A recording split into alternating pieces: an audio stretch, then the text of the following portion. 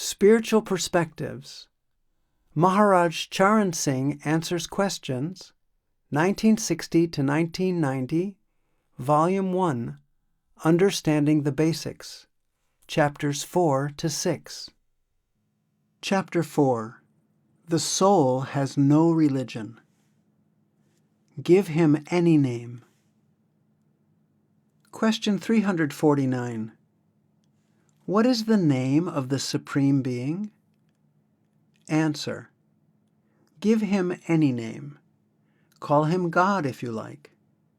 After all, the Lord who is remembered by so many names really has no name.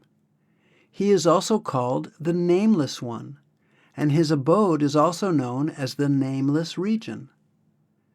The relationship of mother and child is that of love, and the mother expresses her love by using different names.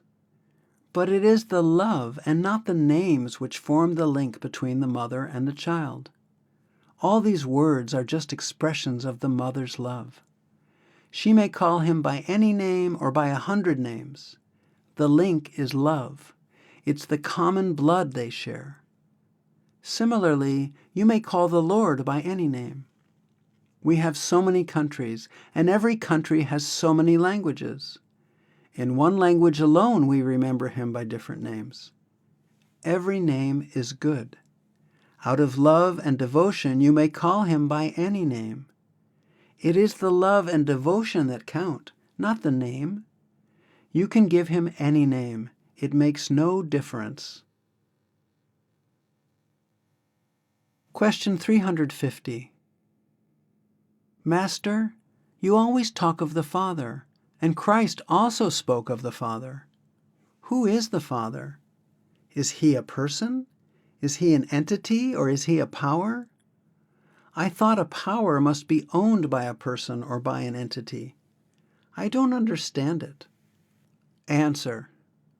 Well, sister, how to name him who has no name at all?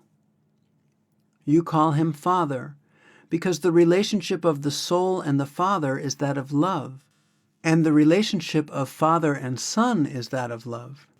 So Christ called him Father. Because the relationship of the soul and the creative power is that of love, he is known as Father. Some people call him Mother, some people call him Husband. But one who is known by so many names, 1,000 names, has no name at all. He is a creative power. He is an entity. After all, he has to be explained with some word, but his power can't be limited at all.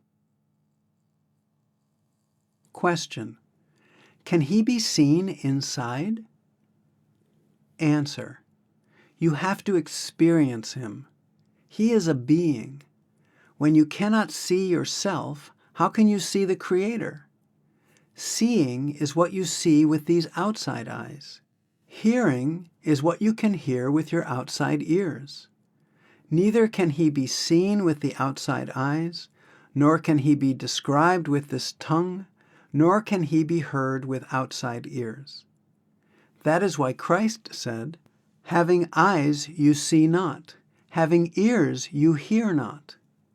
And yet we are supposed to see him. We are supposed to hear him. There is another faculty which sees him, which hears him. We can't call it even a faculty. But these things have to be described, have to be explained.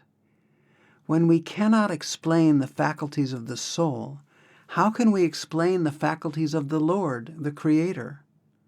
But he has to be referred to somehow. Sometimes people call him God or Allah. After all, these are the names we have given out of our love. Our relationship with him is that of love. Some people call him love. Even love cannot be described by words. It has to be experienced. Christ said, God is love. The Word is God. That Word cannot be described because it is God, and God cannot be described. So this Word also cannot be described. If God cannot be described, How can the Word be described when it is God? So we have to experience it. Many mystics say, if you ask a mute person about the taste of honey, what can he say? So we are mute. Our language is a very poor expression for what he is, and yet there is no other media by which mystics can explain him to us. So Christ called him Father. As we love our Father, and a father protects his children, so God protects us. Sons look to the Father for all types of protection, all types of help. So we look to him, whatever he may be, for all types of protection, all types of help. So we call him Father. Many mystics call him husband. Christ called him the bride. Some people call him bridegroom. These are just different ways of talking about the creative power which cannot be expressed in words at all. Question 351. Master, what strength is attached to the words Radha Soami? Answer. It is just a name like any other name. You call the Lord God, Father, or Radha Soami. There is no difference at all. Radha means the soul. Soami means the Lord, Lord of the soul. Or Radha means the Surat.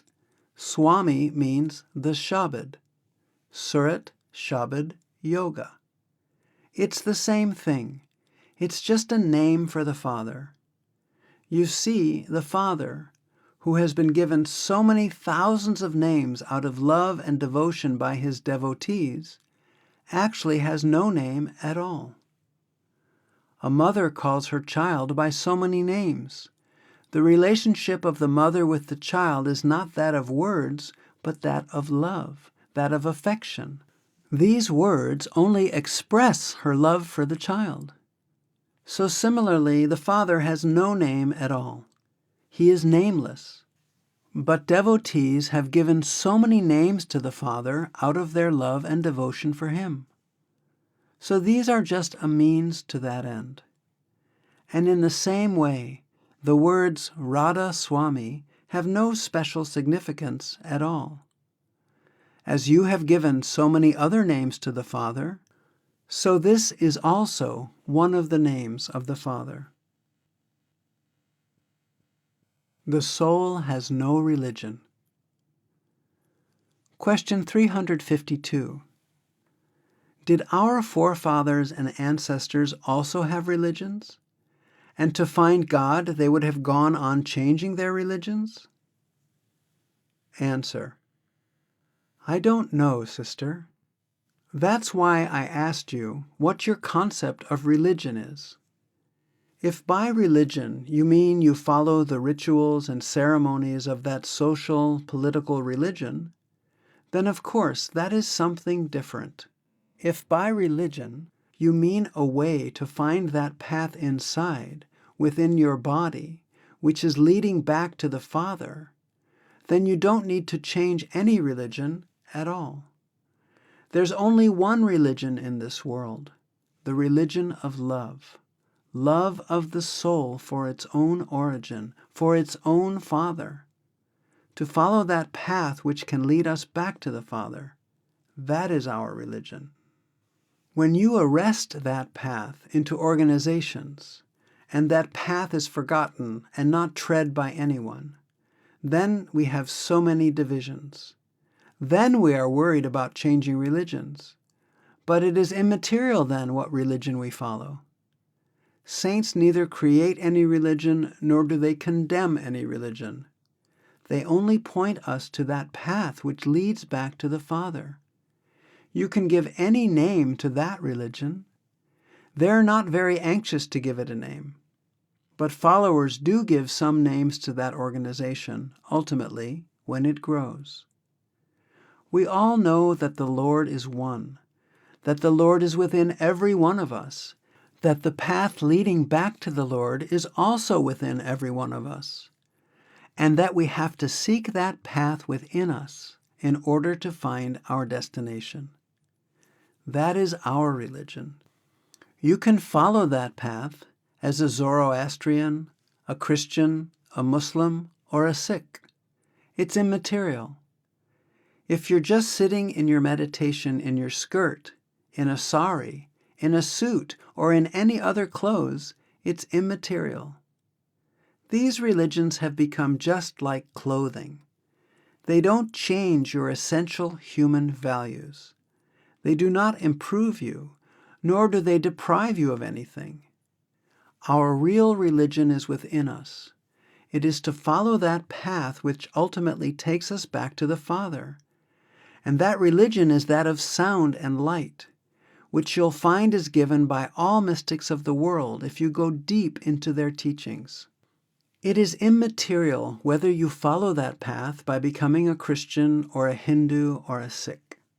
Whether you're attending to your meditation in a sari or a skirt, it doesn't make any difference at all. You have to become unconscious of what you are wearing. You have to become unconscious of all the religions in order to follow that path, because your path, your meditation, is your main religion. But we give more importance to these rituals, ceremonies, dogmas, parentage, and environments with which we have been brought up, because our mind has been conditioned by these things. And it becomes very difficult for us to jump out of these dogmas and rituals. Our religion is devotion to the Father. Give any name to that devotion. But our mind becomes so conditioned by the religion in which we have been brought up that unless the same path is shown to us from the point of view of that religion, we refuse to follow it. Christians, if you show them the same path from the Bible, they'll follow it at once. If you show Sikhs the same path from the Granth, they'll follow it at once. The path is the same, but our approaches have become different. Question 353. Maharaji, could you explain the difference between metaphysics, the universal God, and Sant Mat? Answer. The God of Sant Mat is the same universal God. Sant Mat is the Hindi term for the teachings of the saints. It is no particular religion. It is simply that path which leads us back to the Lord. The essence of every religion is absolutely the same. We have different rituals and different ceremonies, of course. These are always introduced by the priestly classes after the departure of the founder, because after a certain period, the people forget the real teachings of the saints and lose the essence. All that they pay attention to is just rituals and ceremonies and dogmas. However, that is not actually the teachings of the saints. The teachings of the saints are meant simply to lead us back to the Lord. Every saint tries to tell us that there is one God. There cannot be two. That He has created the whole universe, and that God is within every one of us. The human form is given to us just for the purpose of realizing the Lord within our own body. And we have to search for the Lord within us, because this body also is referred to by various saints as the temple of the living God. If the Lord resides within us, naturally the path leading to the Lord must be within us. If anything is lost in our house, we must search in the house to find it. If we start searching outside instead of inside, we cannot be successful in our search. If the Lord is within us, the path leading to the Lord must also be within us. We therefore have to search for that path within ourselves. And unless we tread on that path, unless we make a research on that path, naturally we cannot be led to the Lord, our true source or home. It is clearly stated in the Bible that Christ also referred to this body as the temple of the living God. He also taught us to search within. He said, "Knock, and it shall be opened unto you." We have to knock at the door of our house, our body, the door being the eye center, and the knocking at the door being our meditation, as instructed by the Master at the time of initiation. When our attention is fully concentrated at the door, it is opened for us, and we travel on the path by means of sound and light through many mansions in our Father's house, and ultimately we merge into the one God. Question 354. Maharaji, on the first 3 days of Punjabi Satsang, I kept hearing a few sentences a few times in English. And whenever I hear that, it makes me feel that there's something special I need to hear. So I'd like you, if you would, to speak briefly about the 2 sentences that I kept hearing. The first one was, "Though I have eyes I see not, and though I have ears I hear not." And the other one was, "Blessed are those who mourn, for they will be comforted." Answer. Well, brother, as is my habit, perhaps due to being a lawyer in my past, whatever I say, I like to corroborate by giving so many quotations from different saints. First, having eyes you see not, having ears ye hear not. This is to explain that divine melody and divine light within. Every mystic, every saint has tried to explain to us that this sound, this light, cannot be seen with these eyes, cannot be heard with these ears, and that it cannot be written by these hands. They are different eyes with which we see that light. They are different ears with which we hear that shabad, hear that melody within. So I give quotations from Christ to confirm what I say. And I also give so many quotations from many other mystics and saints. I also quote Christ as saying that the relationship of the soul and the Father is that of love. This relationship is not based on any religion, any caste, any creed. It's just based on love and devotion. Every soul has the inclination towards the Father, is a drop of that divine ocean, is in love with that divine ocean. Unless it merges back into that Father, it will never get peace. And those who are yearning to go back to the Father, those who are full with love and devotion for the Father, only they are the blessed ones who will get peace ultimately, when they will go back into the lap of the Father. Without that love and devotion within us, no matter whether we are Hindu, Muslim, Christian, or Sikh, nobody's entitled to go back to the Father. Nobody is going to bother there, whether you were a Christian, a Sikh, a Hindu, or a Muslim. Nobody will ask you these questions.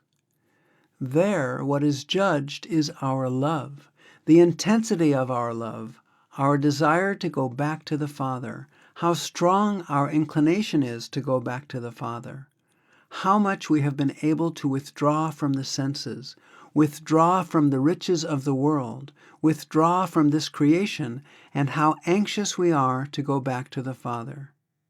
Those things will be weighed there. Our baptism will not be seen there.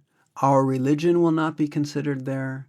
What type of dress we used to wear, from which country we have come, what color we carried with us, what honorable degrees we had all through our life. Nobody is going to bother about these things. All that counts is that love and devotion for the Father. In that capacity, I do refer to Christ. He said, God is love. Similarly, I quote him saying, "Blessed are those that mourn, for they shall get comfort." Every mystic has said this. Every saint has said the same things again and again. Guru Nanak said, "Only that wife can please her husband who has 2 qualities in her. First, she has great love for her husband. Second, She doesn't do anything to offend her husband. She talks the language of her husband. She always does that which pleases the husband. She never does anything which displeases the husband. Similarly, only that soul can please the Father who is full of love and devotion for the Father, and who doesn't offend the Father with any excuse, always talks the language of the Father, and never acts in a way which can offend or hurt the Father, and so never hurts even His creation, lest He may be offended by our actions. The soul always does those actions which please the Father. Only that soul which is adorned with these two qualities is entitled to go back to the Father. I quote so many mystics just to elaborate that particular point, because in this modern time we lay so much emphasis on our religion. Whether you are Hindu or a Sikh or a Muslim or a Christian, people think that if I become a member of only this particular religion, only then can I be saved. So they are more worried about the conversion list rather than being filled with any devotion and love for the Father. But these things won't count there in His court. All that counts there is love and devotion for the Father. All these religions are concerned only with our body. Our religion, caste, and color will either be burnt along with the body, or they will just merge into the dirt. Nobody is going to bother about these things. The soul has no religion. The soul has no color, no creed. It is a drop of that divine ocean. We have to let it grow in love and love and love and love so that it will become one with the Father. The Lord has created humans. We have divided ourselves into so many religions, so many castes, so many creeds, and religion has become the base of so many countries, so much strife, so many wars, and we have become bloodthirsty, cutting each other's throats. Religion is the cause of all that. How can these religions take us back to the Father? The real thing which religions should fill us with, they've absolutely forgotten. We have closed our God into brick and mortar, and every weekend we open the locks. We collect there. We talk about things for half an hour, collect money, and come back home, satisfied that we have done our job as a member of that religion. These things are not going to count. We don't have to search for Him in bricks and the mortar and water and jungles. He's right within us. We have to search for Him within, nowhere outside at all. The Lord has given us a complete temple in which to search for Him. That is generally the subject matter in which these references come. Question 355. Can people find spirituality through religion in these times? Answer. For the lovers of the Lord, their only religion is love. They do not bind themselves to any particular religion. They believe only in the religion of love, which comes only from within and not from without. So it is immaterial to them whether you go to a church or to a temple or to a mosque. Their only concern is the real longing and love and devotion of the Lord. That comes by spiritual practice.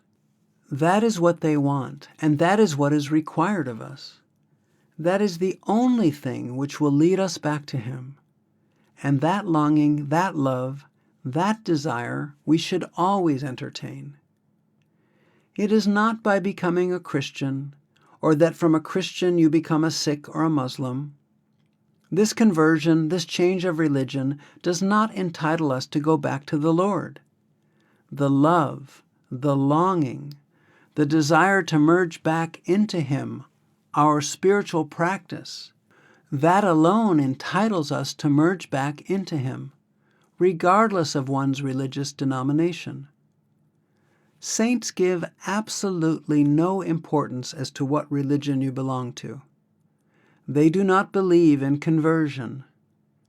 Religions, as they exist today, are not practical religions from a purely spiritual point of view, as the essence has been lost, the truth has been lost. These religions are concerned mainly with increasing the number of converts from a commercial point of view. But the saints are concerned only with the human values of love and devotion for the Lord. The saints are open to everybody, always. No saint comes into the world to create a new religion, or to tell you about a new practice or method for reaching the Lord. There are no shortcuts here. It is the same path which was, is, and will remain. Those who want to go back to Him have to follow the same path.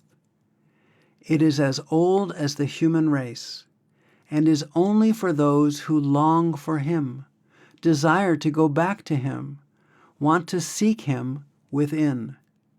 It is not for those who want to seek Him outside. Question 356. Master, is there an incompatibility between one's own religious beliefs, like being Jewish, and becoming a satsangi? Answer. Well, brother, I don't know. If by religious beliefs you mean you really know the religion, then there is no difference at all if you become a satsangi. If by religion you mean organized religion, the bundle of rituals and ceremonies or misguided beliefs in which you have been brought up, then there may be a difference. But there also may be a difference between Christianity and the teachings of Christ. You will not move away from the teachings of Christ if you become a satsangi, but you may move away from Christianity if you become a satsangi. There may be a difference between His teachings and the shape which has been given to His teachings today. So by becoming a satsangi, I don't think we have to leave our beliefs, but we do have to understand those beliefs in depth. We know the real beliefs which we have to follow, which we have to practice. I think if you follow the path, you become a better Jew, you become a better Christian, you become a better Sikh, because every mystic has come to share the same spiritual truth with us, and the teaching of every mystic is the same. If you try to find the path within yourself, then it is the same path which every seeker has to follow. If you try to find the Lord outside, then naturally you will just have an illusion of a path according to your own mental concept. You won't get anywhere at all. It won't take you to your source. If you try to follow the path within, then I don't think you'll deviate from your religious belief at all. But if you have been trying to search for the Lord outside first, and now, after becoming a satsangi, you are trying to find Him within, then naturally you have to discard your old beliefs. No mystic has ever told us to find the Lord anywhere outside. If the Lord is the same, and He has created everyone alike, and He is within every one of us, and we have to seek Him within ourselves, then naturally the path leading to Him cannot be two. It has got to be one. For those who search for Him within, there is only one path. They may call themselves Christians or Jews, but as long as they are following that path within themselves, they are going to the same destination. There is no difference between them. Question 357. Are we all the same? Answer. Yes. On the spiritual level, there is no difference at all. People are always trying to get together on some social, political, or economic platform, but they can never get together that way. However, if they would try to come together on a spiritual platform, then there would be no difference between them, because that platform is the same for everybody. Every soul has a yearning to go back to the Creator. And if people realize this fact and come on to a spiritual platform, then there would be no difference between anyone. But since that is not the will of the Divine Father, they will never meet together as one.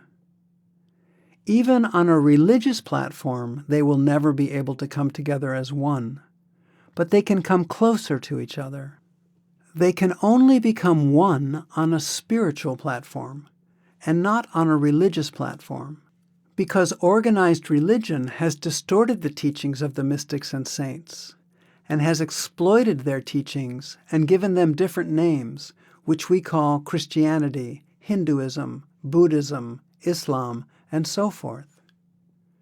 Christ never came to lay the foundation of Christianity. Buddha never came to lay the foundation of Buddhism. Neither did Nanak come to lay the foundation of any religion. They just came to share their spiritual truths with us. Their main purpose was to fill us with love and devotion for the Father and take us back to Him.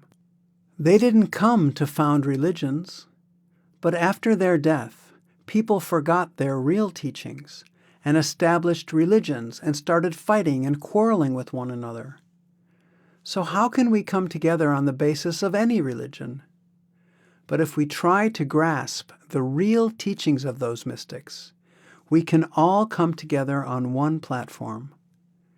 However, since not everybody is destined to be filled with His love and devotion, everyone will not be able to be on the same level. Question 358. Would you be kind enough to explain the difference between the modern Buddhist religion and Sant Mat? Answer. Sant Mat, brother, is no religion at all. It is the teachings of the saints. And by saints is not meant a particular saint, but all saints of the world. As I often say, the teachings of all the saints are the same. All the religions that we see have different types of rituals and ceremonies. But the essence of spirituality at the base of every religion is absolutely the same. It is not different. Saints are only concerned with the essence, the spirituality of the teachings. They are not concerned with the rituals and ceremonies. Rituals and ceremonies generally come after the saints leave, when the organizations come and society takes over, when the priestly class and the professions come in. Then it becomes ritual and ceremony just to hold the masses, to hold the public. But the saints never bind us to any ritual and ceremony. They are concerned only with the real teachings of spirituality. Sant Mat literally means the teachings of the saints, not of any one particular saint. But whosoever has risen to that status, that height, his teachings are bound to be the same. They cannot be different, because if the Lord is one and resides within every one of us, we must search for Him within the body. We cannot find Him outside the body, and naturally the path leading to the Lord cannot be different. It must be the same. We human beings are all made alike. And if we have to search within, it is impossible and illogical to think that, physically alike as we all are, there is one way inside for Christians and another for Hindus and Sikhs. The path is one, though rituals or ceremonies may differ. Buddha must have taught the same things which the other saints have taught us for attaining God realization. But with the passage of time, the real teachings were lost. Only organizations and groups and so many other things are left, and they then make their own interpretations of the teachings of Buddha, and for that matter, of all other saints. That interpretation may be very different and far from the real teachings of Buddha, or, as I find, of Christ, or of Guru Nanak, or of any other saint. The real teachings are something very different from what is being told through the organizations and churches and temples. If, with an unbiased mind, we try to make some research and go deep to the foundation of different religions, we will find the same teachings in all of them. There can be absolutely no difference. Buddha believed in light, and so did Christ. I often go to Buddhist temples and find their rituals to be absolutely the same as that in the churches or in the Hindu temples or other temples. They have an everlasting light, as they call it, a vigil light or candle. They always keep it lit. They do not let it go out. And that is a symbol to explain to us that light, that inner flame, inside here. Maharaji pointed to his forehead. They also produce the sound of the conch, while others use a bell, the sound of which is the same as that produced in the churches. The same light is produced in the churches, and the same sound is produced in Sikh, Hindu, and Jewish temples. These rituals are the same, and they denote the same teachings of the saints, but we have forgotten those teachings and have become slaves of these rituals. The symbolic meaning we do not understand. So Buddhism, as it is now, may have a different thing to tell us, may be very different from the teachings of Sant Mat. But the real teachings of Buddha cannot be different from those of Sant Mat or of Christ. The real teachings of Christ are exactly the same as the teachings of Sant Mat. But as the teachings of Buddha or Christ are given to us today, we may find vastly different interpretations, because the real teachings have been lost and forgotten. Only symbols, rituals, dogmas, and priests are left with us, meaningless relics, debris of ages. The difficult problem with the Bible is that Christ himself never wrote it. Otherwise, we might have had a true interpretation of his teachings. It was most probably written by followers of the apostles, and that too not at the same time when he was delivering his lectures, probably long after he had left, and some of the apostles, besides, were not so fortunate as to have come in personal contact with Christ. Through his disciples they got his teachings, which you find in the Bible. But these teachings are not complete. Most of them have been suppressed. The teachings of the apostles were written as if they were from Christ, and also they have come down to us today through so many translations that 80 or 90% of them have been lost. If the teachings had been written by Christ, or somebody had taken notes of his teachings, they would have been pure Sant Mat. Those teachings would have been far different from what we have today. For example, you have just heard my discourse. It is only 10 minutes since you heard it. If you go to a room to put on paper what you have heard, probably you may be able to reproduce with your best intelligence and efforts only 50% of what you have heard, and 50% will be your own wishful thinking, what you think had been said. Then, if that discourse is to be translated into many languages, there will be left hardly 20% of it. The problem with the Bible is that nobody took notes at that time. So many things were suppressed by the church and by interested peoples. Only that much is given to us which can keep us under their hold. As a result, there are so many missing links in the Bible. So in order to understand the Bible, we have to make a very thorough research to enable us to know the real teachings of Christ. Just by reading the Bible, you will not know his real teachings. But still, whatever is given to us today, if mystically we try to understand it, we definitely come to the conclusion that there is no difference between Sant Mat and the Bible. Question 359. Master, you just now spoke of the term light. Can you tell us how it is to be understood? Can you just define it for us, what you mean by light? Answer.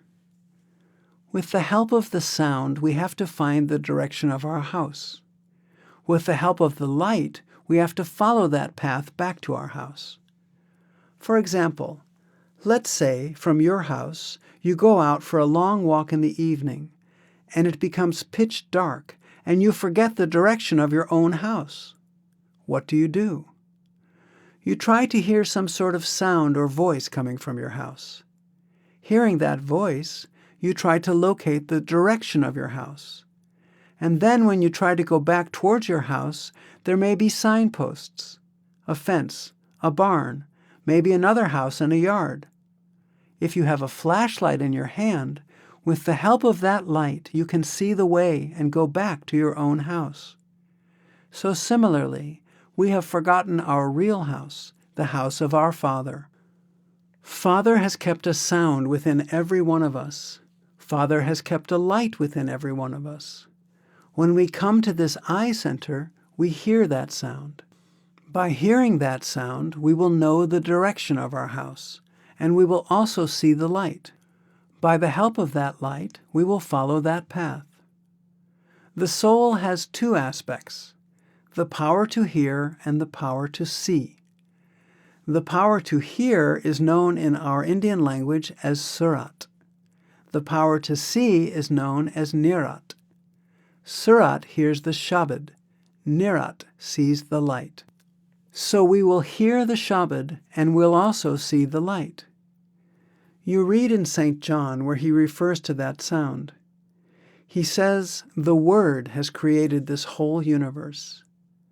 And then he says, you do not know from where the wind bloweth, whether from the right or from the left. I don't remember the exact words, but he very clearly talks about the sound, and he says you cannot know in the beginning from which direction it is coming. And then he talks about the light. He says, if your eye be single, your whole body shall be full of light. So we have to open that third eye. We have to withdraw back our consciousness to this eye center. And when we open this eye, that single eye, that third eye, then we see the light within.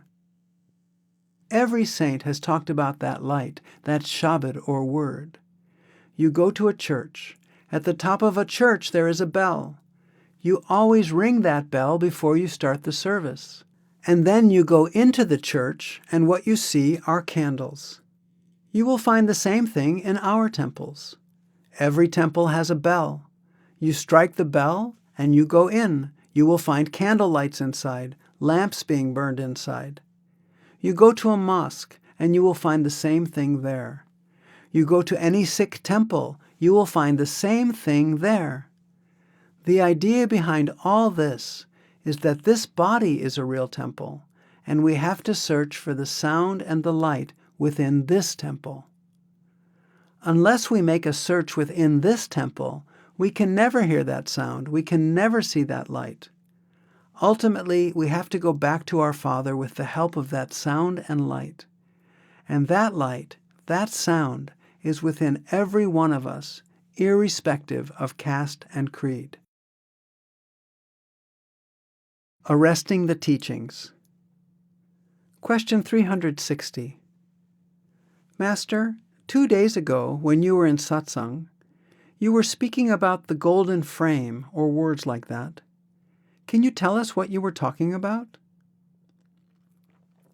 Answer.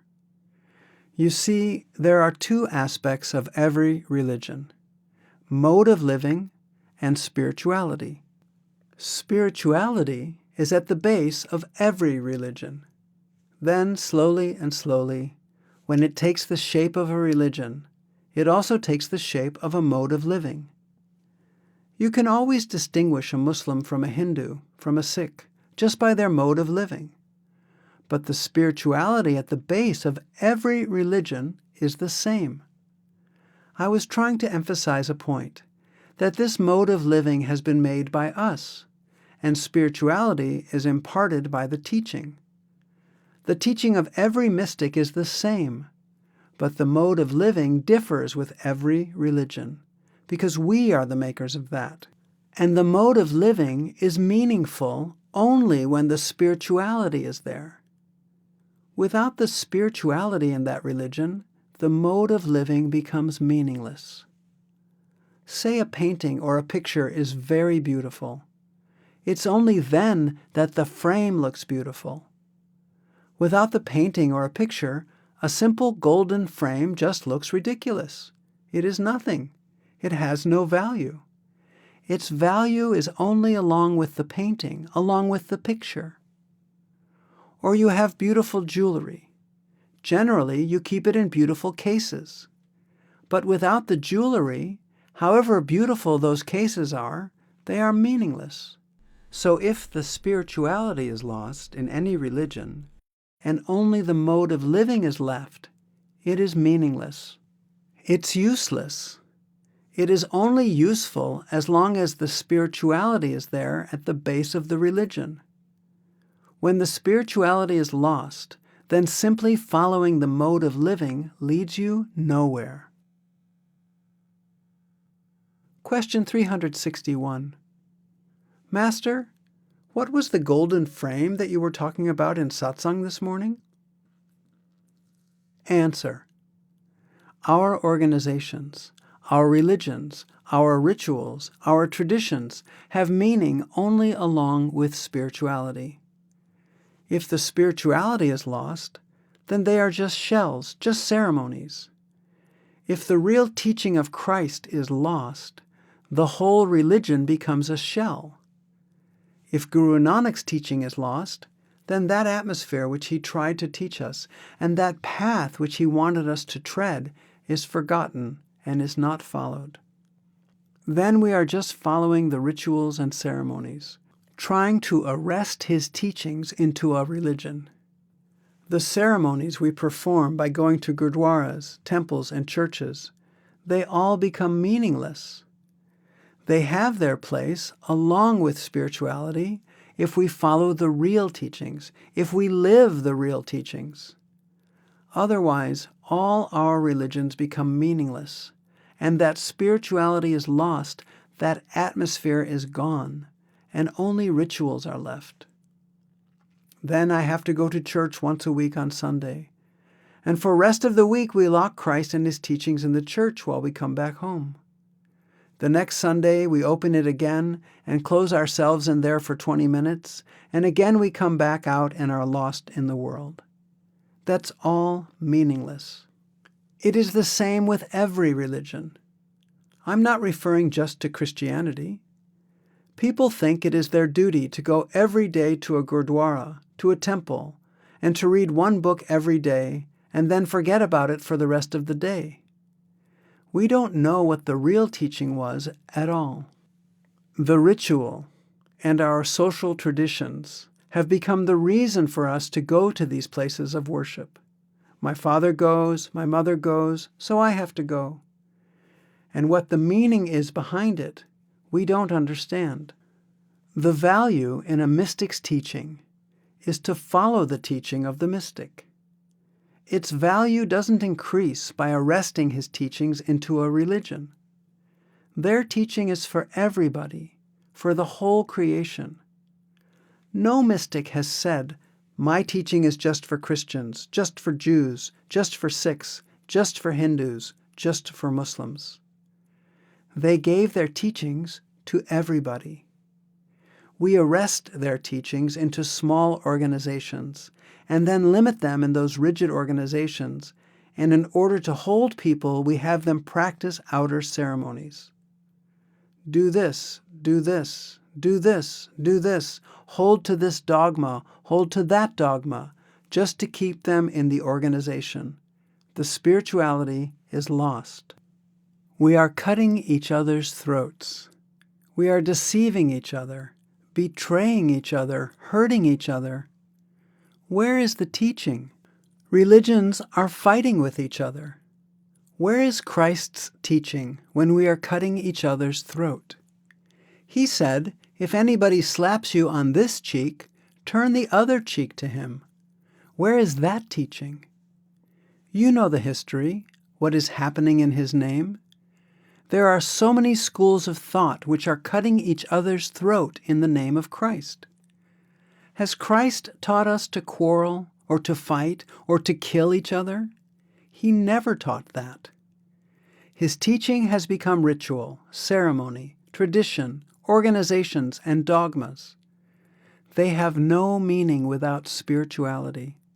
Whether the person who follows his teaching strictly is baptized or not is immaterial. Whether he goes to his church or not is immaterial. What matters is whether he is a real follower of Christ, of a mystic or a saint. But we are more interested in the conversion lists and which church we belong to. Nobody bothers with the teaching of the church. Nobody tries to follow it. So I was just harping on that point, you see. We should try to understand the mystic's teaching and try to follow it, try to live it.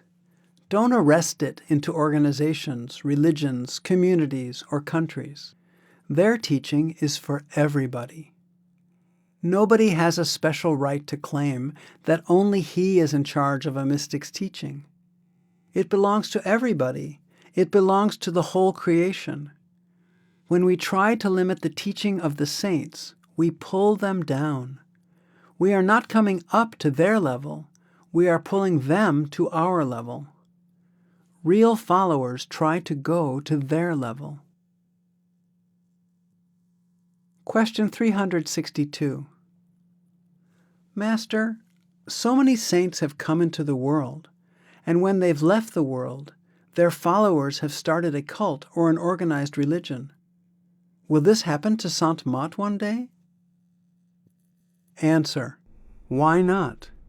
If it's been happening to every mystic's teachings up to now, then why not to Sant Mat? It is already happening. Guru Nanak came, he spread Sant Mat. Kabir came, he spread Sant Mat. Swamiji came, he spread Sant Mat. Tukaram came, he spread Sant Mat. What is happening to their teachings now? Jesus taught Sant Mat. What happened to Christianity?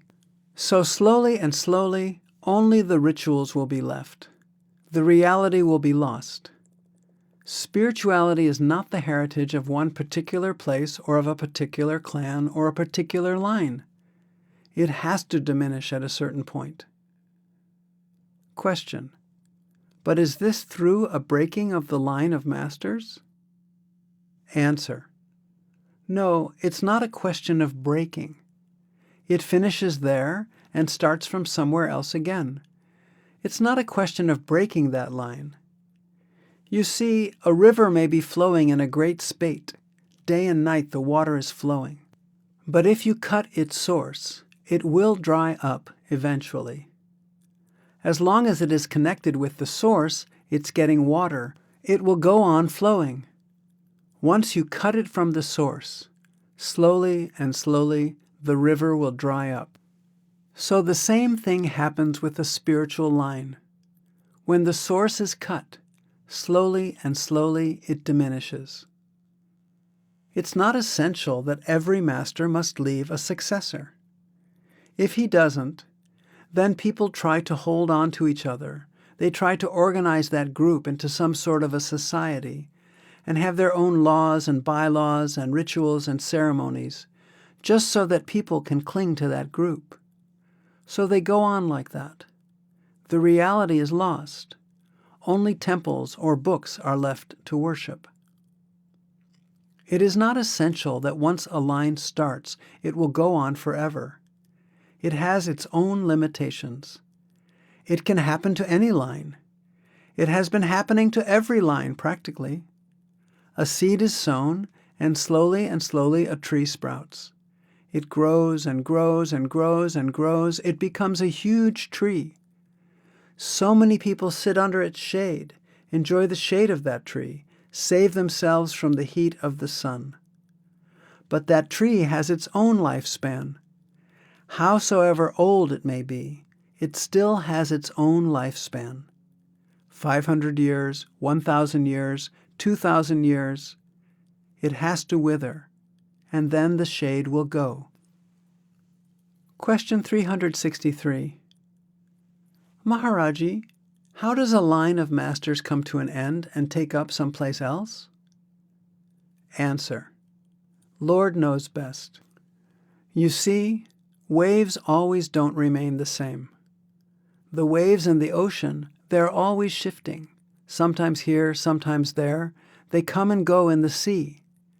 So sometimes mystics come someplace, then in another place, then in another place. Question.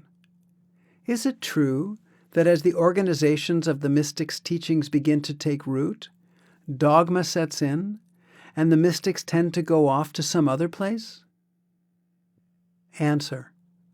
To some extent, that's right. Mostly, the organization takes place after the mystics have died, because in their lifetime, they try to do their best to keep the teachings absolutely pure. But after their demise, definitely people try to arrest their teaching into organizations and dogmas, and try to hold the masses to the teachings and yet forget the reality. Question. Could you make any comment about why India seems to be the birthplace of so much mysticism? Answer. You see, mystics have been coming in every country. India has a background of spirituality, so they are known here. People write about their lives, about their teachings. They are read, and they're appreciated.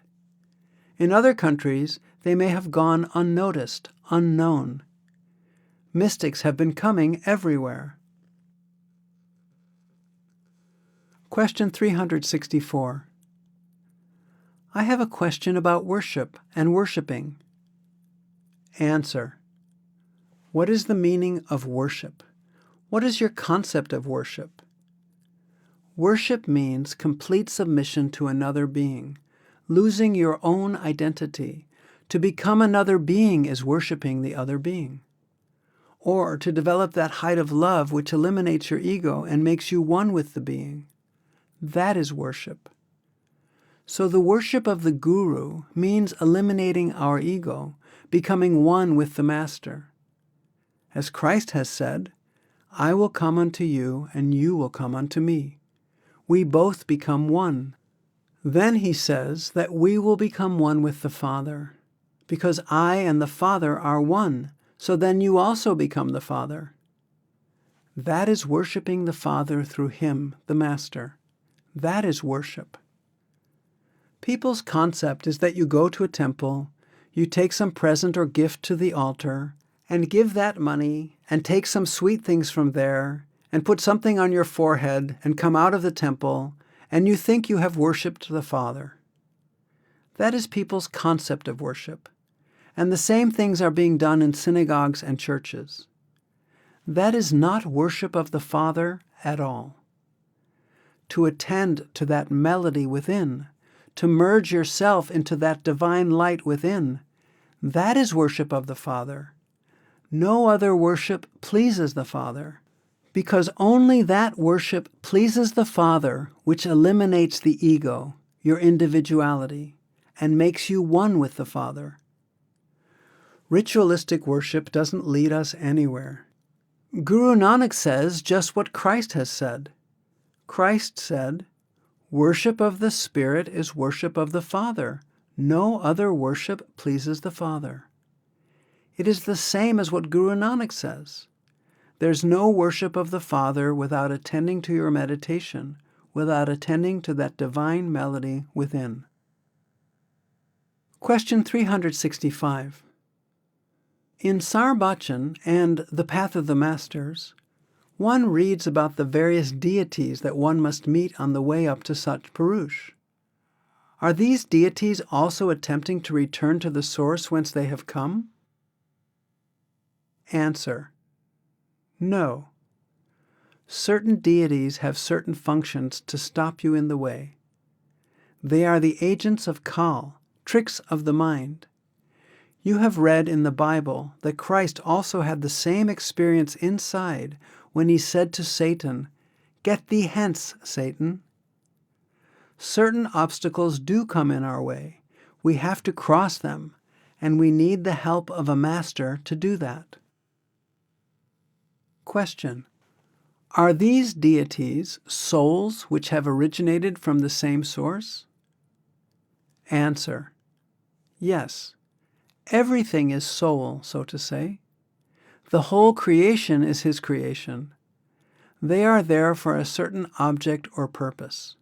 He knows best. Question: they have no desire to return to him at all? Answer: you think everybody has a desire to go back home in this life? You will find that in this world, very few people really have a desire to go back to the Lord. Mostly we worship the Lord and we want to meet him, not because we have love for him, but because we are unhappy without him. We want to escape from situations.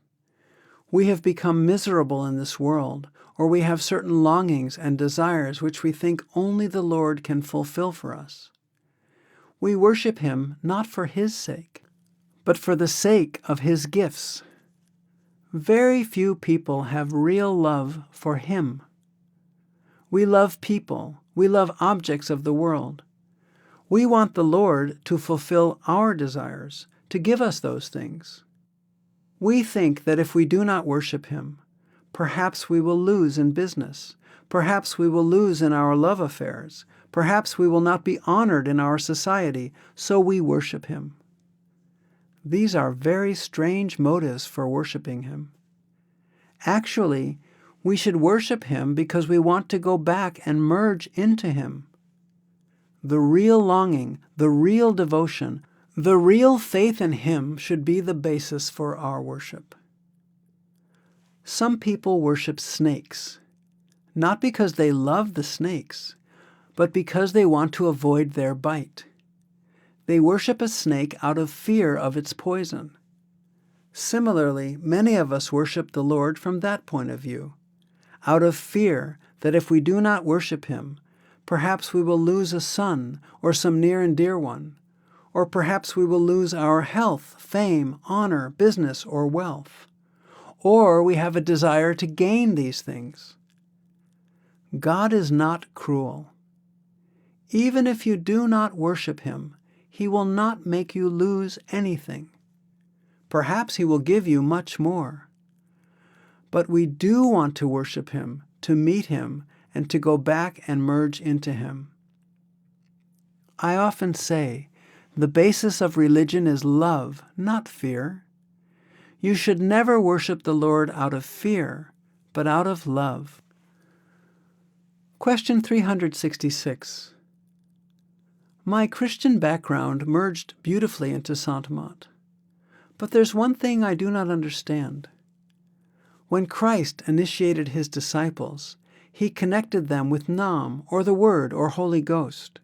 Why was it then necessary for him to send, after his death, the Holy Ghost on that special day when they had the tongues of fire above their heads and spoke in all the languages?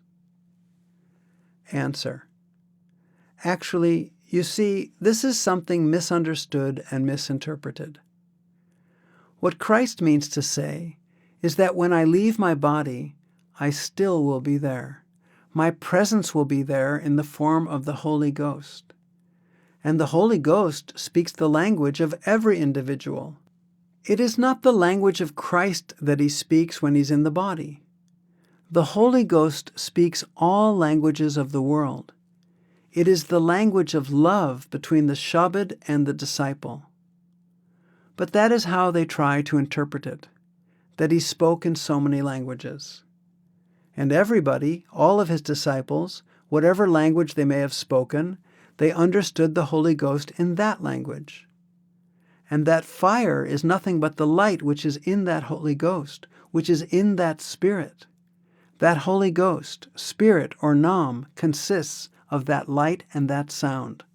So when he says that John the Baptist, or he, will baptize people with water and fire, this fire is nothing but light, and the water is nothing but the nectar, the living water, the same thing described in a different way.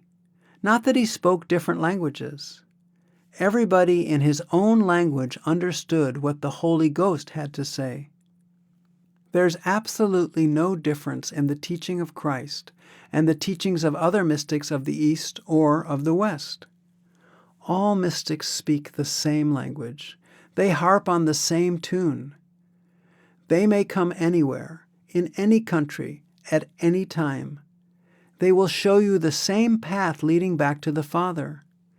They will share with you the same spiritual truth, which enlightens you as to how to become one with the Father. It's very simple to understand. We all know the Father is one. Nobody says that Hindus have a different Lord, and Muslims, Sikhs, and Christians have a different Lord. There is only one Lord. And everybody believes that He's within every one of us. And we all know that the path leading back to Him is also within us. So how can we think that the Lord has kept a different path in Christians than in Muslims or Sikhs or Hindus? Those who try to search for Him within contend that there is only one path, the path of light and sound. Those who are trying to search for Him outside in rituals and ceremonies, they're just lost in religions of their own, and that will lead them nowhere. The spiritual truth is the same. That is why Christ said, right from the beginning till the end of creation, not a comma can be changed in the teaching, not a word can be eliminated, not a word can be added. It has remained the same. It will always remain the same. According to our background, according to the environment of the country or the people where the mystics preach, their approach may be different. But as for the path to which they are trying to point, there cannot be two. For intellectuals it will be one approach. For a simple person it will be a different approach. But the path will be the same. For example, if I talk to you from the Bible, you'll understand much better. But if I start talking to you from Buddhist or Muslim literature, you won't understand anything at all. It's not that they have different things to say. They may have the same message to give, but we can only understand it from our own background.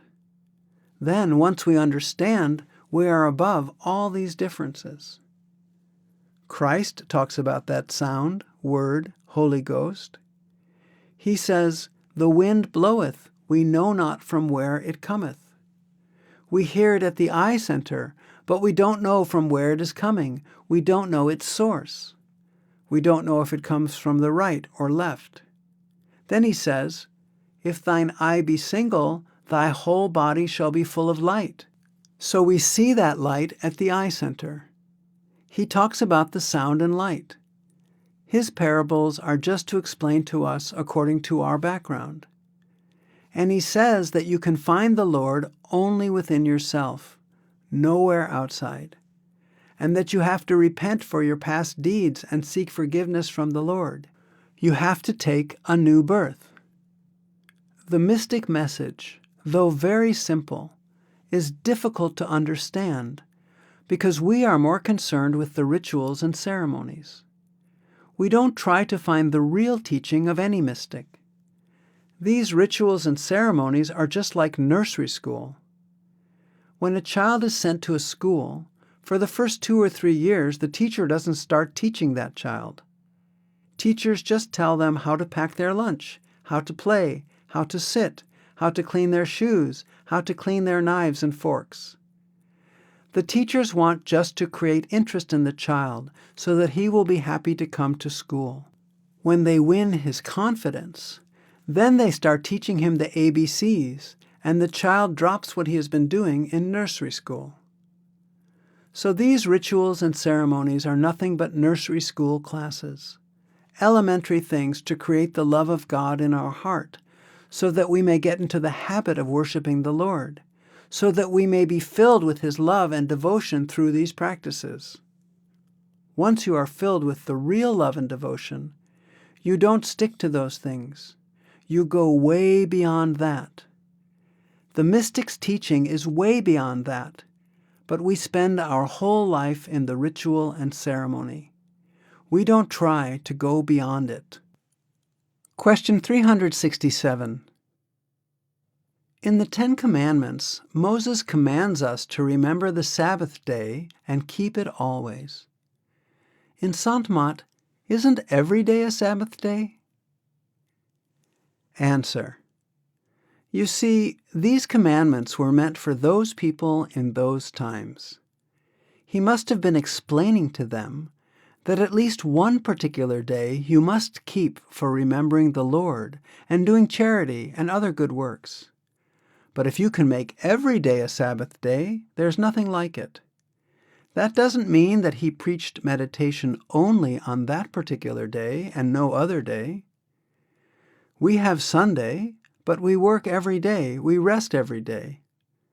The Sabbath days may have had some significance in those days or in the traditional religion of the Jews. Saints try to preach their teachings to us in a way that allows us to remain in those traditions, and yet they inculcate the teachings of Sant Mat in us.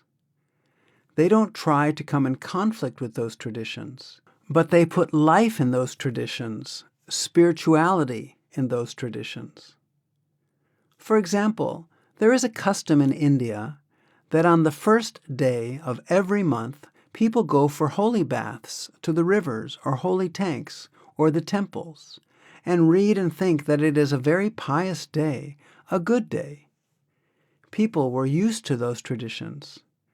So Guru Sahib wrote the Bara Maha, in which he gave his teachings. That way, if you want to follow this tradition because you are used to following it, you can. But at least by following it, you will also understand the teachings. What is Nam Bhakti? What is the purpose of our life? He gave the teachings in the context of those traditions. Generally, saints don't boldly confront those traditions unless they are absolutely meaningless or are taking us away from the path. They try to implant the teachings into those traditions. Question 368. Your Holiness, I have a question that is to me slightly embarrassing, but I am going to ask it anyway. Strictly speaking, I am not a Satsangi, but I have heard that in India people make arti before a great one's picture. Am I permitted to? Answer. Brother, to some extent it is also embarrassing for me to answer your question, because we do not believe in any ritual and ceremony at all. Where originally did arti start? That ceremony which people do outside is just a reflection of what we see inside at the first stage. We see thousands of candles lit in the first stage, and our soul dances when it sees that light. So, in order to exhibit what is inside, people started a ritual or ceremony. They light candles outside and just dance around the light, or take those lights around some picture, or around some statue, or around some of their idols. It is nothing at all but ritual and ceremony. If you want to really perform arti, if you are fond of it, you will have to go in and see all that and do all that, not outside. Question 369. All the souls that go back to the Father, it's hard for me to grasp the fact that when we reach a certain place, that's it for eternity. Answer. There may have been many schools of thought, many other techniques and methods of withdrawing your consciousness to the eye center. But from there onward, it has got to be the same. It is the same for everybody in this creation, and it has always been the same. The essence of the mystic's teachings always has remained the same. That is the base of spirituality on which the teaching of the mystic stands and flourishes and blooms. They come only to share with us their spiritual experiences, the path which we have to follow. They don't come to create any religions or divide us into small channels, into communities, or into religions or countries. That is why Christ said, "I've come with a sword."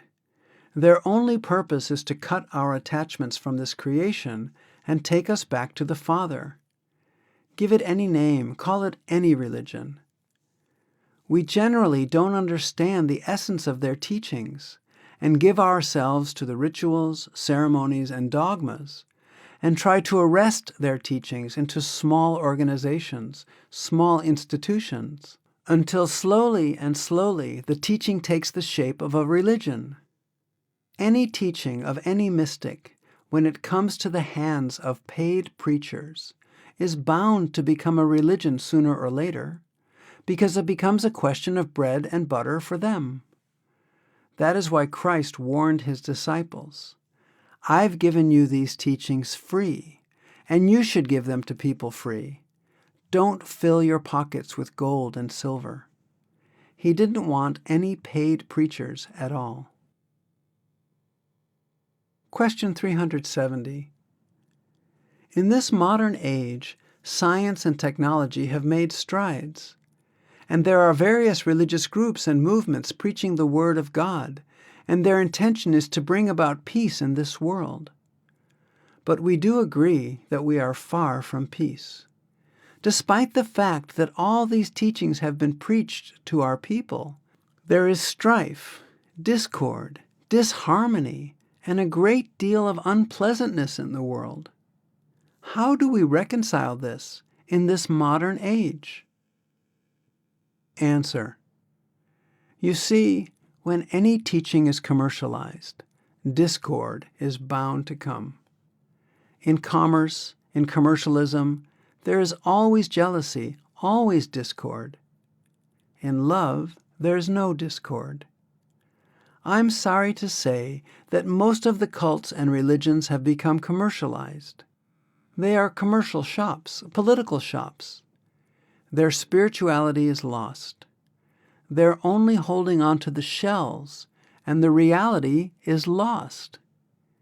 In order to hold the people, they invent all sorts of differences with others. If there is one Father, as we all know, and He's within every one of us, nobody can deny that, then naturally the path leading back to the Father can only be one. It cannot be two. If we seek Him within, then there is only one path for us. If you think you'll find Him in a synagogue or a church, or in a temple or a mosque, then naturally we have our differences. But if we just sit at home and seek Him within, then the question of any difference with anybody doesn't arise. Then we see Him in His creation.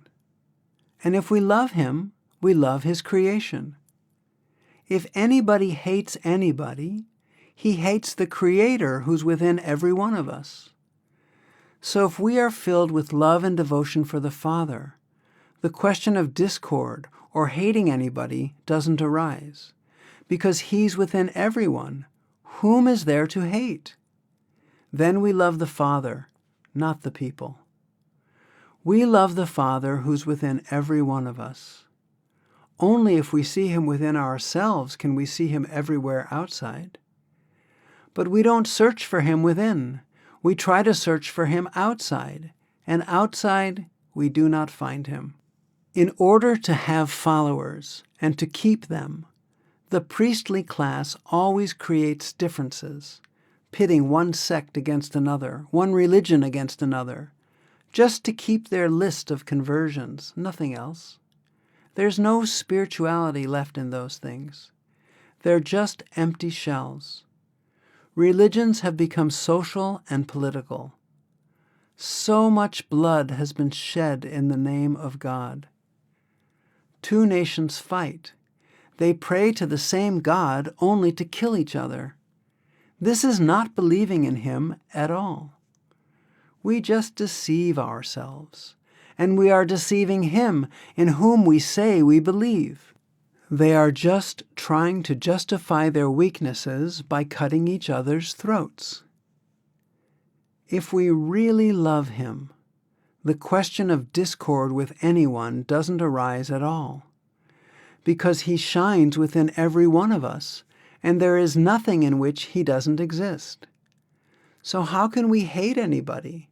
How can we cut each other's throats? How can we malign anyone? Christ says that if somebody slaps you on the right cheek, you should put your left cheek before him. If our ideals are so high and we really believe in him, then why do we have these wars, nations fighting one against the other, cutting each other's throat?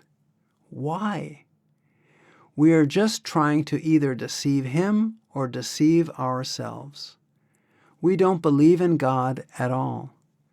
We have made our own God, whom we try to worship. Question 371. If the path to God is the same, then why do people fight? Answer. Inside of everyone there is love, because there is a soul. Whosoever has a soul, naturally everybody living has a soul in him, has that spark of love. Whether it ignites or not, that is a different question. A time comes when even the most hardened criminal also thinks about God, thinks about what he has done, about his own cruel actions. That is the spark of love which is within everyone. But our conscience has become so dead, we have become so blinded by these senses, by this ego, that we don't make use of it. It's really very unfortunate. As long as we are in touch with that divine melody within, we are all influenced by the love of the Father. We see his reflection in everyone. We love all his creation because we love the Creator. We don't want to hate anyone lest our Father be angry with us. We cannot afford his displeasure. So we love everybody. Actually, we love him in everybody. So the question of cutting anybody's throat doesn't arise.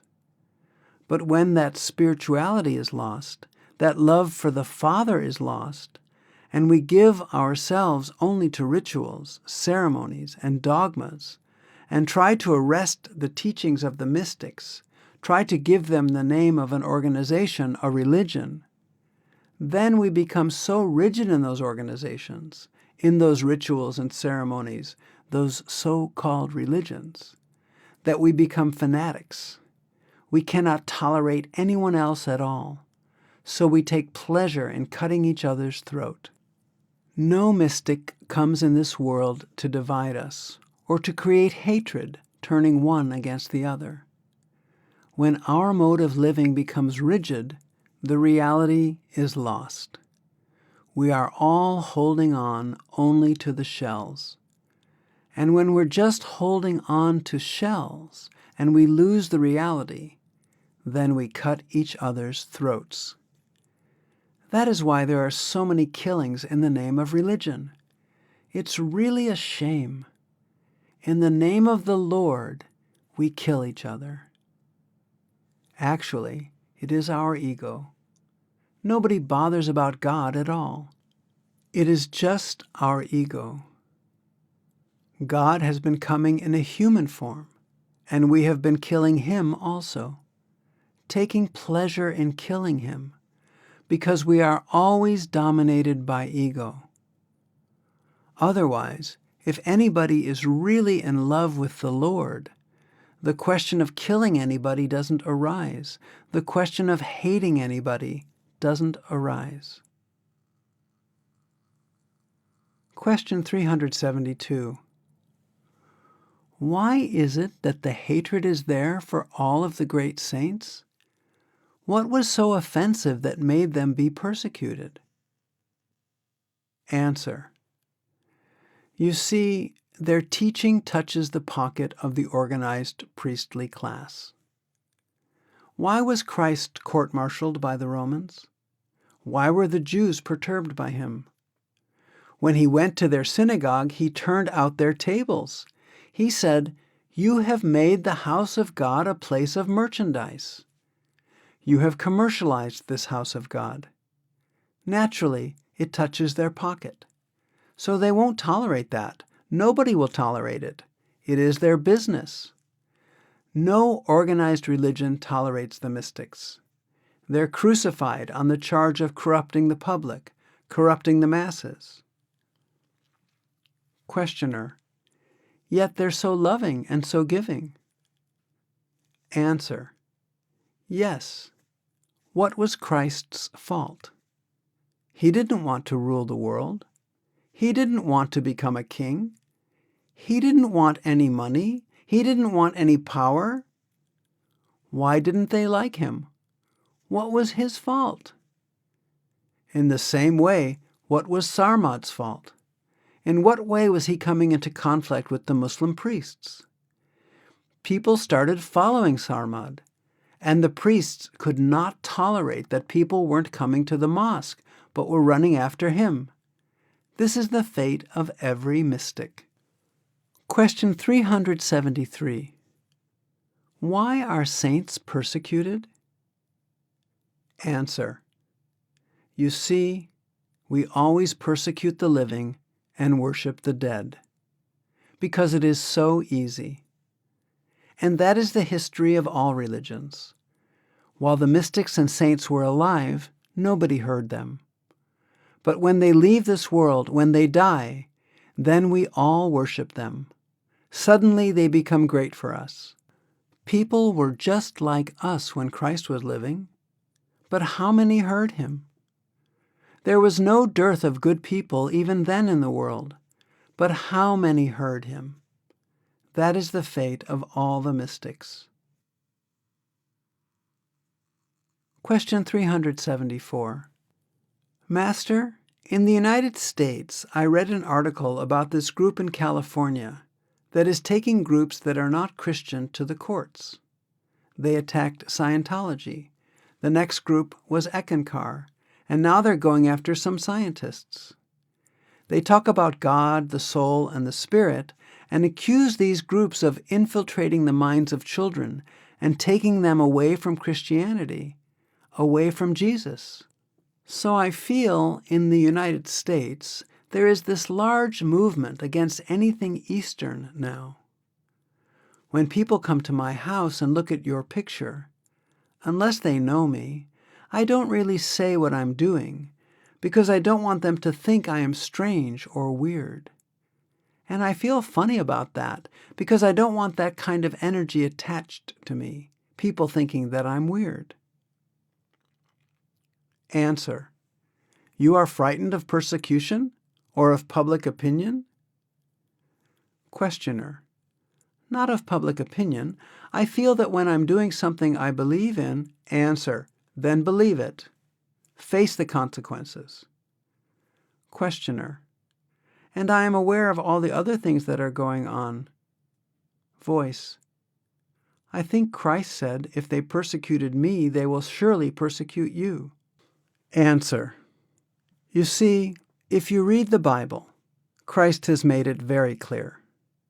He says, you will be brought to the officer. You will all be questioned about this. You will be persecuted. You will have to go through suffering for my sake. And then he said, don't prepare any defense. When you are there, automatically the defense will come to you.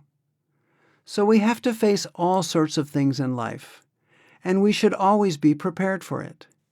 When great masters started teaching here, Babaji's, Baba Jaimal Singh's, teaching was not very widely known in this area. He would go to a village and hold satsang in a house, and there would be 20, 30 people there. Hardly anybody would notice. But the great master started giving satsangs in all the big cities. He attracted a lot of devotees, and at the same time a lot of enemies who belonged to organized religions. Naturally, they always get perturbed about the teaching of the mystics. So he faced all sorts of hardships, as you must have read in Dr. Johnson's book. But he was never frightened. Even now, there is some inner conviction, inner experience in the mystics, and they don't bother about the consequences. Questioner: I guess I feel with you that if you were to say, "Okay, take my hand, now we're jumping in the ocean," I would take your hand and jump into the ocean. But it used to be that when people followed a master, they were killed. Answer: It was the organized priests who opposed Christ and got him crucified. Ultimately, they put him on the cross. What was his fault? He didn't want power. He wasn't collecting any money. He wasn't collecting followers. He was just sharing his spiritual knowledge with the masses, putting them on the right path. But organized priests couldn't tolerate that. It probably cuts into their purse, which they were more concerned about. It affected their membership, so they got alarmed. Look at the history of any mystic. They have suffered a lot in the hands of the people, through no fault of theirs. History always tells us that we persecute the living and worship the dead. That is the history of all the saints and mystics. And that is why Christ prepared his disciples. For my sake, you will have to suffer a lot. So much fear was there in his disciples that even Peter denied him. Read the Bible. Even Peter, who was the most loving son of Christ, denied him. One path, many religions. Question 375. Maharaji, are you considered a Hindu? Answer: I am just a human being as far as I am concerned. We are all human beings. We are all sons of the same Father. We are a drop of the same ocean. We are concerned with the teachings of the saints, and we are to live in this world. You may consider me anything you feel like, or call me an Indian if I am to be confined to any particular country. Question 376. Do you believe in all the religions of the world? Answer: I believe in the teachings of all the saints of the world. I don't know what you mean by religion. If by religion you mean the teachings of all the saints, then of course I believe in all the religions. If by religion you mean the exploitation of their teachings, then I don't believe in religions at all. You see, a religion can be different from the teachings of the saint on whom we are trying to base the religion. Question: Do you believe these religions are true? Answer: If Christianity means the teachings of Christ, and if Buddhism means the teachings of Buddha, then of course I believe in those religions. But if Buddhism and Christianity are something different from the teachings of Buddha and Christ, then I don't believe in them at all. If by Christianity we mean the real teachings of Christ, then certainly I believe in them. Otherwise, I wouldn't discuss the Bible. Question 377. Someone wrote, "Let us not kid ourselves. I believe, and I think all Satsangis believe too, that if the Radha Soami faith would advertise and let it be known that one does not have to quit his religion or his church to become a Satsangi, then the membership in New York City would increase by leaps and bounds. But when a foreign religion is presented, people are timid and also are ashamed to become identified with an Oriental cult. Please express your opinion about these matters." Answer: Well, brother, you know that we are not interested in numbers. I am only interested in the seekers, in the real seekers, the true seekers, whether they are one or thousands. And our books are full of this assurance that in order to follow the path to God realization, in order to find the way within, in order to seek the Lord within, we have neither to change our religion, nor do we have to convert others to any other religion, nor do we have to leave our family or our duties. We have to live in the world and yet be not of the world. We are not to attach ourselves to all these things.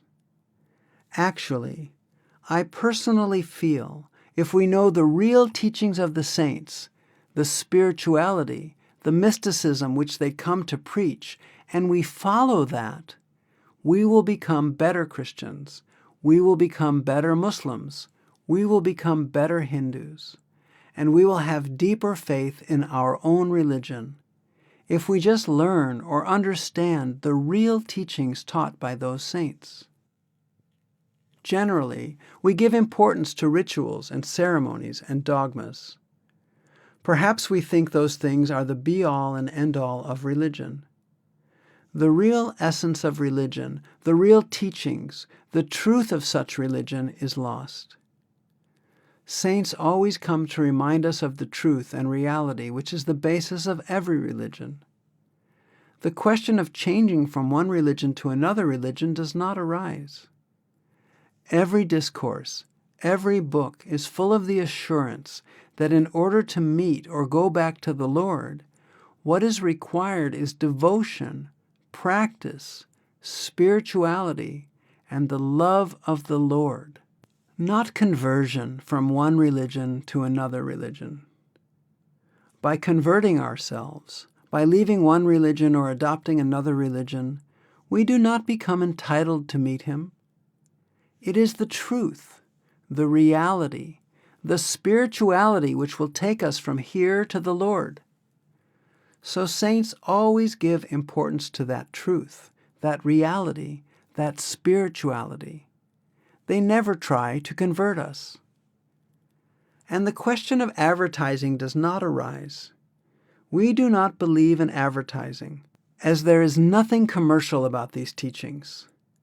Sant Mat, or the Path, or the Radha Soami faith, whatever name you may give it, is for the seekers, the real seekers who want to find Him, who want to do spiritual practice in order to detach themselves from the world and attach themselves to the Lord. So I do not believe in such things, nor do I encourage any advertising. Those who really want spirituality always seek and always find it. And those who do not want it do not seek. Advertisements do not make any difference for them. I do not believe in advertising. Our books are very clear. They assure us that to follow this path, the question of changing one's religion does not arise. Question 378. It's been said that Sant Mat is not a new religion. I wasn't under the impression that it was a religion at all. Perhaps you can answer that one. Then, also, the books say that it is a philosophy which gives practical shape to the truth, common to all contemporary religions. Answer. You see, by religion, we mean the organized religions, such as Christianity, Buddhism, Islam, or Sikhism. In that sense, Sant Mat is absolutely no religion at all. We have no rituals, no ceremony, no organization, and nothing to bind us to any particular institution to claim that this is our religion. Sant Mat is no religion. Sant Mat literally means the teachings of the masters, the teachings of the saints. And as I have explained many times, the teachings of all the saints in all the religions are the same. The rituals and ceremonies differ, but the teachings of the masters, those who tell us their internal experiences, who tell us about the path leading back to the Father, that experience, that path, is exactly the same. We people give shape to the teachings through organizations. Christ never created Christianity. After him, we formed a group and called ourselves Christians and gave this name to a religion. Buddha never created Buddhism. After he departed, his disciples collected together and brought his teachings into a narrow circle and called themselves Buddhists. The teachings and experience of all the saints, whatever country, creed, and caste they may belong to, is exactly the same. It cannot be different. If the Lord is one, and he is within every one of us, and we have to search for the Lord within our own human body, how can you think that for Christians there is a different path inside to go back to the Father than for Muslims? Our structure is absolutely the same. If we find the Father within the body, then the path is the same. If we want to find him outside, in temples, synagogues, or in the mosques, then we have different paths. But for the saints, the path is the same. Every saint tries to tell us to search for the Lord within ourselves. For those who search for him within, the teachings are the same. They are not bound by any religion. They are not the slave of any religion, nor do they try to destroy any religion. Christ himself said in the Bible, "I have not come to destroy the law." No saint comes to destroy the teachings which already exist. They come only to refresh for us those teachings which we have forgotten. The teachings of the Masters have always been the same, but we forget these teachings. We give more importance to ritual and ceremony. They come again and try to take us out of the ritual and ceremony and point out the spirituality which is the base of every religion. They're only concerned with the spirituality which is within every human being. So there is no organized Sant Mat religion in that sense. Question 379. In speaking of the Christian religion that Christ founded, is Sant Mat in conflict with Christianity? Answer. The teachings of Christ are not different from Sant Mat. At least in whatever little of the Bible I have read or have been able to understand, I find exactly the same teachings as the teachings I understand from other saints. He refers to the same light. He refers to the same sound. He refers to the same God. He refers to the same soul. He also refers to the body as the temple of the living God, to the many mansions which we have to cross before we can reach our home, to that single eye with which we have to see the light, to the door at which we have to knock and which has to be opened in order to get in. His teachings are exactly the same. If we do not understand his teachings or do not follow his teachings, it is we who are to be blamed, not him. Question 380. How does Buddha's state of nirvana, whose definition has been given as that which never appears and therefore never disappears, compare to the God realization that you speak about? Answer. Nirvana means release from birth and death, salvation. God realization or salvation are different terms to explain the same thing. Question. But this is nirvana versus sansar. Isn't nirvana a state of being which does not even define such a thing as God or God realization? Answer. I think Buddha's teachings are not properly explained. Buddha is nowhere quoted as having said that there is no God. He only said, why worry about God? Look to your karma. But the entire teaching of Buddha is based on karma theory, a very rigid karma theory. What he said was, in effect, why worry about God? Look to your actions, what you are doing in this life. Questioner: he never mentioned God. Answer: no, but he has not said anywhere that there is no God. Actually, I say we do not have the teachings of these masters as they really gave them. There is no book that Buddha wrote. There was no direct disciple of Buddha who put his teachings down in a book. The same is true of the Bible, which came to be written much later by the disciples of Christ. Question: but the Dhammapada is actually the book written during the time of Buddha. Answer: it is very difficult to say. That is what we are given to understand, but history does not prove that. Actually, these saints were not at all recognized in their lifetime. Nobody bothered about them. Question: Buddha was, though? Answer: oh no. Very few recognized him. He had hardly 10 or 12 disciples in such a huge world. What does it mean? The saints were hardly recognized by their neighbors. Questioner: well, I was not there during those days, but I was under the impression that Buddha was very well recognized during his lifetime. Answer: of course you were not there. It was Ashoka who, afterwards, gave his teachings to the world. Monks, about 100 years after Buddha, thought of spreading his teachings.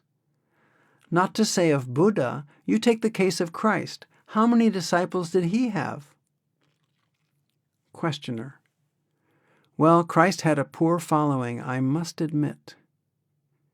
Answer: with all his beautiful teachings, hardly 12 disciples.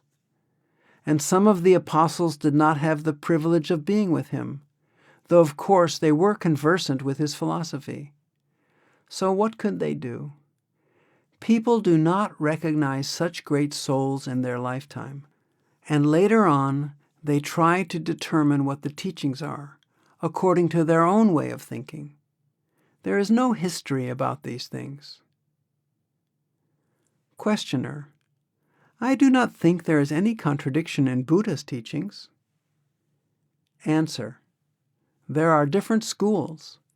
I mean, the Buddhists have probably 17 different schools.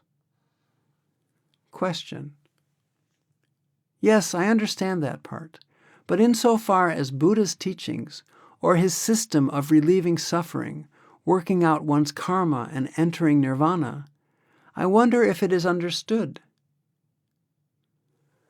Answer: by nirvana he means release of the soul from the mind. That is nirvana. But why get release of the soul from the mind? Just to merge back into the ocean. He does not mention the ocean, but when water, by evaporation, leaves the dirt, whether it is conscious of the cloud or not, it will go back and merge into the cloud. Now, if the water in the dirt is told, leave the dirt, for you are not dirt, you are something else, and it leaves the dirt, though it is not told at all about its origin, the cloud, even then it will go back and merge into the cloud. Similarly, perhaps the disciples were not plainly told about the Lord or about God. They were just told to look to their karmas and look to their nirvana to get release of their soul from the mind. But where then will the soul go? Again, surely, to its origin. Question 381. Maharaji, recently here in Escondido, we heard a high priest of the Parsis from Bombay talk. He was telling us about Ahura Mazda, and apparently that was basic to all religions many, many years ago.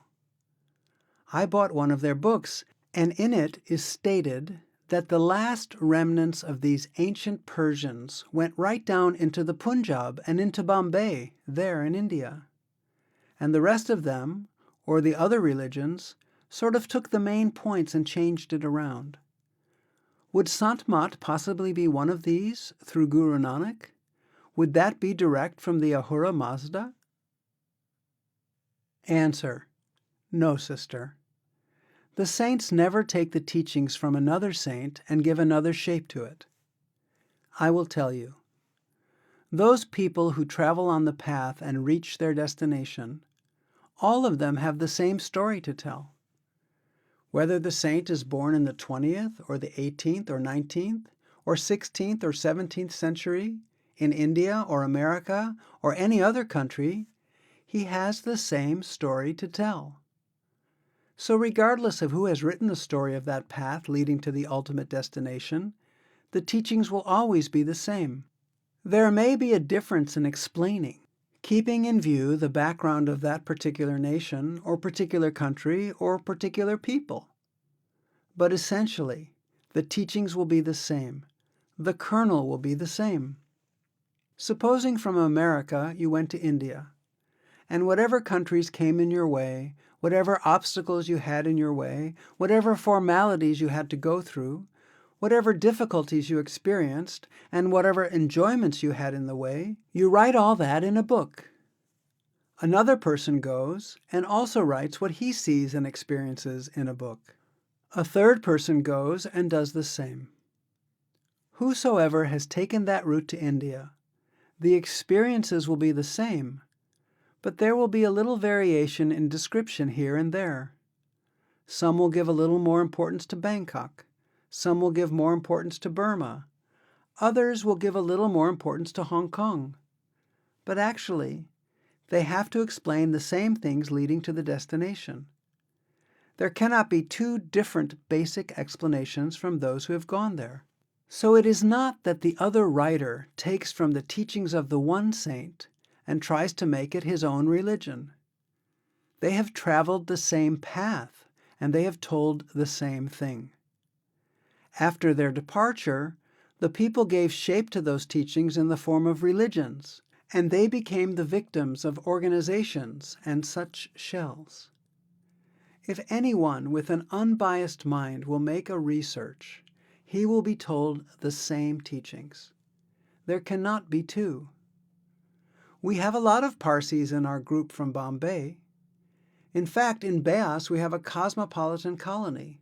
There is hardly any country or any religion which is not represented, because we do not believe in any creeds, dogmas, rituals, or ceremonies.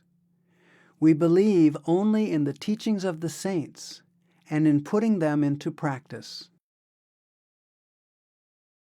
Scriptures and Holy Books. Question 382. If all knowledge, all power and creativity, everything, comes from the perfect Master, then the Holy Scriptures of all cultures are unnecessary. However, Master, these Scriptures are your child too. Answer. You see, Scriptures help us to accept the Master. How do these Scriptures come? The mystics write about their experiences, the obstacles in the way, for our guidance, for our enlightenment, for our encouragement. What to do, how to get rid of those obstacles, and how to reach those destinations. These are just their experiences in the Scriptures. But we can't make use of them just by reading them. It doesn't become my experience unless I also remove all those obstacles in my way. When I also reach the same point, the same destination, then it will also become my experience. So from Scriptures, I learn what I am supposed to do, what is the object of my life, what stands in my way and how I can remove it, what is the necessity of going to the Master, what help I am going to get, and what my role is on the path. The Scripture will strengthen our faith on the path. Question 383. Can initiates of a perfect master learn anything from the Bible? Should we be reading it? Answer: I think there's more reason to read the Bible now, because now you can understand its real meaning. Initiation is a key, and through that key we can open the Bible, unlock its treasures, its mysteries, and find the real jewel there, the real mysticism. Question 384. There is another thing in the teachings of Christ, that of a missionary angle. Some people take that as literal? Answer: that instruction he might have given to one whom he wanted to carry on his work. Question: but is it misinterpreted? Answer: that is always the case with the instructions of every saint. It does not apply only to Christ. Saints are generally not recognized in their own time. It happens with every saint, and however little I have analyzed the Bible, and I am nobody to comment, I feel that in his lifetime his teachings were not noted or written at all. They were passed from mouth to ear. People just heard him. For example, you have just heard the discourse, and you hardly remember 50% only 15 minutes after you heard what has been said. If you go to another room and try to write down what you have heard, how much would you have left? It would be perhaps 30% of what you have heard and 70% of what you think you have heard. And if you did not have the opportunity to hear it personally, but heard it later through someone else, and then you tried to explain to some other person what you heard, and he begins to put it on paper, hardly anything will be left of the original. Then if that teaching, which the third person has written, is translated into different languages, how much will be left? Besides this, some people who have ulterior motives suppress certain things which interfere with their own way of thinking.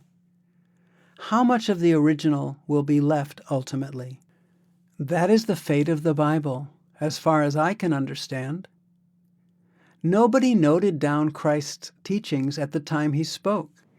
They have just passed on what they understood, one to another, and then they wrote the book. Later it was translated into different languages. That is why it is not a continuous record of the whole of Sant Mat, nor Christ's whole teachings. Here and there in the Bible you do find his teachings, but you have to link them to understand his real teachings. Many mystic things are missing. There are many mysteries illustrated in parables, and you need a teacher to understand the parables. Jesus himself said that he spoke in parables. His followers were hunted and persecuted, so he had to explain to them in mystical terms. Now we need some mystic to explain to us what he meant. If the people of his own time, who heard him personally, did not understand him, or else they would not have crucified him, how are we to understand him now, after so many centuries, particularly when his real teachings are also not being given to us in their purest or most complete form? It is difficult to know the real teachings of Christ from the Bible, but still, here and there we find that the mystical meanings are very clear. He explains to us that we have got to search for the Lord, and he emphasizes that the Lord is within us, and that the search is to be made within the body. He tells us that our body is the temple of the living God, and that there are many mansions in the Father's house. It is not only that you will find the Lord in the body, but you will have to pass through many stages and many mansions before you can reach him. Christ says that we will have to knock at a certain door before it opens, and when that door opens, we see light. We have to hear the sound, the Word, the Holy Ghost. We have to drink that living water, which will give us everlasting life. These are all mystical terms which we must understand before we understand his real teachings. So we cannot just read the Bible from one end to the other and know his teachings. We have to fish here and there and go very deep into the Bible to understand the real teachings. One phrase is sufficient to set us thinking what he wants us to understand. It is not from just easy reading, like a novel, that we will know what he wants to tell us. That is why sometimes we are confused. Sometimes we do not understand what we are reading. But if we know the key, then whatever we read, the whole thing will be crystal clear to us. And this is not the case only with the Bible. I know about the teachings of other saints who have written with their own hands. Not a word has been changed, yet their teachings are being misinterpreted, not rightly understood. Though the correct words are still there and in the original language, the basic concept has been changed by certain persons' own interpretations for their selfish ends. Not to say of Christ, all saints have the same thing to tell us, but we want to lean back on the writings of past saints and want to corroborate. So they say, all right, if you do not believe me, see your scriptures. See if that is there. The saints try to explain the teachings from every angle, but we have to go very deep to understand the teachings. Question. In other words, we get off the track through our misinterpretation, so we always need a living master here to keep us on the track. Answer. That is what I am trying to explain. Question 385. Would you say the Granth Sahib, Adi Granth, is one of the books closer to the Sant Mat teachings? Answer. The fortunate thing about the Granth Sahib is that it was written by the Gurus themselves, and it is being preserved to a word with the modern generation. Nothing has been changed. It cannot be said that this was not the teaching of the Gurus, for they actually wrote that book. In their writings they have confirmed that this is their teaching. So that is something authentic, and the whole Granth Sahib teaches us the philosophy of the saints, Sant Mat, and nothing else. So the teachings in the Granth Sahib are not only close to Sant Mat, they are Sant Mat. Question. Is it being misconstrued like other books? Or is it still coming out in true form? Or are the priests themselves misconstruing it? Answer. That they do everywhere. You will find the same is true of the Bible and other scriptures. But actually, if with an unbiased mind you will make a research into the teachings of the Granth Sahib, you will come to the same point. What we are involved with is history, and that is never accurate, as nobody has made a research in it along that line. There is not a word in the Granth Sahib which cannot be explained, and which is not true to the teachings of the saints. The Granth Sahib contains the writings of 35 contributors, 6 Sikh gurus, and 29 other saints and holy men. So it is a compilation of the sayings of all those saints. How did it come into being? What is the history of the Granth Sahib? Guru Nanak gave his own teachings in poetry, and he used to recite them out of devotion and love. He never took up a pen and paper to write a book. Whenever he was in a mood of ecstasy and oneness with the Lord, his poetry just flowed out of him, and some saintly people noted down whatever he was saying. So his teachings eventually came into print. Similarly, the teachings of all these saints till the 5th Guru came like this. But the written teachings of all the Gurus were scattered. Guru Nanak's teachings, his poetry was taken away by his sons. His successor was not allowed to possess it. and the teachings and the poetry of the second guru were also taken away by his sons. The third guru was not allowed to see them, and he had no access to them, so none of the writings were available. The fifth guru collected the teachings of all the gurus into one book. From the previous guru's descendants, from their friends, wherever he could lay his hands on the teachings of his predecessors, he collected them and brought them into book form. Then he realized that if these teachings were given from his own masters, probably the world would think that these teachings were something new and different from the teachings of the previous masters of various castes and creeds of previous times. So then he collected the teachings of all the saints that were available to him in different languages. The writings of those saints who had lived even several hundred years before Guru Nanak were collected. All the teachings that he had collected of various saints of various times and places were the same as the teachings of Guru Nanak. He collected all of them and brought them into one book called the Granth Sahib.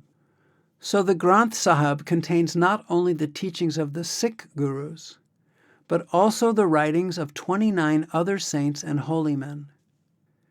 The object of compiling the Granth Sahib was to tell the world that whatever his master had taught, the philosophy of God realization was nothing new, and that there was proof of it in the writings of earlier saints. To prove that, he brought together their teachings into one book.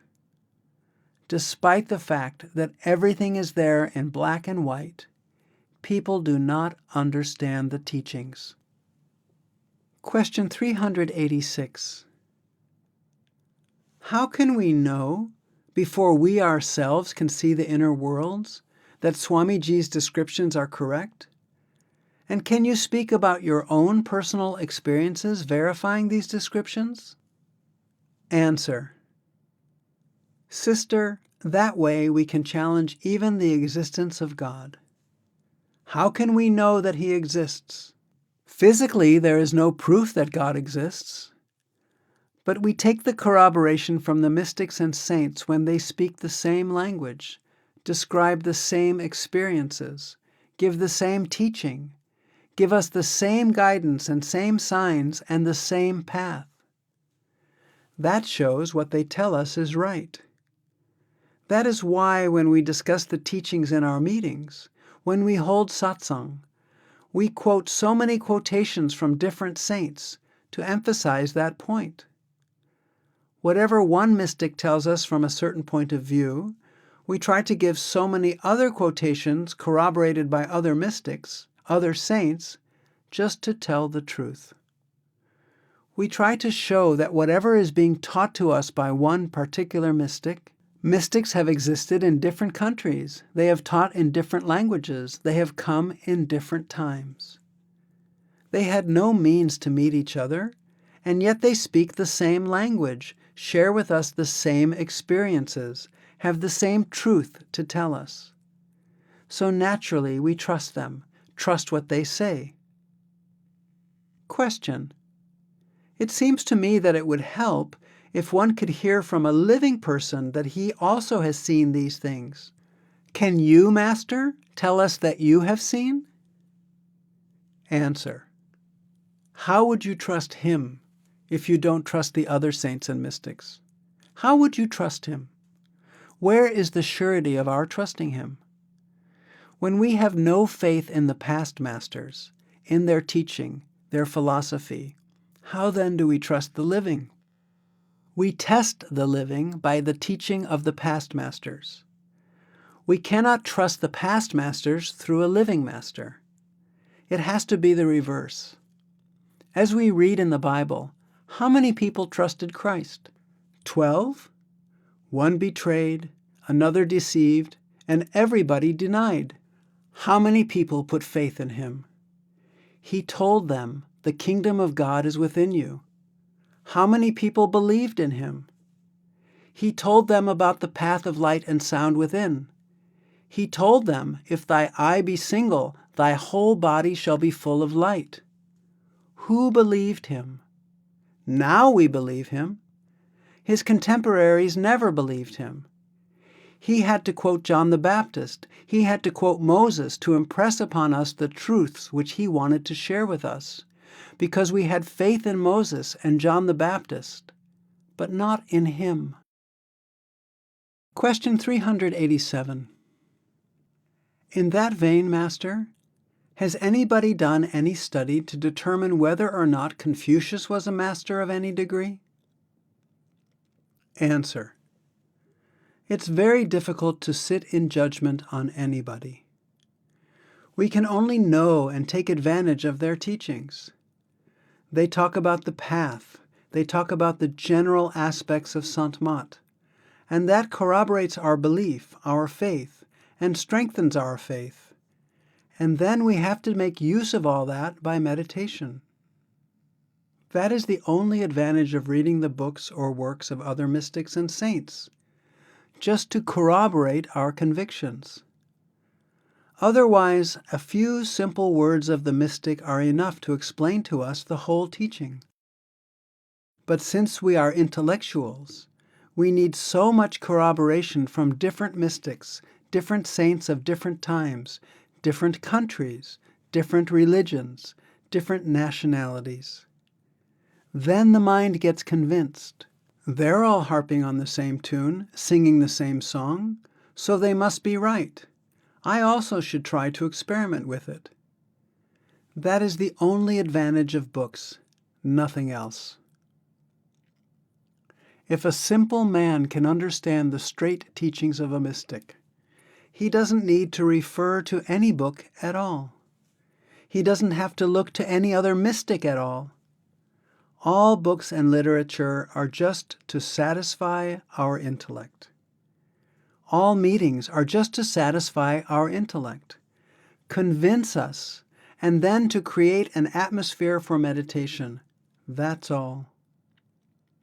Ultimately, they will lead you to meditation. These are all the means, but if we don't attend to the end, the means are useless to us. How the Saints Teach. Question 388. We had a little German satsang today, which led to a few questions which have been translated. The first one is, I would like to know that if, as my fellow satsangis maintain, art and poetry are worthless, then why do the masters themselves, for example Hafiz and others, give out their teachings in the form of poetry? Answer. Mostly saints have given their teachings in poetry because they can reach us much better through poetry, through music. In many schools of thought, mystics sing their devotional songs because we are more receptive to that music. So through that music they reach our heart also, and we understand them better. And similarly, if anything is told to us in a poem, it reaches us quicker, easier, than if the same thing is told to us in prose. Mystics know our weaknesses, so they make use of those weaknesses to reach us. We are fond of poetry, we are fond of music, so they create those to reach us, anything which can reach our heart, which we can understand easily and which we are receptive to. Since everybody's fond of poetry and music, that is why they have given their teachings in poetry, and that is why they sing devotional songs, so that we can understand easier and better. There's no other reason. Their main point, when they have talked about poetry, art, and music, is that we should not become lost in these things. The real music is inside. That is that divine melody within, that silent music which is within every one of us. That is the real music. This music will be used as a means to that end. The whole problem is when people think that hearing or singing devotional music is an end in itself. That is wrong. And the same for poetry. Poetry is an expression of the poet's love and devotion, but it is just a means of expression. The real thing they are expressing is more essential. So we're not to get lost in the poetry. What has been said through the poetry is more important.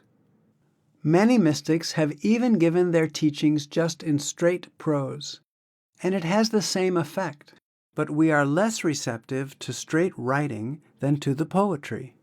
But otherwise, the teachings are the same, whether they're given in poetry or prose. Question 389. Isn't the story of all the animals going into the ark possibly the Christian concept of the 8,400,000 species? This is the way I try to understand it for myself. Answer. Stories are given to us to explain certain spiritual truths, but we give importance to the stories instead. When we were children, our mothers and grandmothers told us beautiful fairy tales at bedtime. We became so absorbed in those fairy tales as if they were realities.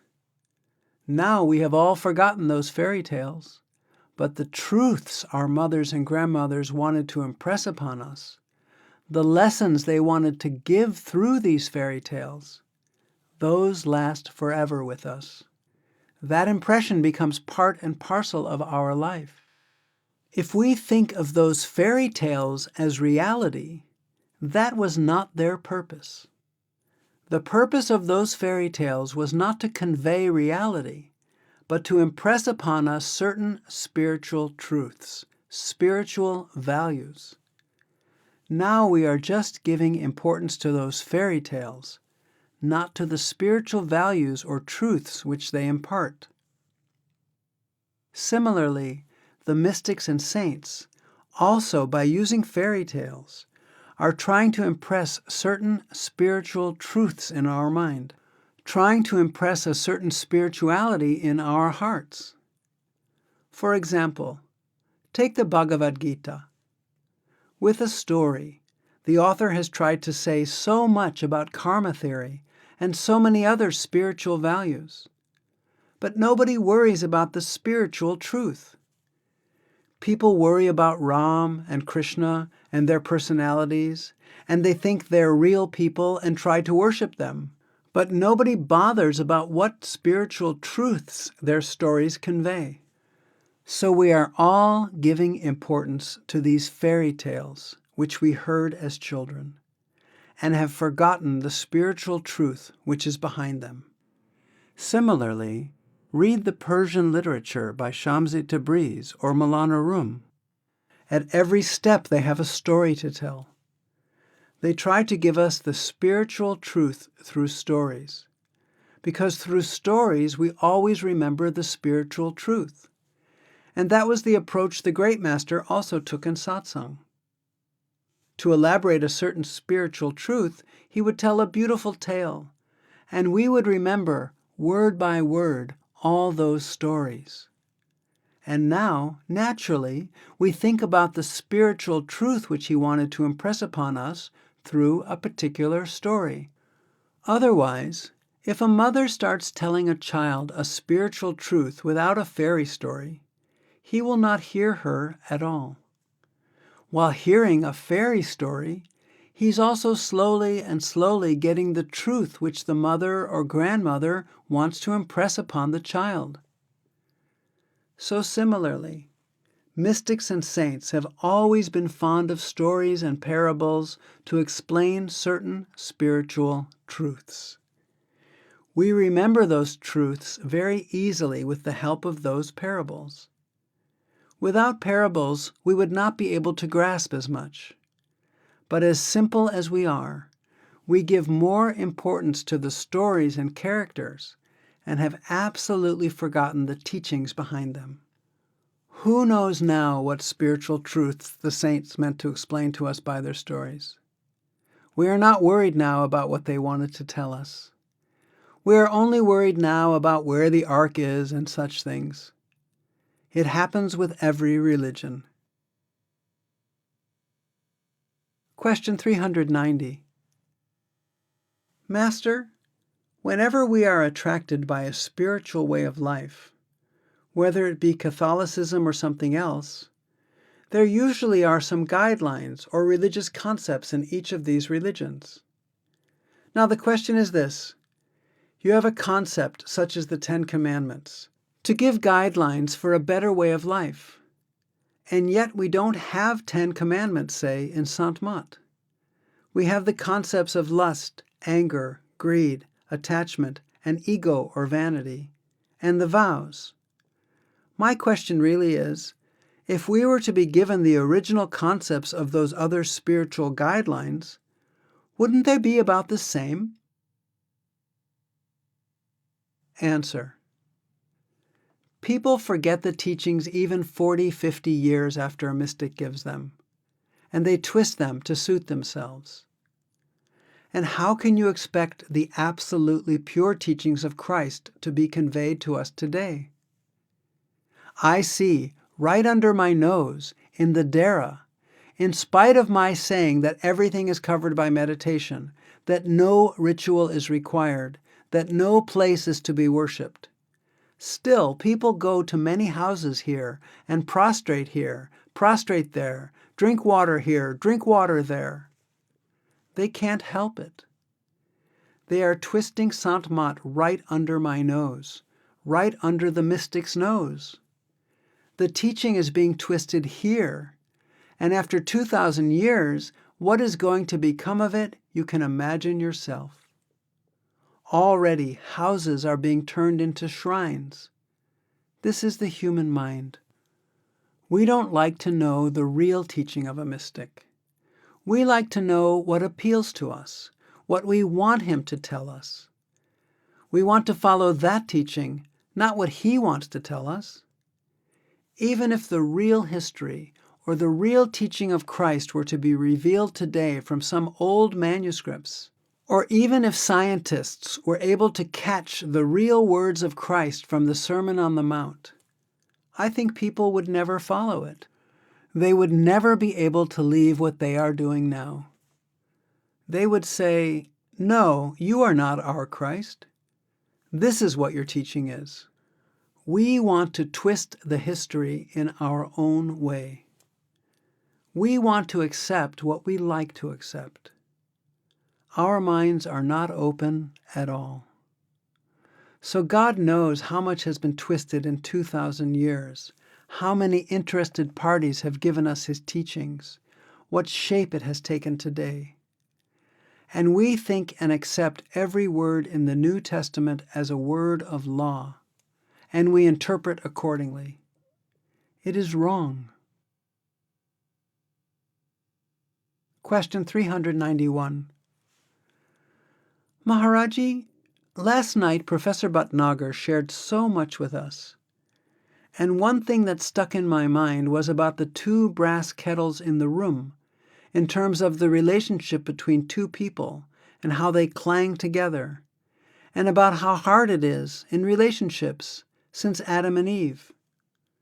Last night was our wedding anniversary, and I was wondering if you could say something positive about marriage and the path. Answer. Well, sister, there was nothing wrong in whatever Professor has said about it. He doesn't believe in a sugar-coated pill. He thinks that unless the medicine is bitter, perhaps it is not effective, and that is his individual approach. But all that he said was right. You can analyze this yourself. There is no special criticism of the ladies, you see, but it is each other's attachment, our individual attachment for each other, which pulls us back. Whether it is the husband or wife, it is immaterial. The soul, as you know, has no sex, and the soul should not be attached to anything in this creation. Unless the soul detaches itself from this creation, it cannot go back to Father. That is why Christ said, "I have come with a sword, because I want to cut all your roots from this creation." If you cut a tree from the roots, it doesn't grow again. Similarly, That is the purpose of the mystics in coming here. All the mystics and saints have the same message to give, the same spiritual truth to share with us. But everybody has a different approach, depending on the audience they want to reach. Some mystics have a very mild approach. Some mystics, unless they just shake you from the roots, you will not understand. Kabir was one of those. Bulleh Shah was another example.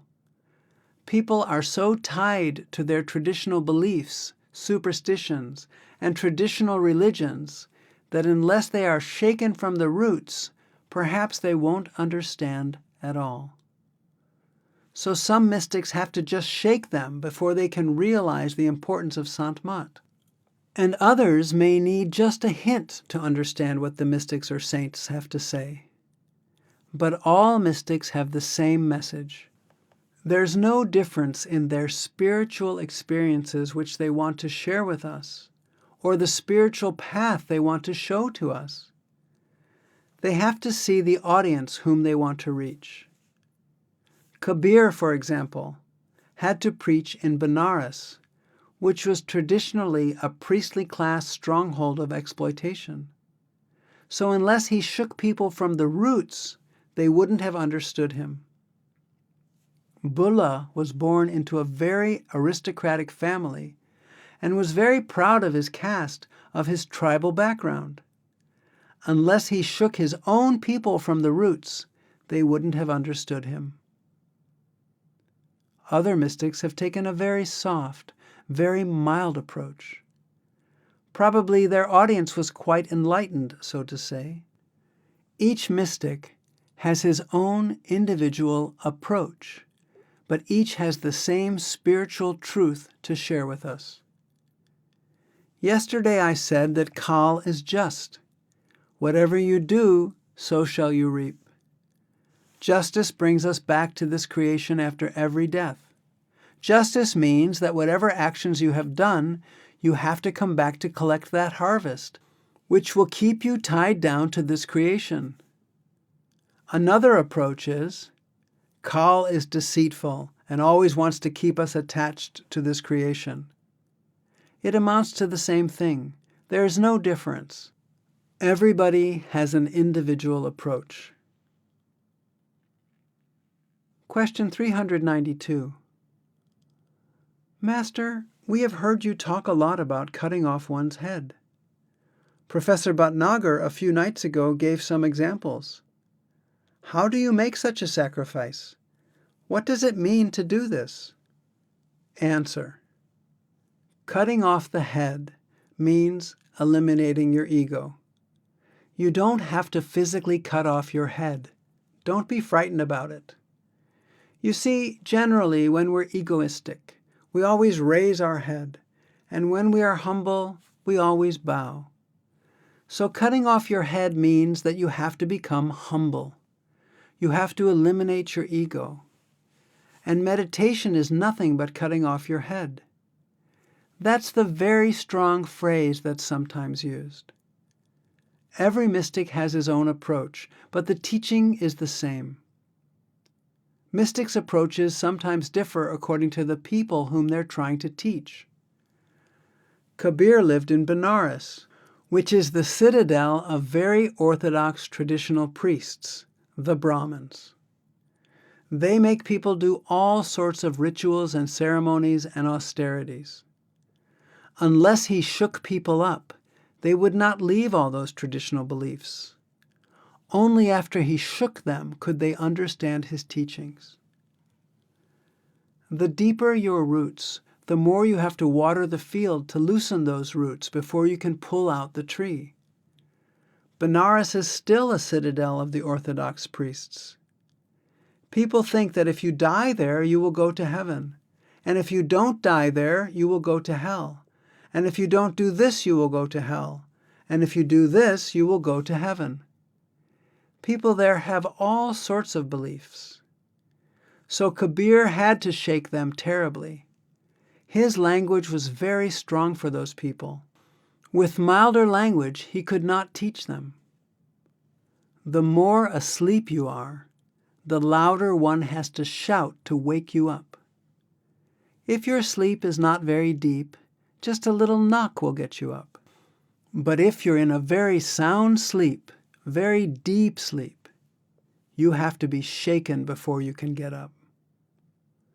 So that was Kabir's approach, because his audience was so deeply asleep. He had to use all sorts of language, very strong language, and sometimes he even frightened the people so that they would leave all those rituals and ceremonies. There's no question of anyone cutting off his head. It just means eliminating your ego. Question 393. Don't different saints and mystics have different personalities? Answer. Yes. Mystics each have their own individual personality. But their basic teaching is the same. Their basic approach to Sant Mat is the same. But it can differ with individuals, depending on whom they are talking to. Everybody who comes to them has a different background, so they have to deal with them according to their particular background, at the level of their background. Ultimately, they have to put them on the path and help them on the path. That is their main object. But their approach can be different. But the main object of every mystic is the same. There's no difference. Their teaching is the same, the path is the same, and their object of putting people on the path is the same. But sometimes people have to be shaken from their roots before they can understand Sant Mat. Chapter 5. Lost and Found. Lost in a Maze. Question 394. Maharaji, would you explain the story about a man who's walking around a room with 10 doors, and when he gets to the 10th door, he scratches his head and he misses it? Answer. The story is like this. Generally, it is said that a blind, bald man enters an inn which has only one door. He's trying to find the door to come out of that inn, but since he's bald, when he gets to the door which can take him out, he starts scratching his head, so he again goes in the same circle. This story is told in reference to the human birth. We go through so many miseries in the lower species, and when this opportunity is given to us to get out of this prison of 84, we just waste our time in sensual pleasures and worldly pursuits, and miss the opportunity again, and again move in the same prison. Question 395. If one thinks of somebody like Einstein, who discovered the theory of relativity, the theory was always there before he articulated it with his mind. In other words, it must have come from divine inspiration. And so, in the same way, perhaps there is something that is missing, a link, a missing link with the intellect that is still to come to one spiritually. Answer. Well, brother, there is only one question in this life. Life itself is a question, and there is only one answer: how to get out of this circle of life forever. That is the only answer. This life itself is a question to us, and how to rise above this life and get that permanent life is the only answer. Neither is there any other question, neither is there any other answer. That is why Bulleh Shah says, these intellectuals have created this confusion. There is nothing in life to talk about except God, but intellectuals have written so many books and created so much confusion for us. What is there to write about? What is there to talk about? There is only one God, and we have to go back to Him. Question 396. I can't understand why we have to follow any one special path back to God.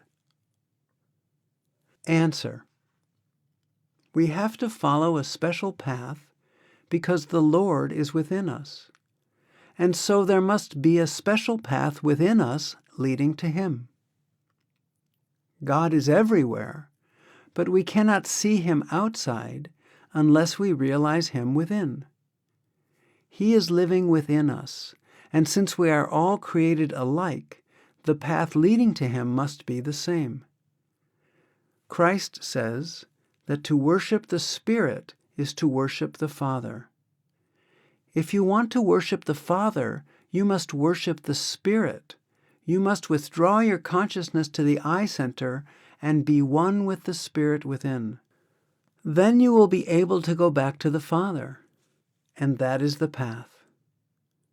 Unless we realize the Lord within ourselves, we will not be able to see Him anywhere in the creation at all. But once we realize Him within, then we see Him everywhere. The whole world is the temple of the living God. First, your body has to become the temple of the living God. Then you will see the Father everywhere, in everybody. Question 397. Master, when you say that some people are chosen, does that mean that there are some people who will not realize God? Answer: Sister, if this creation is to continue, then everybody cannot go back to the Father. When He decides to put an end to this creation, then naturally they have no other place to go. They will all go back to Him. But as long as He wants this creation to continue, how can everybody go back to Him? In this room, every brick can't be at the ceiling. Some bricks are required in the foundation, and those bricks are holding up the bricks in the ceiling. So the imperfect souls in this creation are holding up the perfect souls in the creation. Because if the creation is to continue, everybody can't go back to the Father. Guru Nanak gives a very beautiful example. He says, you have seen the puppet show and the person who demonstrates that show? He takes out everything from his bag and puts them on the table. And then to every puppet there's a string attached from behind, and the puppeteer sits behind the screen. He's pulling from behind the screen, and all the puppets are dancing. Guru Nanak says there are two types of puppets. One is a Gurumukh and one is a Manmukh. One is God-minded, one is worldly-minded. The puppet who is conscious that I am nobody to dance, there is somebody at my back who's pulling me, and I am dancing to the tune of that person. Those puppets belong to the Lord. And the puppets who think, who can make me dance? I dance. They're full of ego. They're part of this creation. But both are dancing in this world.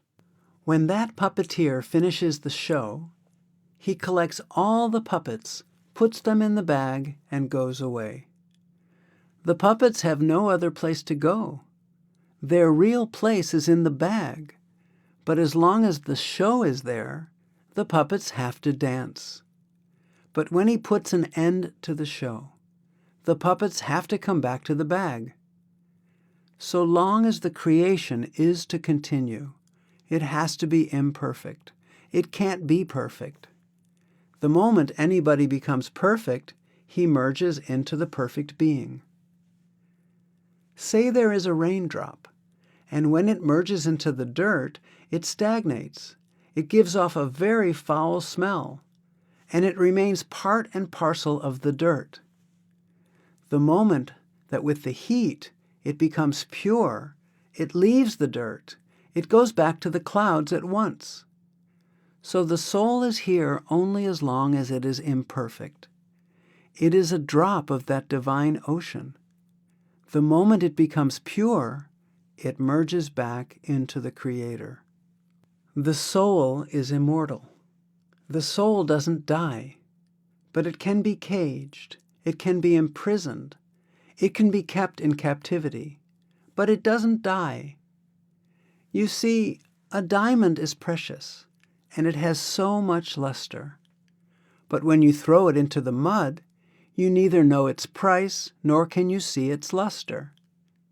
Its luster hasn't gone anywhere, nor has the dirt reduced its price. When you wash the diamond, its luster will be the same, its price will be the same. It is the same with everybody's soul. Every soul is potentially God. But having come to this creation, having taken the association of the mind, it has become absolutely dirty. It has forgotten the Creator. It thinks this creation is the be-all and end-all.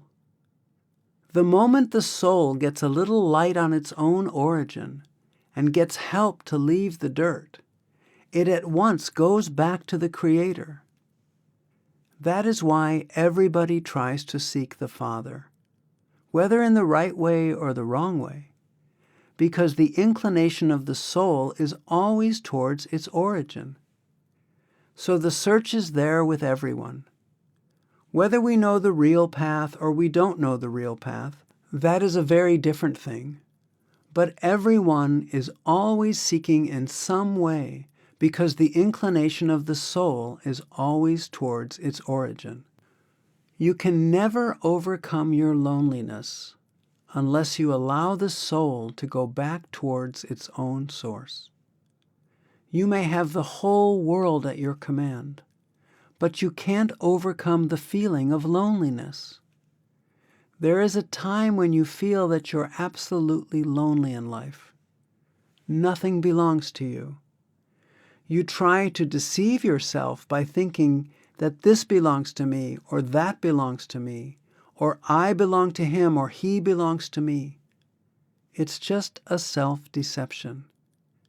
Because the yearning of the soul is always there towards its own source, and this feeling of loneliness can never leave us unless we allow the soul to go back to its own source.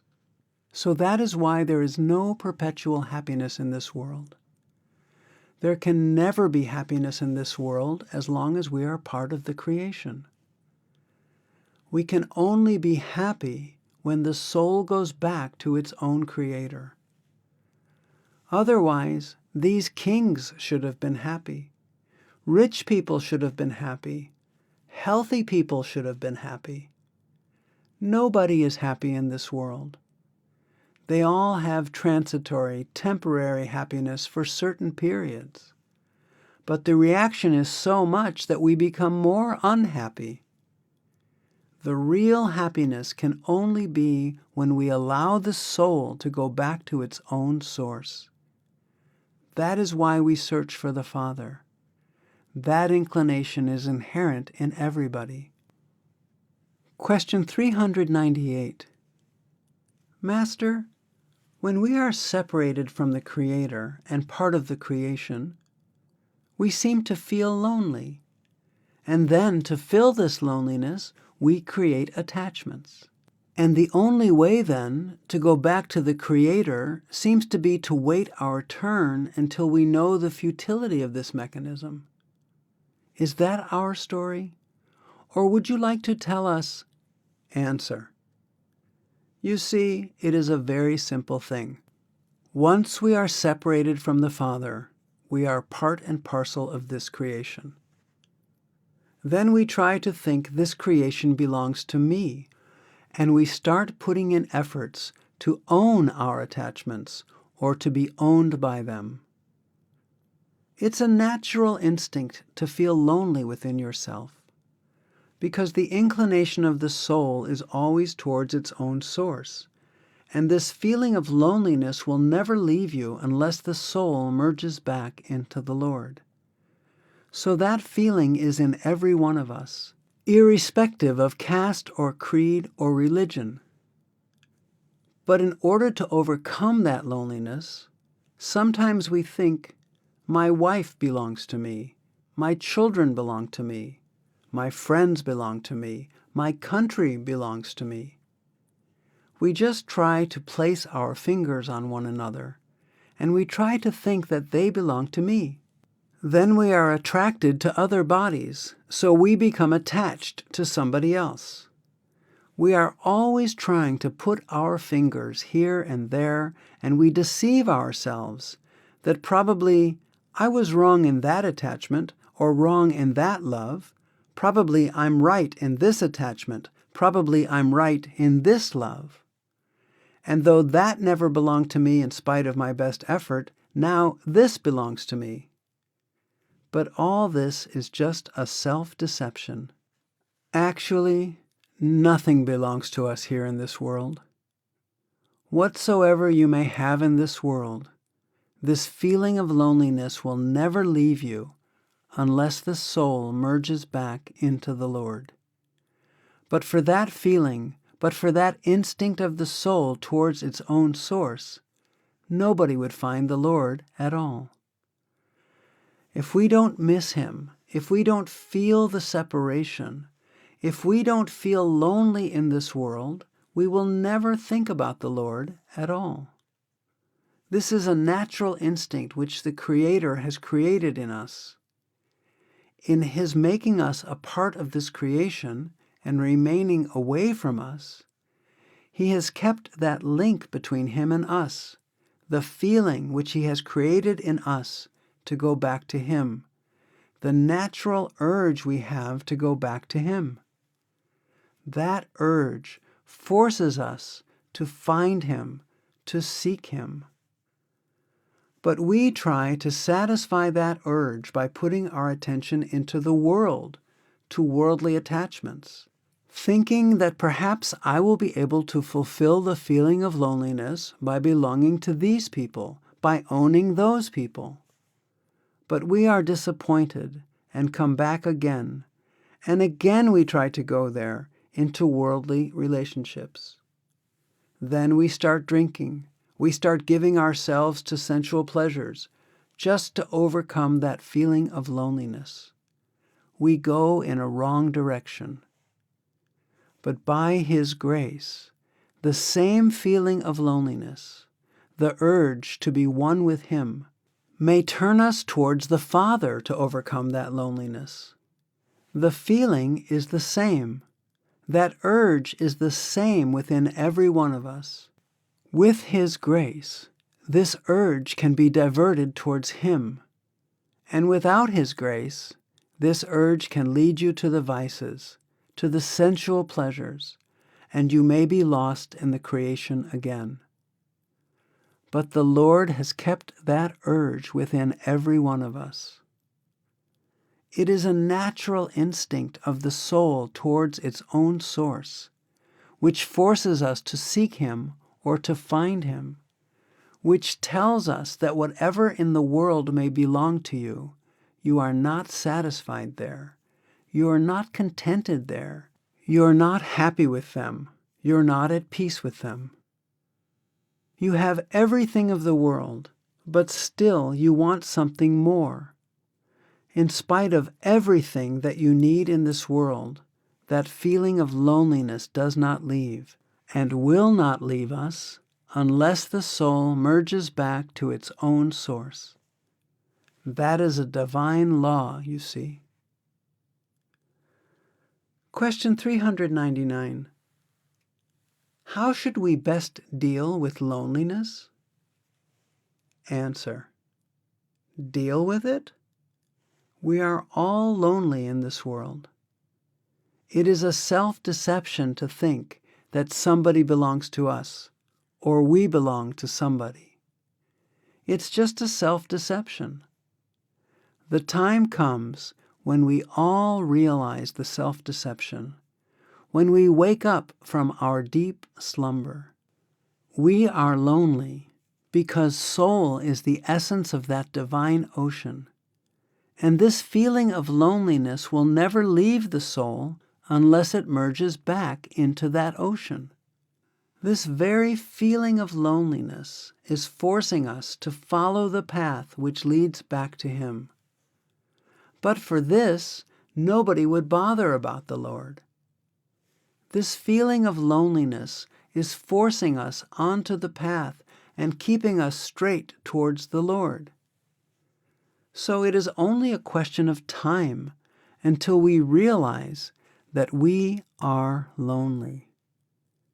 We think, I belong to Mother, Mother belongs to me. I have got sisters, brothers, so many friends, my wife, my children, my property, my wealth. I have so much. I belong to so much. But in everyone's life, an opportunity does come when one realizes that he is really lonely in life. Nothing belongs to him, and he also doesn't belong to anybody at all. I think that is a most fortunate moment when it comes in anybody's life. If at that time, by His grace, one goes to good company, you are on the path towards the Father. If you are dragged by bad company in order to overcome that loneliness, you will become a victim of the senses and you will fall down. This loneliness can lead us towards the senses. This loneliness can lead us towards the Father. At that moment, His grace is required. If His grace is there, then you will get an opportunity to be in such company or in such an atmosphere that you will be on the path to the Lord. Otherwise, in order to overcome that loneliness, you will become a victim of the senses. Even then, you will never be able to overcome this loneliness, but you will, on the other hand, go on collecting more karmas and more sins. The feeling of loneliness can be overcome only when we become one with the Father. Without that, you cannot overcome this loneliness at all. This is a blessing in disguise, I would say. The sooner one can realize this fact, that one is lonely, the better it is for that person.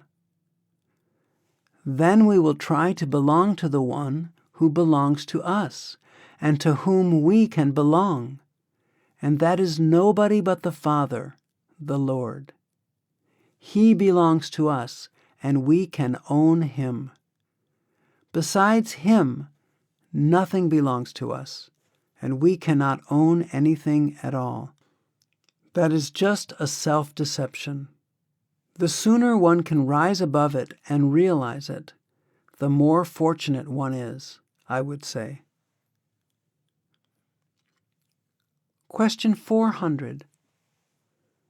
Master, I'm having a lot of difficulty celebrating life at the moment. I'm carrying a lot of pain. I feel the burden of living and want to go back to the Lord. How can I ease my pain? Answer. Sister, who doesn't want to go back to the Father? Who would like to stay in this world where we do not know when death may come, from whom death may come, and how death may come? Questioner. I hope it comes quickly. Answer. Everybody is in separation from the Father. Even if you stay in palaces and have all the luxuries of the world, you would still be miserable. As long as we are separated from Him, nobody can become happy. Some are living comfortably in misery, others are living uncomfortably in misery. But everybody's living in misery as long as we are separate from the Father. If the beloved and the lover are separated, the lover cannot be happy no matter what you give him, no matter how comfortably he may be living. He may have all the gadgets of the world, but they don't please him at all. What pleases him the most is the beloved. As long as he is separated, there can be no peace for him. So, as long as the soul is separated from the divine ocean, from the Lord, it can never find peace in this creation. Question. So I need to survive the way I am? Maybe change my attitude? Answer. Well, we have to make best use of the opportunity which the Lord has given us. I often give an example of a child who goes to a fair while holding the finger of his father. Everything at the fair pleases the child. All the lights, the toys, the children playing, the sweet shops, everything pleases him. But if by mistake he drops his father's hand, then he starts crying in spite of everything which was pleasing him. Then he realizes he could derive all the pleasures from that fair only as long as he was holding the finger of his father. Without that support, without the hand of the Father, all this is miserable for him. So the whole creation is miserable for us if we are separated from the Lord. When we hold His hand, when our attention is towards Him, we can go through this life without losing much of our balance. If we have absolutely forgotten Him, then we live miserably in this creation. But if He's our focus, if He's our destination, and we are trying to achieve that destination, then we can breathe in peace. Then we have consolation, contentment that we are going towards our home. So we go through this life. But if we have turned our back to our destination and are looking the other way, the more you look the other way, the more miserable you will be. We try to find peace and happiness in worldly faces, worldly objects, and worldly pleasures. The more we try to seek there, the more miserable we become every day. We think we will be able to get happiness and peace from raising our standard of living in this world, from having all the sensual pleasures of the world. But the more we try to find, the more miserable we become every day. In spite of our civilization, with so much improvement and our higher standard of living, I think there are more deaths now, more suicides, more broken homes, more youths rebelling against their parents. There is no peace even in the home these days, no peace in the family, no peace in the country. Neighboring countries are fighting, neighboring communities are fighting, neighbors are fighting. It's because we have become self-centered. We think we don't need anybody, so we try to become self-centered, and we are becoming more miserable every day. Peace is only within us. The tendency of the soul is towards its own origin, and our soul is yearning to go back to the Father. But when there is so much weight over the soul, it becomes helpless, becomes miserable. When you lift the weight from the soul, it will just go back like a needle attracted by a magnet. The needle is always attracted towards the magnet. But if there is a stone over it, what can the poor needle do? We are burdened with such a thick layer of karmas, layers of mind, that our soul is helpless in this creation. The main purpose of meditation is to lift that weight from the soul, to make it light so that it automatically will go back to its source. The more weight that is being removed, the happier we are becoming. The more weight we feel on the soul, the more miserable we are becoming every day. And we are becoming burdened and burdened and burdened by these sensual pleasures and all these things. They are all burdens on the soul. So we are becoming more miserable. So we cannot seek happiness in this world. We can only seek happiness in His lap by going back to the Father. The wife is always happy in the company of her husband. No matter what you give her jewelry, give her all the respect, a beautiful house, all she needs is her husband. She can only enjoy these things if she is in the company of the husband. Otherwise, she cannot relish all that. Rather, they make her more miserable. And that is our position today in this life. Question 401. The Lord is an ocean of mercy. Our meditation moves him towards this mercy. Is that correct? Answer. Well, brother, I'll give you a little example. A little child loses the hand of his father in a big bazaar, and he doesn't know his father's name or the address of his house. He knows nothing. He is weeping and crying, and he can do nothing. Yet somebody will come and take that child. There are agencies that find lost children. Somehow they always can trace his parents. What led that child to his parents?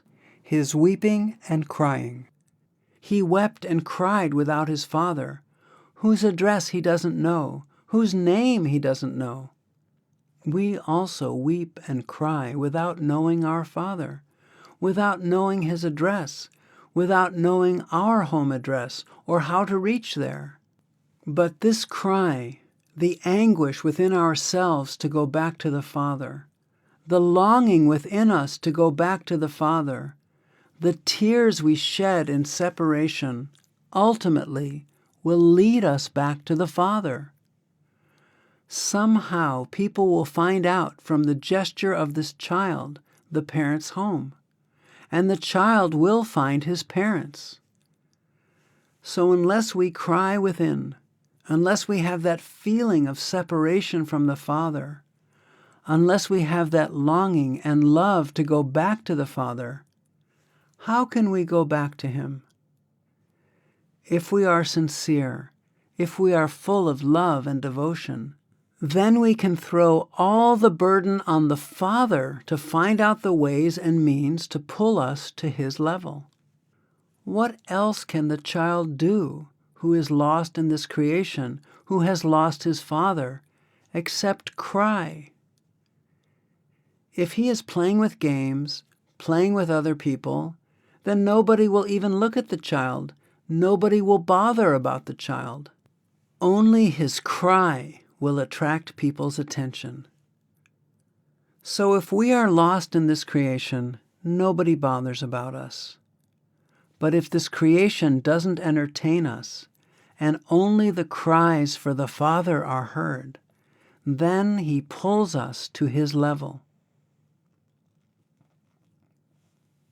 Question 402. Master, how can we help our fellow satsangis when they are having a hard time? Answer. Everyone has a problem at every step in life, and there are 101 types of problems. We are all full of problems. One has to struggle in life at every step and deal with these worldly problems. We should do our best, then leave the results to the Father. This world is full of problems. There's no dearth of human problems. Mostly they are our own creations. I don't say individually, but collectively. We have created these problems. The Lord has given us enough earth to grow our food, enough material to live, enough places to live. But we do not know how to distribute these things, so we have created our own problems. We have exaggerated our needs in life so much that we cannot fulfill them, so we are always confronted with one problem or another. What do we need? How much can one eat? How many clothes do you need to cover yourself? How much shelter do you need? Calculate individually. Some have nothing, some have too much. So who has created these problems? our demands, our desires in the world. There's no end to them, so there's always a problem at every step. Question 403. Life seems so painful.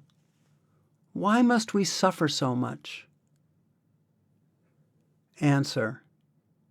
You see, I don't know our concept of suffering. Suffering is a comparative word. If our suffering can pull us towards the Father, that's a blessing. If our suffering can keep the Lord in our heart day and night, and we have been able to tune ourselves to Him, it's a blessing. It's not a suffering at all. It's just a comparative word. Kings also think they suffer.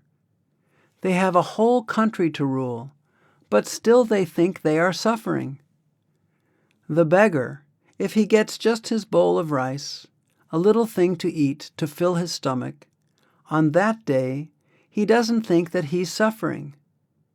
But a king, with all his possessions around him, he thinks he's suffering, shivering in his shoes on his throne.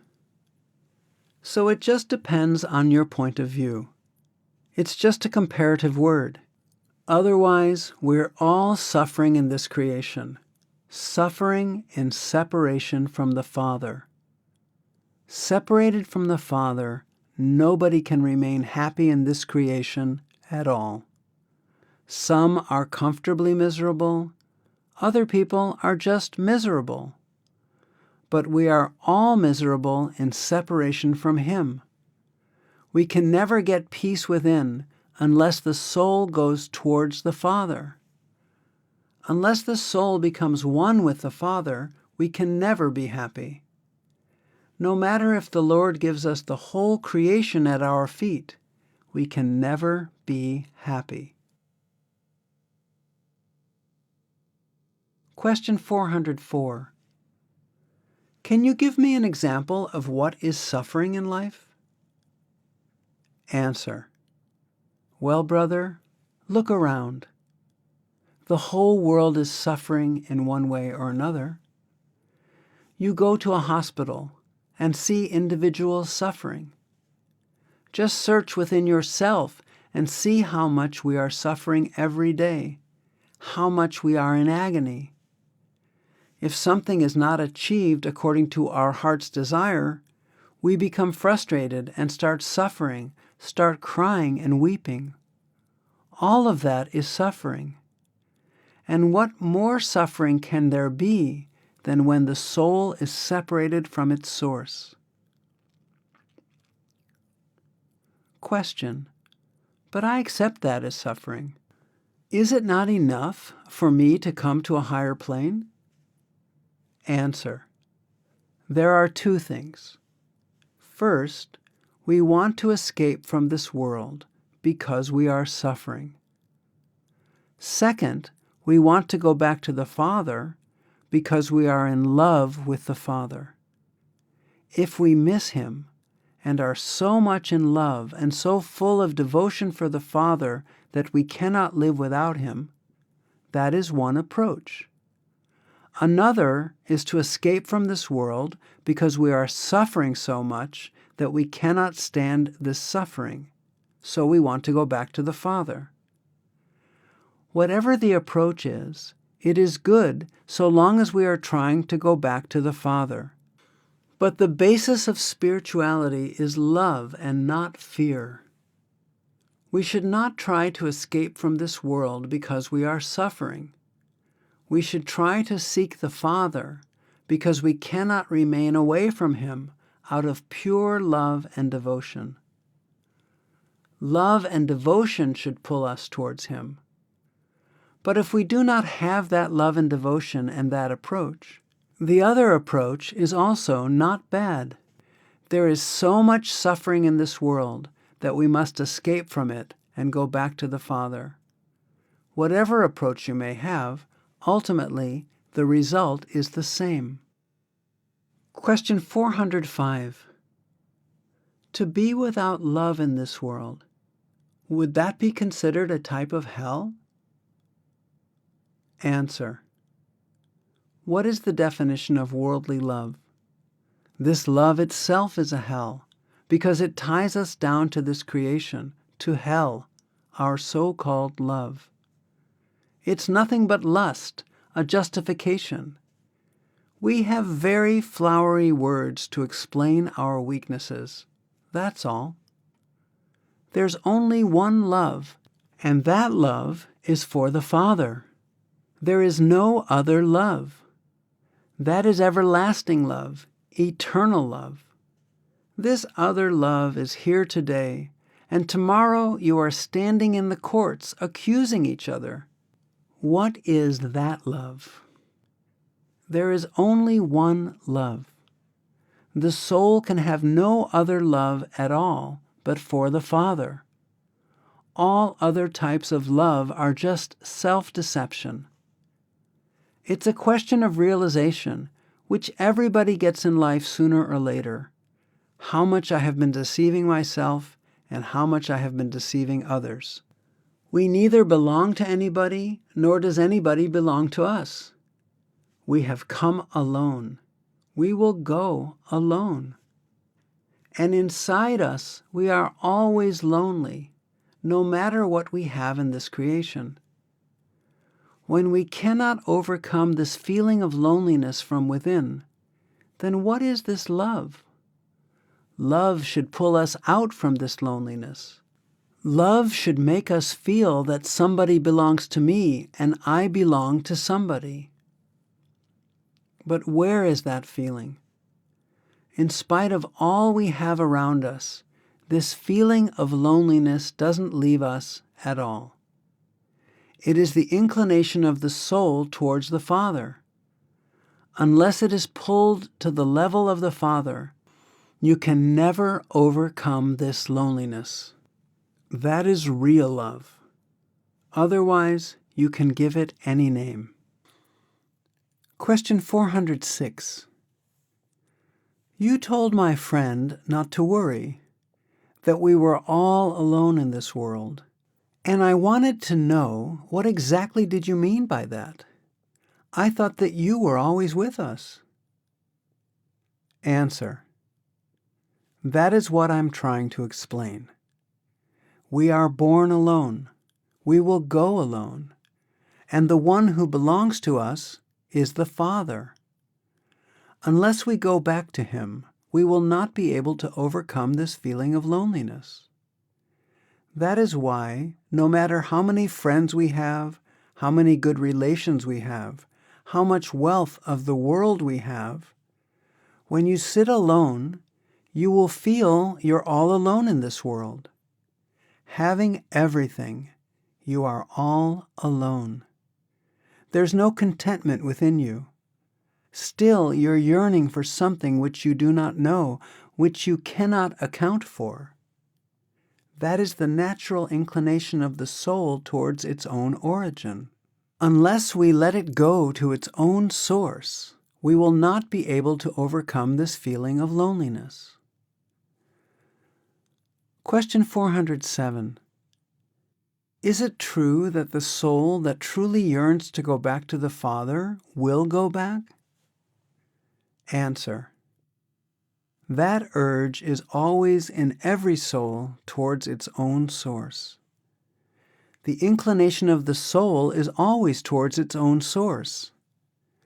As to whether or not it's able to find the Lord, that is something different. That is why nobody has peace of mind in this world, and we all feel lonely. Whatever we may possess in this world, we are not able to overcome the feeling of loneliness. Sometimes, in order to overcome that feeling of loneliness, we give ourselves over to the senses. We think possibly that by running to the sensual pleasures, we will be able to overcome the feeling of loneliness. Other people, realizing that they will not derive anything from the senses, turn to the Father by His grace. But unless you miss something, you don't try to achieve it. Question. What is it that yearns?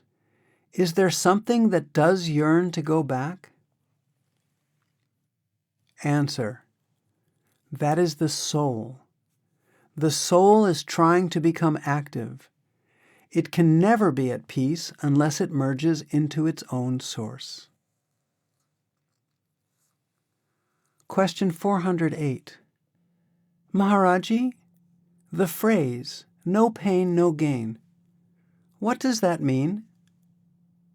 Answer: if you don't feel the pain of separation from the Father, you don't gain the Father.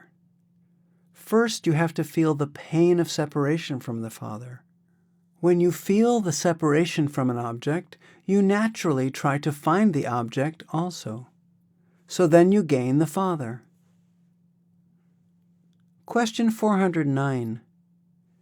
Is the fear of loneliness just a self-indulgence? Answer: that is a God-given gift, I would say. That's His grace. If we are able to realize that fact and live with it, and then try to overcome that loneliness by meditation. This feeling of loneliness may pull us to the senses, or may pull us to the Father. To overcome this feeling of loneliness, we become a victim of the senses or bad company. And to overcome this loneliness, we become saints. This instinct has been kept by the Father within every one of us. Suffering and loneliness as grace. Question 410. How can we manage to have a calm or accepting attitude when suffering? Answer: take it as His grace and think more about the Father. When we are suffering, we think more about the Father than when we are in happy situations. So which is better from His point of view? Any moment we remember Him is to our credit. So only that is a moment of grace when we think about Him, when we remember Him.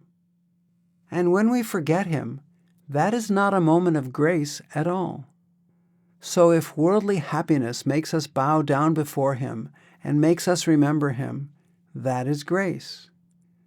But if worldly happiness makes us forget about Him, if He has given us so much that we are lost in the pleasures of the world, and we forget the Lord even, that is not His grace.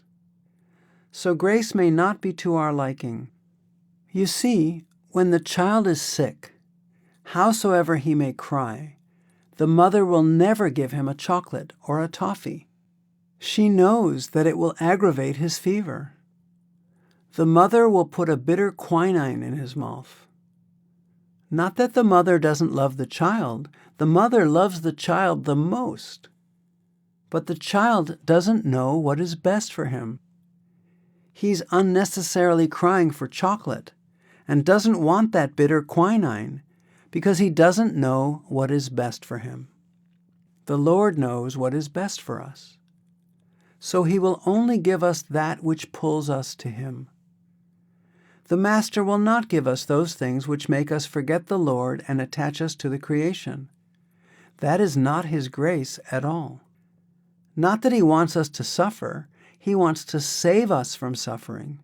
We don't even know what suffering is. We are only worried about these few moments of suffering here. But we've forgotten the suffering from birth to birth, from species to species, what we have gone through from age to age. The Lord wants just to save us from all that, and we are only concerned with these few moments of pleasure. And we think the Lord is unhappy with us, that He doesn't want us to enjoy this life. Question 411. Well, is it correct to assume then that once you are initiated, everything that happens to you is for your own spiritual good? That everything that happens is helping you to go back to the Father? Answer: at least we should take it in that light. It may be a bitter pill to swallow sometimes. Because you see, it's good from the Father's point of view, not from the worldly point of view. Our concept of His grace is something very different. We think that if He gives us a very good partner and a good house and a lot of money and a good reputation in this world, if we are worshipped by people, then the Father's grace is very much on us. But His grace may come in a different way.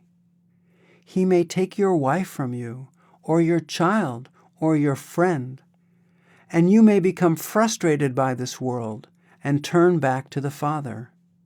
That may be His grace, to pull you out of all the attachments of the world and make you realize the reality, which you never would have thought about otherwise. You were so much engrossed in your own love, your achievements, and your own wealth that you have practically forgotten Him. That is not His grace.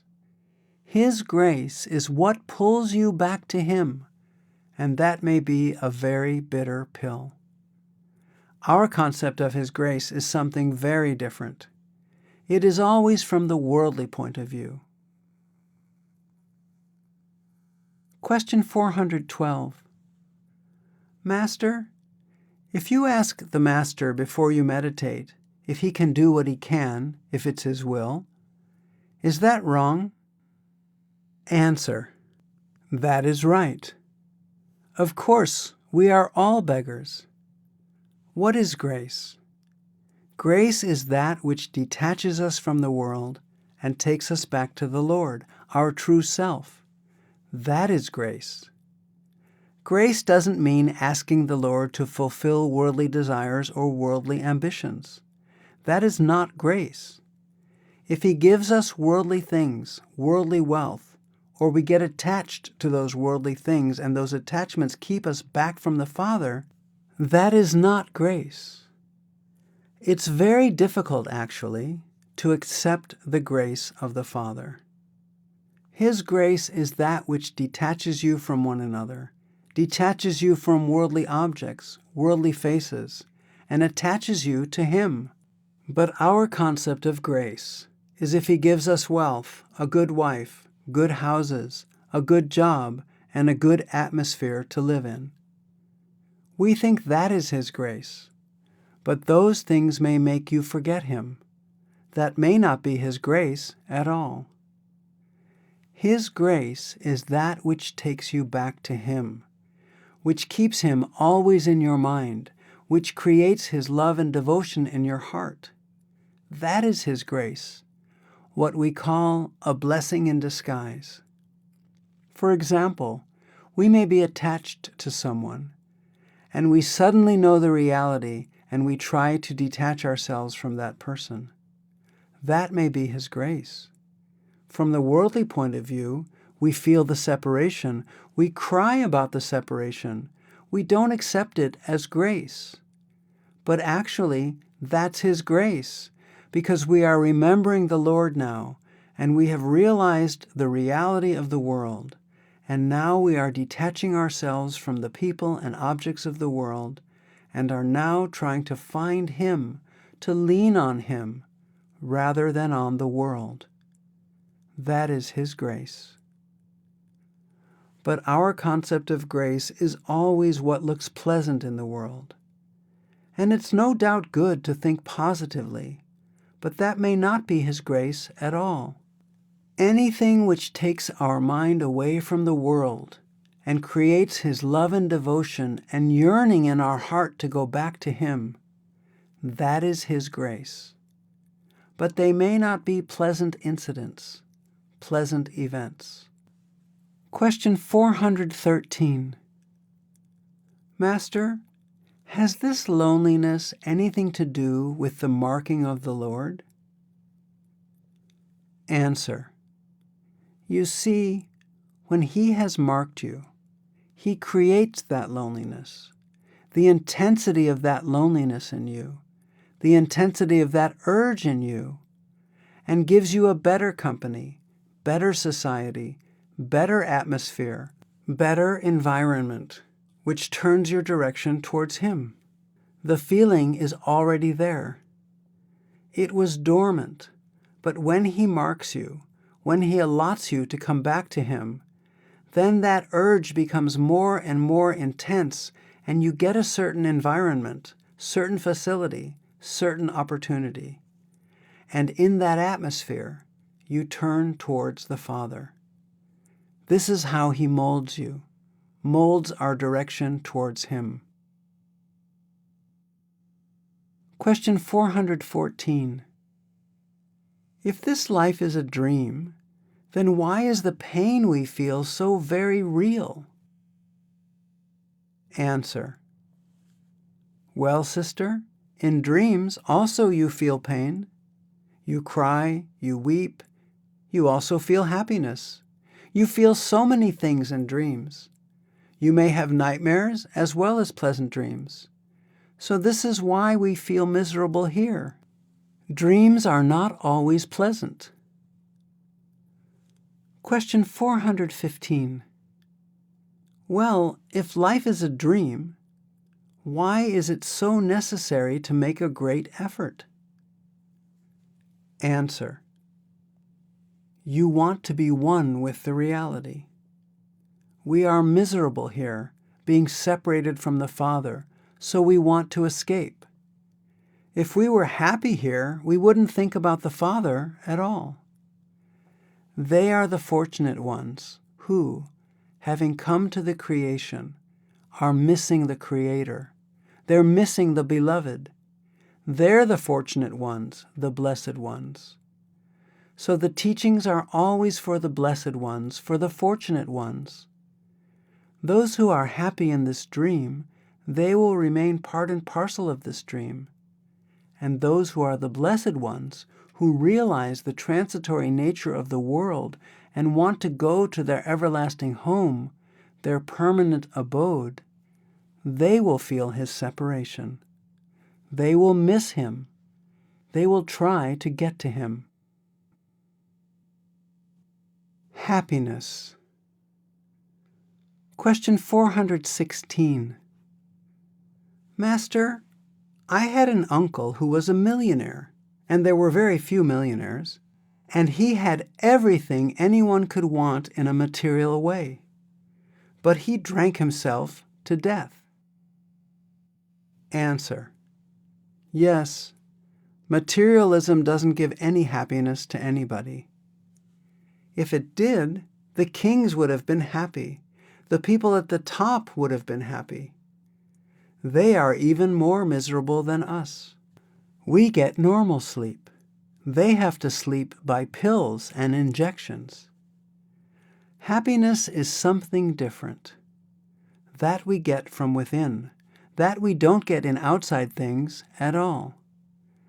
We try to search in the outside things. The more we search for it outside, the more miserable we are becoming today. If we search for it within, then naturally we are liable to get it. The West has started thinking that with all this to their credit, they have not become a happy nation. So they are now looking towards religion. And when they look to religion, they want to see reasoning. And probably the orthodox religions cannot satisfy their intellect and reasoning. There are only dogmas which they have to accept. It doesn't appeal to the reasoning of the mind. They are so logical and so intellectual that they want reasons. They want to be intellectually satisfied. They don't want to be carried away by traditions. So naturally, they look to the East to find that. But there's exploitation also by the East. But still, happiness you can't get from anywhere outside. Question 417. Master, quite a few people seem to think that there's some kind of spiritual awakening, or a new desire for spiritual knowledge in the West. Is this really so? Are we in an Aquarian age? Answer. I don't know, brother, what astrologers say, but when you are at the bottom of a hill, you are very anxious to reach to the top. You're excited to find something at the top. When you reach the top, you have no option but to look down. You are feeling frustrated that you have come all this way and not found what you were looking for. In the West, people have achieved everything material. They have even gone to the moon. But in spite of all the big achievements to their credit, they have found that they have not become a better or a healthier or a happier nation. They are lacking something. They are missing something. There are more mental cases, more broken homes, more agony and unhappiness in their society. If all this materialism has not given them that mental peace, they think perhaps their pursuit of peace is in the wrong direction. Now they are turning inward, to religion, to spirituality, and that is a big thing. They have realized that if by going to the moon and having all these material achievements to their credit, they have not been able to find happiness, then their pursuit of happiness is in the wrong direction. They are living in agony, but comfortably. They're comfortably unhappy, but they have realized that they're unhappy. So they are coming towards religion and spirituality. So there is some sort of awakening, I must say. But in the East, it is now becoming just the reverse. They think perhaps by reaching to the top, they'll become happy. So they are running more towards materialism to find peace and happiness. And the West, generally speaking, is leaving materialism, so to say. They try to find peace now in religion or through spirituality. And when they go to the religions, orthodox, traditional religion doesn't satisfy them because they have become too intellectual and they can't accept things just on faith.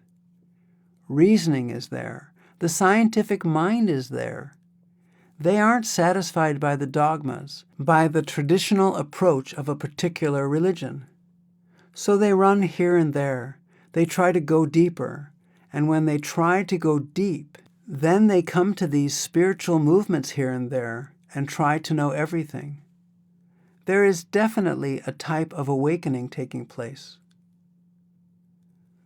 Question: is this why there are so many young people coming to Sant Mat? Answer: it is actually a revolt against the age, against the hypocrisy of the elders, I must say. Young people have become very intellectual, very scientific-minded.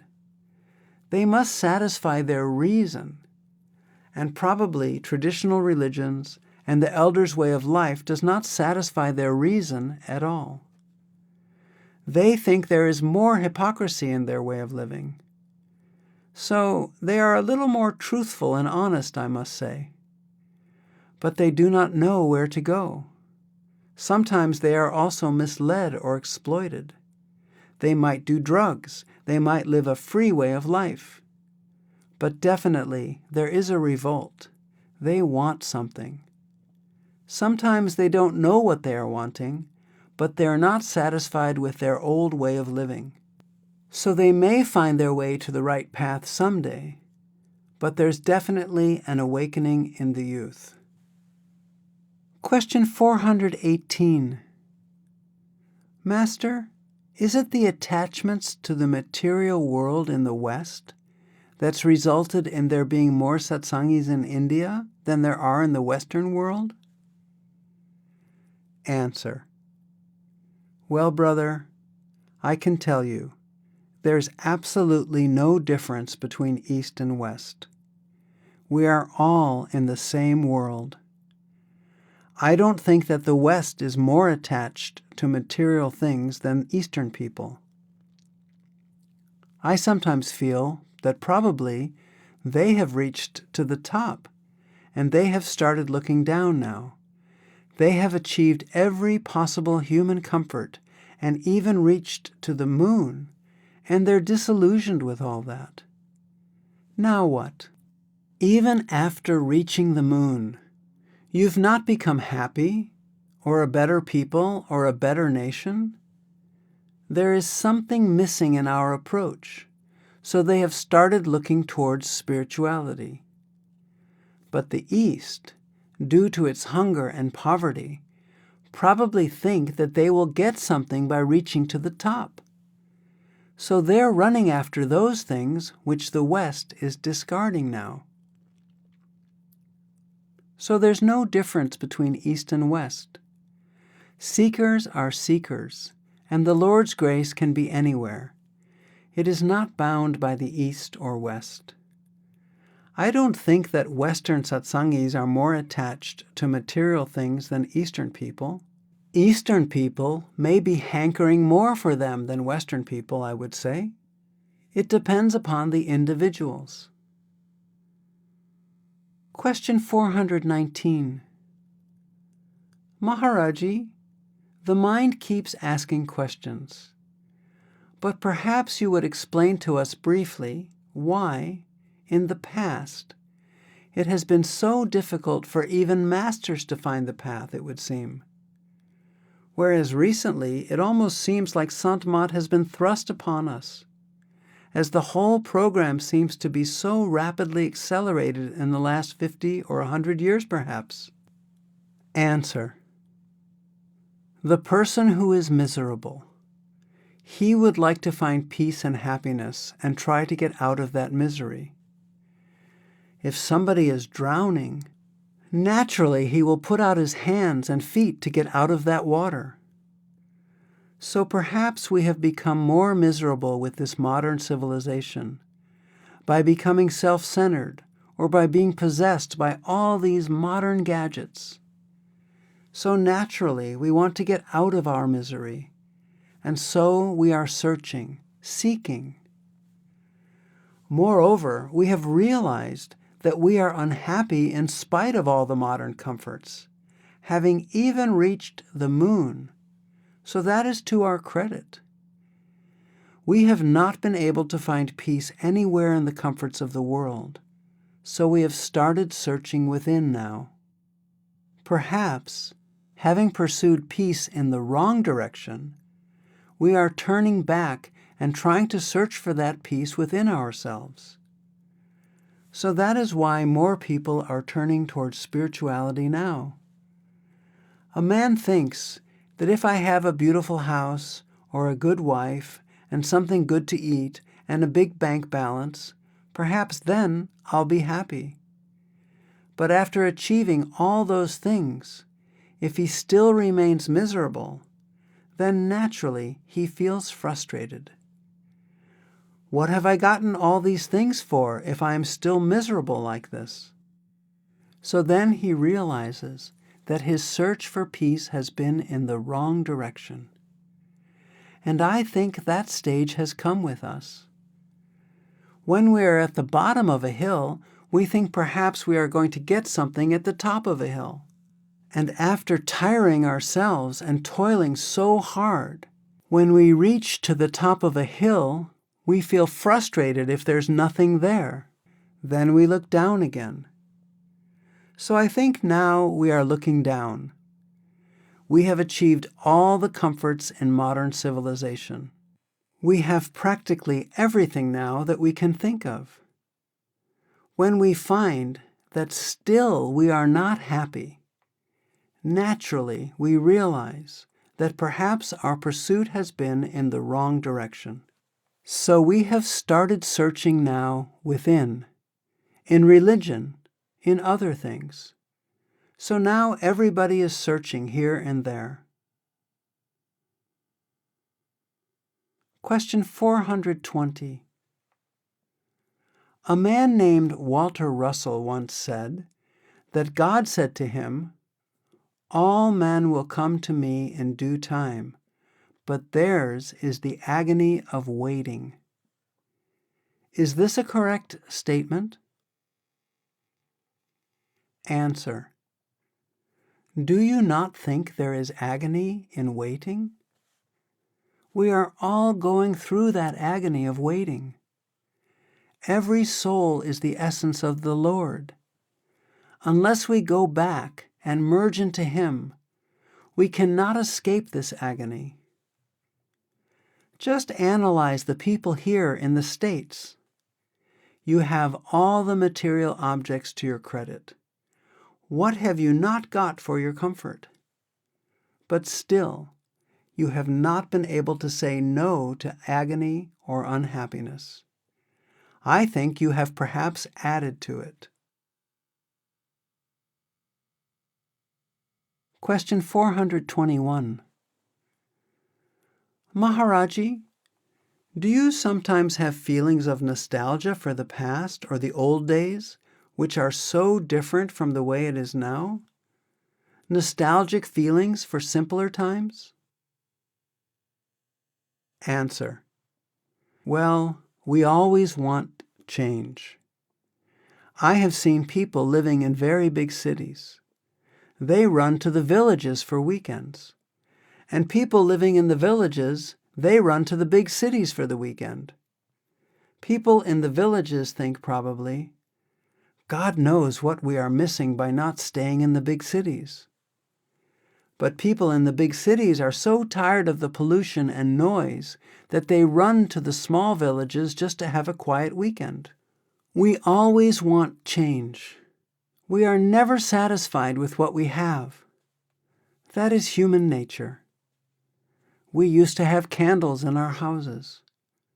Now we have electricity and beautiful chandeliers. So we get tired of the chandeliers and electricity and go to restaurants where they have candlelight. Why? With great difficulty we have come to use electric lights, so why go to candles now? We are never satisfied with what we have, whatever we may have. We always want change. Question 422.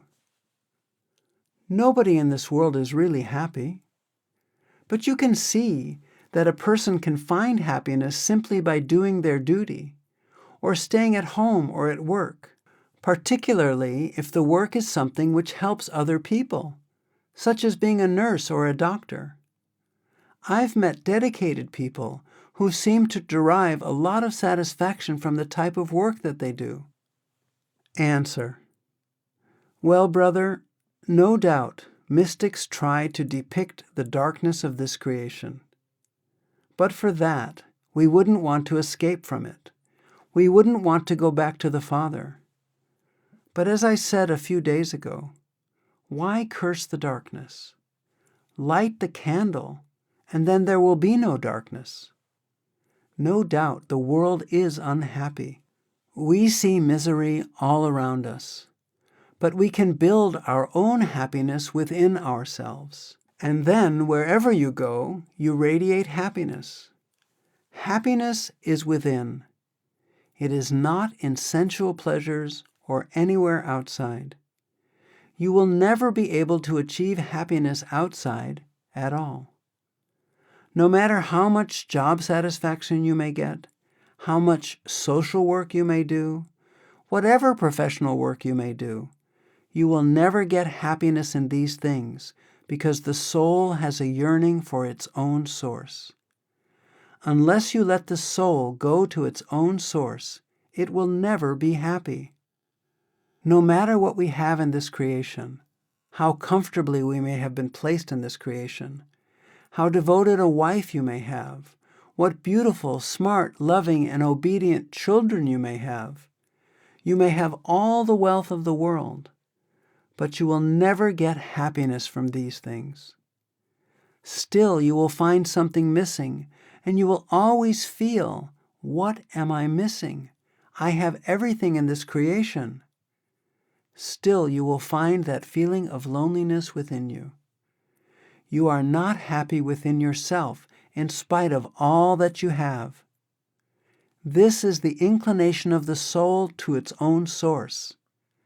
Unless you let it go to its own source, you will never be happy. So happiness lies in worship of the Spirit within and nowhere else. Happiness doesn't lie outside at all. It is a self-deception to think that I can be happy here, I can be happy there.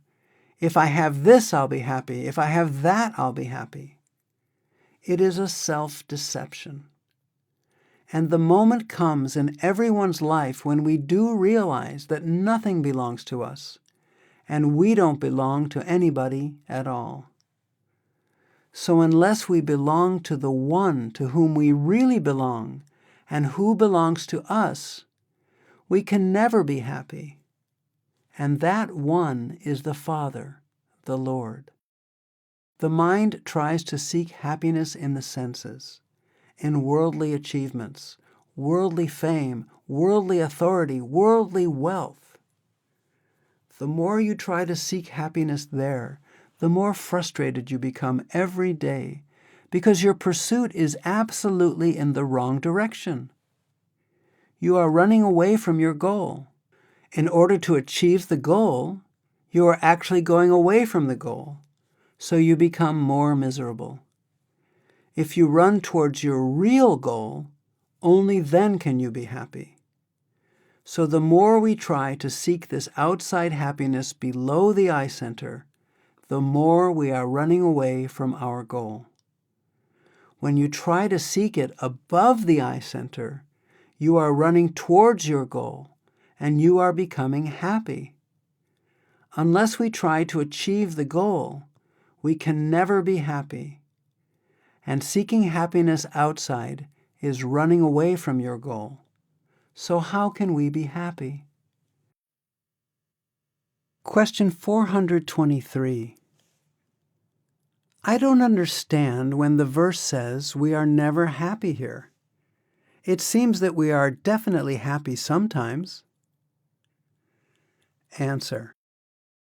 He challenges us by saying that in this creation, whatever our pleasures are in this creation, there's always a fear at the bottom of that pleasure. When you get married, you're always worried. What if my wife leaves me, becomes unfaithful, deserts me, or I annoy her? You see, there's always a fear, and wherever there is a fear at the base of a pleasure, it can never be a pleasure. It's only a question of time before it is converted to misery. You have a child. You're so happy, but you're always concerned he may become sick, he may die, he may become a drug addict, he may get into bad company, he may not attend to his education. You're always worried. You carry out a coup, and you become the dictator of a country. Then you're always concerned about your life, that there may be a coup at night and you may be put before a firing squad someday. So where is that happiness? When we get wealth, we worry about taxes, about thieves, about cheats. Our friends betray us. So where is that happiness? There is a fear at the base of every happiness. Unless that fear is removed, there can be no permanent happiness. That is why mystics say that no matter what you do in this creation, you can never be happy. No matter what you get, you'll be miserable. If you want happiness, that is within you. That is in love and devotion for the Father. In our love, there is a jealousy. But in love and devotion for the Father, there is no jealousy at all. We rather become happy if we meet any lover of the Lord. We become very happy that I have met some good lovers of the Lord. But if you meet other lovers of your love object, you become jealous. That love is something very different from this worldly love. So we can only get happiness when we are filled with love and devotion for the Father, not otherwise. If you are happy within, then you will radiate happiness. If you are miserable within, you will radiate misery everywhere you go. You always share what you have. You can't share what you don't have. You go to a miserable person. He will make you miserable in 2 minutes. You go to a happy person, howsoever miserable you may be, and you will just come away smiling because he shares his happiness with you. A miserable person will share misery with you. So we have to obtain that happiness within ourselves, and then we will radiate happiness in this creation. Question 424. Can you talk about happiness in the life of the disciple? Answer. What is happiness? It's when you have no worry, when you're relaxed. When are you happy? When you are in the lap of the beloved. The real happiness can only come when the soul shines and becomes one with the Father. Before that, there's no happiness at all. Every happiness has misery underneath it in the worldly sense.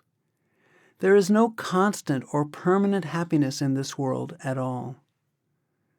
A child is born, and then we are frightened that he may die any day. He may become ill, he may become sick, or he may become crippled. There's always fear in that happiness. When we earn wealth, there is always fear that we may lose it. Banks may fail. There may be income tax cases or so many other raids on our money. So that happiness is no happiness. There can be happiness only when there is no misery under it. And that happiness can exist only when the soul shines and becomes one with the Father. Before that, there's no happiness at all in this world. It's self-delusion, self-deception. We try to think we are happy. But then, when we try to analyze it, we realize we are very miserable. We are all living comfortably in misery in this world. Nothing else. Some people are living uncomfortably in misery. Others are living comfortably in misery. But there's no happiness at all in this world. When you don't know where you may die, when you may die, how you may die, then how can you be happy? When there is so much uncertainty at every step, how can one ever be happy? So real happiness comes from within, when the soul is yearning towards its own source. The more it is nearer to the Father, the more happy it will be. The more it is away from the Father, the more miserable it will be. So those who are going nearer to the Father, they are happy within, and they radiate happiness in the world. Those who are away from the Father, they're miserable, and they radiate misery in the world. So the real happiness is only in the love and devotion of the Father, and nowhere else. You can't find that happiness at all anywhere. So meditation gives you that bliss, that peace, that happiness, that contentment within you. We are trying to seek happiness outside, in worldly objects, worldly possessions, worldly people. And the more we look there, the more miserable we become every day, because our pursuit is absolutely in the wrong direction. Only if we try to find happiness within can we succeed in becoming happy. Nobody can find happiness in the sensual pleasures. There's frustration after that. The real happiness is only in meditation, nowhere else. The seat of the soul and mind is at the eye center. As long as mind is pulled down toward the senses, we are unhappy. When the mind is pulled out of the senses to the eye center, and its tendency is upward, we start becoming happy. So happiness starts from here, upward, and misery starts from here, downward. Real happiness is only in meditation, nowhere else. Question 425. Can we experience joy in this life? Answer. You see the wars, people cutting each other's throats. Read the newspaper. Listen to the radio. What is happening? Is it joy? All the bombs, tanks, and bullets are being made day and night. Is it for joy? We are deceiving ourselves that we are enjoying ourselves. Constant fear of death is there. It can come from anyone at any time, at any place. Then where is that joy? It is a self-deception. Are we at peace with ourselves? Close your eyes and find out. Are we happy? Where is joy without happiness? We are always at war with our own self. Conflicts are always there. A wife cannot see eye to eye with her husband. A husband cannot pull on with his wife. There are differences between children, father, parents, mother, friends, country, races. Where is the joy? Where is that peace which you are trying to find in this creation? There is no peace. But still, we try to escape from the worries of the world, problems of the world, misery of the world. The attempt to meditate is trying to escape the misery of the world. The more you open your eyes and try to find joy outside, the more miserable you become, the more unhappy you become. We are becoming more frustrated every day. Aren't there more mental cases now than before? Aren't there more cancer cases than before? Isn't there more hunger in some countries than before? Where is the joy? More divorces, more broken homes. Where is that peace which we are searching for outside? We just live in illusion and self-deception. The more we try to find peace outside, the more miserable we are becoming every day. If there is any joy, it is within us.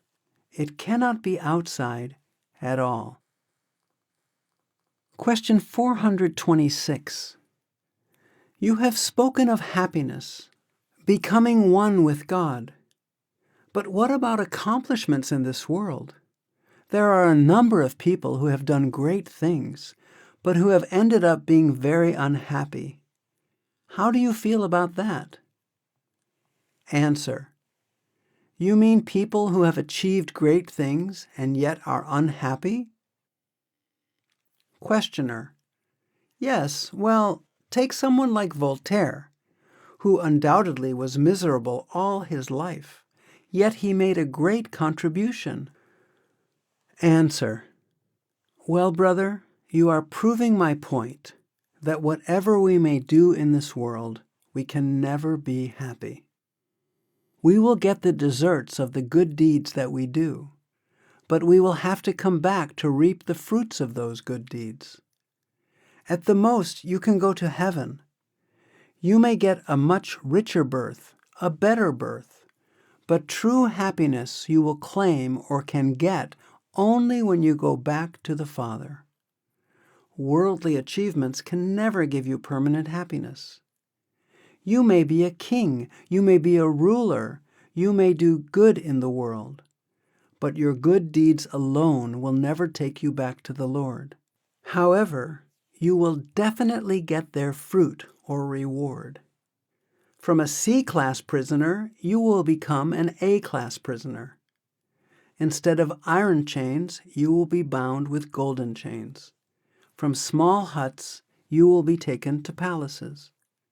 That is all, nothing else. All the same, you will remain a prisoner. Yesterday I gave an example that all philanthropists do good to the prisoners by improving their lot. But in spite of everything, the prisoners remain prisoners. Another man comes with the key of that prison house. He opens the gate and sets all the prisoners free. Saints just come for that purpose, to set us free from the world. They do not come to solve our problems. They come to help us to rise above these problems.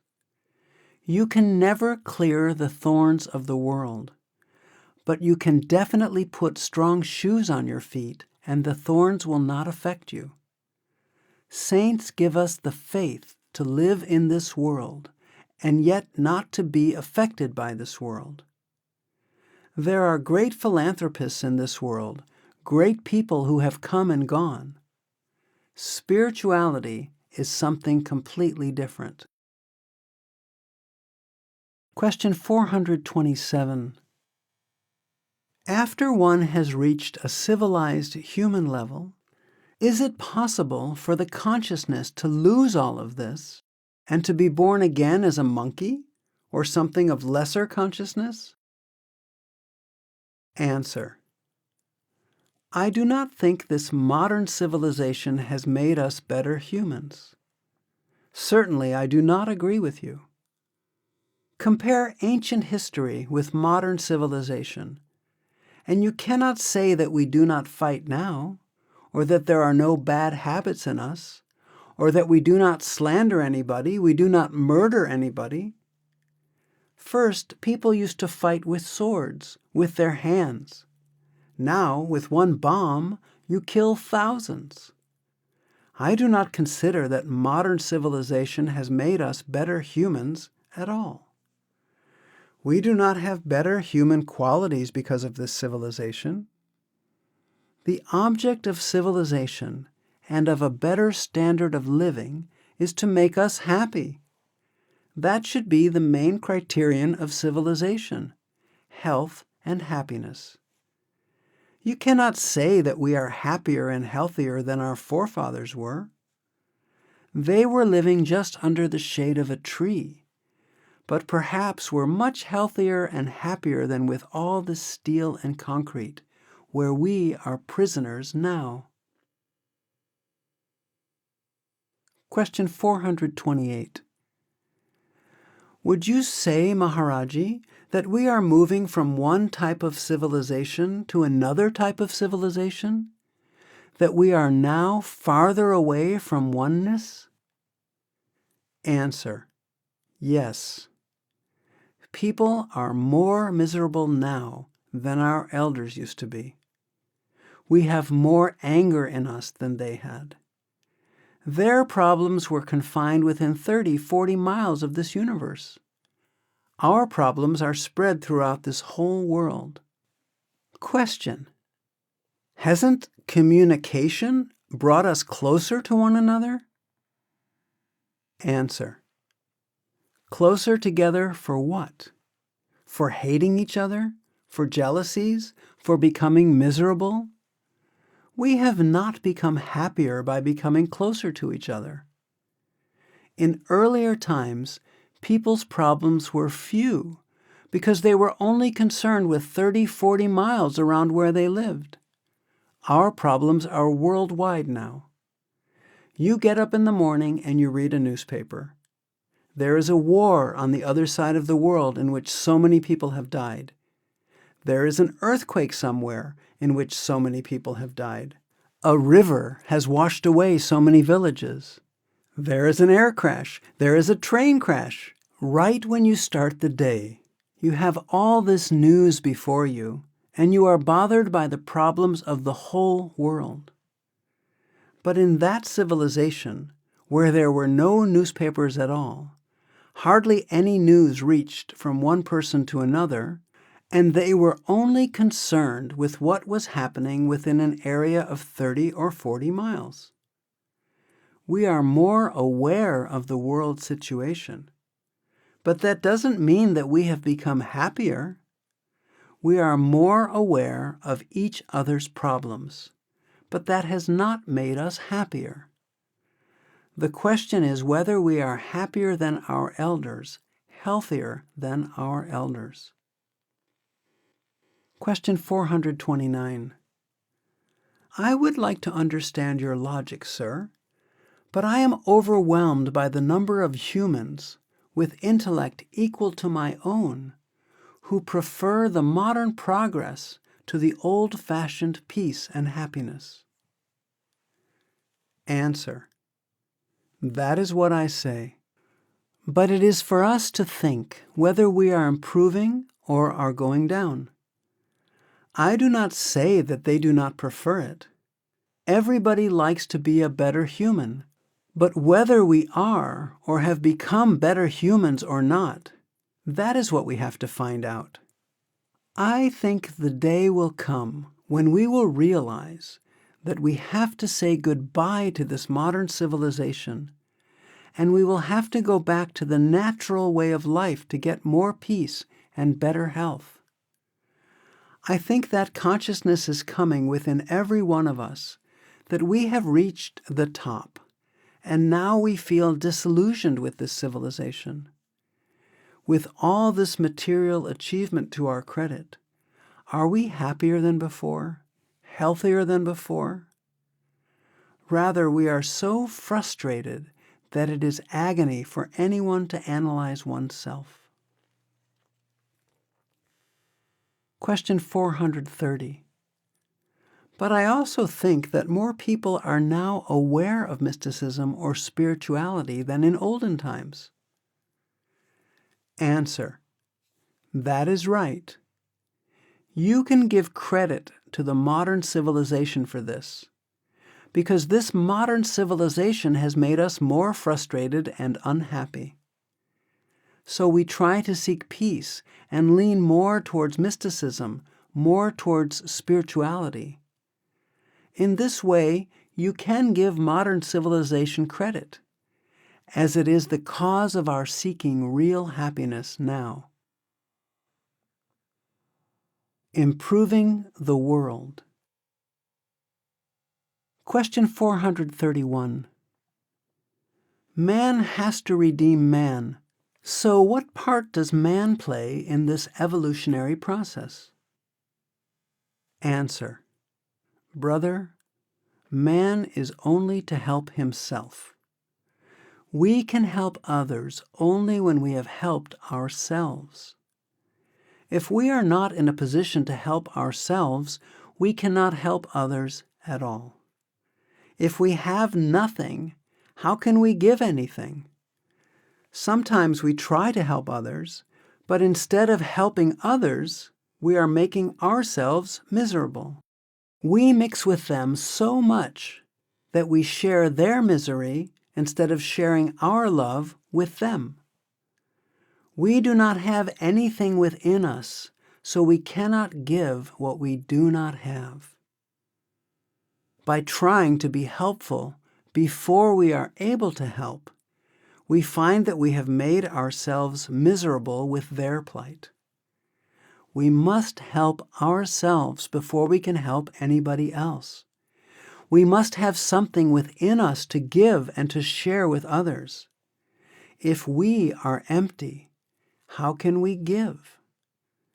In order to help humanity, in order to help anybody else, we must rise to that stage where we can help and shower our grace right and left. Then only can we help them. Otherwise, it is self-deception, and we will only share their agony and misery without being of any help to them at all. Question 432. If we attain that highest bliss, how can we humans be happy if we know that our dear ones, or even humanity as a whole, are still suffering? When we still remember such horrible things, how can we be happy? Answer. Well, sister, are we happy without achieving that highest bliss? Now we see the suffering of humanity right and left. Everywhere we see people suffering terribly. They are miserable. Are we happy? No. When we go back to the highest bliss, we will be happy. At least then we will have something to share with others, and we can help them to get rid of their suffering. So when we are happy, we also make them happy.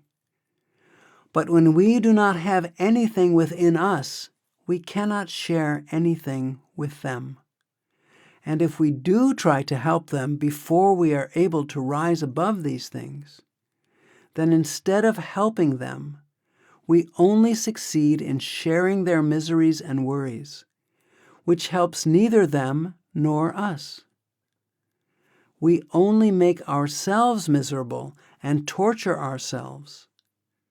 But if we make spiritual progress and rise above all that and have the real devotion and bliss of the Lord, we are in a position to help them, and we are also happy. In other words, we merge into the Lord and become the Lord. Now, you may say, how can the Lord be happy when the whole world is suffering? This world has to go on like that. When it becomes perfect, it will cease to exist. We may think that people are suffering unjustly, but they are all reaping the fruits of their own karmas. How can we be happy when so many of our fellow brothers are in prison houses?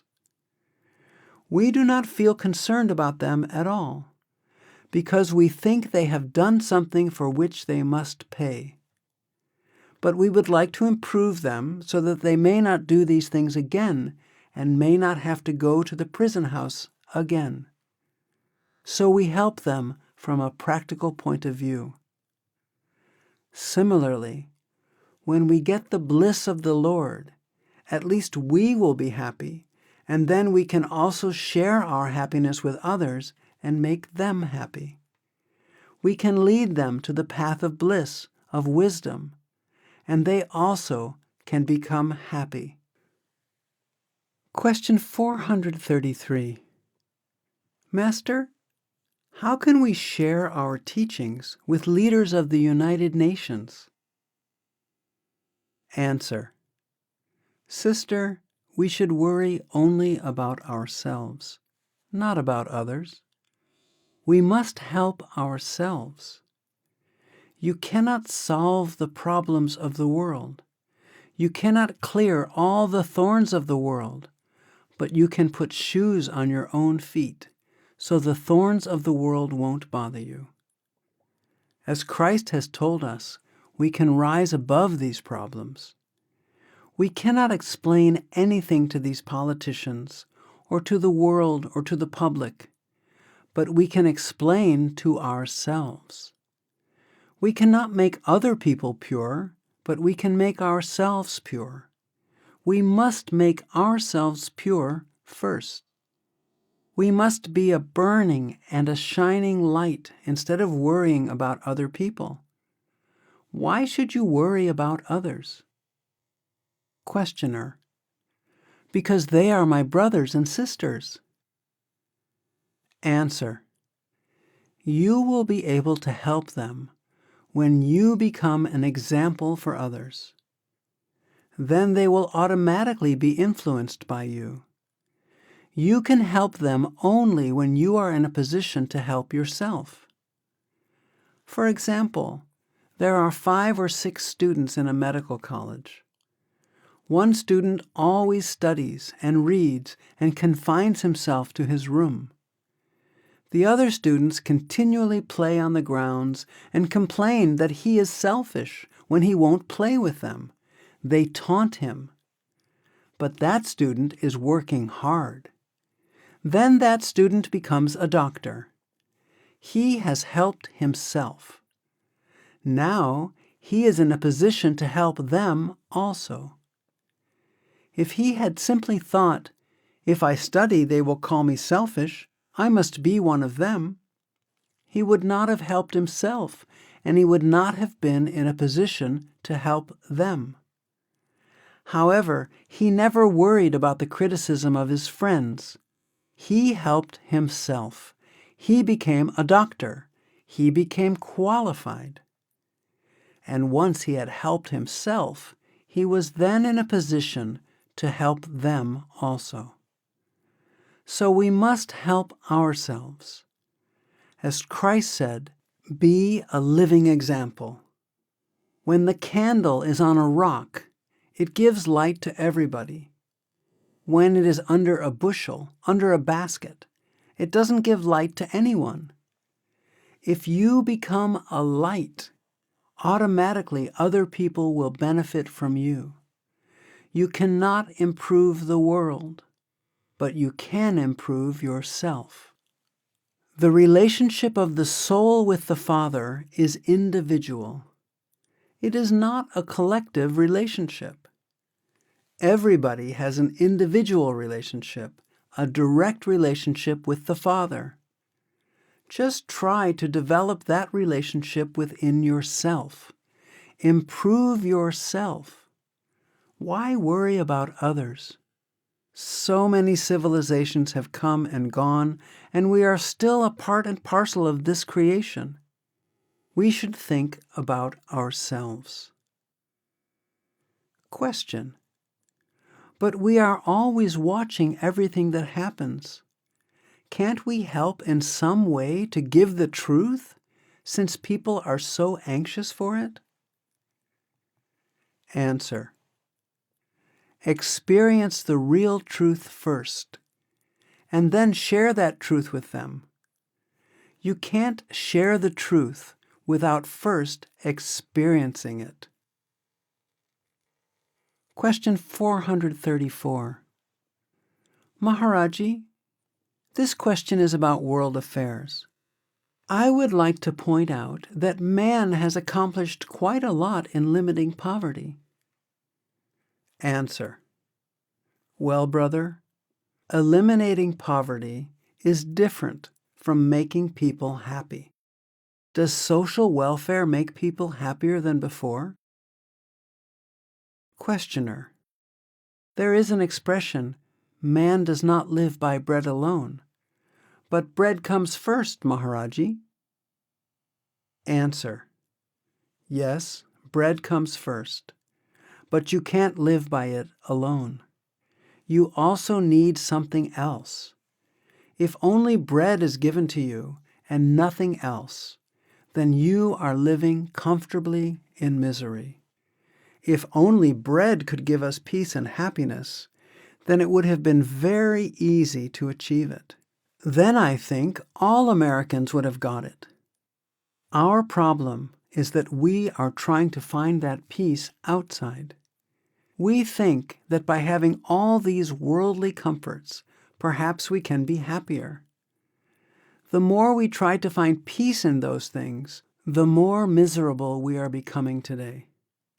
You may have more mental cases in your country, more suicides, more hospitals and patients than perhaps we have in India, though we have very poor people. I don't say that we shouldn't try to give bread to the poor. We should. We should try to solve the problem of poverty, but that won't make people happy. Questioner: my 21-year-old daughter said to me, when I pointed that out to her, that that is a negative, selfish philosophy based on pleasure. And I had quite a job to explain to her that it wasn't really. Answer: we don't say that we shouldn't be helpful to others, charitable to others. We have a free langar, a free hospital, free facilities here at the Dera. Nobody's lacking for want of money here at all. But this is not the be-all and end-all of why we are here. Question 435. Our world is always at war. Do you agree? Answer: yes, brother. Unfortunately, the world is at war because we are at war with ourselves.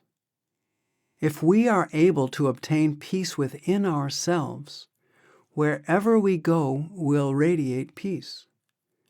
When we are at war with ourselves, wherever we go, we spread war, ego, possessiveness, selfishness.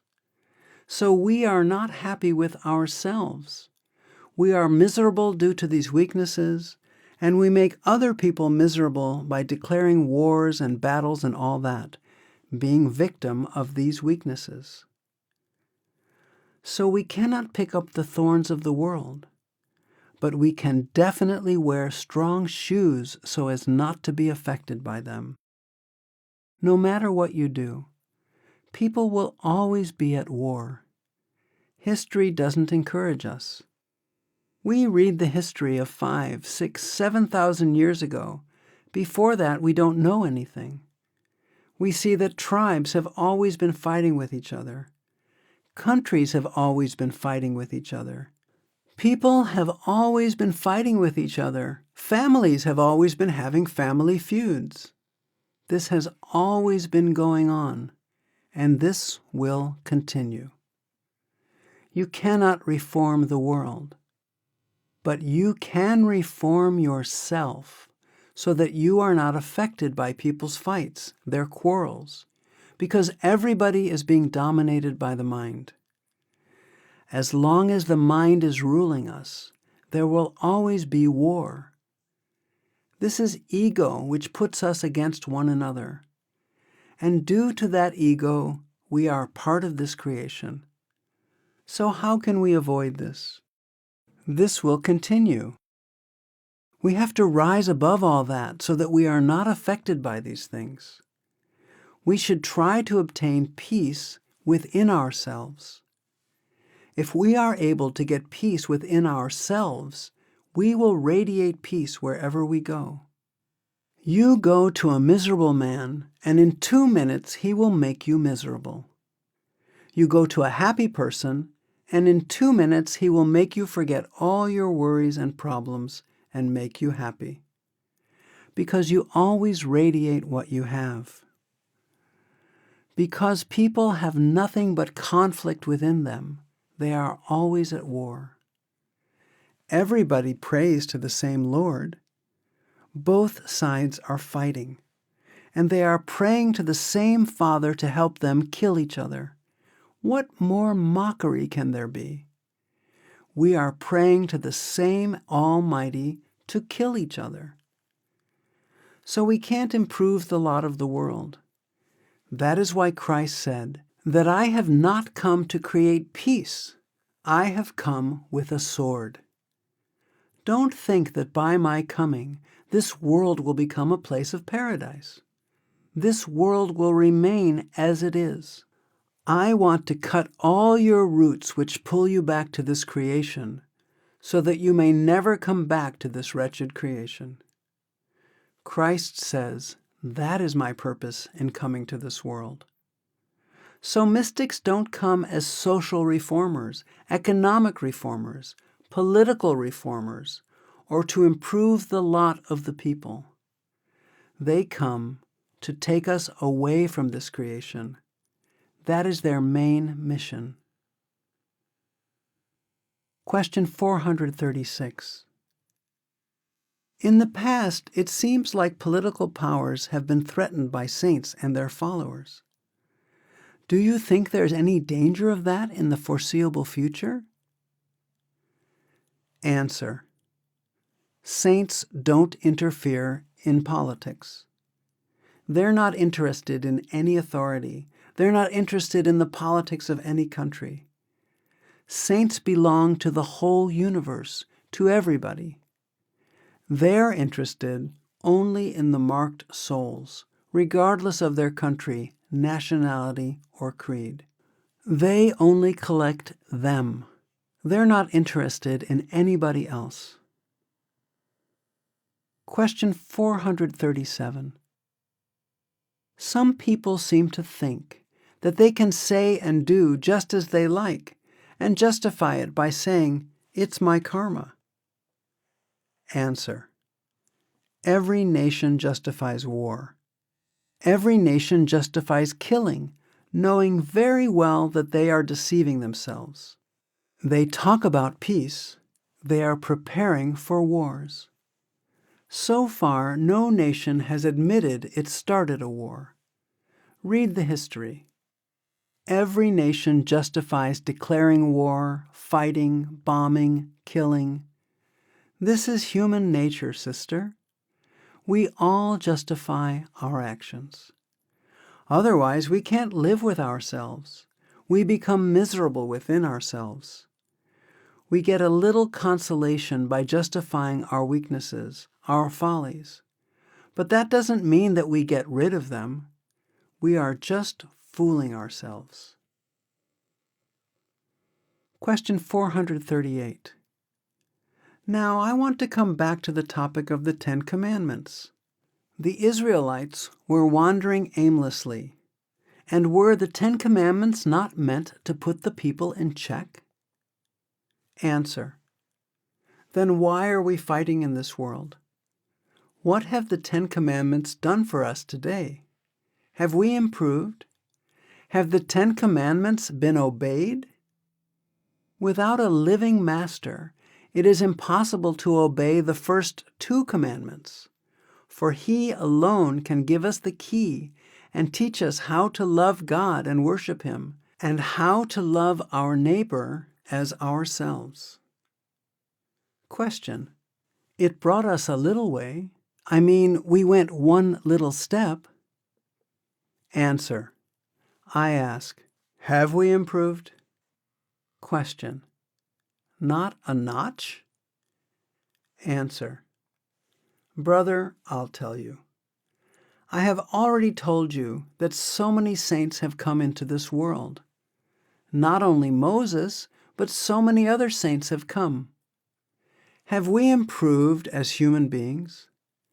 I do not find it so. We boast about killing hundreds of thousands with one bomb. Our ancestors only used to stab each other. Probably they could kill 1 or 2 in a lifetime. We have killed hundreds and thousands every day. Our ancestors used to kill 1 bird for their food. Our machines kill millions every day. We boast. You say we have improved. We have improved because we are living in palaces instead of under trees.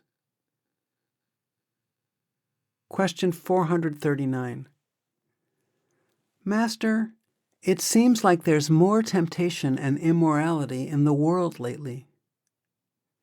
Answer. The mind is a very faithful servant of its master, and the mind is always running to the senses, and the mind doesn't want any soul to escape from this world and go back to the Father. So the morality of the world has practically always been the same. Sometimes history reveals it, sometimes we know, sometimes we don't know. Sometimes it's a little higher, a little lower. But if we had been moral and spiritual, we would not be here today. We are here as part of the creation because we have not been sufficiently spiritual in the past. Peace. Question 440. As Jesus said, "By their fruit ye shall know them." Does that mean how we act regardless of our intellectual ability, or that whatever man is, we should love one another?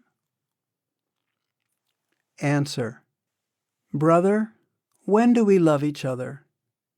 When we have a pure heart, when we have devotion in our heart, then only we will love each other. The nearer we are to the Lord, the nearer we are to each other.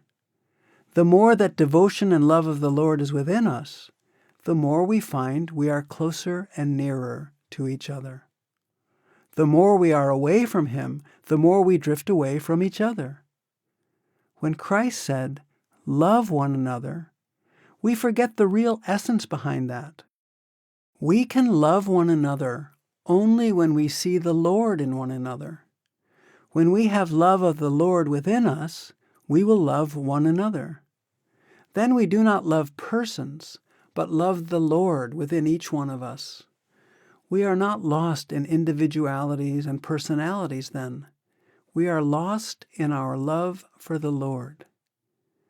When we are in tune with Him, we find Him within everyone. When we find Him within everyone, the question of superiority and inferiority does not arise. The question of ego does not arise. The question of hatred does not arise. So in order to love one another, we must have that love, His love, within us. Then we will find we are also close to each other. I mentioned somewhere, perhaps in Chicago, that everybody tries to find peace in this world. At least according to what I read in the newspapers, every nation, every country is anxious to create peace in the world. The approach, however, is either political, economic, or social, and we can never achieve peace in the world as long as we are trying on those levels.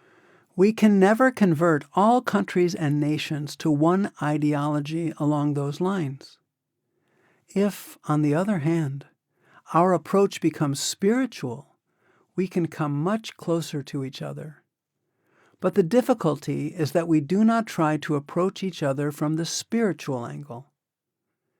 If everyone realizes that he is to love the same Lord, and we know the same Lord is within every one of us, and if everybody would make an effort to seek Him within, then as we are nearer to the Lord, we will be nearer to each other, and nations and countries will automatically come closer to each other. If our object is one, if our love is one, then we will love one another. If we forget Him, ignore Him, do not try to know who He is, and yet we want to create peace in the world, we can never succeed on that basis, no matter how hard we may try.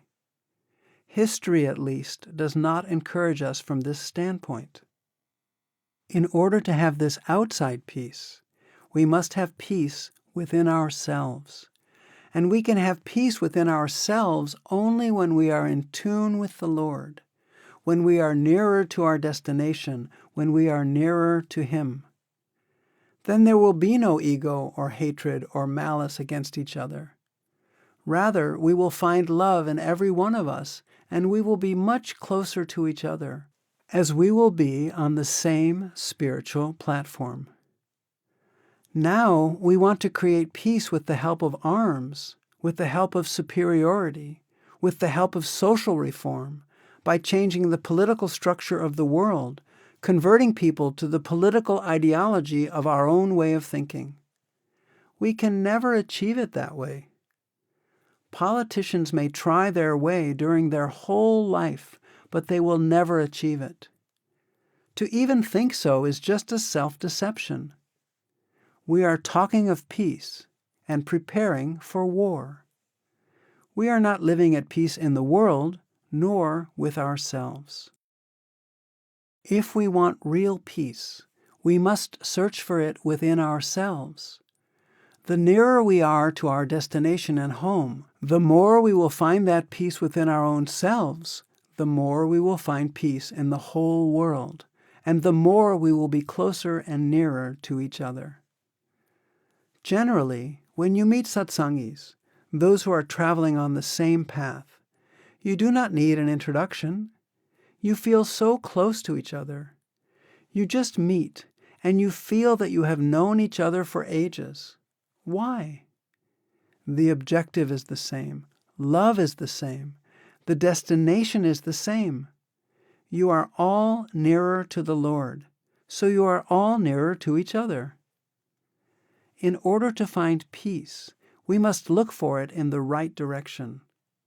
Unless we merge in that light, unless we become a part of that light about which Christ said, "If thine eye be single, thy whole body shall be full of light," unless we see that light within us, unless we merge into that light, we can never get peace.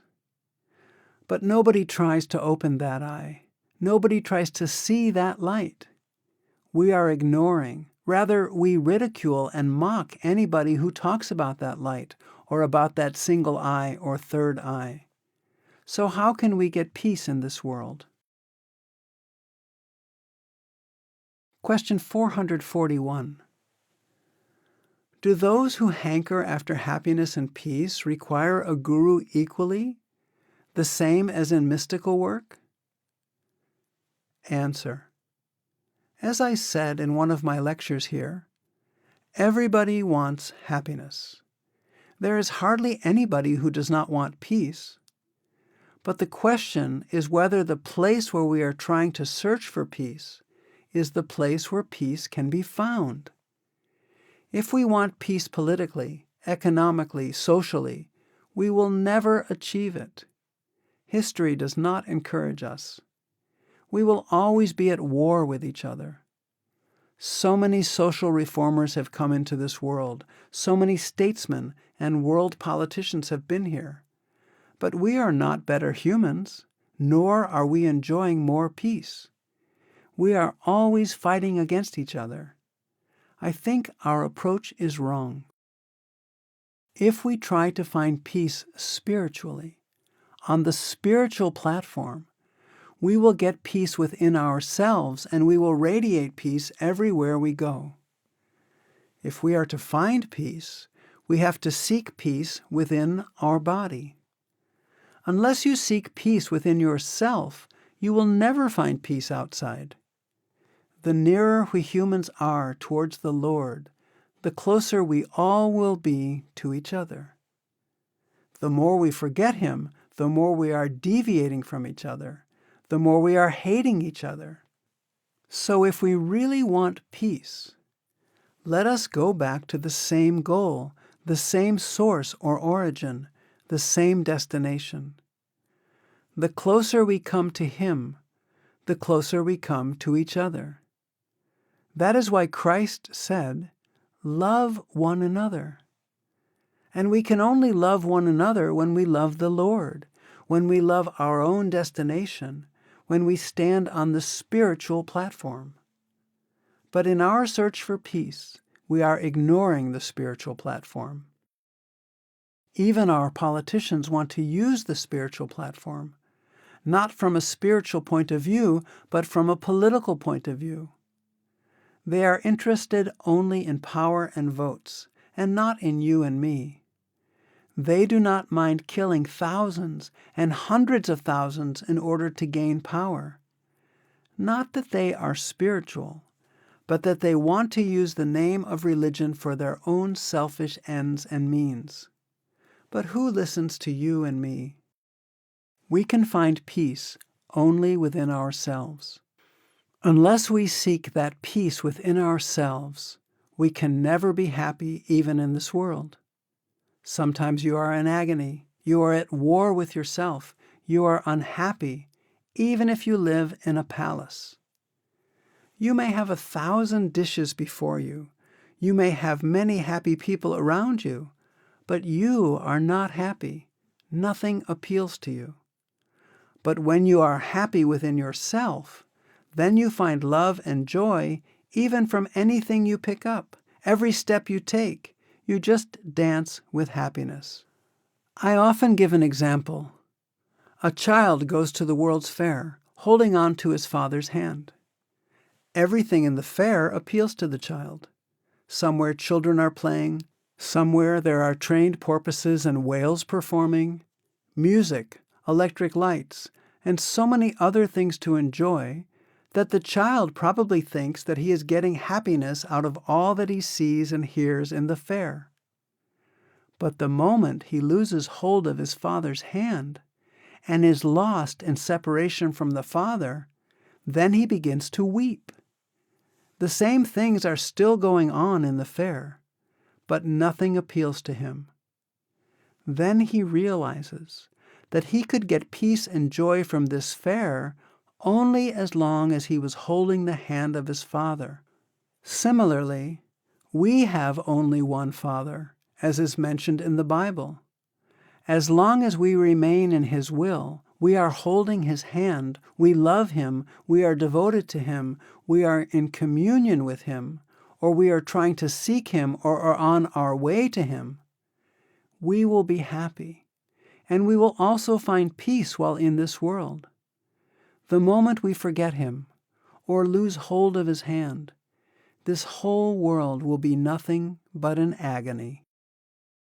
Any number of politicians or social reformers may come into this world, but they will never be able to create peace in this world at all. merely on political and social levels. But if peace is attained on a spiritual level, then everything else is included, and that peace alone is permanent. Question 442.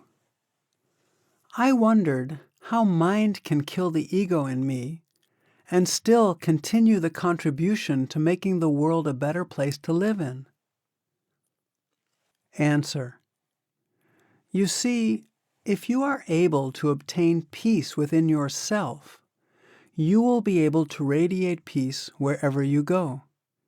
If you are miserable within yourself, you will do nothing but spread misery anywhere you go. And we can only obtain peace within ourselves when we are able to eliminate ego.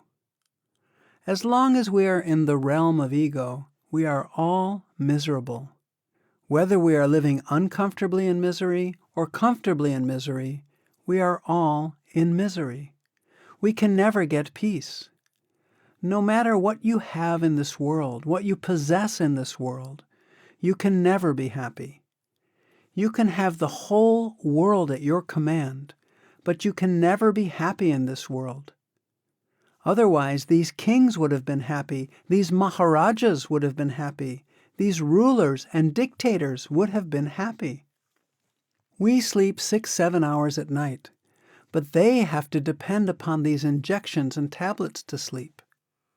We have to worry just about our family, our wife and children, but they have to worry about a whole nation, a whole country. So we can never obtain peace outside at all. We can only obtain peace within ourselves, not by possessing things, but by detaching ourselves from those things. If we want more and more, more and more, we can never be happy. If we are leaving those things and are taking our mind out of all that, we can become happy. Ego means more possession, more possession, more possession. Guru Nanak says, one who doesn't need anything in this creation, he is the king of the kings. And Christ also has said the same thing, that it is more difficult for a rich man to go to heaven than for a camel to pass through the eye of a needle. In other words, it is impossible for one who is attached to the riches of the world to go back to the Father. Ego doesn't give us happiness. Only when we eliminate ego will we be able to obtain happiness within ourselves. And once you are happy, wherever you will go, you will make people happy. You go to a humorous person, a happy person. He will make you happy in 2 minutes. You go to a miserable person, in 2 minutes he will make you miserable. So you can improve nations, you can improve the environment, you can improve everybody around you by improving your own self. This world can be a better place to live in if we are able to obtain that peace within ourselves. We can never come together on an economic platform, a political platform, or a social platform. But we can always come together on a spiritual platform. The Father is one. Our soul is the essence of the same Father. We are traveling on the same path. Our destination is the same. So we are the same, and we can all become one on that level. At no other level can we become one. That is why there is so much conflict between nations, between countries, between tribes. That is why Christ said that I have not come to create peace, but have come with a sword. I want to detach you from this creation. I don't want to improve your standard of living in this world. That is not the purpose of the mystics. They come to detach us from this creation. And we can only get detached from this creation when we are able to eliminate the ego. Christ says, if you build your treasure in heaven, you will go to heaven. If you build your treasure in the world, you come back to the world. Building your treasure means if you are attached to this creation, you always remain part of this creation. If you are lucky enough to attach yourself to the Creator, you will go back to the Creator. So unless we are able to eliminate our ego, how can we go back to the Creator? How can we improve the lot of this world? We will never be able to obtain that peace and happiness in this creation, no matter what we have, what we achieve. Question 443. There is so much vivisection done in Western science. In experiments, animals are cut up while still alive and feeling. How can it ever be for the sake of human beings to torment other beings? Answer: it is this world.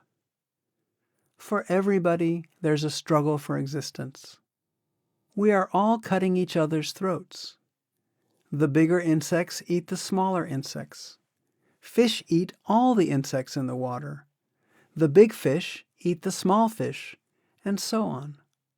On land, lions eat what they like, and man kills the lions. We are all bloodthirsty. Humans are bloodthirsty for each other, cutting each other's throats. It's a struggle for existence. But God has created this creation that way. There never has been peace in this world. People have always been fighting with each other. Thus far, nobody has been able to know what for. The ego says, this is mine, this is mine, this is mine. And yet, these things never belonged to anyone. They never went with anyone at death. They are still here. The same land which Alexander wanted to make his still exists. But Alexander doesn't exist. Hitler wanted to conquer the whole of Europe. He's not here. Europe is still here. It is possessions, ego, attachment, which make us kill each other, the struggle for existence, for possessions. If we realize that everything belongs to Him and nothing belongs to us, we would never even hurt anybody. Then we would see that the Lord is in every one of us. As Christ said, love thy neighbor. The whole creation becomes our neighbor. We see Him everywhere in this creation. Guru Nanak says that if the love and devotion for the Father comes in you, then the whole creation becomes your family. Then you will have the same love for the whole creation as you have for your own limited family, and you will see that Lord in everyone. But as long as ego is there, attachment is there, we can't cease cutting each other's throats. 100 United Nations may come and go, but they cannot eliminate ego from a man. There can be no peace in this creation at all, no matter what they do. First, people used to fight with their hands, then with sticks, then with spears, then with swords, then with guns, then with tanks, and now with bombs. Still, they are fighting. What for? Nobody has been able to know what for. What do they gain after that?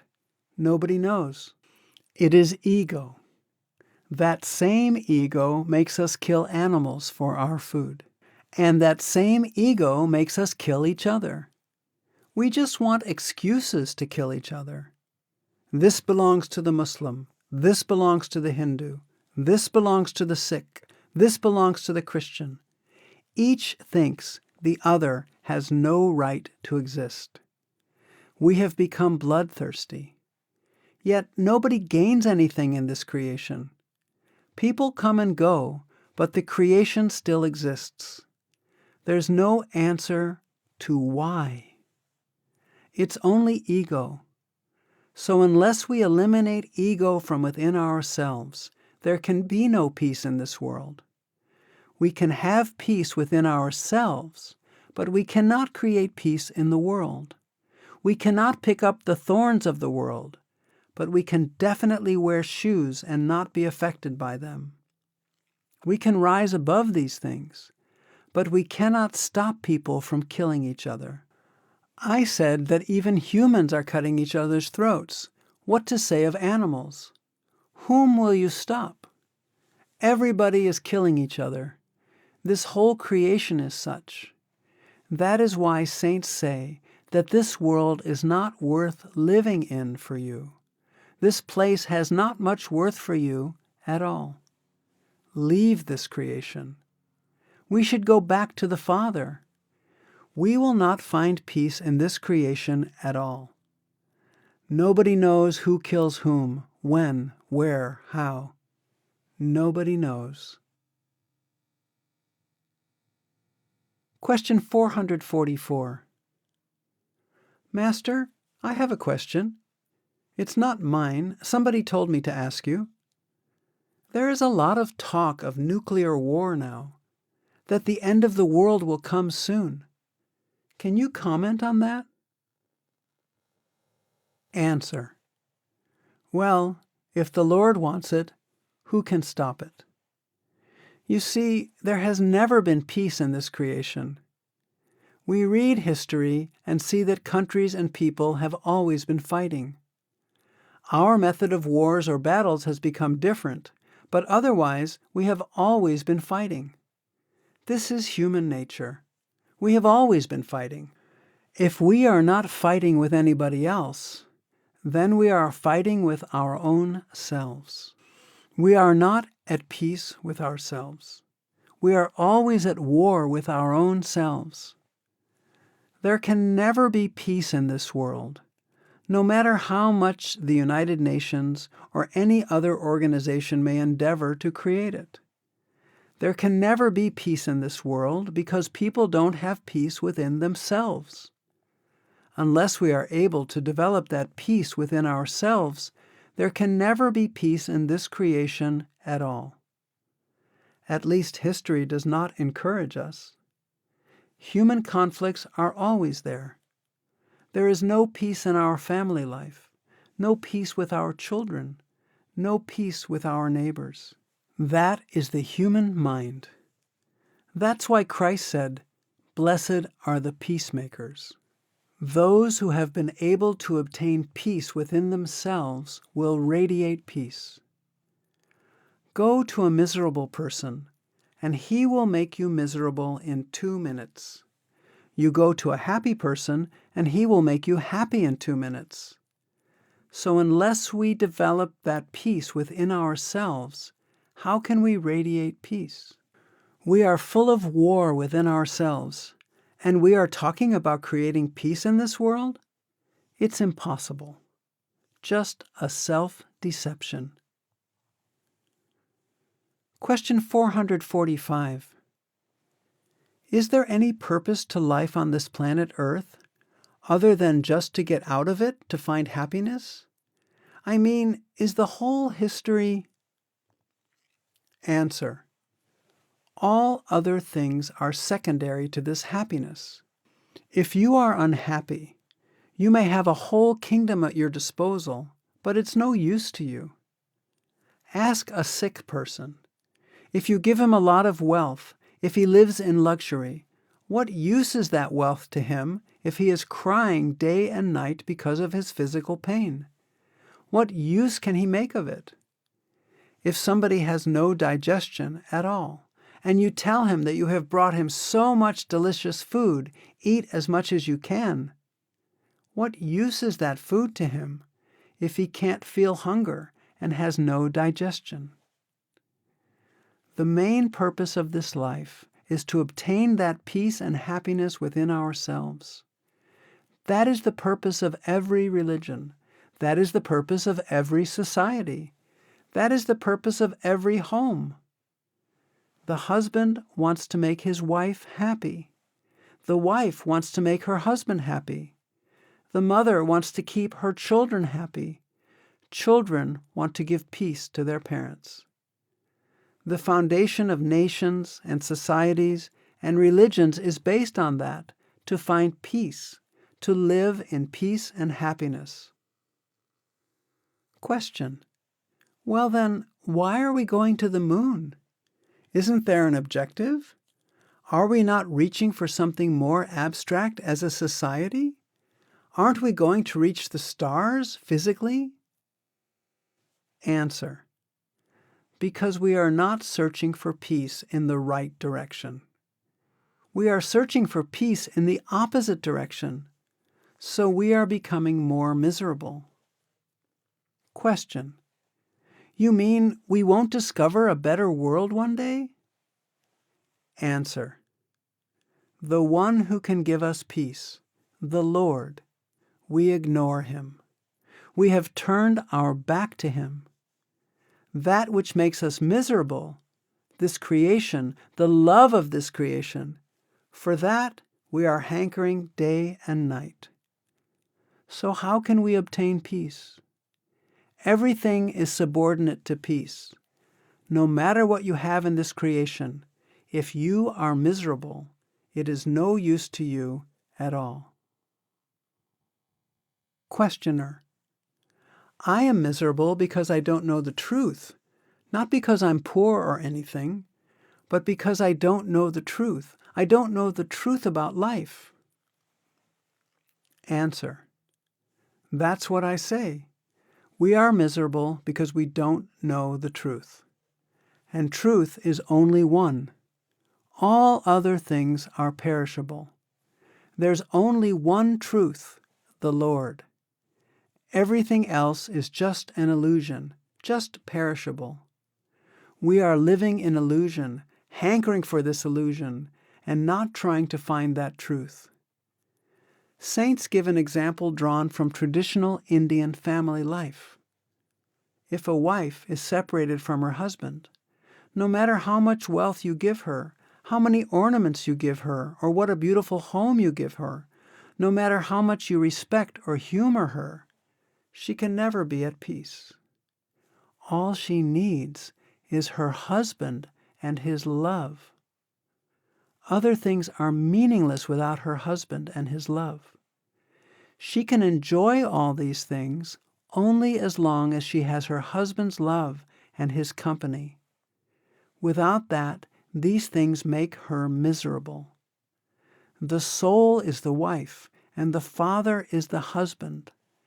Only the love of the Father can give us peace and happiness, nothing else. Question 446. Maharaji, when we come on the path, is this supposed to bring us peace and harmony within ourselves? Answer. Well, sister, peace and harmony come from within. It does not come from anywhere outside at all. You have to find that peace within yourself. Peace will come only from within yourself when you are living with yourself, when you are happy and contented within yourself.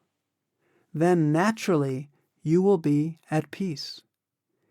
If you still have doubts and are unresolved about the teachings, naturally you can't be at peace.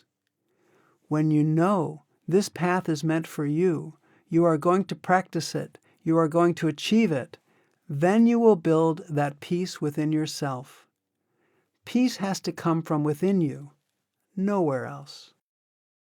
What is peace? When we have no desires, when we have no anxiety. As long as your mind is creating desires, and you are trying to satisfy those desires, and you are not able to satisfy those desires, you can never be at peace. Only when you become desireless can you be at peace. And you can become desireless only if you get something better than the sensual pleasures, because the mind is always wanting something. When we get diamonds, we won't worry about silver or anything else. When we get something within, much better than the sensual or worldly pleasures, then automatically your mind leaves the sensual pleasures. Then you are at peace. As long as the tendency of the mind is downward from here toward the senses, howsoever much we may indulge in those senses, we will never be at peace. But when we are able to withdraw ourselves from the senses to the eye center and become one with that audible life stream or that Shabad, with that divine light within, then automatically your mind will be at peace. The more you are going towards your home, the more you are on the path to your destination, the more you will be at peace. The more you are driven away from your destination, the more you are going astray from your destination, the more you will be at war with yourself. You will be unhappy and miserable. Our destination is from the eye center upwards, not downwards. So when the tendency of the mind is downwards, we can never be at peace, even if we have all the riches of the world. The whole world may be at your command, but you can never be at peace. When you are able to withdraw from all these senses and come to the eye center, and you are on the path leading towards your home, to your destination, then you will get relief. Then you will be at peace. One can never be at peace in a foreign land. One can only be at peace in one's own home country. Our real home is where the Father lives. As long as we are separated from Him, we can never be at peace. The whole world may be at our command, but we will never be satisfied. We will never be happy. We will always crave something. We will always feel frustrated.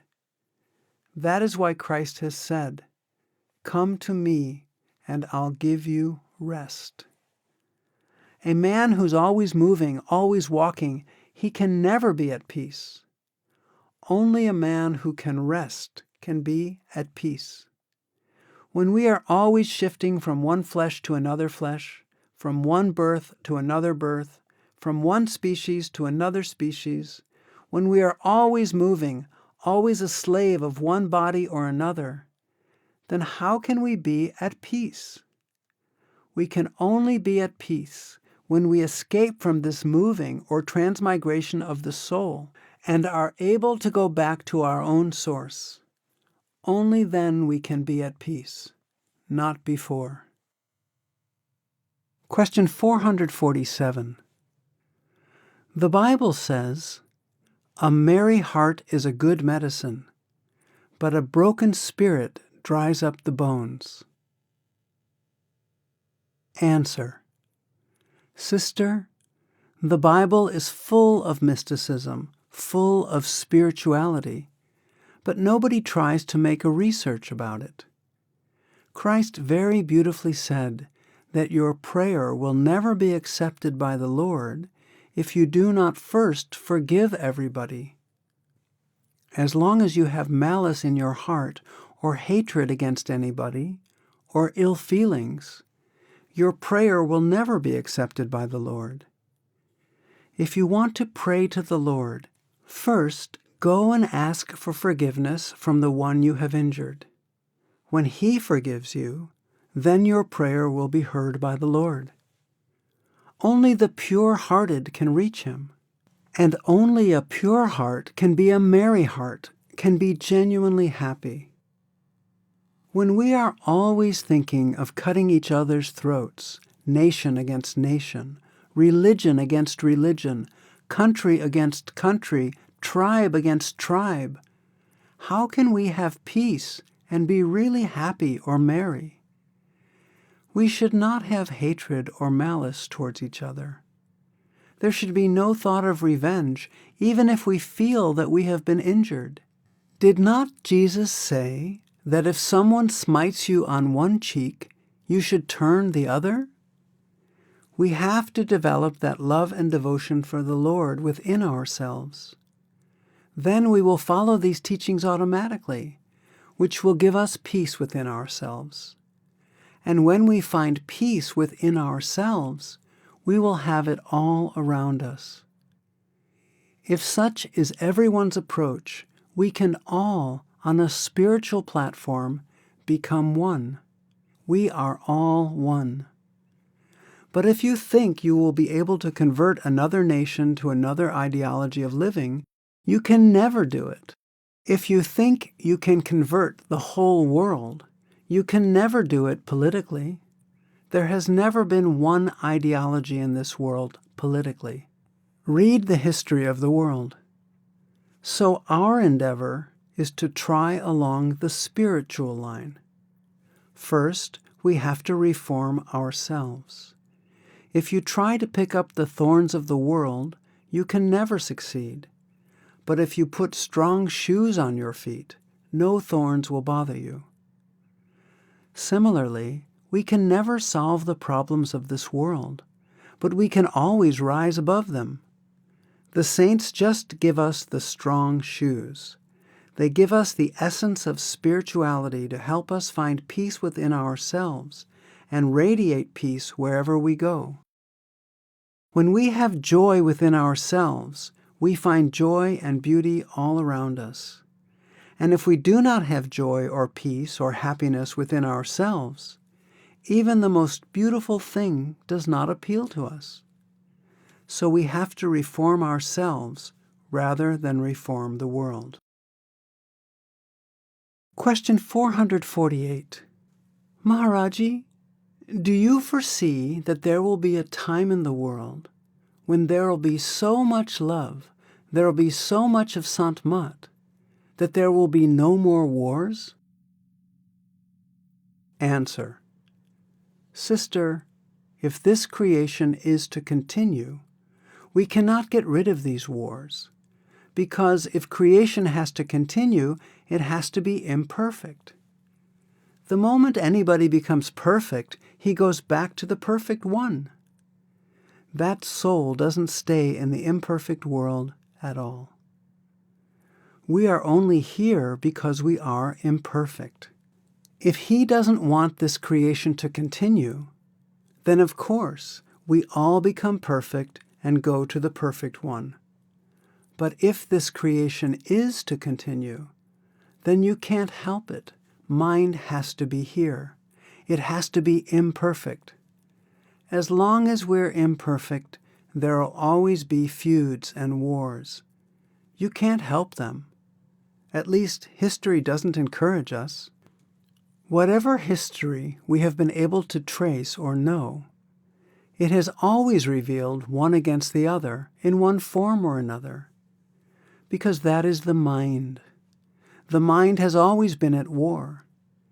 Nations, to a great extent, can come nearer to each other on the platform of spirituality, never on the platform of social reforms, economic reforms, or political reforms.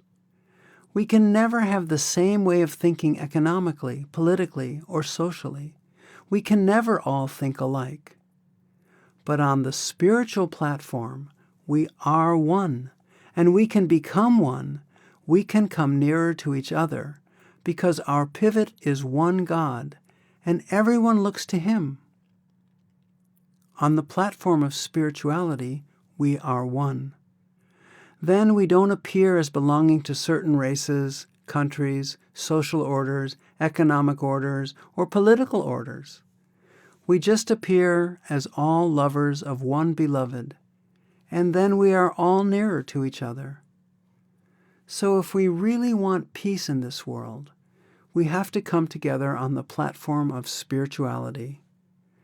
No matter how politically developed a nation may become, no matter how much it may raise its standard of living, that doesn't mean that those nations with a very high standard of living don't create war.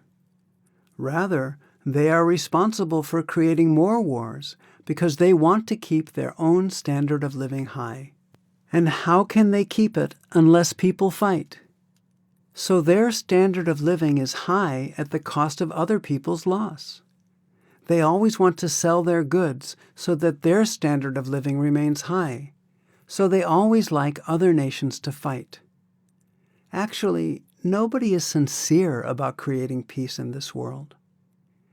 If we are filled with love and devotion for the Father, all qualities of compassion, of being kind and good to each other, loving to each other, automatically come in us. One who is filled with His love, he will never hate anybody, because he will see the Lord in everybody. He will never notice that someone is a Russian, an American, a South African, an Indian. He sees only the Lord in everybody. We are ignoring this spiritual side today and trying to build peace on political platforms, on social and economic platforms, and they have no base. It's like building on sand. Otherwise, rich nations would have been able to obtain peace, but they have not. Probably there's more crime in them than in poor countries. There may be more mental asylums, a higher suicide rate in those countries than in the poor countries. They have compromised with certain spiritual truths in order to raise their standard of living. If we build a spiritual platform, but it is impossible for the whole world to build one spiritual platform, only then can we come nearer to each other. Marked souls. Question 449. How do we know if we are making the proper search for God? Answer. It is the accumulated effect of our karma. In whatever way we search for the Father, if we are honest and sincere, we invoke the grace of the Father to mark us, to put us on the right path. Then we are marked by the Father. We are drawn towards a mystic or a saint, and automatically we follow the path. The marking is not done as a result of 1 or 2 lives, but because of many lives. It is always by the grace of the Father that we come in contact with any saint or mystic. Question 450. Could you say something about how the Master recognizes his own sheep? Answer. Because the marking is done by the Father, and he knows the marking is done by the Father. Only those sheep will come to him who have been marked for him. No other sheep will come to him at all. Someone may be living right under the Master's nose, but he does not have any faith in him, so he will never come to him. He will never take him as the Master. Only the marked one will come, though he may be living thousands of miles away from him. So the Master does recognize his own sheep. Christ said, I speak in parables, because everybody is not meant to understand them. Only those who are meant to understand them, only they will understand. The teachings are not for everybody. The teachings are meant only for those who are marked to understand, who are allotted by the Father to understand. Others will not even understand the teachings. Question 451. Can we visibly ascertain whether we're ready or not for initiation? Some of us seem to be in such terrible disrepair when we come to the Master.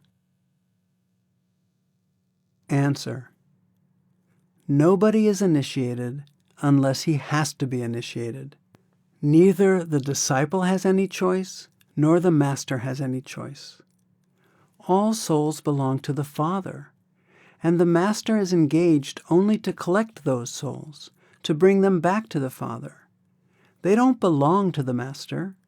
They belong to him who has marked them for a particular shepherd. So when the shepherd whistles, all who are marked for him automatically flock around him. He has no right to refuse any, and they have no option but to go to him. Questioner. Even though, after initiation, it seems that there are many satsangis who deny the path and just want to... Answer. Whatever you may say, I have frankly told you the facts. Nobody has any choice. Read the Bible very thoroughly, and you will know it. Christ says, I don't do anything of my own. I do what my Father wants me to do. I've no will of my own at all, and I've no right to refuse anybody. And when I whistle, my sheep recognize my whistle. They run to me. They also have no option. You see, in 100 people, you know the voice of your husband. If you call for him, even out of the 100, at once he will recognize your voice, and you will recognize his voice. His voice differs from everybody else's. You will at once recognize, without seeing him, that your husband is speaking there. Because you are linked with him, you know his voice. That is why Christ says that my sheep know my whistle. They know my voice. They know me. The Lord is giving them the understanding to know me, and they will automatically come to me. And if they come to me, I have no right to refuse them, because I don't do anything on my own at all. I do what he wants me to do. Sometimes sheep do come to the shepherd, but they run away, they go astray. He again picks them up and again brings them back to the fold. And that is why Christ gave the example. If there are 100 sheep and one goes astray, the shepherd runs after even the one sheep. He's not content to have 99. Why should he bother about that one black sheep who is always running out of the fold? The master runs after even that one sheep and physically lifts that sheep and brings it back to the fold again, because he loves all of them. And he's responsible for them all. Christ has not given us these parables just to amuse us. They have very deep spiritual meaning behind them. Ultimately, no sheep is allowed to go astray. It has to come to the fold. Question 452. Is it coincidence when we meet a master? Answer. There's no coincidence in Sant Mat. Everything happens according to a divine plan. You don't meet a master as a coincidence. You don't come to the path as a coincidence. You don't select your parents just by coincidence. You don't select your brother and sister just by coincidence. There is some karmic relationship which brings you to that. There is some string at the back which is being pulled. Why you are being asked to play that part on this stage. There is no coincidence here. Whatever has to happen has already happened. We are just spectators of our destiny. Those who have to come to the path will come automatically. Those who are not meant to come to the path, you may break their heads with all your knowledge explaining it to them, but they will never come to the path. As Christ said, "My sheep know me, and I know my sheep.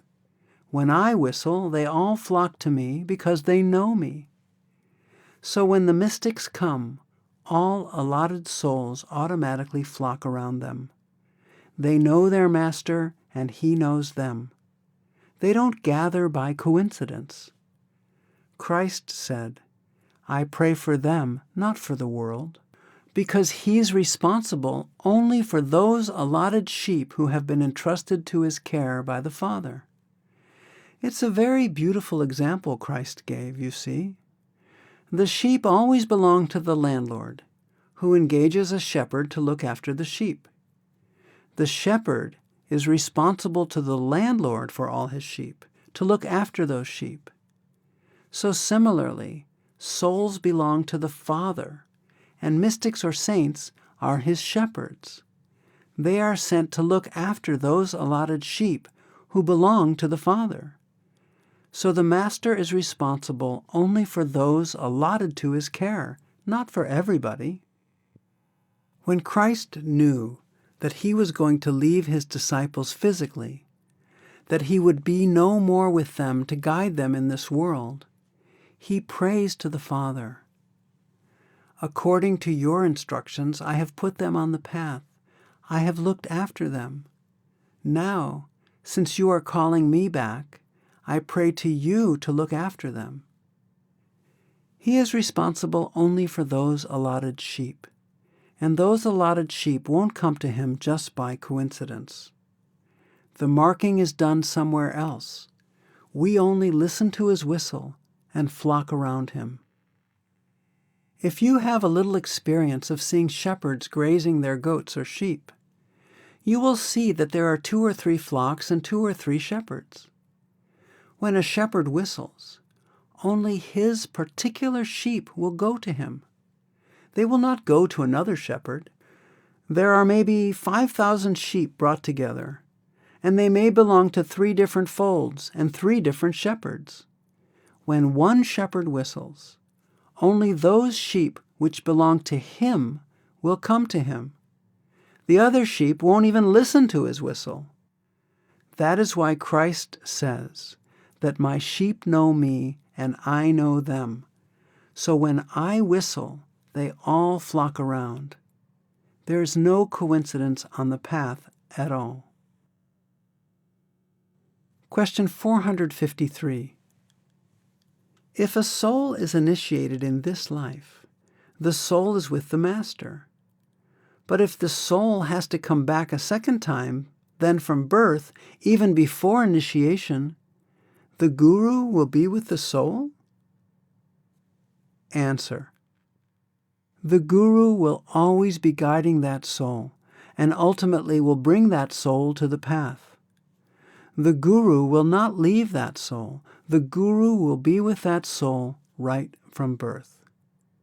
Some of you may have experienced that even before we heard about the path, when we knew nothing about the Master or the path or anything, we always felt some guiding hand with us, always, which was something of a mystery to us.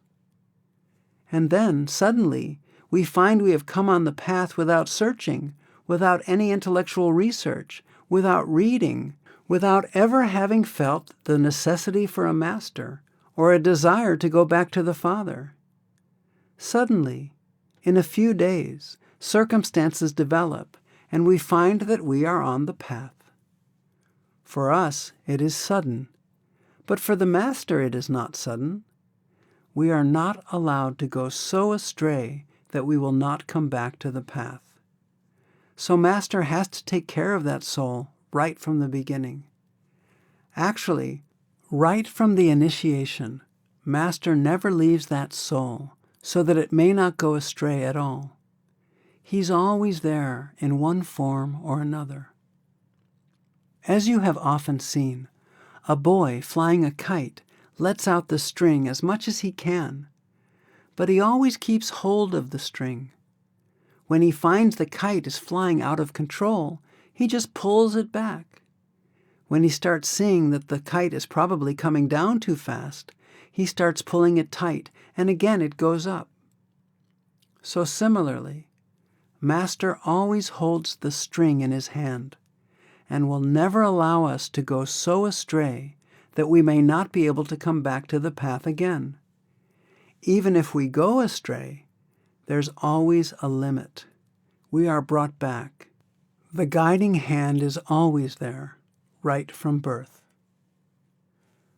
Question 454. Is it always a disadvantage, spiritually, to be born in the West, far away from the physical Master? Answer. There's no disadvantage at all. You see, we are all the same. The human mind is the same, whether it is in the East or in the West. You will find many non-initiates near the Dera. They are born in India, and not only in India, but living right in the neighborhood. They may even be attending Satsang. They have never thought about initiation. So for the Lord, there's no West and East. Maybe for you and me there is West and East, but not for the Lord. Christ said that my sheep hear my whistle. My sheep recognize my whistle, and they all flock around me. So when he calls, all the allotted and marked souls flock around the Master. There is no question of East and West. Question 455. I don't quite understand. It is said that a soul, before it gets initiated, is marked. A person to be initiated is marked. Why is it necessary to really understand everything intellectually if we feel the pull enough to ask for initiation? If a person is marked, it shouldn't make any difference if he is intellectually. Answer: no. You see, when the marking is there from the Lord's side, then all things start moving in that direction.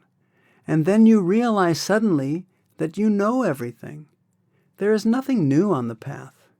All your questions get dissolved or satisfied, and you are prepared to sacrifice everything for that path when you are marked. Otherwise, it won't appeal to you. Christ said, I speak in parables. Somebody asked him, why do you speak in parables? Why can't you be straight? He says, those who are meant to follow me, only they will understand my parables. Others won't understand them. Those who are marked will understand. Others won't understand him at all. Question 456. You read in the books and so on about how you have to have some merit, that the soul has performed so many good works or has suffered so much. But so many people in the world are suffering, and many people are much better than some satsangis. So how does Master choose whom he initiates? Answer: it's not essential that only good people become satsangis. Who goes to the doctor? A healthy person or a sick person? You read in the Bible what Christ said. Only the thirsty will go to the well. One who thinks he is good, he will never try to find a master at all. One who feels he's bad and wants to improve will search for him. Now, whether what we call good is really good or not is a very moot point. It's difficult to say. You see, we are on the path due to our past karmas, His grace, His marking, and He knows best whom to mark. People who look too good to us, we don't know what they have been doing in the past to deserve all that they have become good in our eyes. And people who are so-called bad, we don't know what good they have done in the past. And yet, unfortunately, they look bad in our eyes. So everybody has individual karmas, and the marking is done by the Father. You can't put any limitation on the Father, whom to mark and whom not to mark. He knows best whom to mark. If we can find out His criterion for marking, then we are limiting His power. But He is limitless. Only the marked one will come. The allotted soul will come, not otherwise. And the soul comes to become whole, to become good in the eyes of the Father, not in the eyes of the world, because those souls don't want any appreciation from the world. Worldly appreciation will pull them back into the creation. Fatherly appreciation will pull them to the level of the Father. So it's very difficult to say who's good and who's bad. Everybody, according to their own karmas, has a certain allotted part to play on this stage. One who realizes that he's playing a part is good. One who doesn't realize that he is playing a part, he thinks he's doing it. Who can make me play? I do everything. He's bad. Howsoever good he may look to us, to the eyes of the world. One who has been able to eliminate the ego and realize that there's somebody else at the back pulling us, and we're dancing to his tune, he's good. One who thinks, I am dancing, who can make me dance? He's bad. Bad in the sense that he will come back to this creation. And the other person is good in the sense that he will go back to the Creator. He has eliminated his ego and realized his self. So you see, We all come to the path to become good, to become whole. That is why Christ said, "You have become whole. Go and sin no more, lest a worse thing fall upon you."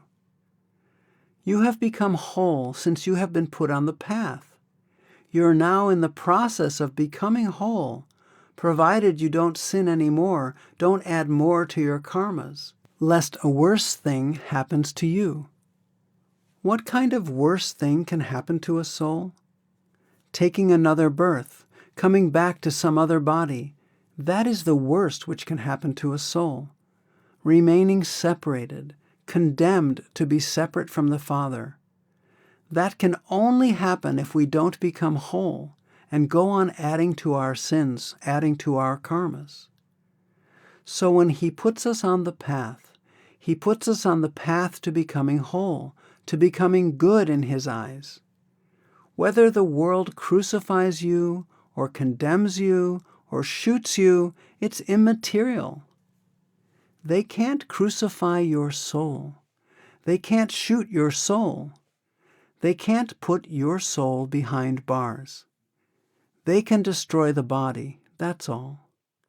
But good, we have to see from the soul's point of view. Question 457. Master, when I look at the people who are living in my neighborhood, I can see many good people.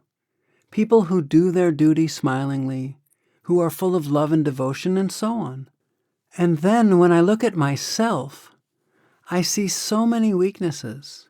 And yet the Lord has chosen me to let me go home. This is totally incomprehensible to me. Answer. He knows best whom He has to mark. He doesn't have to mark the best. He can mark the worst also. He knows best. Everyone is better than us. Nobody is worse than us when we look within our own self, because we know where we stand. We don't know about anybody else. Everybody's good. It depends upon from which angle you see him. Nobody's bad. If you rub someone on the wrong side, naturally he will react. Everybody's good. Nobody's bad. Questioner. I feel sort of helpless because I think I got something for nothing. Answer. Sister, only a patient goes to a doctor. A healthy person doesn't go to a doctor. Only a thirsty person will find a well. If he doesn't need to drink the water, he won't touch such a well. He knows best whom to mark. Who are we to judge? It is not one life that can tell us whether we are worth being marked or not. God knows since when we have taken birth, and since then we have been moving about here in one form or another.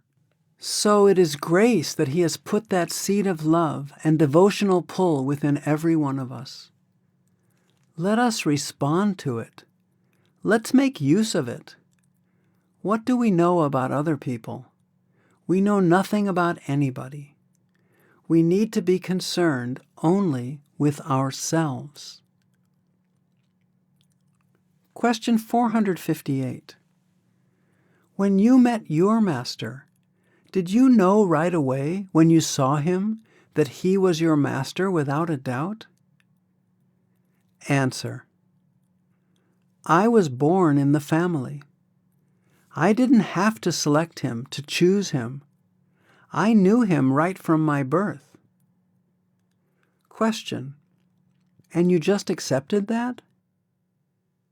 Answer. More than that. You see, to us, Sant Mat has come through the Master.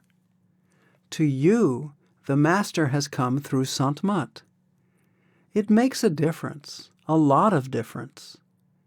You are convinced by the teachings, and then you look to the preceptor who gives you that teaching. But we look to the preceptor, and whatever he gives is the teaching for us. Question 459. Master, Are all souls destined to go back to the Father? And if not, where do they go? Answer. Sister, if all souls were destined to go back to the Father, then the question of marking wouldn't arise. When the Father says, only those will go back who are marked by Him, then automatically they will go back. If the creation is to continue, then all souls can't go back. If this creation is not to continue, then there is no other place to go but back to the Father. But as long as this creation is to continue, some souls have to stay. There is no other alternative. If this building is to be built, some bricks have got to be used in the foundation. They must be in the foundation to hold the bricks on the ceiling, on the roof. Every brick can't be on the ceiling. Some bricks must be there in the foundation. So every soul can't go back to the Father. Only those who are marked by Him will ultimately go back to the Father. Because if He wants this creation to continue, it has to be imperfect. The moment anybody becomes perfect in this creation, he merges back into the perfect being. He becomes one with the perfect being. We can only remain in this creation as long as we are imperfect. So that is why what we call evil exists. Because this world has to be imperfect. It's a combination of the good and bad. Question 460. Those people who wish to be drawn meet a master and receive initiation. Why should the Lord want some to be drawn more than others? Answer. I think we should give some sort of discretion to the Lord. We can't bind Him to any conditions. If He's free, then we can't restrict His choices or discretion. He's free. He knows best whom He's to mark and when to mark and how to mark. Question. But those who are marked will eventually get pulled to a saint? Answer. Whoever is marked automatically will be pulled sooner or later. We think that we have found the path, but the one who's bringing us to the path is behind us, and we suddenly find that we are on the path. What have we done to find it? If you analyze yourself, you realize, what have I done to search for the path? Suddenly you find you're on the path. The one who is guiding you is behind you, and you don't know when He's guiding you to that and how He's guiding you to that. Actually, from a higher point of view, we're all puppets. You can't blame anybody. We're all puppets. There's absolutely no free will. Absolutely none. Christ has gone so far as to say that even the hairs on your body are numbered. And hair is an insignificant thing. Whether you have 10 less or 10 more, it hardly makes any difference to you. But it means that you have not even the slightest amount of free will. And Guru Nanak says, without His order, even a leaf doesn't move. When the wind blows, so many leaves are moving. Whether they move or not, what difference does it make to anybody? But He says, even this leaf can't move without His order. So what free will is left? Guru Nanak gives a very beautiful example. One who shows you a puppet show has one big bag, and all the puppets are in the bag. He just pulls them out and puts them on the stage. At the back of every puppet is a string, and the puppet master, behind the screen, is pulling each one from behind the screen. All the puppets are dancing. The puppets think that they are dancing. Who can make them dance? They do not realize the strings behind them and the person who's pulling at the back of the screen. So he says, The realized soul knows that there's a string behind me and somebody's pulling the string, and I am dancing to the tune of that person. The unrealized soul thinks, who can make me dance? I dance. He is dancing with his ego. To the person who's seeing the show, there is no difference, since they're all dancing. But there's a difference in their dancing. One has realized that there's somebody at the back who's pulling the strings. The other hasn't realized that there's a person who's at the back. That's the only difference between a Gurmukh and a Manmukh. They both live in this world and pass through all sorts of activities in life. But one has realized that he's absolutely a puppet, that somebody is behind him making him dance, and he has submitted himself to him. He is dancing according to his tune. The other is just a slave of his ego and thinks, I am dancing. Both are dancing in this world. Question 461. I've heard you say Sant Mat can't be taught, but has to be caught. Answer. If you say you are able to catch Sant Mat by intellect, you are wrong. There is some other power within you who forces you and puts you on the path. Then you are helpless but to follow the path. The pull is from within. The pull is not anywhere from outside. It is not by your own intellect or by your own desire to go back to the Father that you are able to meet a master or find the path.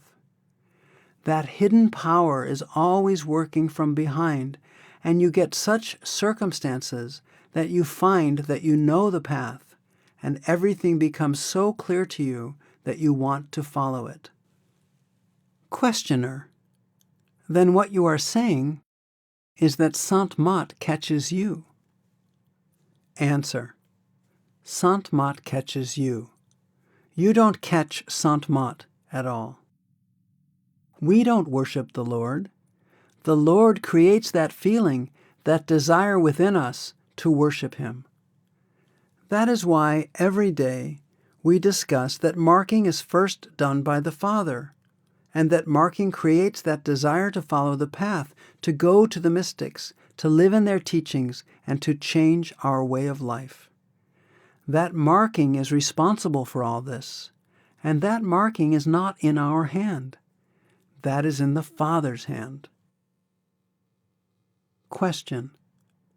Well, then all the willpower and the desire to meditate and to read the books, even to see the Master, is all put in there by the Lord? Answer. Yes. I've given the example sometimes that if you are hungry and there is no food on the plate, what will you eat? And if there is delicious food on the plate and you have no hunger, even then you won't eat. If you have hunger and there also is food on the plate, only then will you eat. It is not in your hands to create that hunger and to put that food on your plate. It is in the Lord's hands to give you that hunger and to put the food on the plate. You can take credit only for the fact that you are eating. Questioner. Master, sometimes it feels that the Lord gives us the hunger and the food is on the plate, but then the plate is kind of separate from us. Answer. Yes, He does that to generate more hunger in you so that you may relish the food. Otherwise, you won't relish it.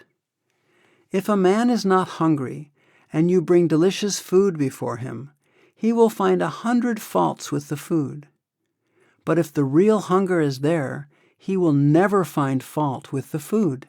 He eats in gratitude. So these are the ways of the Lord, how to generate more hunger in us. Question 462. What about those people living in various parts of the world who have never had the opportunity to meet or make the acquaintance of a living master? What chance have they got? Answer: it is for the Lord to mark people, to put them on the path. It is not in anybody's hands. That is why Christ says that only those who are meant to understand my teachings will understand my parables. My teaching is not for everybody. Only those whom my Father wants will be pulled by me. They will automatically be drawn by me. I don't go to collect them. They will be pushed by the Father to me. And I am nobody to refuse them. So the marking is to be done by the Father, and He will collect only the marked ones. When Christ prays to the Father, after finishing His work, He says, I pray for them. I do not pray for the world. He says, I am not concerned for the whole creation. That is your job. I pray for those whom you have allotted to my care, whom you have marked for me. I pray only for them, because I am concerned only with them, not for everybody. Mystics don't come for everybody. That is between them and the Lord. Mystics come for that particular group of people whom the Father wants to be collected. And if this creation is to continue, then souls must stay here. Everybody can't rush back to the Father. If this creation is to continue, it has to remain imperfect. That is why, in spite of the best social, economic, and political reformers, the world has not become perfect in any way. The moment anybody becomes perfect in this imperfect world, he goes back into the perfect one. He merges back into the perfect one. So we are here because we are imperfect. So if He, the Lord, wants this creation to continue, then souls have to stay here. Everybody can't seek Him or go back to Him. They will never even think about Him. It is entirely in His hands. I give this example. If the Lord doesn't give you hunger, you don't feel like eating. And if He gives you hunger, but there's nothing on your plate, what will you eat? Now, it is in His hand to give you the food on the plate and also to give you the hunger. Then you think you are eating. You can take credit for the fact that you are eating, but actually, hunger is making you eat, and that food is so delicious that you can't help eating it, because the hunger is there. Our hunger is given by the Father, and the food on our plate is given by the Father. So we think we are worshiping Him. Actually, He's making us worship Him. Because if He doesn't give us hunger, how can we eat? How can we worship Him? So whom He wants to worship Him, He will give them the hunger. That is why Christ said, if you are thirsty, come to me. The Lord will give you the thirst, and then automatically you will search for the well. If you are not thirsty, you are not concerned with the well. It is in His hands to make you thirsty or hungry.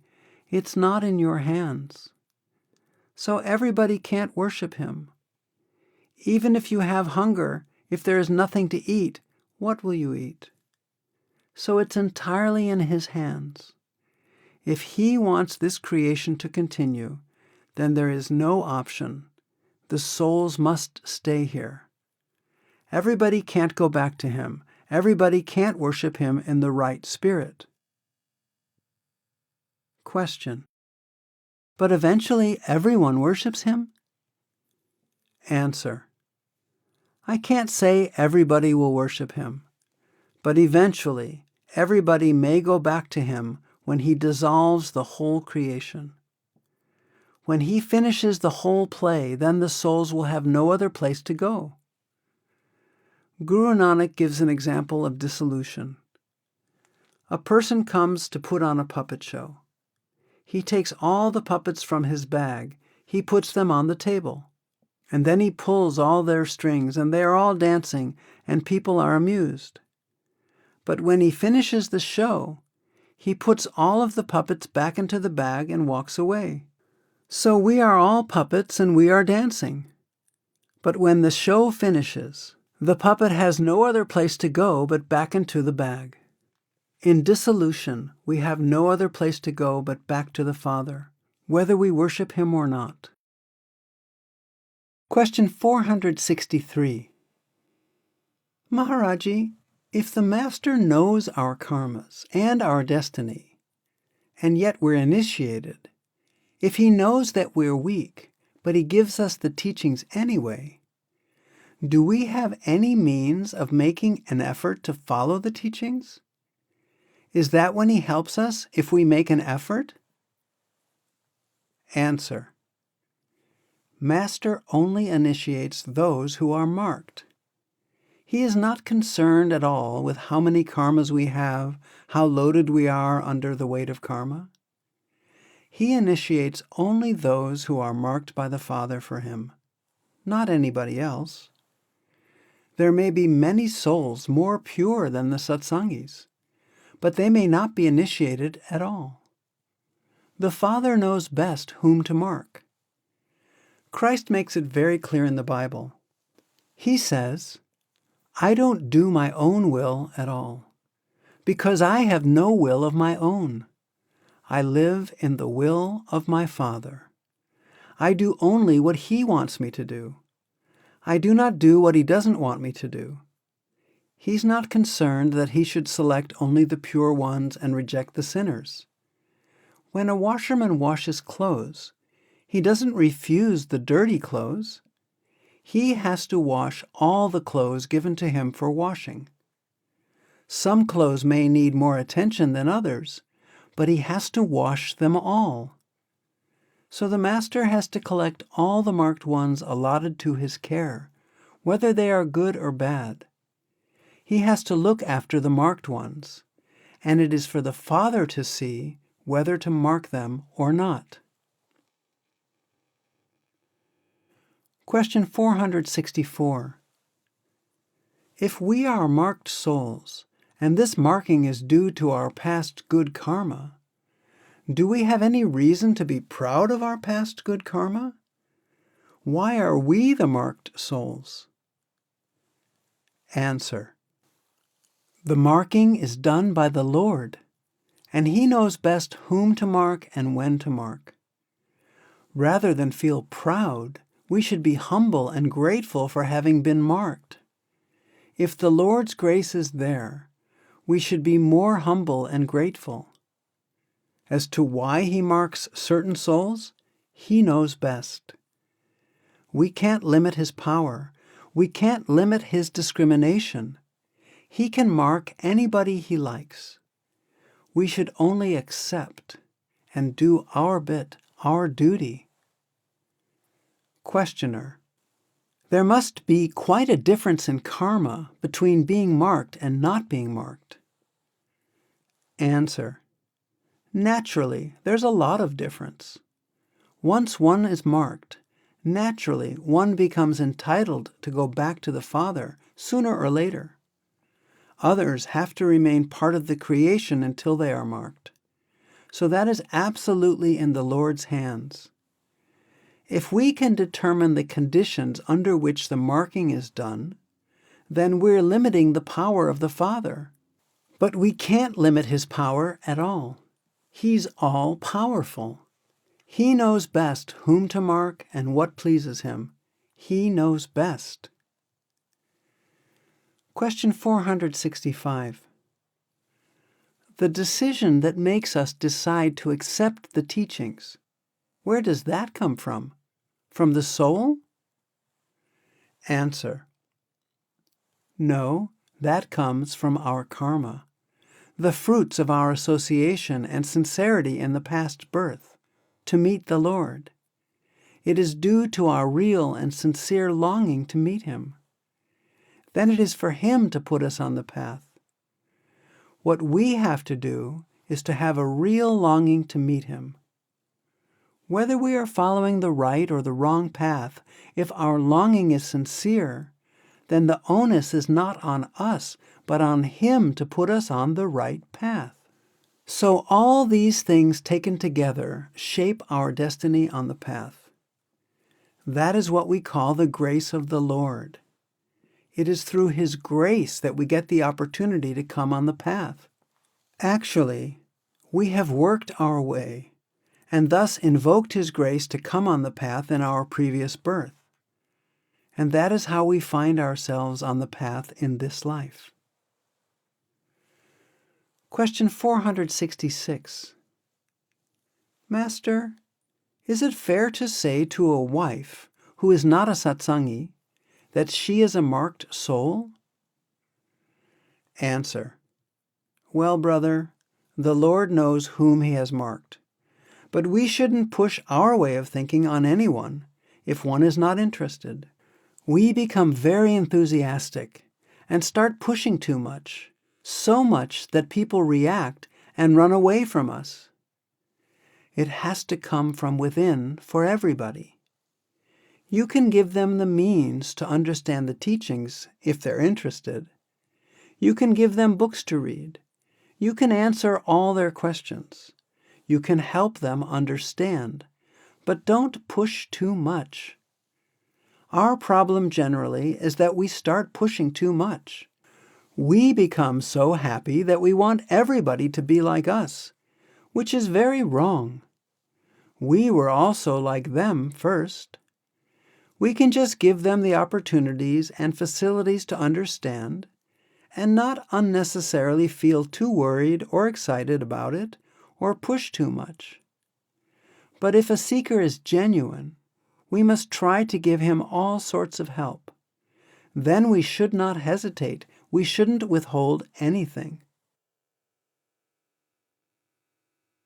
Question 467.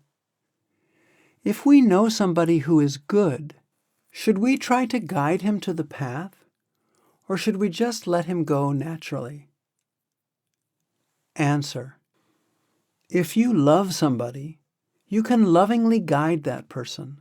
If you think he's interested, definitely you can lovingly guide him. But don't try to force Sant Mat on him. Don't try to convert him.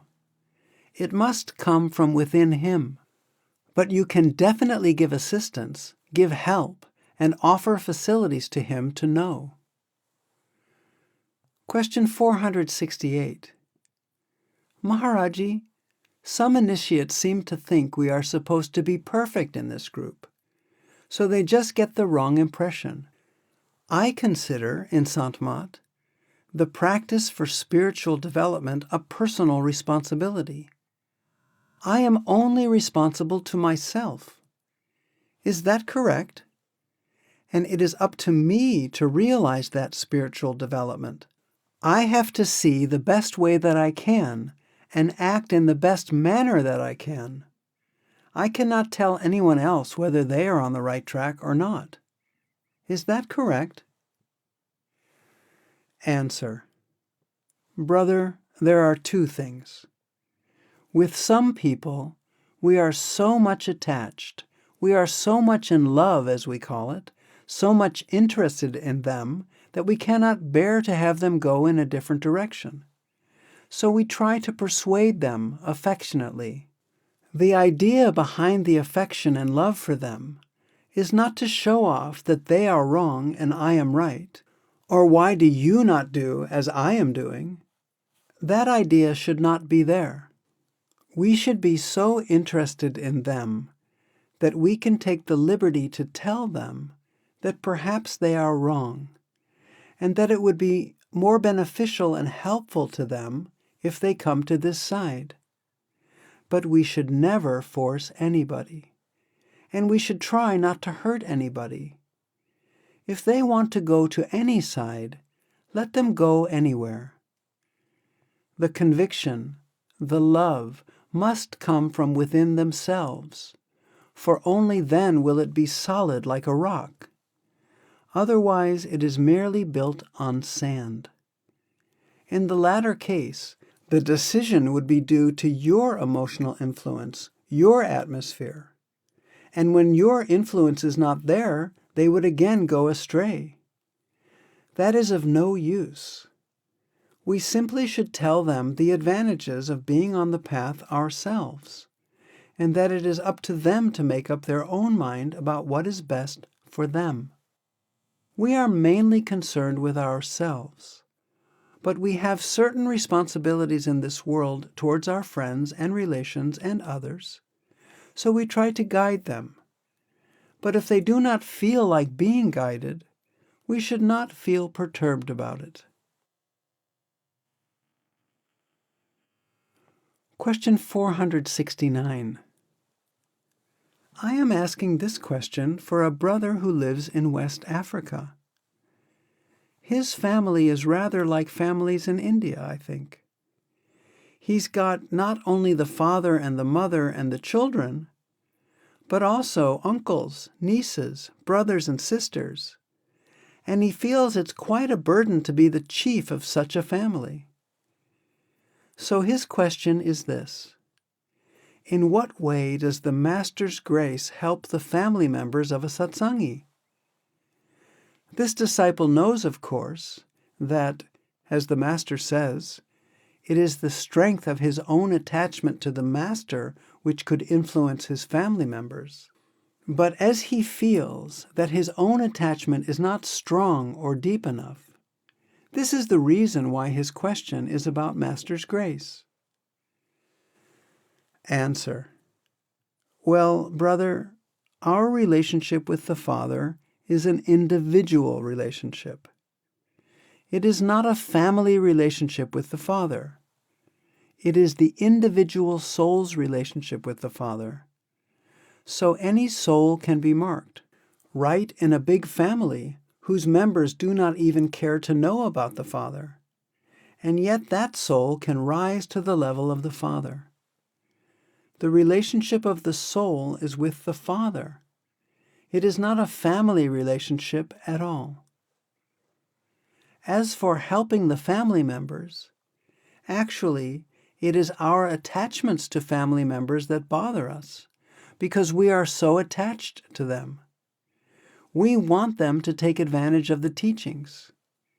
If we are attached to the Shabad and Nam within, and they are attached to us, then they will indirectly get an advantage because we go where our attachments are. We will find our way to our Master because we are attached to the Shabad and Nam within. Our family members are attached to us, so their attachment will lead them to us sooner or later, wherever we may be. But if, on the other hand, we are attached to them, and we are not attached to the sound and light within, their attachment will pull us down to their level. So in order to help our own relations, our kith and kin, and our beloveds, we must attach ourselves to the sound and light within and detach ourselves from them. Only in that way can we help them. Question 470. We have been told that when a Satsangi passes away, his soul is met by the Master. We have loved ones who, to the best of their ability, have been devoted to the Lord and have lived within His will to the best of their knowledge. But unfortunately, they were not initiated in Sant Mat. My question is, when they pass away, who meets their soul? Answer: if one is sincere and honestly devotes time to and has love and affection for the Father, he will definitely get the advantage of that sincerity. Whether he's doing wrong or right is immaterial. Honesty of the mind is there. His heart is honest. He wants to go back to the Father, and he does whatever he can to please the Father. Now it is on the Father to mark him and put him on the path. Question 471. Maharaji, if all of us are marked by the Lord to come to the feet of the Master in our life, how is it that some come late and some come early? Answer. Everybody has a time to come to the path. There are so many karmas that stand between us and the path which we have to follow. Unless those karmas are cleared, we can never come on the path. We can never feel the necessity for the path or the Master or even the Lord. When that time comes, automatically everything will be adjusted and shaped accordingly, so that we suddenly find that we are on the path. Question 472. Why do some satsangis in this life have to go through 3 or 4 various religions and different paths before they come to the Radha Soami path, whereas others come directly to the Radha Soami path from their first religion, which they were born into? Answer. It is very simple. Each seeker is being driven to the path according to his own karma. For some, it is the first time on the path. For some, it is the second time. With some, it is the third time, while with others, it is the 4th time. So everybody does not start right from point A. Some have already started, they just pick up the thread and get going. Naturally, everybody has to take a start from where he left off. You may have read in the Bible about the sower and the seed. Some seeds just fall on the ground, which is not plowed and which is not worth yielding any fruit at all. So the seed lies there, and when the rain falls, it comes out a little and withers again. Some seeds fall on the rocky land, but also wither after coming up. And some seeds fall on absolutely fertile land, which is properly cultivated. They alone yield fruit. But the seed is sown everywhere, and sooner or later the seed definitely yields fruit. Every seed takes its own time to give fruit. So we cannot say that all of us start from the same step. Some are on the first step. Some have already traveled a few steps. Some are just about near the top and need only a little push to go ahead. So everybody has his own way of starting. Question 473. Those of us who encounter seekers and lend them some Sant Mat literature, and they have experiences with saints but do not become initiated outwardly, what happens to them? Answer. This is all due to sanskaras, which means the fruit of actions in their past life. They have worked their way on the path, and ultimately they will be led to the path again. Even though some satsangis, seekers that is, the initiates or those who are to come to the path, begin to have experiences much earlier, they do not realize what it is. They cannot understand. Sometimes they think that something is wrong with them. Actually, one who is to come to the path is being guided right from the beginning. There are always visions here and there to keep them straight. Many people have visions or certain inner experiences, even if they do not understand all that. The Lord has His own way of bringing people to the path. Question 474. Are we protected by the Lord only after initiation? Suppose we are still seekers. Answer. The protection of the Lord is everywhere. When we sincerely want to follow the path, when we sincerely want to go back to the Father, His protective hand is always on us. We should not worry about not being protected before initiation.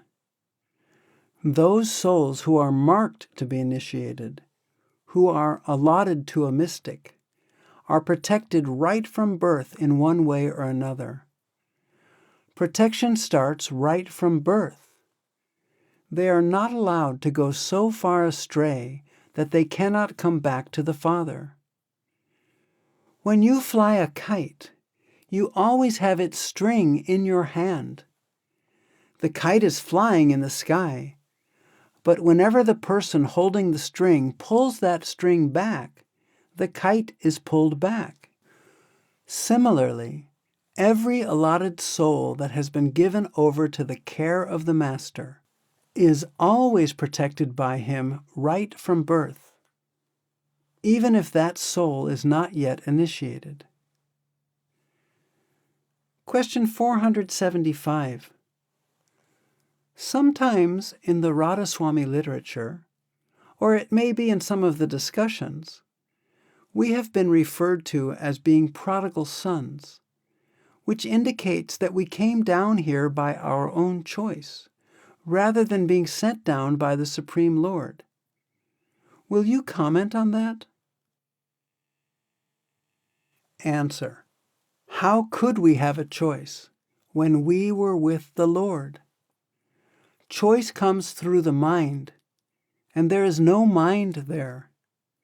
We have been sent. We have been given a mind to be pulled to and function in this world. But we had no mind there. The question of our choice did not arise there. If the universe had to be created, some souls had to be sent, whether they liked it or not. It is not advisable to discuss these things. For example, you may have heard or you may have read, but I do not want to give much importance to it, that some souls were quite willing to come and others were quite reluctant to come. Generally, it is said that saints come for those souls who were reluctant to come into this world, and that is considered to be 1/10 of the number of souls sent here. So only 1/10 will make their way back to the Lord, and 9/10 will stay back here to carry on the universe.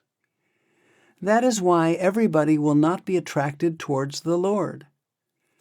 Some souls are required for the universe to go on, unless the Lord wants to finish this whole play. Otherwise, if all the souls were to go back to him, there would be an end to this universe. So the saints come for those marked souls. The 1/10 are the marked souls for which the Masters come, to take them back to the Lord.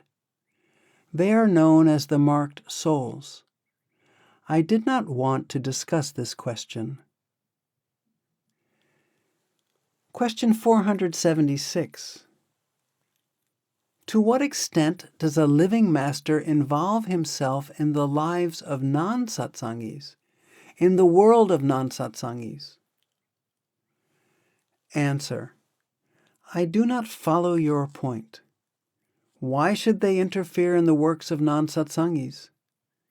Do you mean, how much interest do they have in non-satsangis? You see, actually, they only have an interest in the initiates, in the disciples whom they put on the path.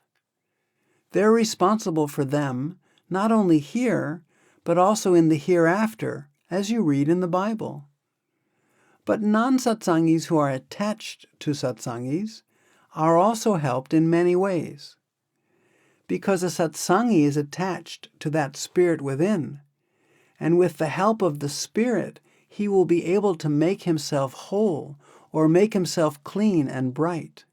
If an initiate is attached to a bulldozer, and a non-satsangi is attached to him, through that disciple this person will also find, someday, his way to the bulldozer. If we want to help the non-satsangi, we must first help ourselves. We should not be attached to them. We should be attached to that voice of God within. When we are attached to that voice of God, if these people are attached to us, then through us they will find their way to the voice of God.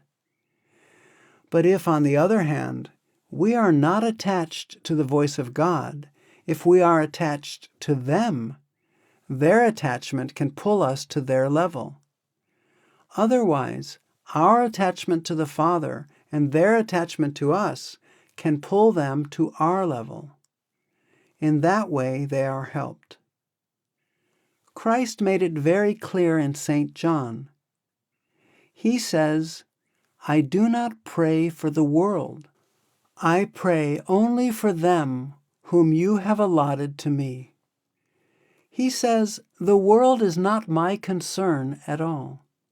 The world is your creation. You look after it as you think best. I'm concerned only with those whom you have allotted to me. So mystics or saints are concerned only with their own disciples, with their own initiates, not with anybody else. But others are helped through the initiates in this way. Question 477. Is there a link in between the initiate and the master? Answer: yes. As you have read in the Bible, Christ has referred to it somewhere by saying that I have been sent by the Father, and I have been sent only to collect those whom He has marked. I have just come to collect my sheep and take them back to the Father. Every saint is sent into this world for particular souls, allotted souls, and those souls alone will come to Him. They alone will have faith in Him. They alone will be receptive to His teachings. They alone will practice meditation and go back to the Father. So it is always with the grace of the Father that a disciple is drawn to the Master, and the Master initiates him, and he works his way back to the Lord. Grace to be pulled. Question 478. It seems as if the Master loves us more than the Lord does, because, in a way, the Lord rejected us by separating us from Him and throwing us down into the well of this creation. But then the Master finds us and leads us back home. Answer: I can tell you that without the Lord's love, we can never get out of the well. We think we worship Him. We think we love Him. But actually, He is the one who is pulling us from within. He is the one who's giving us all this atmosphere and these arrangements so that we can think about Him. He's the one who puts us on the path, and He is the one who is leading us, and He is the one who is forcing us to meditate and to burn the rubbish that we have collected during this span of life or in previous lives. He is doing everything. So we can't say that He has no love. But for love, He wouldn't do all these things. We only think we are without His love when we find ourselves miserable in this creation and separated from Him. That is why Christ says, I have come to save you, not to condemn you, because you are already condemned. We are condemned, no doubt. What more condemnation can there be than that we are separated from Him and we are part of the creation and not part of the Creator? That is the condemnation that all of us are facing. So He says, I have come to save you, and the one who has come to save us from this condemnation has been sent by Him. So even if the Master loves us, He doesn't love by His own will. The Father wants the Master to love us. The Father wants the Master to fill us with love and devotion for the Lord. But for the Father, we wouldn't find the love of the Master. We wouldn't even find the Master. So you can't say that Master is more loving than the Father, because Master would not be there but for the Father. In St. John, Christ makes it very clear. He says, there was a man who was with God whose name was John. So when the Lord wants us to eliminate this veil of darkness from within and see Him, then He sends somebody from His own level to our level. Only when He sends somebody to our level, one who has the privilege of being at our level and also at the level of the Father, only with His help can we eliminate that veil of darkness and become one with that light which He has kept in every one of us. Unless He sends someone to our level, and He gives the privilege to that person of being at our level and also at the level of the Father, how can we eliminate this veil of darkness, and how can we see the light? The Lord is the doer of everything. So you can't say that Master is loving and the Lord is not loving, because Master would not be there but for the Lord. And all the love that we find in the Master, it is by the grace of the Lord that we find that love in the Master. Not everybody finds that love in the Master.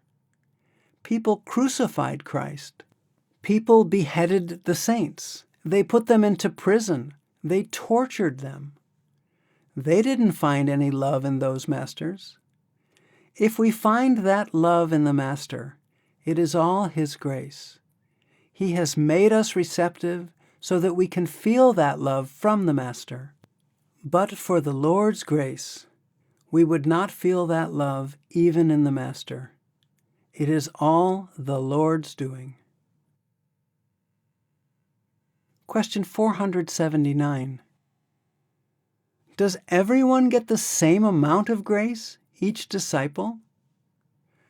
Answer. Do you mean, does everyone have the same type of karmas? Is everybody attending to meditation in the same way? Is everyone living the same way of life? It has to differ. It depends upon us. His grace that has put us on the path is there, and He's going to lead us back to the Father. Some people are able to just crawl. Some people are able to just move. Some people are able to walk, and some people are able to run. But everybody ultimately reaches the destination. As Christ said, "Many are called, few are chosen." That doesn't mean that whoever has been called will go back to the Father at the same time. Whoever is initiated is called. But few are chosen to go back to the Father in this very lifetime. Others will come back again, they'll be called again, and then they may be lucky to be chosen. It depends upon people's individual karmas. Everybody doesn't have the same size load. Everybody has a different size load. Some people have a lot of dirt in the house. Other people keep their house absolutely clean. You see, all wood catches fire, but some wood is so moist that it takes a very long time to dry before it can catch fire. Other wood is so dry that you hardly need to touch a match to it, and it just catches fire. All wood is the same. All wood will catch fire, but some pieces take more time. So, many are called, but everybody doesn't have the same amount of karmas, the same size load of karmas. And then, how do we know whether it is our first birth on the path, the second time on the path, or the third time on the path? So it differs, depending on the individual. We can't put any seniority on it. The first may be the last, and the last may be the first. That is what Christ said. For example, some saints ultimately become masters. They came to the path at the age of 70. Other people may have come at the age of just 20, but the person who came at the age of 70, he's the one who became the master. Sometimes the candle is absolutely ready. You just need a matchstick to light it. For others, you have to collect the wax and mold it to make a candle before you can light it. So it depends upon the individuals. Question 480. Master, why did we have to come to this earth? Couldn't we have stayed with our Lord in heaven? Answer. Sister, I don't think we had any desire to come to this world, or that we were ever consulted when we were made part and parcel of this creation. The Lord has projected himself in this creation, and he's everywhere. So it is his Leela, his play, that we are part and parcel of the creation. We were never consulted about whether we would like to come here or not. He has sent us. But now, since we are away from him, and we are living in separation, we are miserable.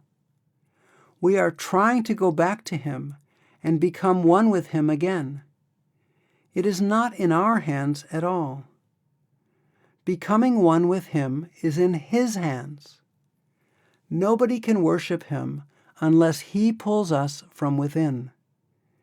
When he wants us to come to his level, only then will we worship him. In other words, he worships himself through us. Whenever he wants us to come to his level, he will create that desire in us, that longing in us, that pull in us to become one with him. And then we will become mad in our search for him. We will become restless to become one with him. Without his grace, nobody can worship him. I often give an example. If we are not hungry, no matter how ever delicious the food on your plate may be, your hands won't move at all. If, on the other hand, you are very hungry, but there's nothing on your plate to eat, again, your hands naturally won't move. But if you are hungry and food is on the plate, then your hands automatically will move. It is not in our hands to have that hunger. It is not in our hands to have delicious food on the plate. That is in the hands of the Father. He gives the hunger. He gives that thirst. And he gives the means to quench that thirst, to satisfy that hunger. Everything is in his hands. Without his grace, nobody can worship him. Question 481. Maharaji, what brings us to the path except the grace of the Lord? In the sense that nice people doing good for others keep coming back into this world and continue to do good for others, even though they may do it in a pleasant life? But some of us find this desire for the Lord and this yearning. What have we done to deserve it? Is it something we have done that the Lord gives us this grace? Or are we just lucky? Answer. No, no. We have earned it. We have earned it in the sense that we have been very honest in our efforts to meet the Lord. Whether we have been trying in a wrong way or in a right way, the longing, the real yearning to meet him was within us. In whatever way we worship the Lord, that helps us in getting his grace, and he will put us on the path. Question 482. But can you obtain that grace through longing alone, just by craving and longing to know the truth? Answer. That's right. And that craving and longing also is from the Lord.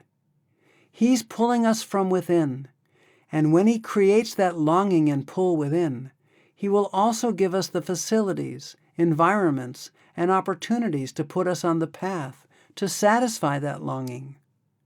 He creates the longing, and he is the one who will satisfy that longing too.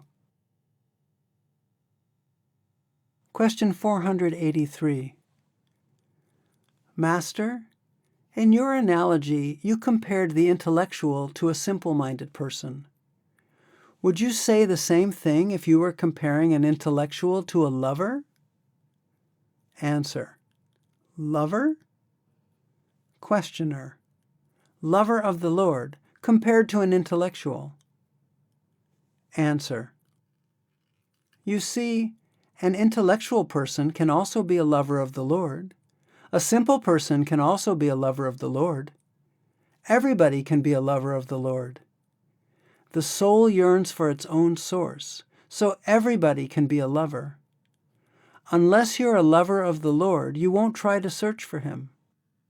An intellectual person will search for the Father when he feels the pull within, when he feels the longing within.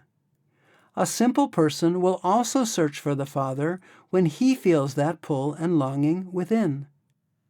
Unless the love is there, nobody will search for the Father at all. It's not a question of simple-minded people or intellectual people. Love can be with anyone. Question 484. When a marked soul is born, who administers his karma until he is initiated? Is the answer the same if he was initiated in a former birth? Answer. A combination of many good karmas entitles us to be marked by the Father. When we are sincere about going back to the Father, we are doing our best. Whether we are doing wrong or whether we are doing right, then the only thing left is for the Father to put us on the right path. When we are sincere and honest in our search, then the Father marks us. Marking by the Father means He gives us the opportunities, facilities, and environment to be in the company of holy people, to be in the company of a mystic. And through them, we learn the path and we try to follow that path. So marking naturally is done by the Father. Saints only come to collect the marked sheep, the allotted task given to them by the Father. Marking is done by the Father. Actually, without His grace, without the Lord's grace, we would never think about Him at all. We think sometimes that we are searching for the Lord, we are trying to worship the Lord. But actually, He's within us, every one of us. He's pulling us towards Himself. He's creating that love in us, that urge to go back to Him. Without His grace, we would never even think about Him. We would never have the opportunities, the facilities, the environment, even to talk about Him. He puts us on the path, and He brings us in the company of mystics or saints. Question 485. By grace, do you mean the will of the Lord? Answer. Brother, give it any name. Call it His will, call it His love, call it His grace, call it by any name. Mere words do not count. His grace is His grace. It is His mercy, His grace, His blessings that put us on the path, and we refer to all this as His grace. The name makes no difference. Question 486. What can we do to have faith that we are on the right path? Answer. Sister, we have discussed this question many times in our meetings. Actually, a disciple can never pretend faith. It is for Him to put us on the right path, to bring us face to face with Him. When we are sincere, when we want a master, we will automatically follow the right path. He will create such circumstances that we will find that we are on the path. If we are following the wrong master, we will eventually slip out of that and find ourselves in the lap of the right master. Automatically, the Lord will put us right. All we need is sincerity, an honest longing to meet Him, to follow Him. Then it is for Him to put us on the right path. There are outward signs too, but still the intellect can be deceived. Even though the books are full of all these hints, still the intellect may be deceived. So for guidance, we can depend only on Him, nothing else. Association with a master. Question 487. Do most American satsangis have past human lives in India? Answer. It is difficult to say about Americans or Indians from the East or West, but those in foreign countries usually have had some sort of association with some saint in a previous life that leads them to the path in this life. Whether we are born in America or in India or anywhere else, it is certainly the accumulation of certain good karmas which really makes us deserving and marks us for the path. It is not just by coincidence that we come to the path or to a master. We are led in that direction. Though we may think it is coincidence, it is as the effect of those karmas that we are automatically led to the path. Wherever we may be born, ultimately our karma will bring us to the path when that time comes. Question 488. Who takes care of us before we are initiated? Answer. The Lord, the Master. Say anything. But it is that power, the Shabad. When we come to the path in this life, it may not be for the first time. We may have some sort of association, or we may have devoted a lot of time to the Lord in our previous birth. We may be deserving it, or in a previous life we may have met a master and did not have faith or did not practice, and we had to come again for that purpose. Or we may have covered a certain distance and have to start from there. It is difficult to analyze, but generally we have had past association with saints. We have met them. We created links with them and are drawn towards them. Question 489. If we have a maximum of 4 lifetimes in order to get to Sachkhand, and if we don't make it this time around or the next time around, and you are not around to reinitiate us, how does the soul get back or get hooked up with the sound current again? Do we have another master, or do we just realize it? Answer. How has the soul come now to the feet of the master? Is it by your own efforts, or by some other means? Did you start searching for the master right from your birth? Circumstances led you in such a way that you were drawn toward him.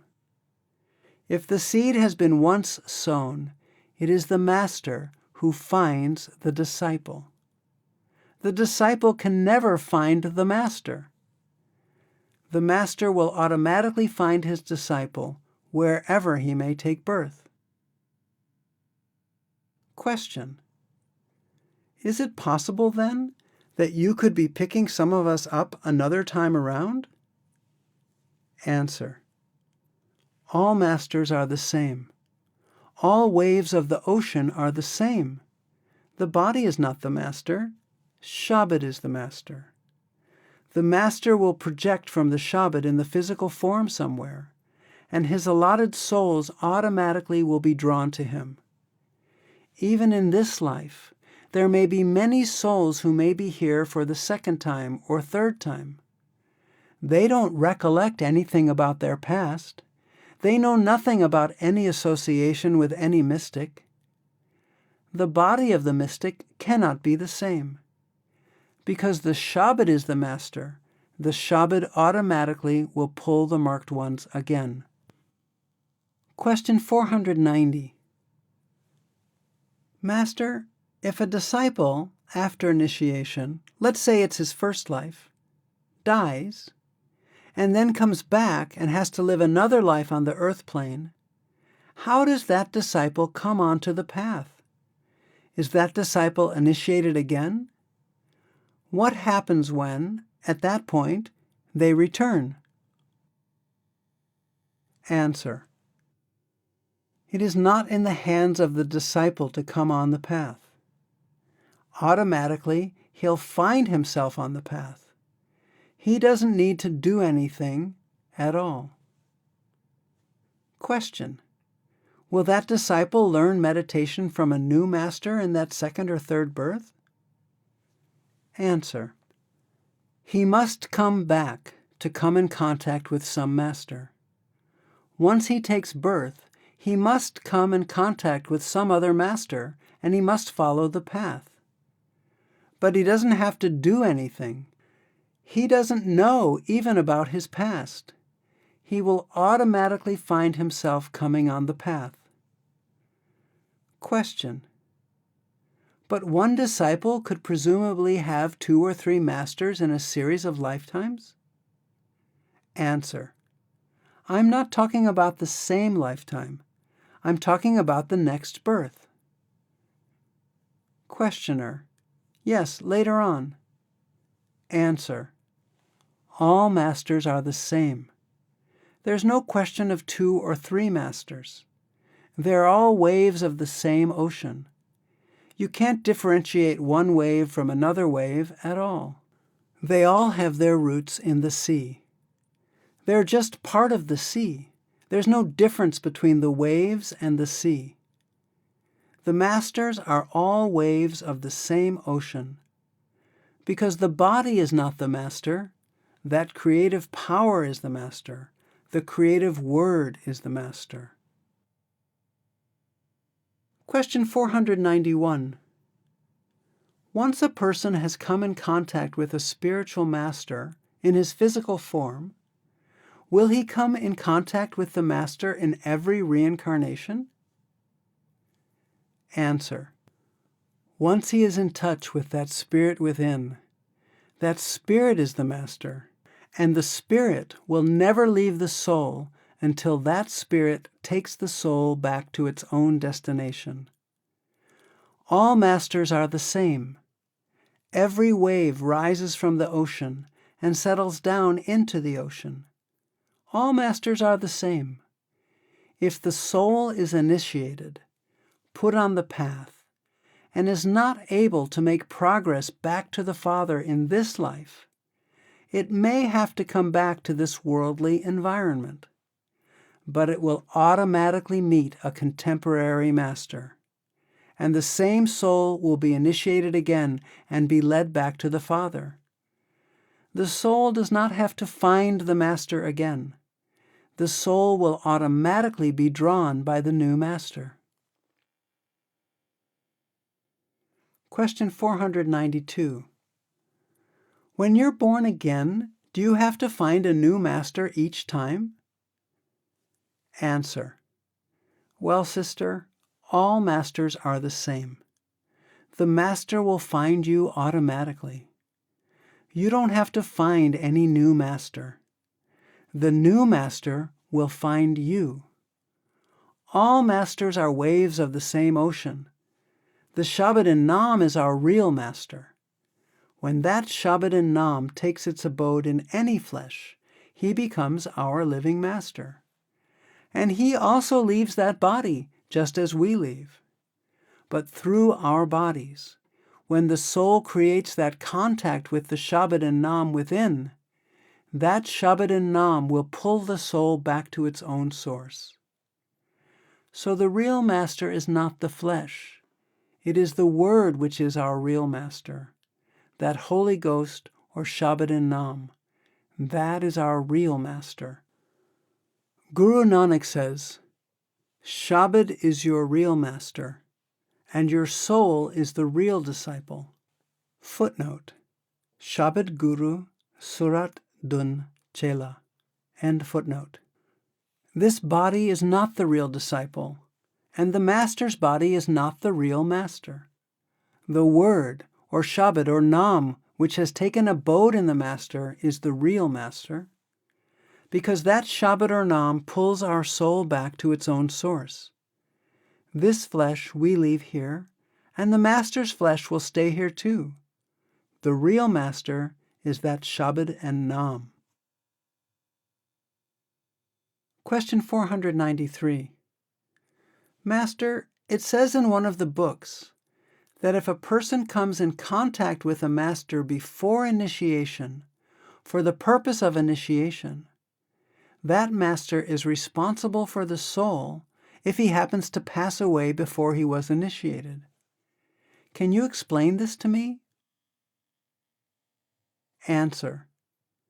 If you are attached to the master, you want to be initiated by the master, you have to go where the master goes. You go where your desire is, where your attachment is. So you ultimately will find your way towards the path in the next birth. You will build some good sanskaras, which will help you to get initiated in the next birth. But the master is only responsible for those whom he initiates. As I discussed from the Bible, who can look to the master for help? Whom will the master prepare for the last day and meet at the time of death at the last day? Those who have been initiated by him during his lifetime, and who live his teachings, who follow the teachings. They will be looked after here and hereafter. Question 494. Master, we have read that in order to be initiated in this life, a satsangi must have had the good fortune to have been in the company of a mystic or a master in a previous life. Answer.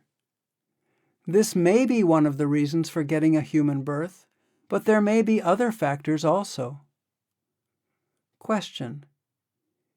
It is not necessary to have been in the company of mystics? Answer. No. We may have earned a lot of merits by doing a lot of good karmas, by our sincerity of devotion. We may have been lost in rituals and ceremony, but we were very sincere, so then we may have earned coming on the path. This may be the first time we have come to a mystic, and with others it may be the second time. They may have had association with a mystic in the past, and that is why they got a second birth and got initiated. Others may never have seen or known about the mystics at all in their previous births. So many factors are responsible which bring us to the path. Question 495. Maharaji, I think it was Kabir who said, if one comes into the presence of a perfect master, innumerable karmas are wiped away. Answer. There are so many karmas which are keeping us in this world. Many karmas are cleared in the company of a mystic, because we are influenced by the aura or by the company of that saint. That company, the association with that saint, creates such a deep impression on our heart and mind that ultimately we come back to that saint. So naturally, all karmas are washed when, with the help of a saint, we start following the path. When we come on the path, we are at once detached from the world. Now it's only a question of karmic adjustment. But our permanent relation with the world ceases to exist when we come to the path. So in that sense, all those karmas are washed. As Christ said, that seed may fall on barren ground, but the seed has to sprout. Whether it sprouts for a short time or for a longer time or gives any fruit, a seed is a seed. Similarly, the association of a mystic definitely helps us in this life or in the next life. But that association, the karmic relationship which we create with the master, the deep impression we carry on our mind due to the company of a mystic, definitely leads us to the path, ultimately. Question 496. If it is decided at the time of death that we should take another birth, how do we find another master? Answer. You don't have to find any master at all.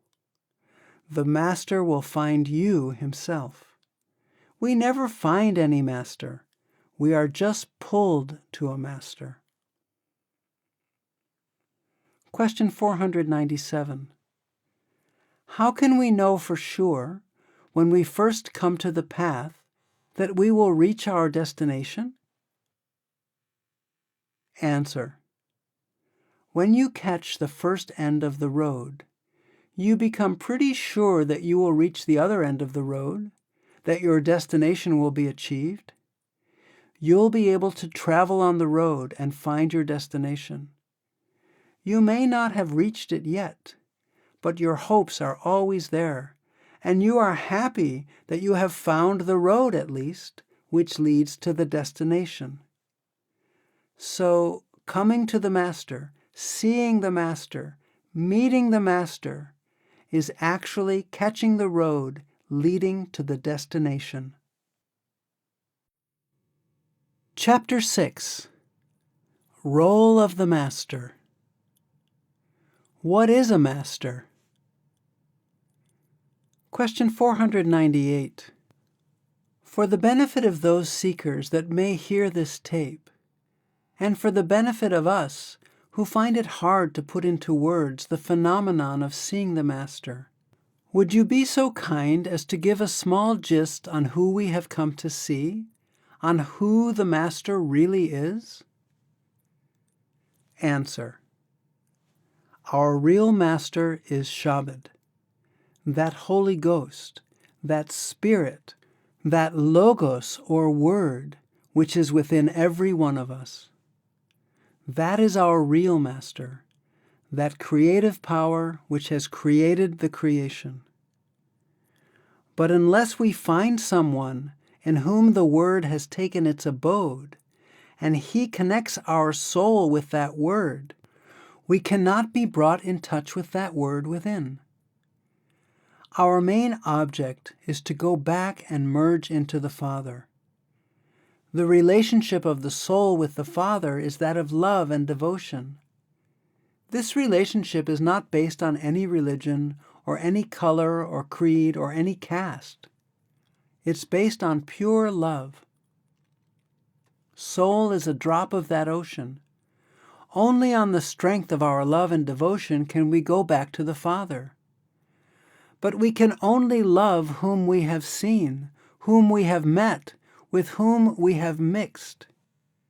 How can we love the Father, whom we have never seen, about whom we have only heard? We love our children. We have given birth to them. We love our parents. They have brought us into this creation. We love our brothers and sisters. We have common blood running in our veins. We love our wife, our friends. We have had a mental association, an emotional association with them for so many years. We love our country. We love our religion. Our mind has been conditioned right from birth about these things. But these loves are all perishable. They cannot last long. Even our body leaves us. It lasts only for a short period. Only our love for the Father can remain. But we cannot love Him because we have not seen Him. So we try to seek the company of mystics or saints, who fill us with love and devotion for the Father, who lead us back to the Father, who give us strength and support and drag us towards the Father. So we love Him. Ultimately, the Master and we become one with the Father. That is why we seek the company of those mystics, because we have seen them, we know them, and their love is transformed into the love of the Father. That is why Christ said, "If you love your father and mother more than me, then you're not worthy of me. Unless you become worthy of me, you cannot become worthy of the Father. Unless you become me, you cannot become the Father." So we have to become worthy of the Master, and then we become worthy of the Father. It is a strong channel between us and the Father, a strong means which pulls us back to the level of the Father. We wouldn't need a Master at all if we could worship the Lord directly. But if we have not seen Him, then we cannot worship the Father directly. So we need a mystic or a saint who is at our level, like us, who can influence us with his love and his devotion, who can lead us on the path which leads back to the Father. We need living mystics, living saints, because old mystics, old saints, have already become one with the Father. So for us, they have become as unapproachable as the Lord himself. They're at the same level as the Lord. So why not worship the Lord directly, instead of worshiping him through those who are as far away as the Father himself? If we need a master, we need him at our level. We need the company of the mystics so that we can be filled with love and devotion for the Father. Mystics who can lead us back to the level of the Father. They come from the Father. Being here, they're one with the Father, and they take us back to the Father. All sheep belong to the Father. The mystics just come as shepherds. Souls are marked by the Father. The saints come and whistle, and all their allotted souls automatically collect around them with one excuse or another. They don't have to go searching for them. The marking is done at a different level. The shepherd recognizes his own sheep. Question 499. Sages and saints have come in many lands and throughout the ages. Did they come of their own will, or were they sent by God? Answer. You read in the Bible, in St. John, that there was a man who had come from God, who was sent by God, and whose name was John. In many places Christ also speaks of the Father which hath sent me. So it means that whenever the Lord wishes, he himself sends the saints to collect his marked souls, the souls which he has allotted to them. Saints do not come into this world of their own will. They are always appointed and sent by the Father. By themselves, neither do they preach nor do they want to initiate anybody. They are always deputized by the Father. Question 500.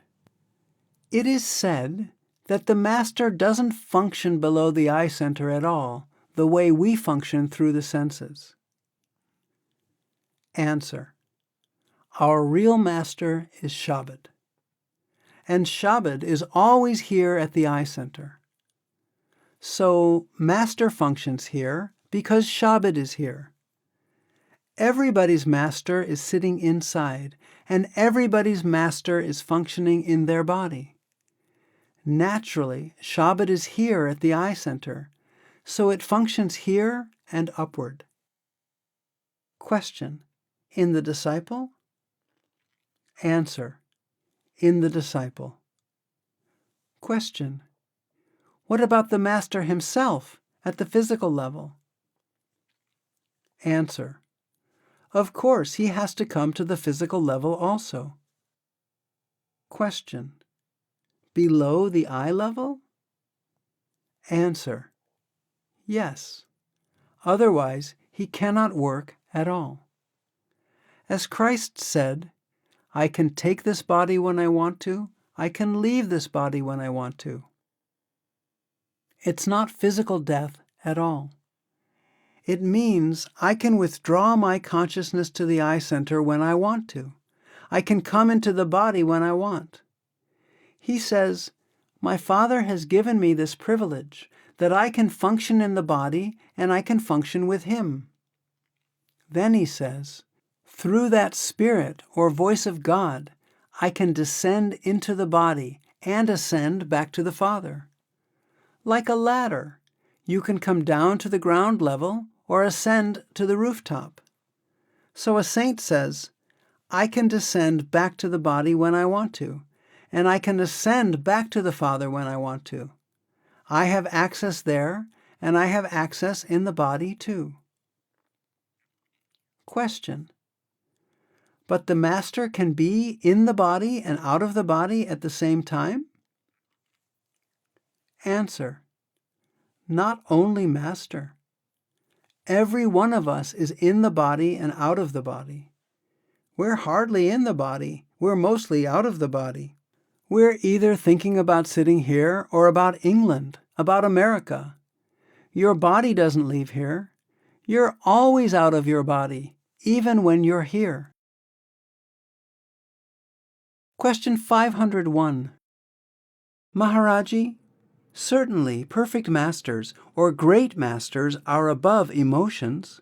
Why do they show emotions, such as happiness, and smile and laugh, that type of thing? Answer. Because they are in the body, and they have to work with the mind, and these are all instincts of the mind. You see, they have a loving nature, a kind nature. A loving person will always have emotions. A kind person will always like to be helpful, and anybody's misery will affect his heart. He's so kind and loving that he cannot bear to see the suffering of other people. That is not a drawback, it's a quality. They have no suffering of their own. Their suffering is that of their people. Mystics are good, kind-hearted, and loving, and want to be helpful to others. So naturally, the suffering of others is close to their heart. They're not affected by it. They're not attached to them when they go. But they are helpful and loving. I remained for a pretty long time with the Great Master because as a child I was brought here to the Dera. And there were so many tragedies in the family. My brother-in-law died, my grandmother died, and so many other people. I never saw a tear in the Great Master's eyes. He was always smiling, always laughing. But in his last days, after the partition, a lot of refugees were coming from Pakistan, mostly Satsangis, who had very woeful tales to tell. And the Muslims on this side of the border were also leaving their kith and kin, leaving India, and had very woeful tales to tell. The first time I saw a tear in Maharajji's eyes, he was standing on the roof of the Satsangar in Amritsar, and a lot of refugees were flocking there with their small bundles, some with camels, some with a donkey, some with a bullock, whatever the poor people could get. The whole place was crowded with their small bags and bundles. Maharajji was giving darshan from the rooftop, looking at these people, and I saw moisture in his eyes.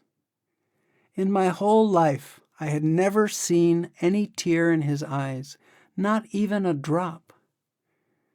So when he came back down, he sat on the bed, and Mr. Shadi, who was his attendant, sat beside him and said, "Maharajji, you seem to be upset." Maharajji said, "I just can't face the misery of these people. They're so good and loving, but look what they have to suffer." And then he closed his eyes, and we were asked to leave the room. Besides that, I don't recollect ever seeing a tear in his eyes. Question 502. Is there any difference between the spirit and the master? Answer. When that spirit is in the flesh, it is our living master. That spirit, that word, which is in the flesh, that is our master, not the body. Both the disciple and the master will leave the body. But neither the master nor the disciple ever dies. The real master is the spirit, the word, and the real disciple is the soul. But unless the soul is in the flesh, and unless that spirit or word is in the flesh, the soul cannot be brought in contact with the spirit. Only through initiation by a living master can the spirit within pull the soul of the disciple back to the Father. Question 503. I have been taught that there is no difference between the Satguru and the Lord. Now, if this is true, why do people not believe in them? Answer. People do not believe even in the Lord, so there is no question of their believing in His sons. It does not mean that if a thing is true, it has to be accepted by everybody. Truth is rarely accepted. Question 504. Maharaji, do the saints have a shortcut inside? Answer. They have a shortcut in the sense that they have immediate access to the Father. After having reached sainthood, they do not have to pass through all those stages on their way to the Father. Christ also indicated that He could leave the body when He wanted to, and He could take it up again when He wanted to, as He was always with the Father, and He and the Father were one. Question 505. When Christ said that He sees the Father both day and night, does He mean that He sees Him through the physical eyes, or does He mean that He sees Him at the eye center? Answer. This is spiritual seeing. He is one with the Father. He is at His level. When He sees Him within, He sees Him everywhere in every part of the creation. The Father is not a man. He is a power, a state of consciousness. So Christ says He is always at that level, at that state of consciousness where the Father is. Therefore, He sees Him everywhere and in every part of the creation, within Himself and outside of Himself. Not with His physical eyes, that is a different eye. This involves a different understanding of the whole situation. Question 506. When you refer to saints now in your answers, are you referring to gurus? There are other saints, are there not? Answer. There are many saints. A saint is a saint, wherever he may be. Guru is a Sanskrit word, and it means teacher or master. Guru also means one who brings light into darkness. That is the literal meaning of guru, teacher or master, because he gives us knowledge, wisdom. After all, these are just words. All real spiritual gurus are saints, but all saints may not be gurus or masters. There is a technical difference between a saint and a guru. A saint is one who has reached a certain spiritual stage and has become one with the Lord. He may not be authorized to initiate people upon the path, but a guru, having the same spiritual status, is authorized by the Lord to teach, to initiate, and take the souls back to God. Jesus says in the Bible that the Father hath given authority to the Son to execute judgment, and to give unto you that meat which endureth unto everlasting life. For him hath God the Father sealed. For example, an advocate and a judge both have the same legal qualifications.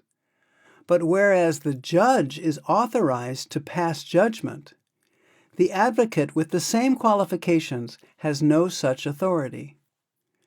But the words saint and guru in everyday language carry the same meaning. Question 507. Do the 5 names represent several different gods?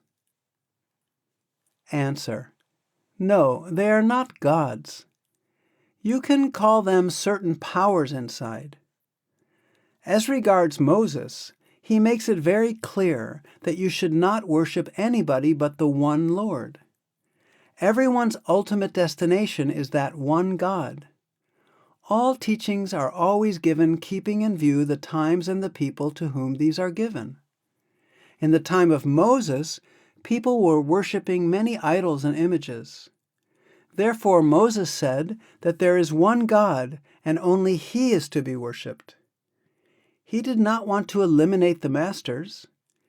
Masters do not show their identity to be different from that of the Lord at all.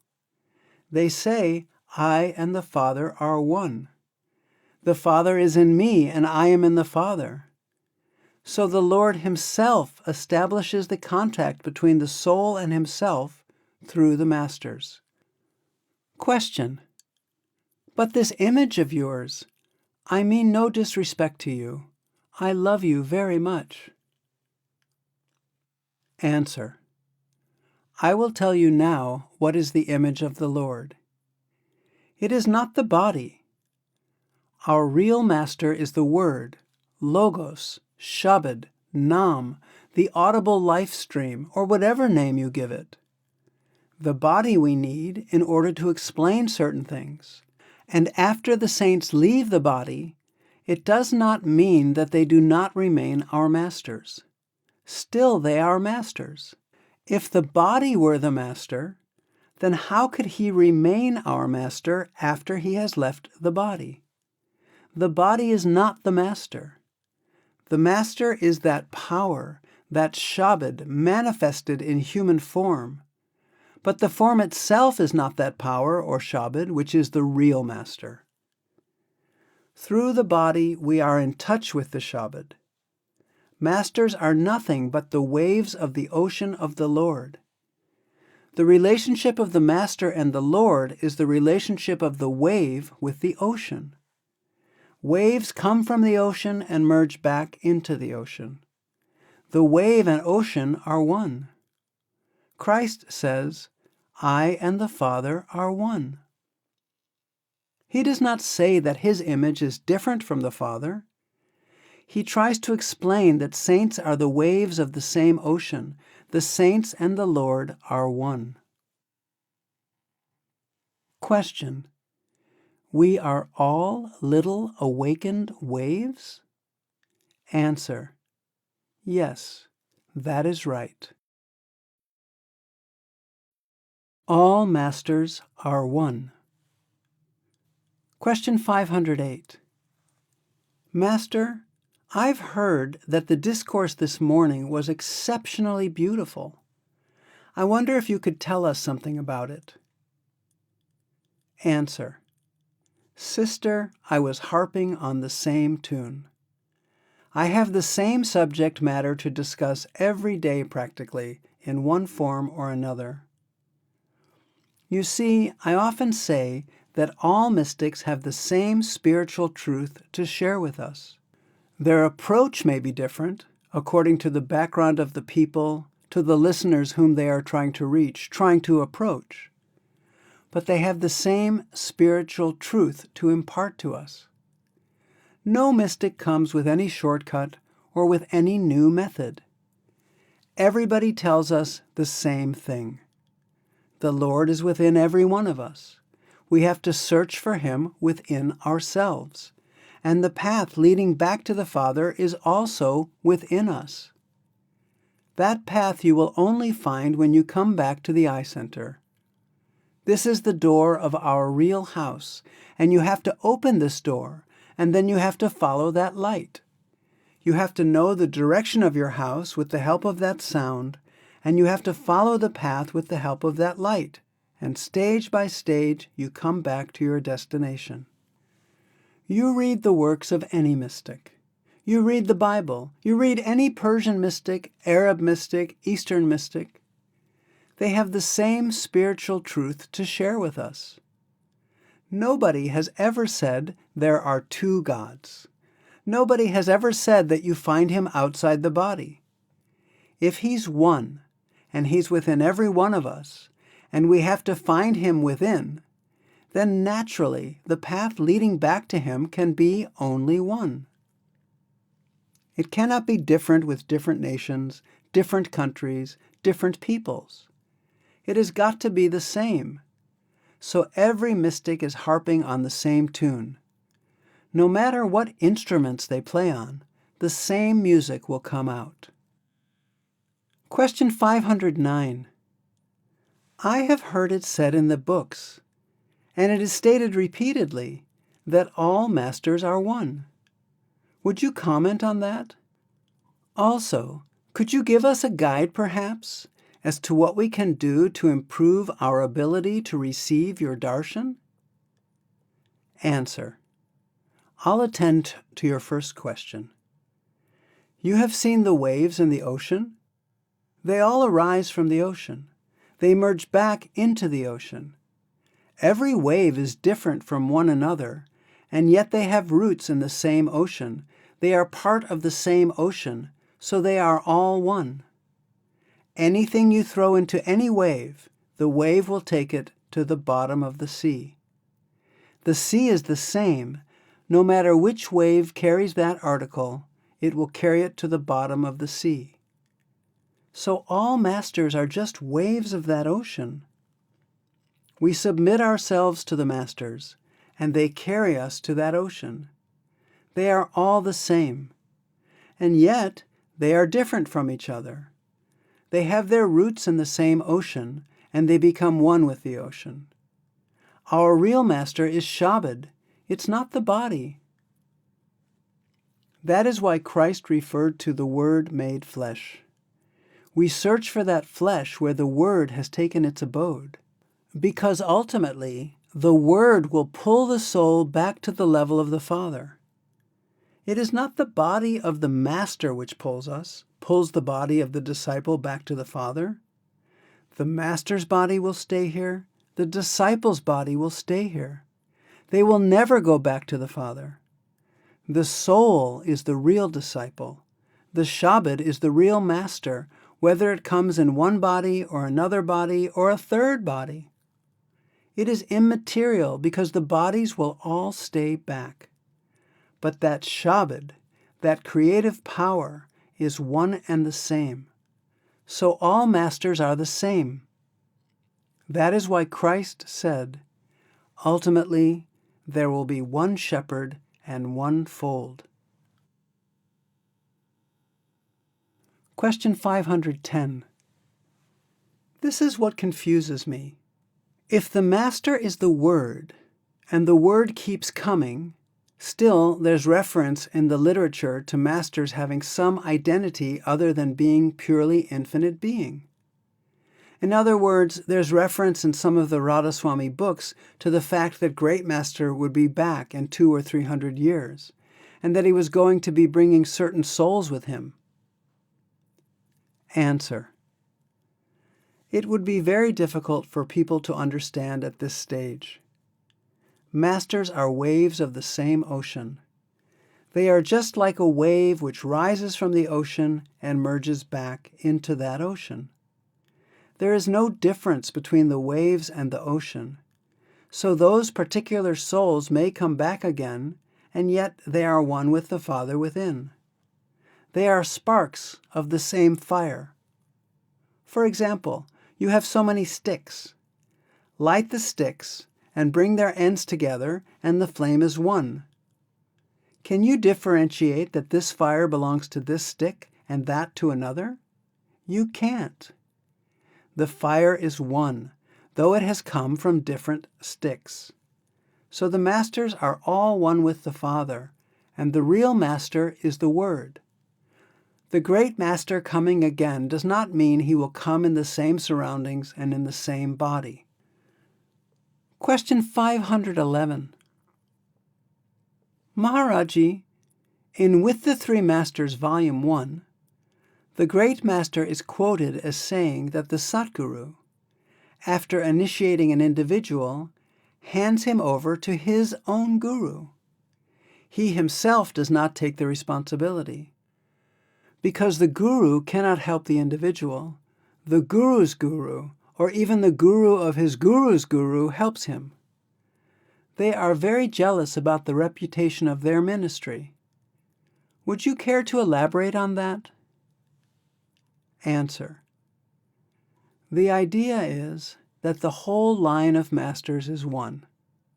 Master merges himself into his own master, who merges himself into his own master. They're all waves of the same ocean. So any wave can take anything to the bottom of the sea.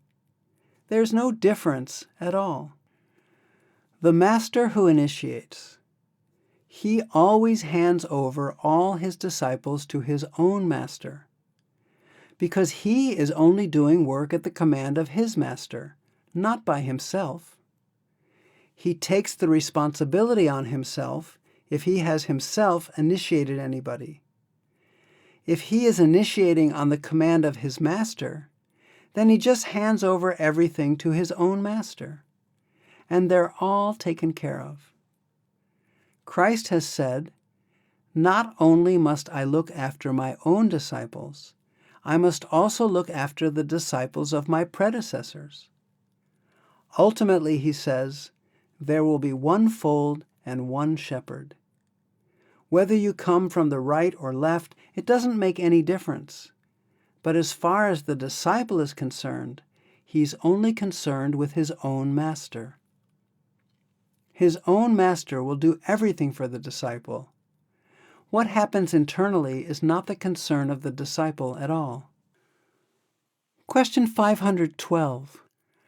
Have any of the saints, although in this line, on the way back to God, the sound current path, have any of them reincarnated? Have they reincarnated and been other saints at another time? Answer.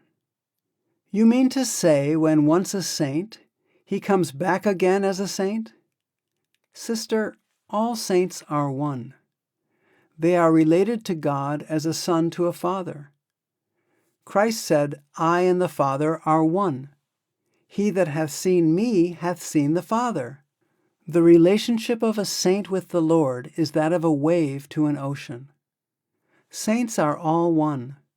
They are waves of the same ocean. There is no question of that particular personality coming again. That power comes. It may come in anyone. That power is the same. It is not the body. They come to preach the same philosophy, the same spirituality, and merge back into the same ocean again. Question 513. Maharaji, the Master himself is a timeless thing or entity. Time has no bounds on him. He must, I presume, watch the soul that he's going to initiate go through this beginning of creation to whenever they must leave this creation permanently. Where is the necessity for those souls to go through such an immense length of time, which we're not even aware of, except in only a sort of fragmented state? Why so long? And is this his work? Answer. For the Lord, there is no time. As you just said, there's no time limit. For you and me, there's a time limit, but not for him. He has been assigned to collect a certain number of souls, so he has to collect them. As I said, all masters are the same. That doesn't mean the same entity will come every time to collect the leftovers. Question 514. Your Holiness did speak of different kinds of master and saints, and that some had a degree of karma and perhaps would be in a different category. Answer. I was trying to explain how many categories of saints there are. How one attains to that state, I will explain. Either he is directly sent by the Lord, by the grace of a saint he has come to that height, as by gift or inheritance, or he has worked hard, just as some people work very hard to become rich. I was trying to explain the different categories, how they come, whether they are sent directly by him, or by the grace of the saints they have become saints, or by their efforts they have reached that state. But when they reach that state, Their way of thinking will be the same, and their teachings will be the same. There can be no difference in their teachings. Whether they are born in the East or in the West, they have the same thing to teach us. It is really very easy to understand. The Lord is one. Nobody denies this fact. Nobody dares to say something different than this. And we have to seek Him within. Everybody has to search for the Lord within himself. How can we logically think that for one part of the world there is one way of finding Him within themselves, and for another part of the world there is another way of finding Him within themselves? If He is one, He is in every one of us, and the way leading to Him is just one. It cannot be two. There is a difference in our interpretation. There is a difference in our understanding. There is a difference in our rituals and ceremonies, a difference in our dogmas. As to how much the priestly class can sway us, hold us, that may be a different thing. But the path leading to the source, our own original home, which is gained by devotion to the Lord within every one of us, is absolutely the same. There cannot be two. If, with an unbiased mind, we start making a research into the teachings of any saint, born anywhere in the world, we shall find his pure and simple teachings of spirituality to be the same as those of other saints. We are racially prejudiced against each other. We always think, this master is higher than that master, and nobody tries to understand the real teachings of a master. If we understand the teachings, we will find that all masters are the same. There is no difference in them. But we always like to feel superior in one way or another. And when these masters come, they want to teach. But people take pleasure in crucifying them, beheading them, slaying them, flaying them alive, putting them on red-hot plates, and so forth. When they go, the people weep, cry, build big monuments and big churches. This is what history tells us. Because we do not give any importance to their teachings, we generally are worried about their history, where they were born, how they were born, who their parents were, who their children were, what miracles they performed. We are just lost in these organizations and these stories. Nobody tries to tell us their purest spiritual teachings. Have we been able to digest those teachings within ourselves or not? If not, what is the drawback? Why can we not digest those teachings? Why cannot those teachings become a part of our life? Nobody cares to find answers to these questions. If we make those teachings a part of our life, we will rise above all these prejudices, and everybody will look the same to us then. We will never look at each other as an American, an African, an Indian, a Christian, a Hindu, or a Sikh. We will all look to each other as humans, sons of the same Father, struggling to go back to the same original home. We come much closer to each other. But nobody tries to look from that angle at all. We have our own goggles, our own colored glasses through which we want to look. We do not try to remove them. We do not try to throw them away. We do not try to look at things with the naked eye. We are so much under the influence of these political priests, or of these dogmas or rituals, organizations, that even if we feel it, we do not raise our voice. We know what has been done to those who have raised their voices. But what is given to us today in the shape of religion is not the real spiritual teachings of the saints. Their teachings are much deeper, much simpler.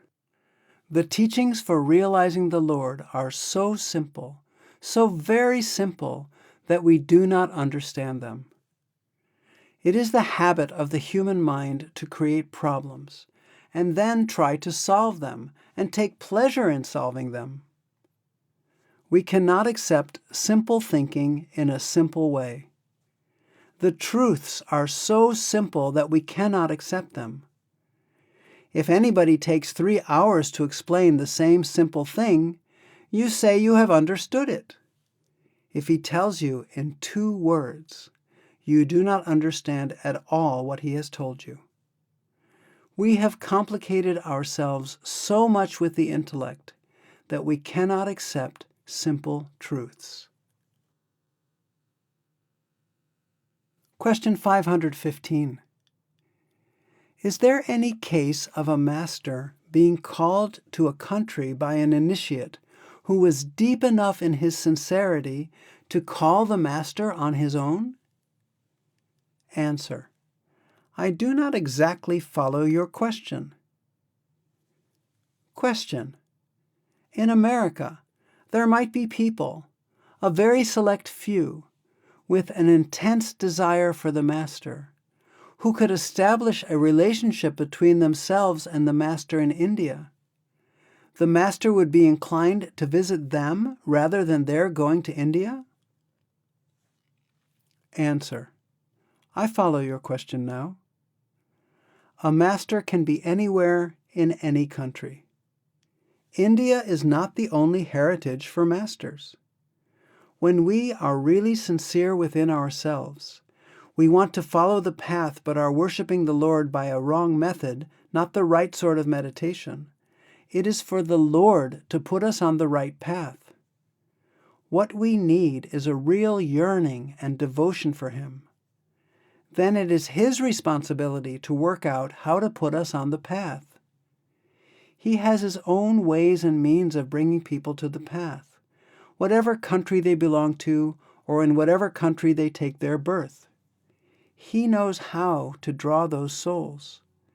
He knows how to collect those sheep. For Him, it does not make any difference whether it is America, India, or other countries. He just picks up from where He is to pick up. A master can be born here. A master can be born in any country. They are not known in the West because the West has never bothered about them. It's not that they have never been in the West. It has no tendency to know them or study them or do research into their lives. In India, which is a little spiritually minded, the masters have become known through their devotees or writers. Any country may have masters, must be having masters. But people have never bothered about them. It's not that they never had them. They have just forgotten or never recorded those chapters in their history. Question 516. Is there only one spiritual teacher for all? Answer: there may be many. Spiritual teachers are not confined to any particular caste or religion or to any particular country or state. They can be anywhere and there can be any number. Question: You say there are many teachers. There may be many teachers, but then how can an individual know when he has the right teacher? Answer: It is extremely difficult to tell you frankly, because we try to judge them on an intellectual level and depend on that to guide us rightly. But still, there are certain ways. We have got to see them in order to satisfy our intellect as to whether one is a right teacher or a wrong teacher, according to our limited intellect. There are signs for that. But even with all that, we can be misled. Even with all our intellectual findings, we can be misled and follow the wrong teacher also. It is the grace of the Lord that puts us in touch with the right teacher. Actually, without the grace of the Lord, we can never meet the right teacher. There are signs which we have to see, but they are seen only with our intellect, so to say, and our intellect can deceive us. Question: do these signs differ and vary with each individual? Answer: not much. I do not think you have read our books, for certain things are described in them. But that is also written with intellect, to satisfy the intellect, and intellect can deceive us even there. In fact, we can depend only upon the grace of the Lord. Question 517. Will there be a living master in the United States someday? Answer: the Lord knows best. Masters are not confined to any caste or creed, or any country or nation. The Lord can send them anywhere, any time. That is entirely up to Him. When He finds the need for doing so, or He finds the ground prepared, He may send a master. Question 518. Why are not any masters in the Western world? I mean, why are not any masters born in the Western world, like there are in India? Answer: are you sure they are not born in the Western world? Questioner: well, I mean, we do not know about them. Answer: that is what I say. Your people are not interested to know if they are in your own sphere. Because the West has always tried to investigate the history, the material achievements, the scientific achievements. Your trend has always been to this side, giving great importance to those people who have invented those things. You have just ignored your own mystics. You have never bothered to know about their history or their teachings. On the other hand, the background of the East has always been spiritual. They have ignored the scientific outlook, the historical outlook on life, or the economic or social part of life. They have always been devoted to mysticism. So their main research, main history, is directed towards spirituality, towards mystics. They know about their mystics. They have been able to explain the teachings of their mystics. They have been able to advertise their mystics, so to say. Your people have been able to advertise your scientists, your historians, your other people. Mystics have not been confined to any particular country or any particular nation. There are many mystics, even in this country here, USA. But they have been ignored. Nobody has heard of them. Nobody bothered about them. Nobody tried to know their history. Nobody tried to do any research in this line. When the spiritual consciousness will awaken in this country, they too will find, naturally, their own mystics on this side. There is no reason why they should not be here. Question 519. Has there ever been a woman guru? Answer: in the Indian history of the mystics, there have been many women saints. We have many famous, great women saints, definitely. The soul has no sex at all. The body has sex. As I told you, the Word is the master, not the body. And the Word can be in anyone. It makes no difference whether it is in a woman or whether it is in a man. Question 520. Master, I'm wondering, actually worried, about whether the line of masters will end in my lifetime. Answer: you see, water. If it stays too much at one place, it stagnates.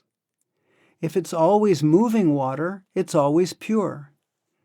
So you can't bind down spirituality to any particular place, particular country, particular sect, particular community.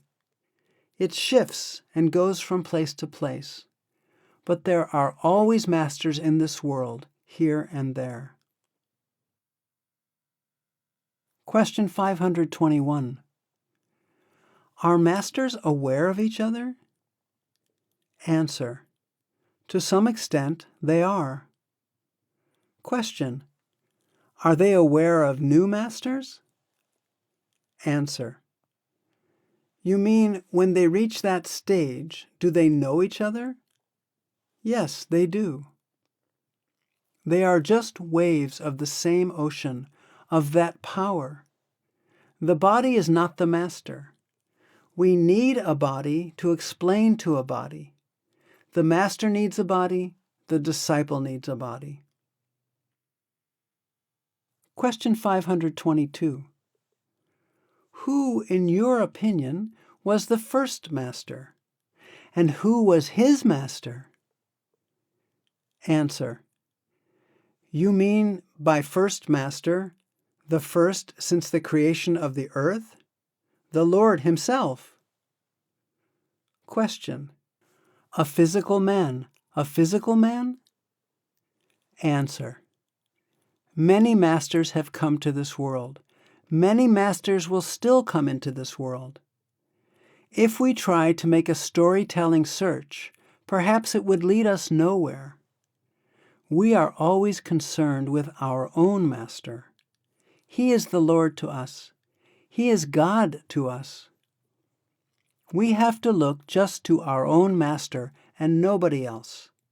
We are not concerned how many masters have been in this world before, or how many masters are present, or how many masters will come after us.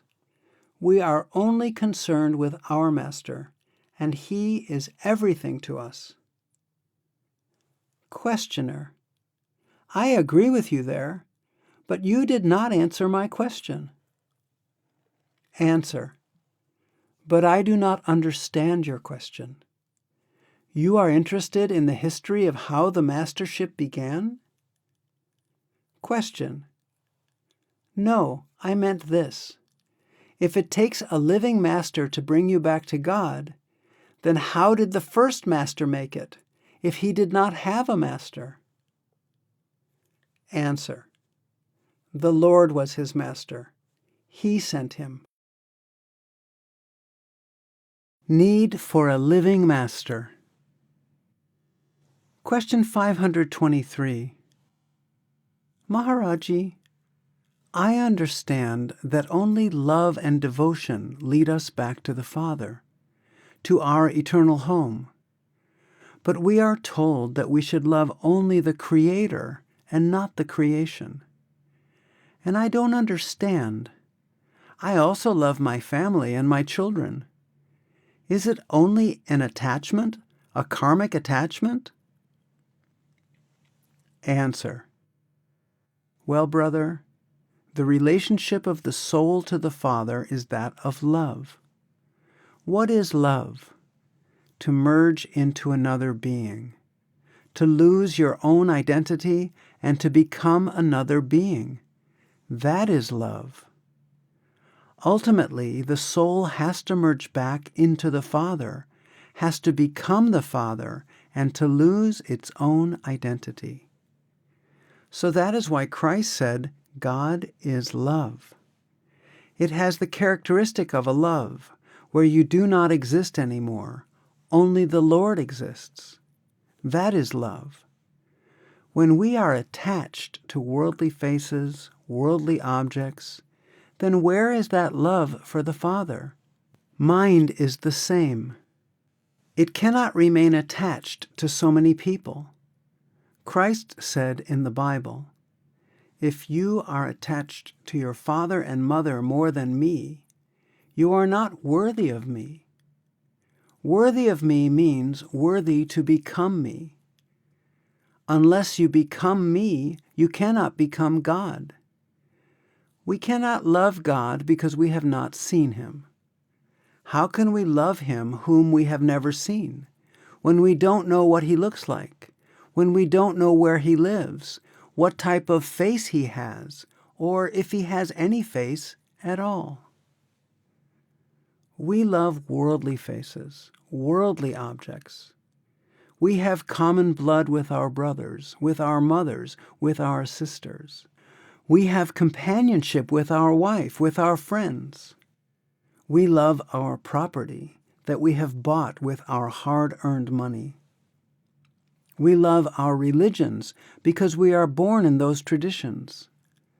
But how can we love the Father, whom we have never seen, whom we have never known, when we don't know what he looks like? Worldly love will pull us back to its own level. Only the love of the Father can take us back to the level of the Father. So saints say that when the Father wants to pull us from this creation to his own level, he sends his sons to our level, and he marks us or allots us to that mystic, to one of his sons.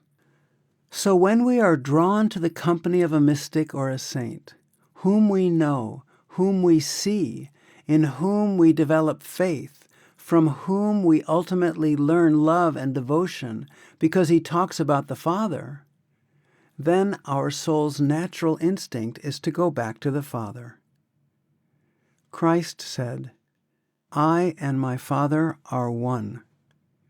Why does he say that? If you love me, you will love the Father. If you love the wave, you love the ocean, because the wave cannot be separated from that ocean. The wave you can see. The ocean you cannot see. So he says, if you love me, if you have seen me, you have seen the Father. If you come unto me, and I come unto you, ultimately you will come unto the Father, because I and the Father are one. There is no difference between us. So the Father creates his own love in us through his sons, through his mystics. And the mystics attach us to the Shabad and Nam within, by which they detach us from this whole creation and attach us to the Father. They don't need our love at all. They only build that much faith and love in us so that we may get attached to the Shabad and Nam within. We follow their advice, we follow their footsteps, their teachings, so that we may withdraw ourselves from the senses and attach ourselves to the divine melody or Shabad and Nam within. And that love of Shabad and Nam within is so much higher and purer that we automatically forget worldly love, worldly faces, worldly objects. That is the nature of the mind. If you find something much more beautiful, you automatically run away from the other things to which you are attached. That better attachment automatically detaches us from worldly faces and worldly objects. So mystics, with the help of Shabad and Nam, detach us from the whole creation and permanently attach us to the Shabad, to the Divine Father within. This is his divine law, cosmic law, by which he pulls us to his own level from this creation, which he has created, which he has designed. Only he can pull us back to his own level. I often say that if you have no hunger, no matter how delicious the food may be before you, you will never eat. And if we are hungry and there is no food on the plate, we have nothing to eat. But if there is food on the plate and we also have hunger, our hands automatically move to our mouth. We start eating. It is not in our hands to have that food on the plate and to have that hunger and thirst. He gives us that food. He gives us that hunger and thirst. And we are eating and drinking by his grace to satisfy our hunger and thirst for the Father. Everything is in his hands. He worships himself through us and pulls us to his own level. That is what Jesus has said, and that is what the Indian mystics are trying to teach us. Question 524. Master, is it possible to love another human being at this point? Answer. Sister, we can only love what we can see, what we can touch, what we know, what we can possess to some extent. We can only love what we think can belong to us, or to whom we can belong. We have only a concept of the Lord. We neither know what he looks like, nor do we know anything about him. So how can we love him? Actually, we love our own concept. So we don't really love the Father at all. That is why Christ said, "Unless you love me more than your parents or your relations, you are not worthy of me. Because by loving me, you become worthy of me, and by becoming worthy of me, you become worthy of the Father." He says, "I have seen my Father, you have seen me, so through me you have seen the Father." That is why we require this medium of the living Master. Because we can love them, we can know them, we can see them. The masters who left us long ago, no doubt they were great masters, great mystics, and they were one with the Father. But for us, they are as far away as the Father himself. We know nothing about the Father, nor do we know anything about past mystics. How can we love them when we don't even know what they looked like? We have pictures of those people. Take the picture of Christ. I have had the opportunity to go to so many countries.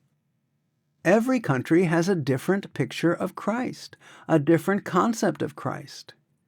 African countries, Spanish countries, English countries, and German countries, they all have different concepts of Christ. They have made his features according to their own features, as if he was born there amongst them. It's impossible to know anybody, to love anybody who never existed during our lifetime, who existed 2,000 years ago. Christ said, "You love the flesh, because that word has taken abode in that flesh." Our love can then be transferred to the love of the Father. By loving that flesh, you actually love that word which is in that flesh. Ultimately, our Guru is that word which is in that flesh. The soul is the disciple, and the word is the master. The body is not the disciple, the body is not the master, because the body will stay here. These 5 elements we have taken from here, we will leave them here. They will not go with us anywhere. The soul is the disciple. The soul has to go back to the Father, and the soul has to be in love with that divine melody within. So through the flesh, we bring the soul in contact with the Word within. And that is why we need a living master. Either we don't need any master at all, or if a master is required, it must be a living master. There is no alternative. Question 525. Maharaji, I was wondering if you could explain something to me from last night's reading.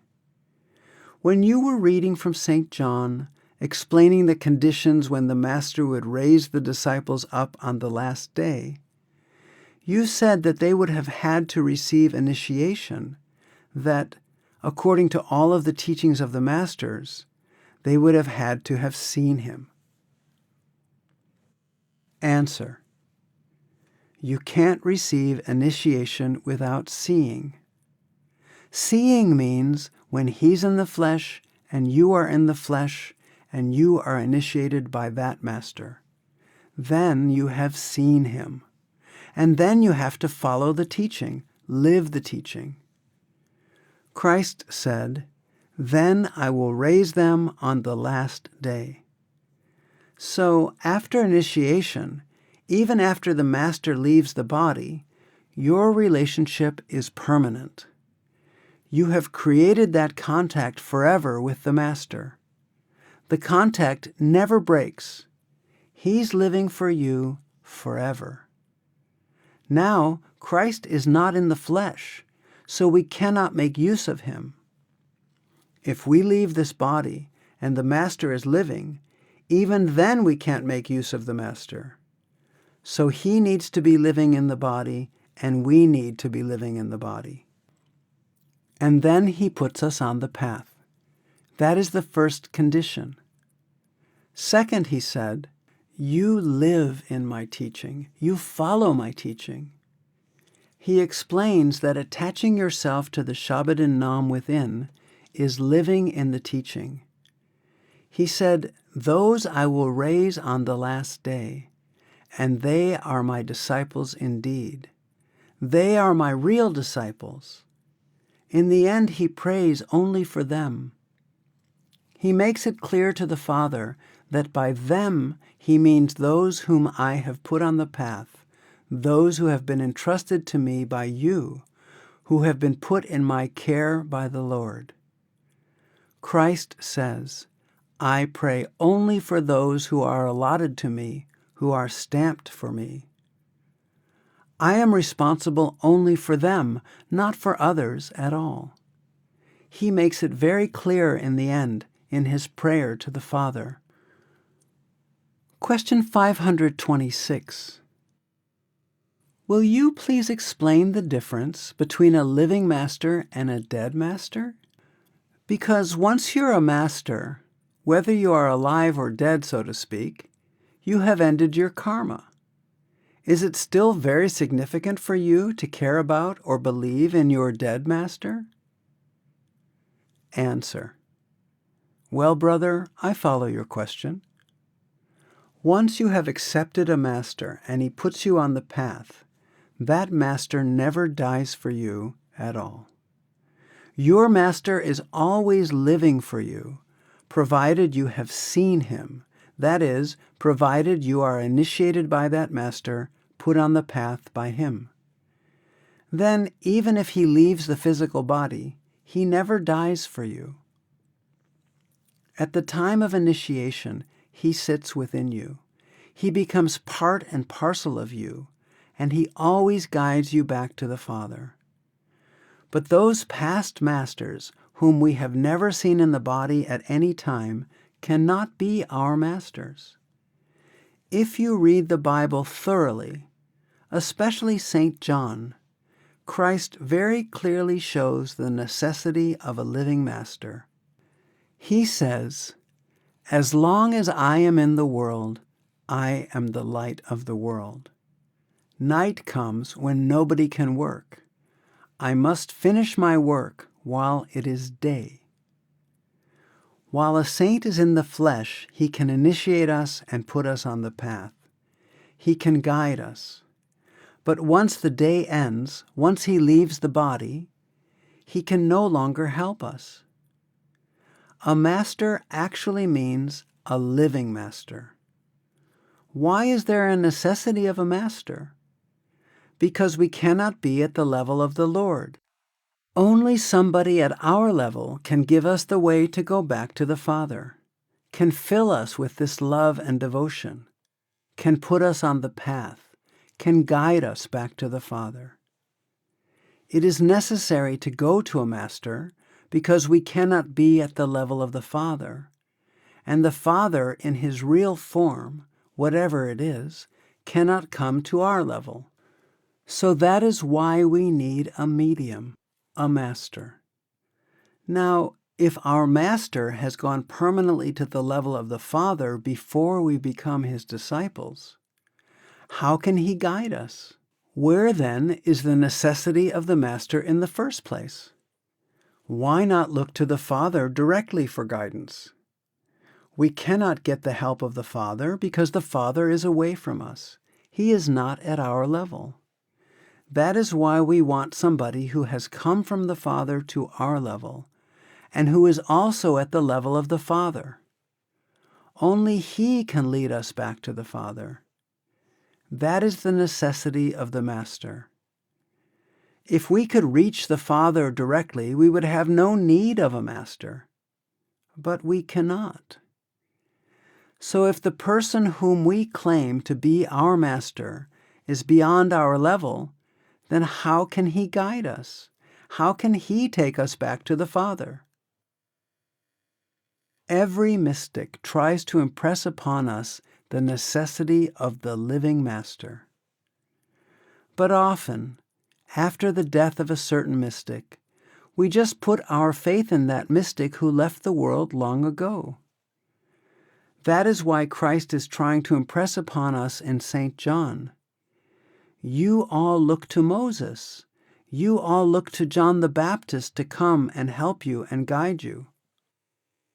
He says to the seekers, and not to those who were initiates of John the Baptist, he was a burning and a shining light, but he was privileged only for a season to guide you. Now, if you want to go back to the Father, you have to follow me. You have to take a new birth through me. If John the Baptist or Moses could help them, where was the necessity of Christ? John the Baptist was there before him. Moses was there before him.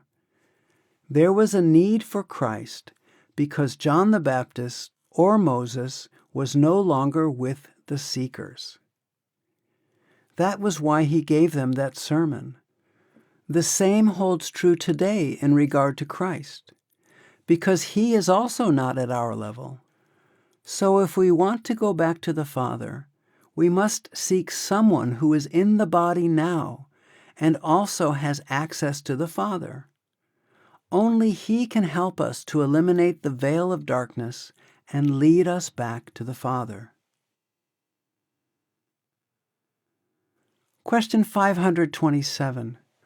Master, speaking about going back, is it absolutely necessary to go back with the Master? Can one reach up to the various planes by his own efforts? Answer. We always need a teacher. We are so much under the sway of the mind, of the senses, that unless there is somebody to shake us from the roots, to take us back to Him, we can never reach Him. We are in a deep, deep sleep. We are all dead. We need somebody to put life in us. We need somebody to give us that eye with which we can see inside. We need somebody to give us that ear through which we have to hear. Somebody to give us that living water by which we have to come back to life again from death. Christ also referred to that living water, to that single or inner eye, to the inner ear, when He said, Ye have ears to hear, but ye hear not. For it is the inner ear with which we hear inside. He also raised the dead to life, which means that He awakened the spiritually dead while in the human body. He was the spiritual teacher of His time. Call Him anything, but we definitely need a teacher to know that science of spirituality. And inside, it is impossible to travel at all on the right path without a teacher. Question. Why do you say it is impossible? Answer. Because there are so many more and greater temptations and obstacles in our way inside. Even in this world, we always lean on somebody to help us, to give us advice when we get confused, lost, frustrated, and when we weep. And inside, it is much more difficult. It is impossible to go without somebody to guide us, somebody to lead us back to our home. If from the States you want to go to India, you do not just by your own intelligence reach India. You see a travel agent. You collect all sorts of information. You read books on the subject.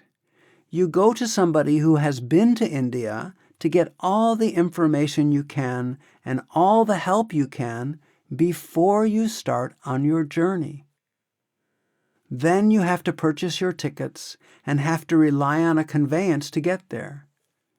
Just by your own efforts, you will never get there. How many helping hands you get on the way to reach that place? So when we want to return to our home, how much more help we need to go back to Him? Question. Well, if there is help here, is there not help there also? Would there not be help at each plane? We find people here in the world willing to help. Answer. If there is help here, there will always be help there, provided we have definite help here. Question. If a yogi, by his own efforts, were to reach the first plane, would he not find adequate help there to reach the next plane? Answer. No. The yogi must have been taught by somebody how to reach the first plane. He is not a born yogi. Questioner. Well, the world is full of teachers. They say in India there are thousands of teachers who are teaching some. Answer. Get hold of anyone you feel like, but in any way you need a teacher. I am not telling you which teacher you should choose, but my answer is that you need a teacher. Question. In other words, one should adopt one teacher and hold to that teacher until he reaches some realization? Answer. Well, we have to make a search for a teacher. And when we get hold of a teacher, then we have to hold on to him. Then we should not leave him. Question 528. Is there any way for a person who is not yet initiated to try to train the mind to focus before they can meditate? Would it be a detriment for him to do so? Answer. No, there is nothing detrimental about it. Everybody should try to control the mind, whether he is an initiate or not. But the question is the method, how to control the mind. Some people read books and think that they can control the mind with hatha yoga, or by doing some physical, mental, or breathing exercises. But if you do not have a proper teacher to teach you these exercises, you may get into difficulties. You can even damage your mind.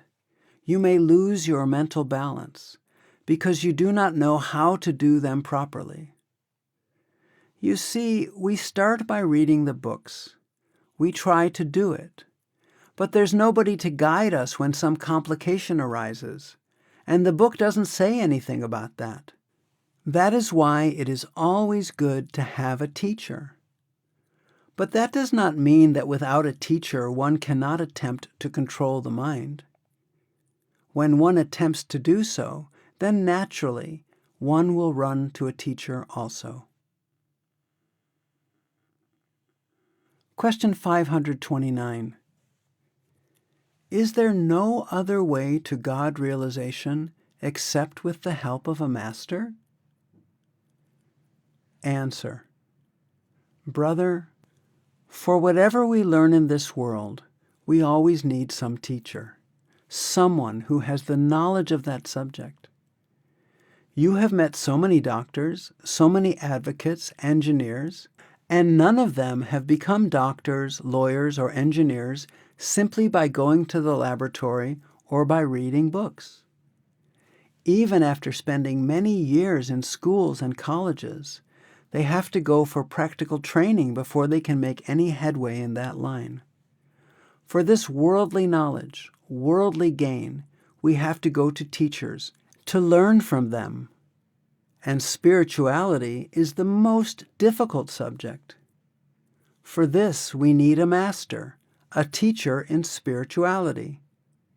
He tells us why we have to meet the Lord, and where the Lord is, how to find the Lord, what is between us and the Lord that keeps us away from Him, and how to remove these coverings, these barriers between us and the Lord.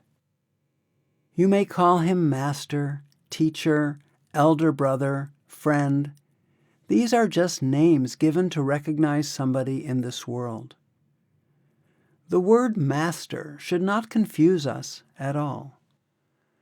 We may call him a teacher or by any name, but we must have somebody to put us on the path, to tell us about the path. There are so many obstacles in the way. There are so many temptations to lead us astray. Unless there is somebody to guide us and keep us straight on that path, we can never travel on it. This is what we know outside. Internally, it is even more difficult to travel without a right guide, without a proper teacher. There are so many temptations inside. We find so many stumbling blocks when we concentrate and come here at the eye center to follow our spiritual journey inside. Without a guide, we will be lost. When we need a teacher in this world to learn so many things, why should we not need a teacher to go in and follow the real path to our home? If there had been no need of having a master, then there should have been no need of any saint to come to this world. You know how we are influenced by the company we keep.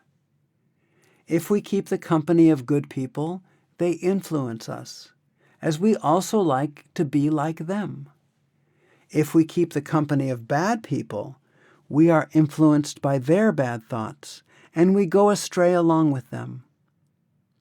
So we need a master to build that atmosphere of devotion around us in order to follow that path and to go within. We do not achieve anything in this world without a teacher or a guide.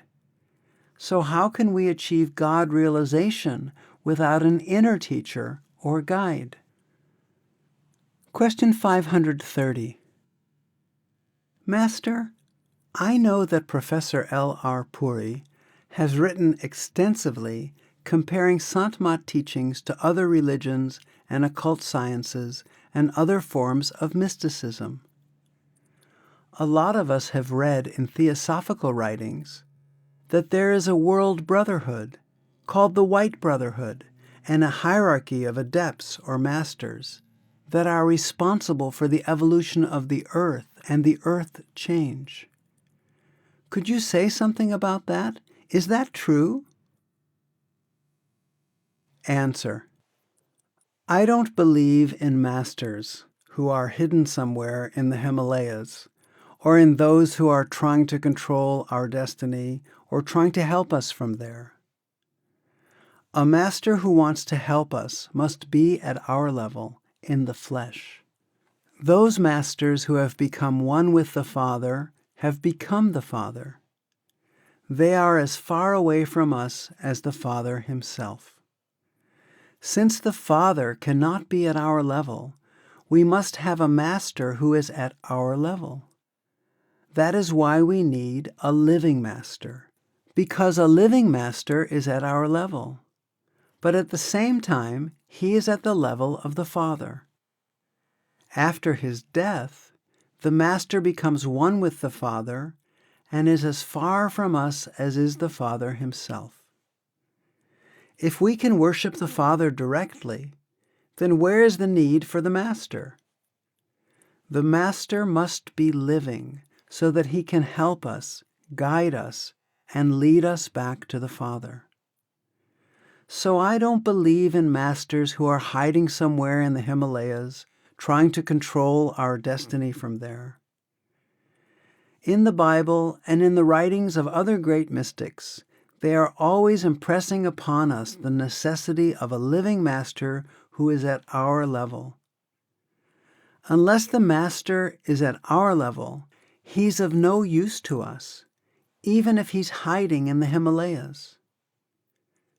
Question: can more than one person be their successor? Answer: there can be. That depends upon the master. If he wants to have more than one successor, he can appoint more than one. There can be more than one master at one time. Question 531. You say we must have a living master. For some people, Jesus or the Buddha may be very much alive to them. Do these people have to eventually find a master in the flesh before they can return to the Father? Answer: well, brother, before I answer that question, we must understand the necessity of the master. Why should we have a master? Why not worship the Father directly? We cannot worship the Father because we do not know him. We have not seen him, and he's not at our level. We do not know what he looks like. So we cannot love him. We cannot worship him. We love only those people whom we see, whom we hear, whom we feel, whom we know. So since we do not know the Lord, we do not know how to worship him or even how to love him. We love the mystics, our saints, because we think they have come from God to our level. We think that our love for them will be converted into love for the Father. We merge into them. And since they're already merged into the Father, through them we also will merge into the Father. As Christ said, "If you love your father and mother more than me, you're not worthy of me, worthy to become me. Unless you become me, you cannot become the Father. So only through me can you become the Father, because I am at your level. If our saints or mystics are not at our level, they have already gone to the level of the Father. So why not then worship the Father directly? Where is the necessity of the Master? Those saints are as unapproachable to us as the Father himself. When they are at the level of the Father, they have become the Father. So where is the necessity to bring any medium between us? Why not worship the Father directly? If those mystics are not with us, then how can we make use of them? So if we don't believe in the living Master, we don't believe in the necessity of any master at all. That is my belief. Past masters have become as unapproachable to us as God himself. We do not know what they look like. We do not know them. We have never seen them. So the same problem is there. Where then is the necessity of the master? Why not worship the Father directly? That is why we feel the necessity for some living guidance. Question 532. Maharaji, would you comment on another quote of Christ's, where he says, "Abide in me and I in you," and then he says that unless the branch is connected to the vine, it cannot bear fruit? Answer: what he means to say is that you merge into me and I merge into you. Unless you merge into me, you will never be able to merge into the Father at all. He says, if a branch is cut from the trunk of a tree, it can never yield fruit. The trunk, main trunk, is the mystic, the master. The branches are the disciples. They can only bear fruit as long as they are attached to the trunk. Once you cut any branch from the trunk, it will not yield fruit at all. So he says, if you are separated from me, if you are cut away from me, if you go away from me, you will not be able to bear any fruit at all. As long as you remain my branch, as long as you are attached to me, to the main trunk, you will bear fruit. That's very simple. Question 533. When one has professed to be a Christian and has no cause to doubt, the question arises that if one has got to be a Satsangi, which master would be correct? And how could one serve both? Answer. But are you sure Christ is your master just by your becoming a Christian? That is the main thing. If Christ is your master, or when you become a Christian he becomes your master, then you do not need a master. If it is just a deception in your mind that he is your master, and actually he is not, then you need one. Sister, the real teaching of Christ is something quite different from just embracing Christianity. According to the teachings of Christ, we have to find a living master. The only way in which we can really follow his teachings is to be in the fold of a living master. Christ initiated certain people and took them to his abode. He indicated that as long as I am in the world, I am the light of the world. He said very beautifully, "Now I am with you, but after a little while I shall leave you, and then again I shall be with you. Now you have so many doubts, but when I shall be with you after a little while, you shall have no doubts." These are all mystic things. When Christ said that he was going to leave them, he meant only as far as the physical form was concerned. And that was said to certain disciples of his, not to you and me today. When he said to his disciples, those whom he had initiated in his lifetime, "A little while and ye shall see me," he meant that he had not only initiated them in the physical form, but that after he had left the physical form, he would be with them in his radiant form, inside, permanently. "Now you see me in the flesh and you have doubts," he said. "But when you will see my radiance inside, after a little while, then you will have no questions." He explained all this beautifully to his personal disciples, pertaining to himself as their living master. You and I cannot make use of that personality now. If we are really followers of Christ's teachings, we have got to find a living master. We have got to know the teachings of Christ from him and to follow those teachings. And then we can be led to Christ too, if we are interested to meet him. Somehow we are just involved in personalities and do not give any attention to, nor do we try to understand the real teachings of the personalities. If we understand the real teachings of Christ, the personality, we will know what he wants us to follow. He did his work, and he left certain teachings for us to follow, but we are not paying any attention to his teachings. We are still trying to think about him, his personality. His disciples living in his time could benefit by his physical presence. But you and I cannot make use of his physical presence. We can only make use of his teachings.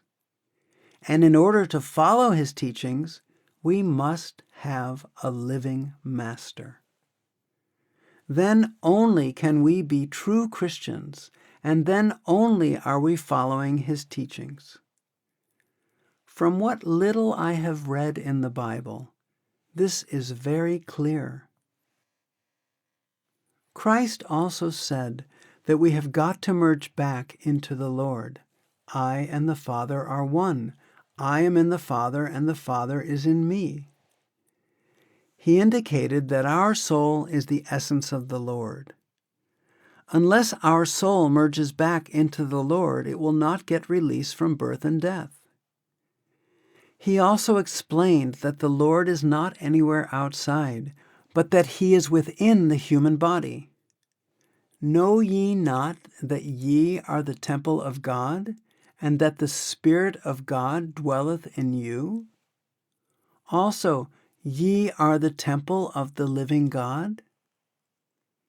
The living God is within you, so you have to seek the Lord within your body.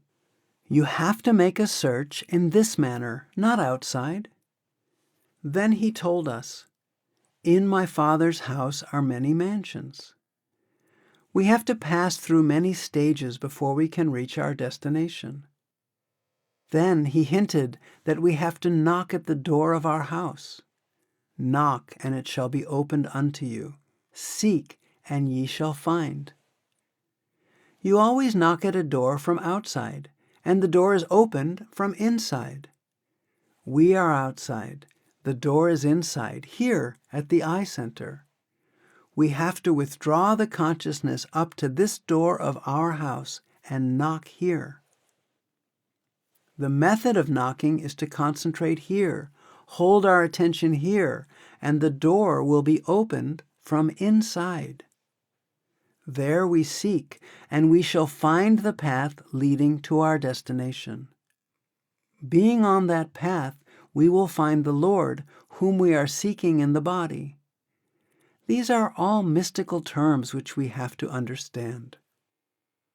We also find in the Bible that Christ said, "If thine eye be single, thy whole body shall be full of light." When we knock at that door, the single or third eye, that eye is opened and we see that light. Until we merge into that light, we cannot travel on this path. Until then, we are full of darkness and we cannot know or see our destination. Christ also talked about the word or logos when He said, "The wind bloweth where it listeth, and thou hearest the sound thereof, but canst not tell whence it cometh and whither it goeth. So is every one that is born of the Spirit." By this, He is referring to the Holy Ghost, that audible life stream, the Holy Spirit, the sound current that is within every one of us. And we can be in touch with that only after we knock and open this door, the single eye or third eye. Then Christ indicates that the dead will rise, the deaf will hear, the blind will see, and the lame will walk when they see that light, when they hear that wind or sound within. We are all blind and deaf, as well as spiritually dead and lame. But when that inner eye is open, we shall really see, hear, and be alive, and walk straight on the path leading back to the Lord. The dead shall hear the voice of the Son of God, and they that hear shall live. Before we come to that realization, we have eyes and see not, and we have ears and hear not. We do not see the Lord. What is the definition of a blind man? One who cannot see something that is in his presence. We all know that the Lord is within every one of us. He is within every sphere, but we do not see Him, neither inside nor outside. So we are blind people. When that inner eye is open and that inner ear is open, we see that light and we hear the sound, that silent music. He says, and the dead will rise.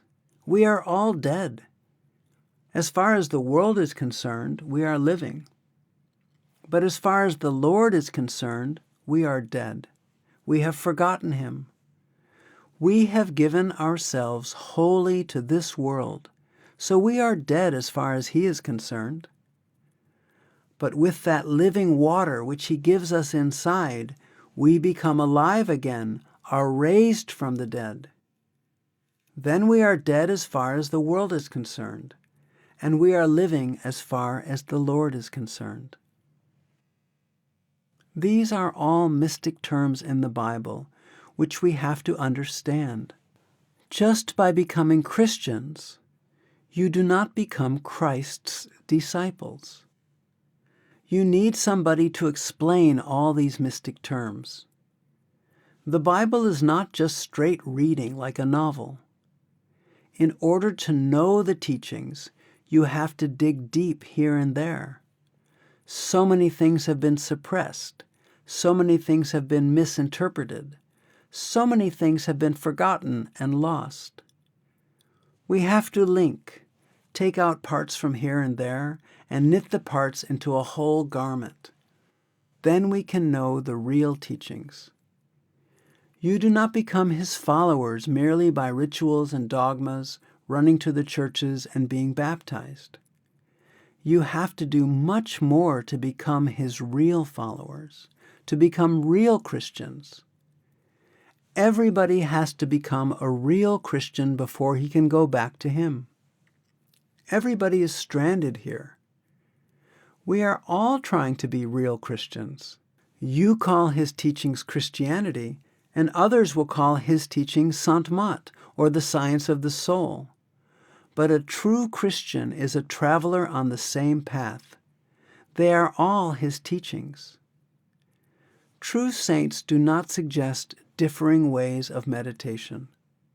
There is only one way of meditation. The Lord is one. He is within every one of us, and we have to seek Him within.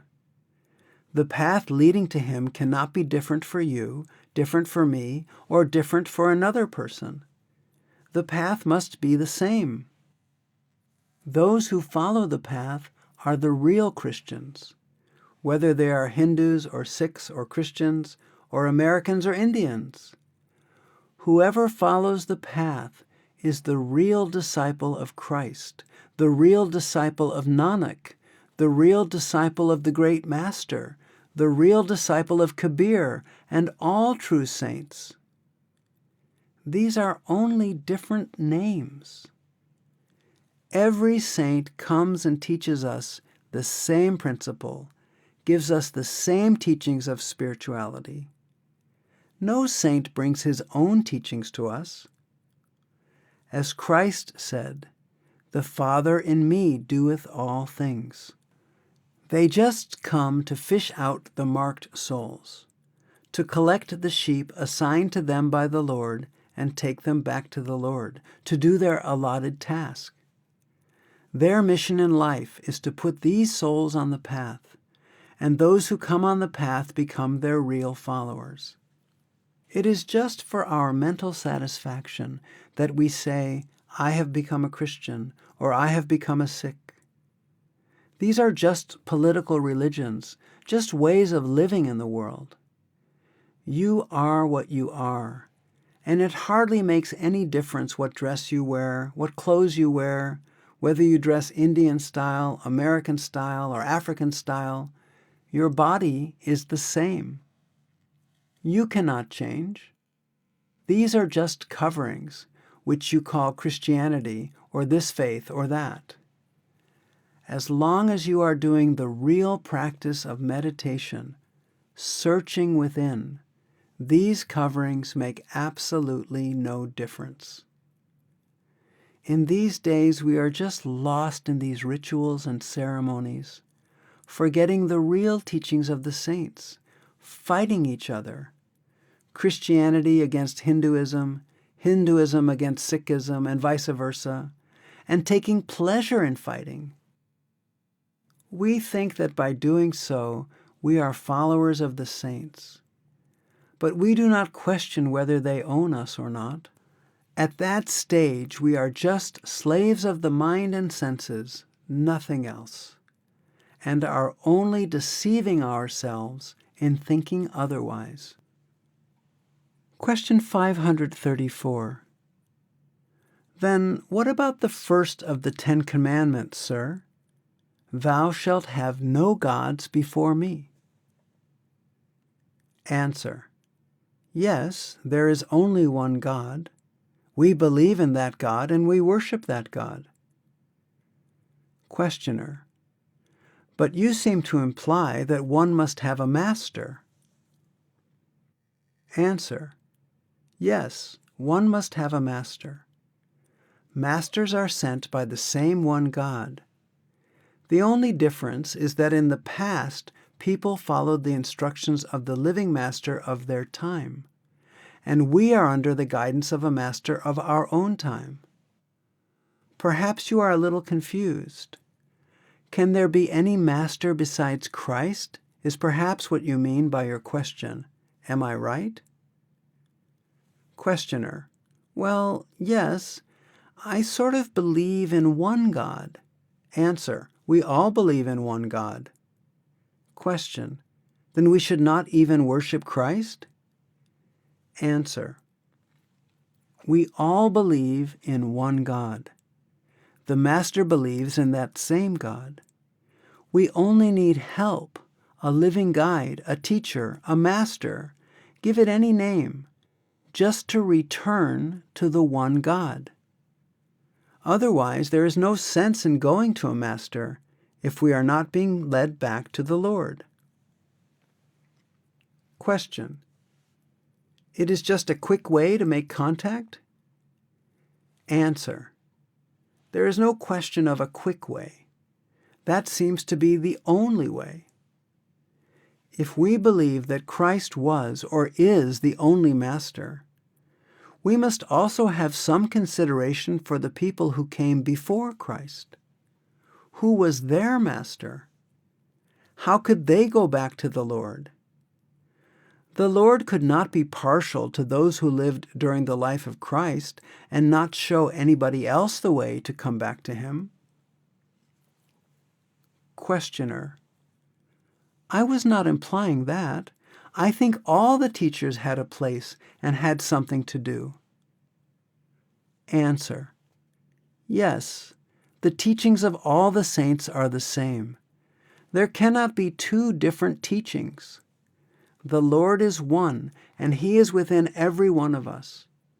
We are all seeking Him within our own body. When our human structure is the same, how can there be a different path for a Christian, for a Muslim, or a Hindu in this same body? The path leading to the Lord is the same in every human being.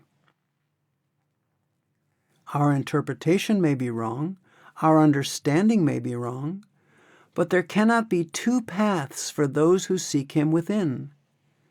For those who search for Him outside, there may be hundreds and thousands of paths. So there is absolutely no difference between the teachings of Christ and other saints. What do you mean by Christianity? Perhaps the actual teachings of Christ may be a little different from the modern conception of Christianity. Question 535. Is the teacher within?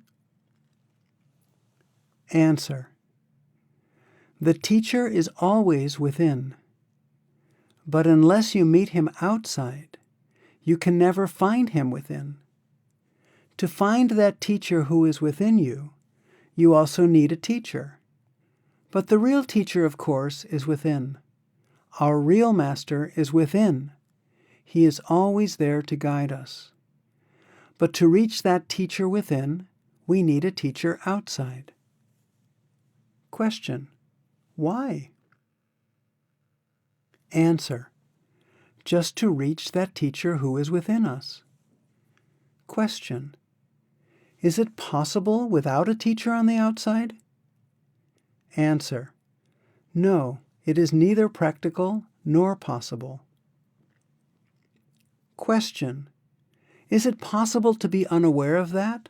That there may be a guide, a teacher on the outside, but I am unaware of it? Answer: we have to search for the teacher. Question: but if I realize the teacher within?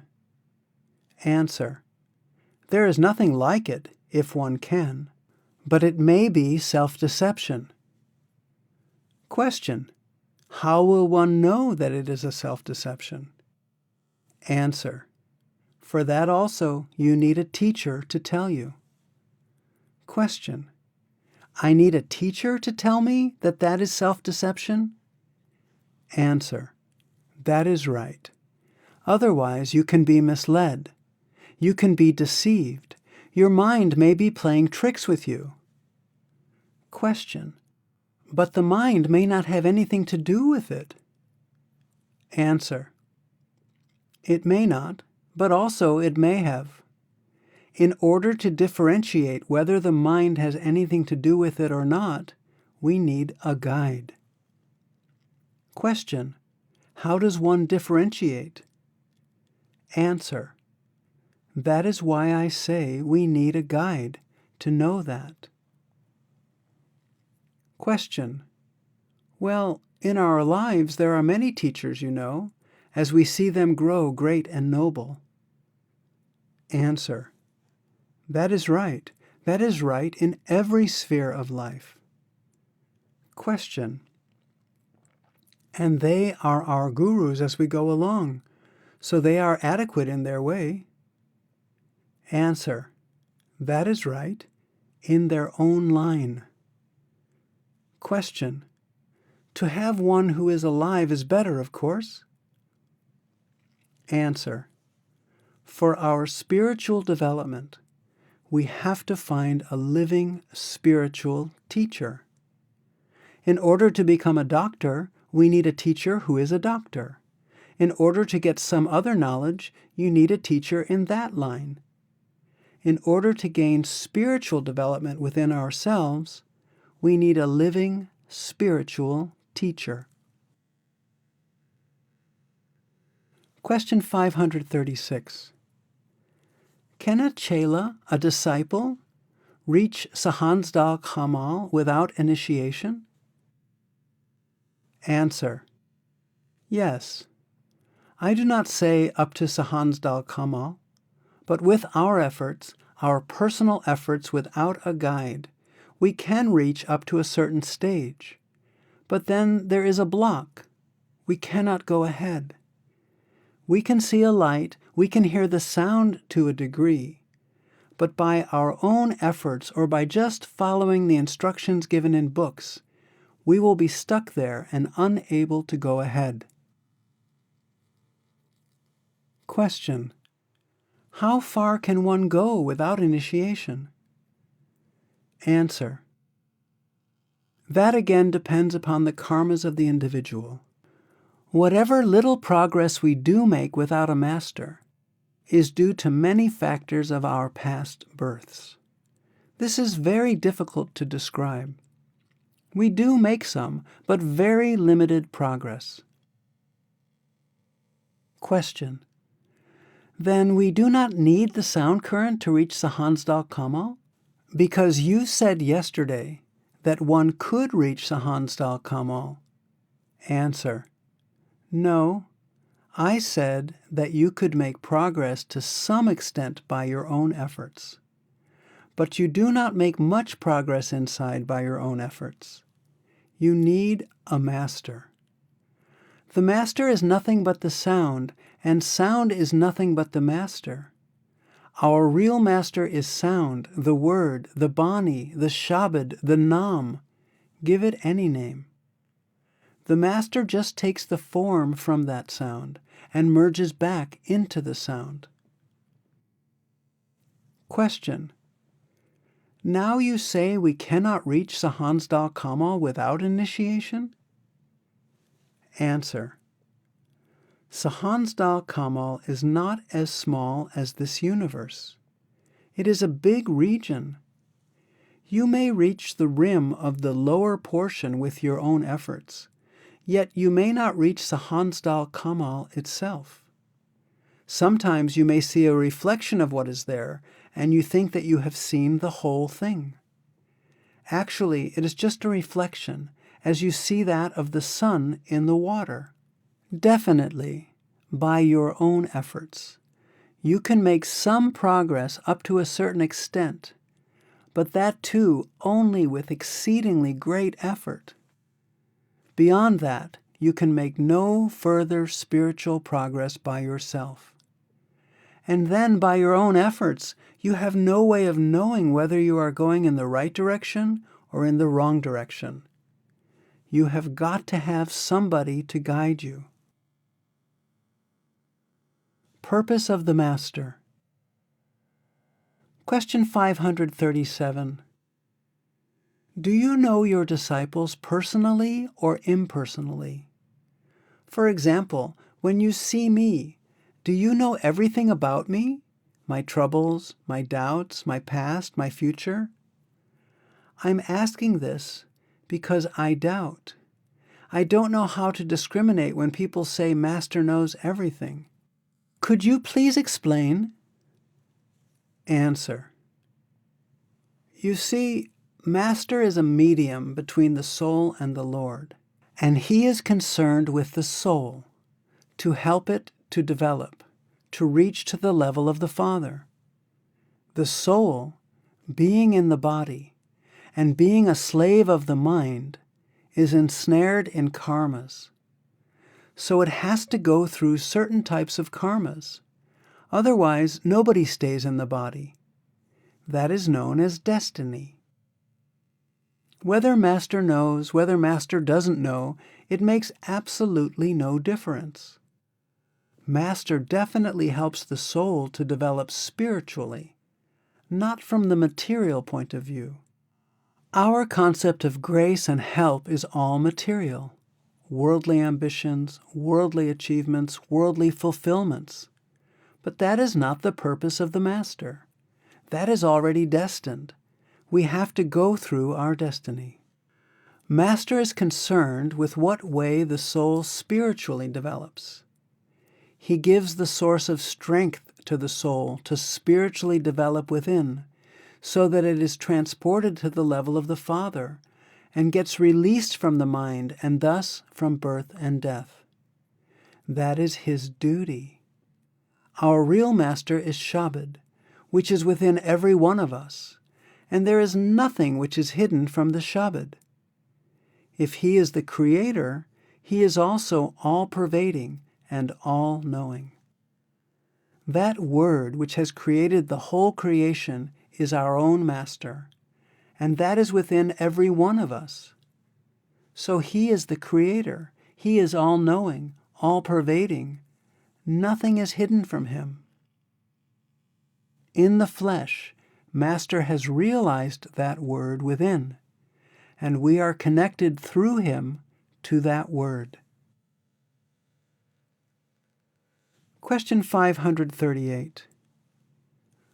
Why do saints and mystics always seem to emphasize the darkness and ugliness of the world rather than the beauty? Answer. What is the one thing which belongs to you? The Father. Why don't you try to make him your own?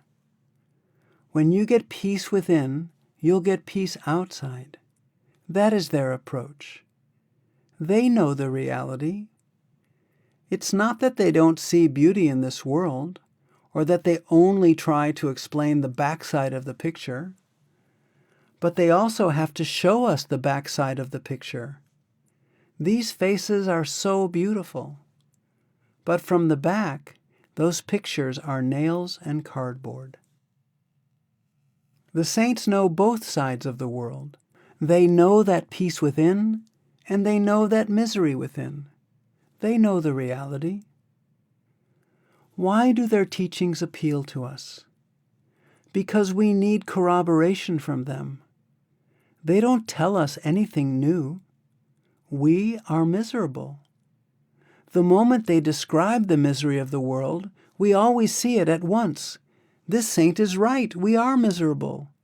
I have just been deceiving myself, fooling myself into thinking that somebody belongs to me. They are right. There is something within us which tells us that what they say is right. And when anybody corroborates our feelings, we become happy at once, and we believe in him, and then we try to overcome that loneliness. So that explains their approach. It's not that saints see only the dark side of the world. They also know the beautiful side of the world. That is why Christ said, "Love thy neighbor."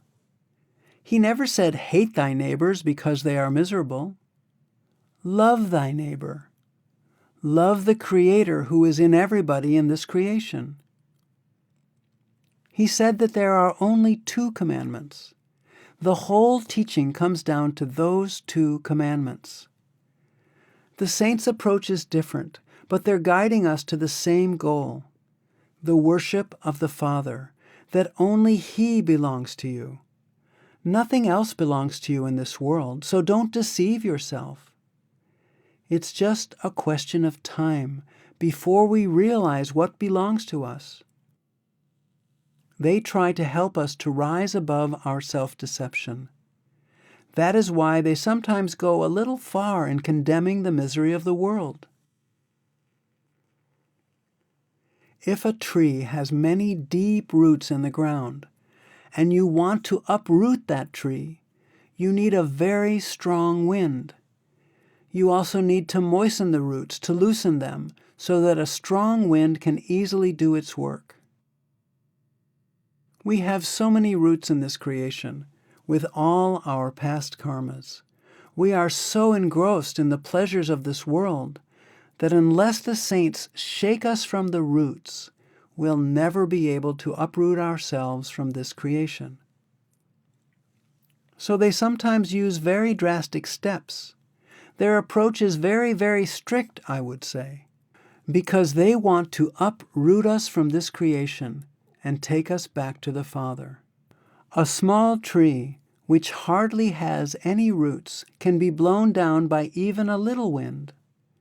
But those trees that have very strong, long roots going deep into the ground need a very special wind, and they need a lot of watering and moistening before they can be uprooted. So the saints' teachings are for everybody. For those people who have small, shallow roots, and for those people with very deep roots. They can't divide their teaching and say this teaching is for these people and that teaching is for those people. So they have to describe things in a general way. That is why sometimes they go to the extreme when describing the misery of the world. And they're not wrong about that. They're right. Question 539. Why is it so difficult to take our attention off the objects of the world and devote it to the Master? Answer. Why is it difficult? Because we are so attached to this creation. We are so attached to the sensual pleasures and to this creation that it becomes difficult for us to have that love and longing for the Father. The Shabad detaches us from the creation, pulls us from the world, and attaches us to the Creator. That is why Christ said, "I have come to make them blind, those who see, and I have come to give them eyes, those who are blind."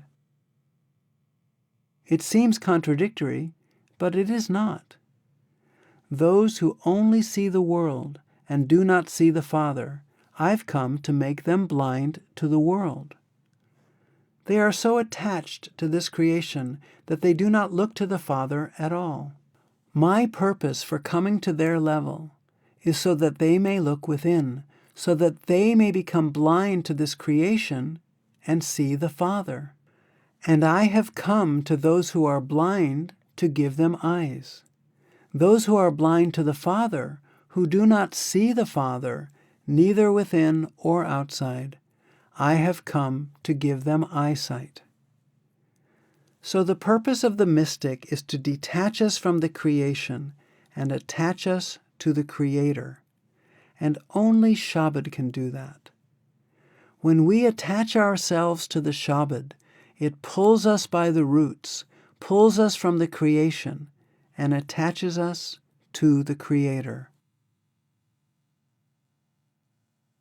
Question 540. Why is a master more than a priest or a preacher? Why is he more valuable to one seeking spiritual salvation? Answer. In the beginning, we should just take him as a preacher or a teacher or a guide.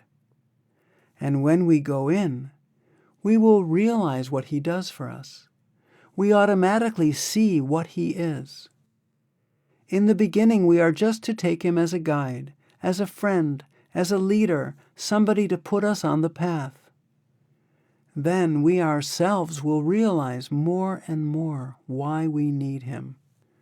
You see, everywhere, in every line, we need a teacher. You want to do law, you want to do engineering. We have so many teachers to put us on the path. And we always give them due respect and are grateful to them for being so helpful to us. All that we are as an advocate or as a lawyer, it's all due to our teachers. In the same way, we need a master, we need a guide to put us on this spiritual path, to lead and guide us on that path. And when we realize what that path is, what the beauty of that realization is, we automatically know what we have to be, how we have to be with him. There is nothing that we have to force ourselves to admit to, nor do we have to take a certain thing. All this comes from within. And whenever it comes from within. The realization is within. Question. The way I have interpreted that question of this gentleman here is, the master is the thing itself, the light itself. And the preacher is the one that talks about the light, only talks about it or tries to describe it. Answer. The master does not only describe it to us. He actually leads us inside, and ultimately we merge back into him, and he merges back into the Lord. We all become one. Everybody is a wave of that ocean. A wave comes from the ocean and merges back into the ocean, along with whatever has been consigned to it. Question 541. In this country, I do not know if it is the same in India, some people say that they have initiation inside and do not need any outer master. What can you say to them? Answer. Sister, you have seen India, you have seen America. You can compare it better now that you have seen both. I have seen only one, and I am trying to see the other now. We definitely need initiation by a master to put us on the path. Initiation is not a ritual. It is a guiding factor in our life. The master is always there. He does not just forget about us after initiation. He is always there to guide us and lead us. So whether we need him or not, he is always there to lead us and help us. Ultimately, the initiation and the master and the audible life stream and devotion and the Lord and the soul become one. These are just means to go back and merge into him. Question 542. Master, you said that once the chela has attuned himself to the sound current, the sound current will draw him up to the source from which he has come. Well, if the sound current will draw him up to the source, what is the purpose of the master? Answer. The purpose of the Master is to connect him to the sound current and to be with him all through, so that he may not fall into the temptations. He may not be driven away from the real path. There is no difference between the Master and the sound current inside. The sound current is your Master. Every human being needs a Master who is in the human form to connect him with the sound current inside. We need someone in the human form who has made that contact and is himself merged in the sound current, and that someone is the living Master. Question 543. The books say that the Master connects us with the sound current. That is not quite clear to me. It seems to me that if we were disconnected from this force, we would not be alive, if you see what I mean. Is not the sound current the very life within us? Answer. The sound current is the very life within us. It comes here with our mind, and the mind is scattered in the whole world through the 9 apertures of our body. We have to retrace it back up to this point between the eyes and be in touch with the sound. The Master will put you on that path and will bring you in contact with that sound. The sound is always there. That sound current is always in the body because that is the soul itself. Ultimately, the sound, the soul, and the Lord are all one. But the Master will put our mind in touch with that sound, with that vibrating sound, here at the eye center. He will put us on that path, and we will practice and make the effort with His help and guidance. Question 544. With all the trouble in the world, some people think it's selfish to seek the Father. Answer. Even if you don't search for the Father, there will still be trouble in the world. Even if you all try to do your best, I don't think you'll be able to improve the lot of the world. Many social reformers, many mystics and saints, many kind-hearted, noble, and good rulers have come to this world. But I don't think they have been able to change the fate of the world. It's becoming worse every day. The purpose of the saints is not to reform the world. It is to take us back to the Father. They impress upon us the fact that this world is miserable and not a place for us to remain in. Whatever you may get in this world, you can never be happy. The inclination of the soul will always be towards its own source. And unless the soul merges into that source, it can never be happy in this world. Those people who, from a material point of view, are fortunate enough to have everything at their command, are not denied anything by the world, who have wealth, health, honor, and fame, are still missing something. They have everything at their command, but no peace of mind within. They still feel lonely. This loneliness is the inclination of the soul towards its own source. Unless you let your soul go back to its own source, you will never be able to get peace of mind, nor will you ever overcome the feeling of loneliness. So if you go on trying to improve the lot of the world, you cannot be happy at all. You can only be happy when you're able to go back and merge into the Father. In St. Matthew, Christ said, "I have not come to create peace." Don't think that by following my teaching you will find this place a paradise for you to live in. This place will remain as wretched and miserable as it is. My purpose is to detach you from this world and take you back to the Father. You're attached to this world. You have built your treasure in this world, and you have come to this world because your heart is in this treasure which you have built here. You are attached to everybody in the world, and these attachments are pulling you back to their own level. So unless I cut these attachments by use of the Word or the Holy Ghost, you will not be able to go back to the Father at all. So that is why mystics come to this world. Social reformers have their own duty to perform. They are most welcome to do it. Everybody has been allotted some work by the Father.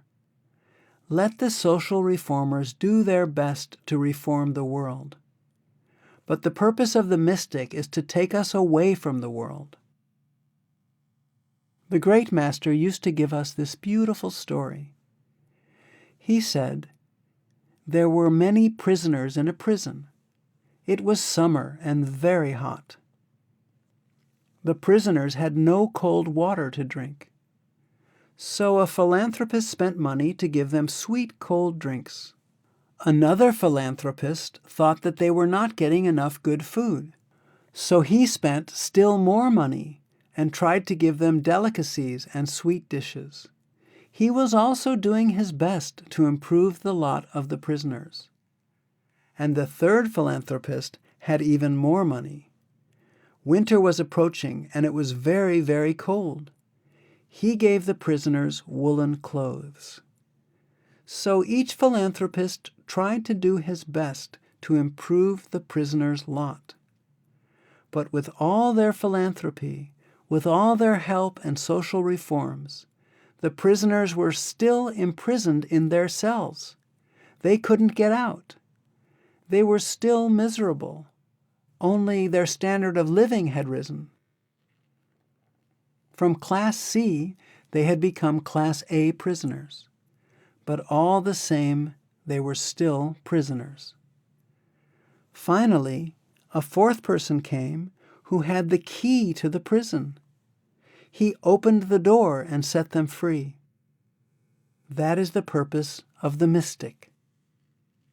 He comes with the key to this prison, and his key is that Spirit, that Word, which God has kept within every one of us. Mystics attach us to that Spirit or Holy Ghost and free us from the cage of this body, the prison of this world. Other duties are being performed by social reformers. I have nothing against them. The world has always been miserable. At one time we lived under trees in caves. Now we are comfortably miserable. But all the same, we are miserable. With all the social reforms, with a high standard of living, I don't think any other country can boast of a better or higher standard of living than America. You know your lot. We are comfortably miserable in our palaces of concrete. So the purpose of the mystics is to take us out of this prison and back to the Father. That is their mission. Question 545.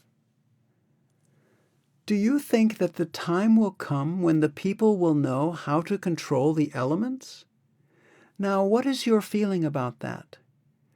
Do you think that we have someone like that coming? Answer. Perhaps, I do not know.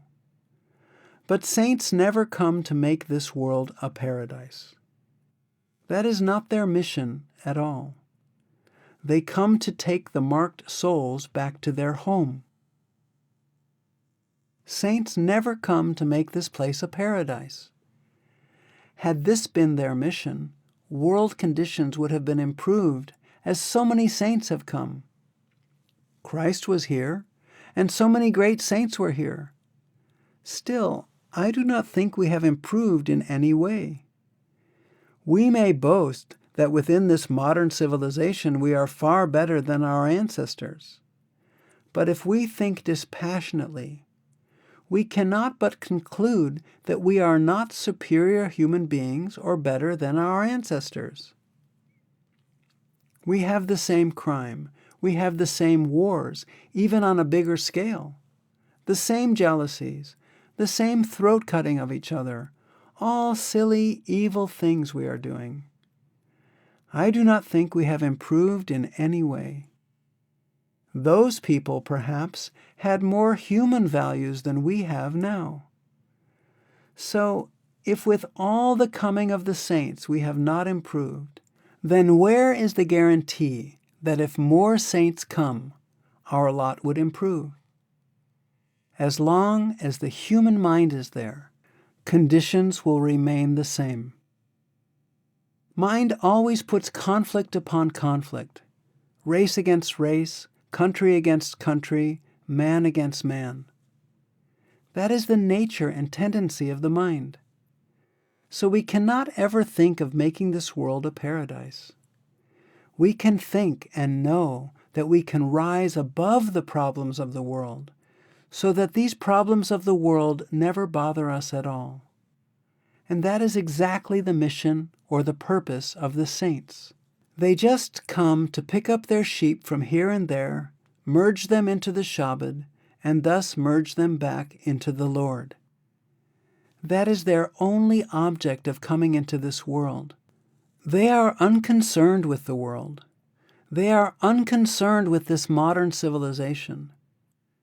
They have to live like other people, but they are not at all affected by these things which are going on around us, because it is not in the least their business to interfere in all this. They are not the social reformers. They just come to create devotion, faith, and love within us for the Lord, and to take us back to the Lord. That entirely is their mission. Question 546. Maharaji, yet Christ said in the Sermon on the Mount, "Blessed are the peacemakers." Could you comment on what that means? Answer. You see, actually, he's praising the lovers of the Father, those who are able to obtain peace within themselves. He says they are the blessed ones because only they can radiate peace. If we have misery within ourselves, we will radiate misery. You go to a miserable person, he will make you miserable. You go to a happy person, he will make you happy, because we give what we have within. So he says, blessed are the peacemakers, those who are able to obtain peace within themselves. They're one with the Father, and they're contented, they're happy, they're at peace, and they're in a position to create peace in the world. That is, give peace to other people, to other disciples. So they are the blessed people, the fortunate people. He's not referring to any politician or anybody. He's only referring to the devotees of the Lord. They are the real peacemakers, because only through them are we able to obtain peace within ourselves. In this world, there can never be peace. At least, history doesn't encourage us at all. There never has been peace. There can never be peace. As long as the mind is there, conflicts will be there.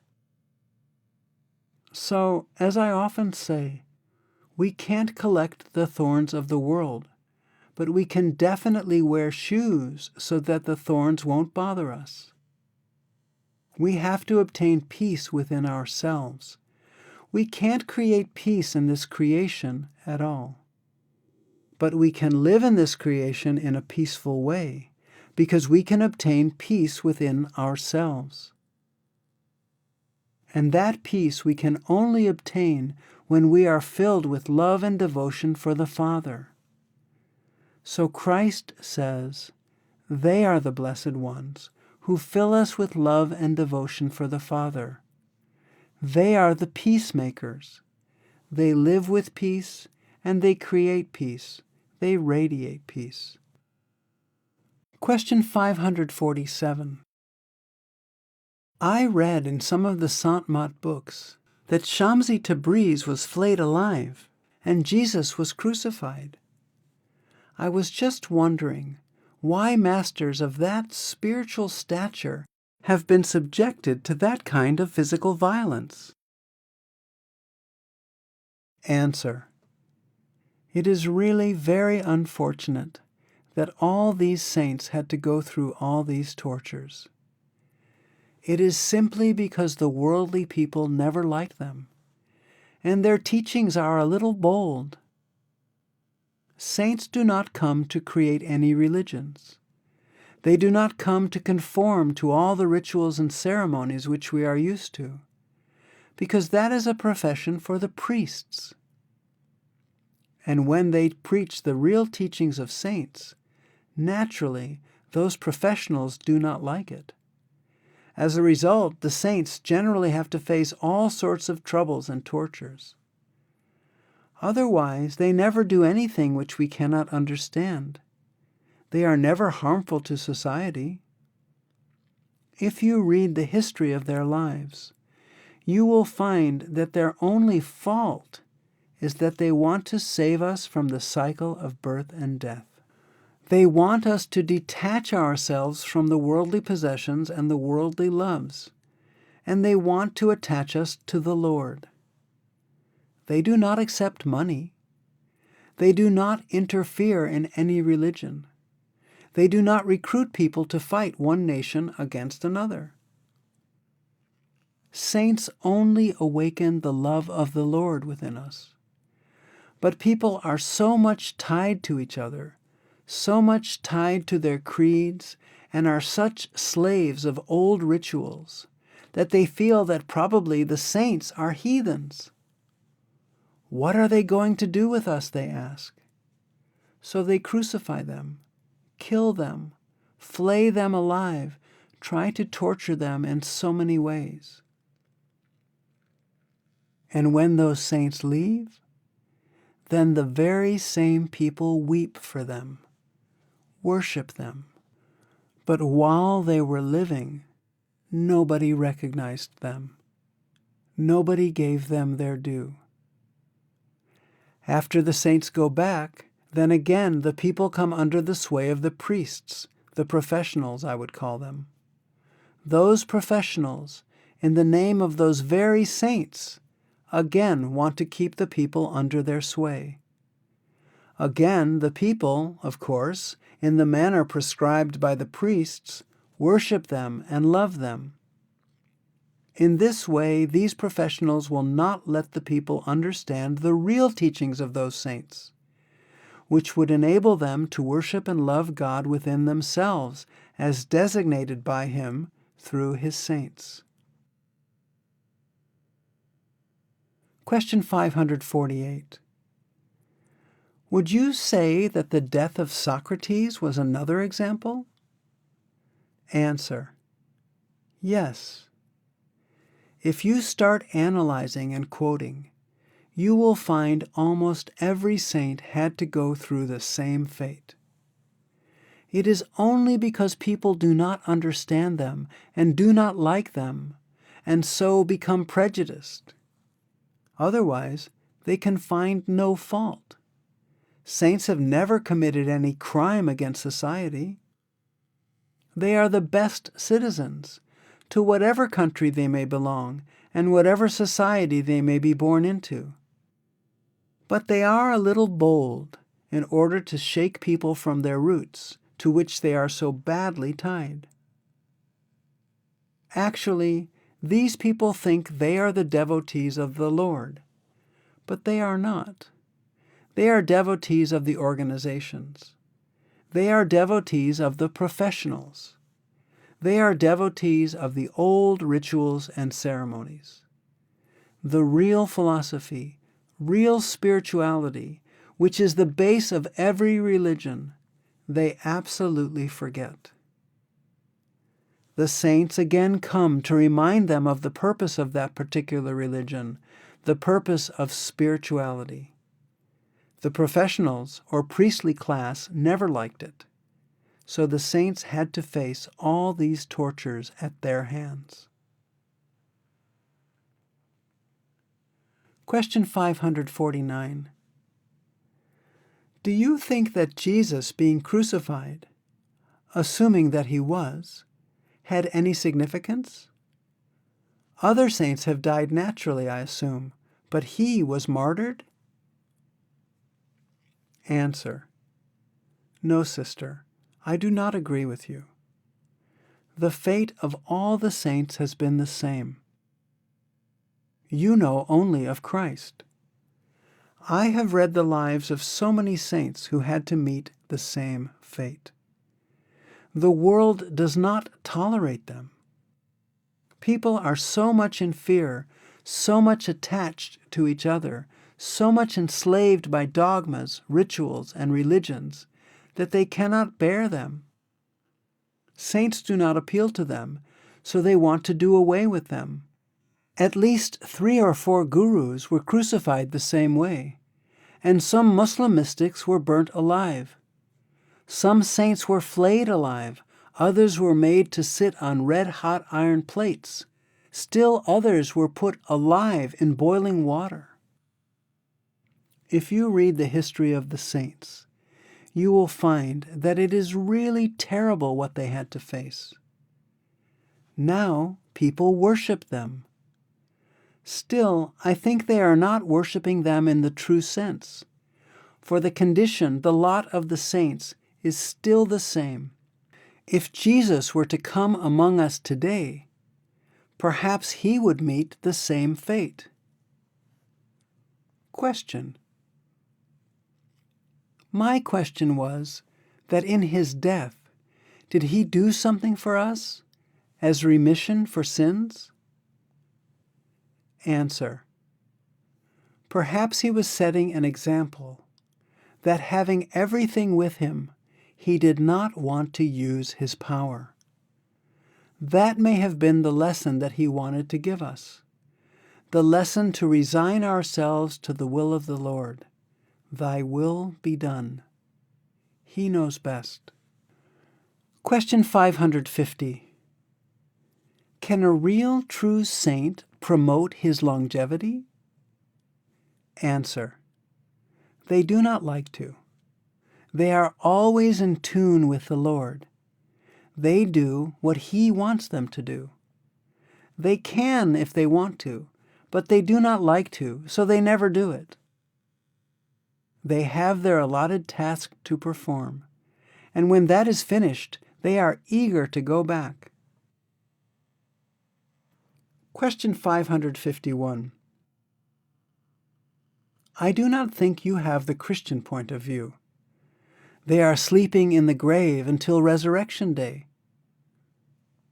Answer. Well, let them. It will be quite a mess when all of them get up. Laughter. I think that is a wrong interpretation. What we mean by sleeping is that we are asleep as far as the Lord is concerned, because we have forgotten the Lord. We are sleeping under the spell of this maya or illusion, these attachments. We have forgotten our real home, the Lord, our destination. And when we come to the Master, we sleep as far as the world is concerned, and awake as far as the Lord is concerned. When Christ said that the dead will rise, he meant that we are all dead as far as the Lord is concerned. We have forgotten him. We have forgotten our real home, and we will be resurrected from the dead, get that everlasting life, when we get in touch with him. Then we will be dead as far as the world is concerned. Now we are dead as far as the Lord is concerned. Saints come to put life into the dead. That does not mean decaying dead bodies, but the living dead. We who have forgotten him are all dead, though living in this world.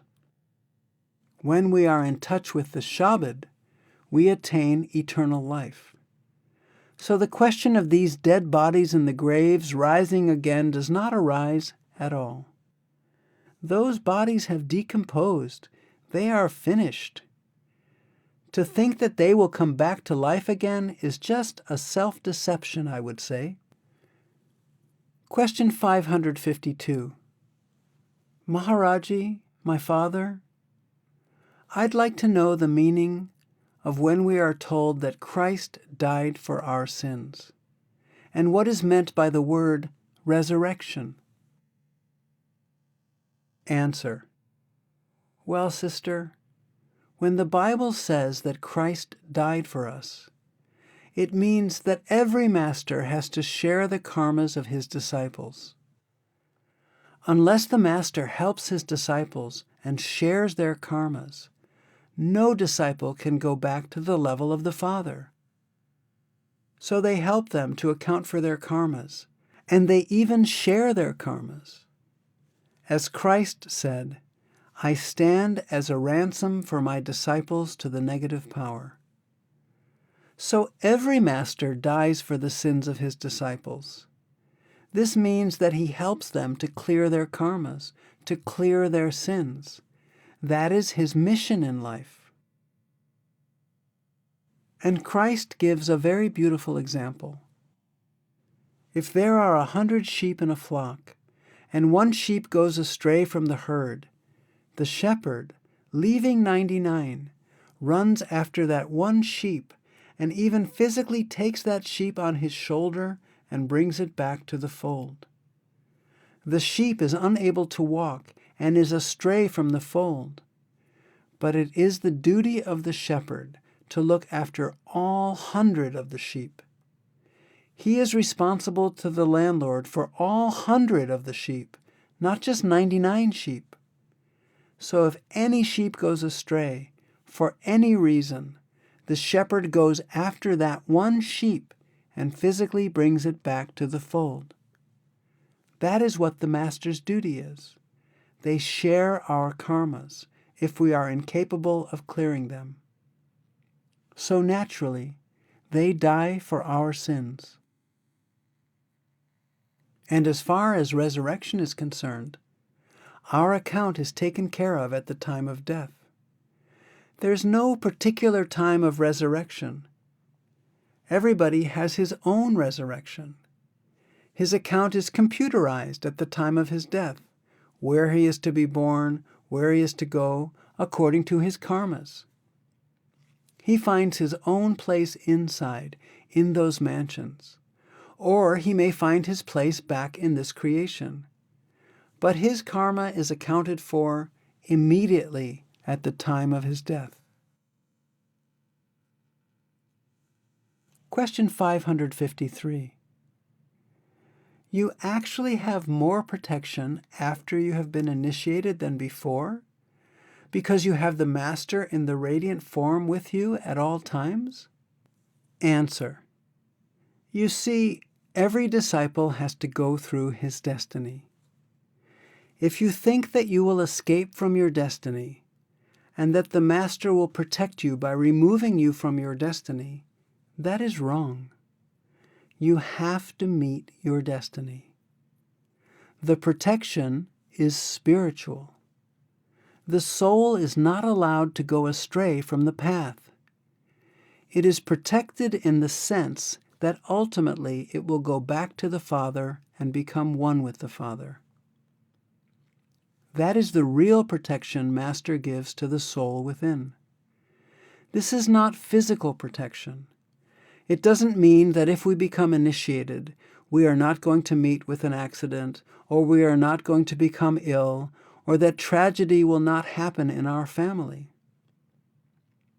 That is a wrong concept of protection.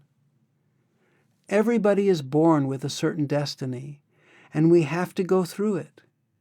But we get so much strength within ourselves to go through that destiny smilingly without losing our balance.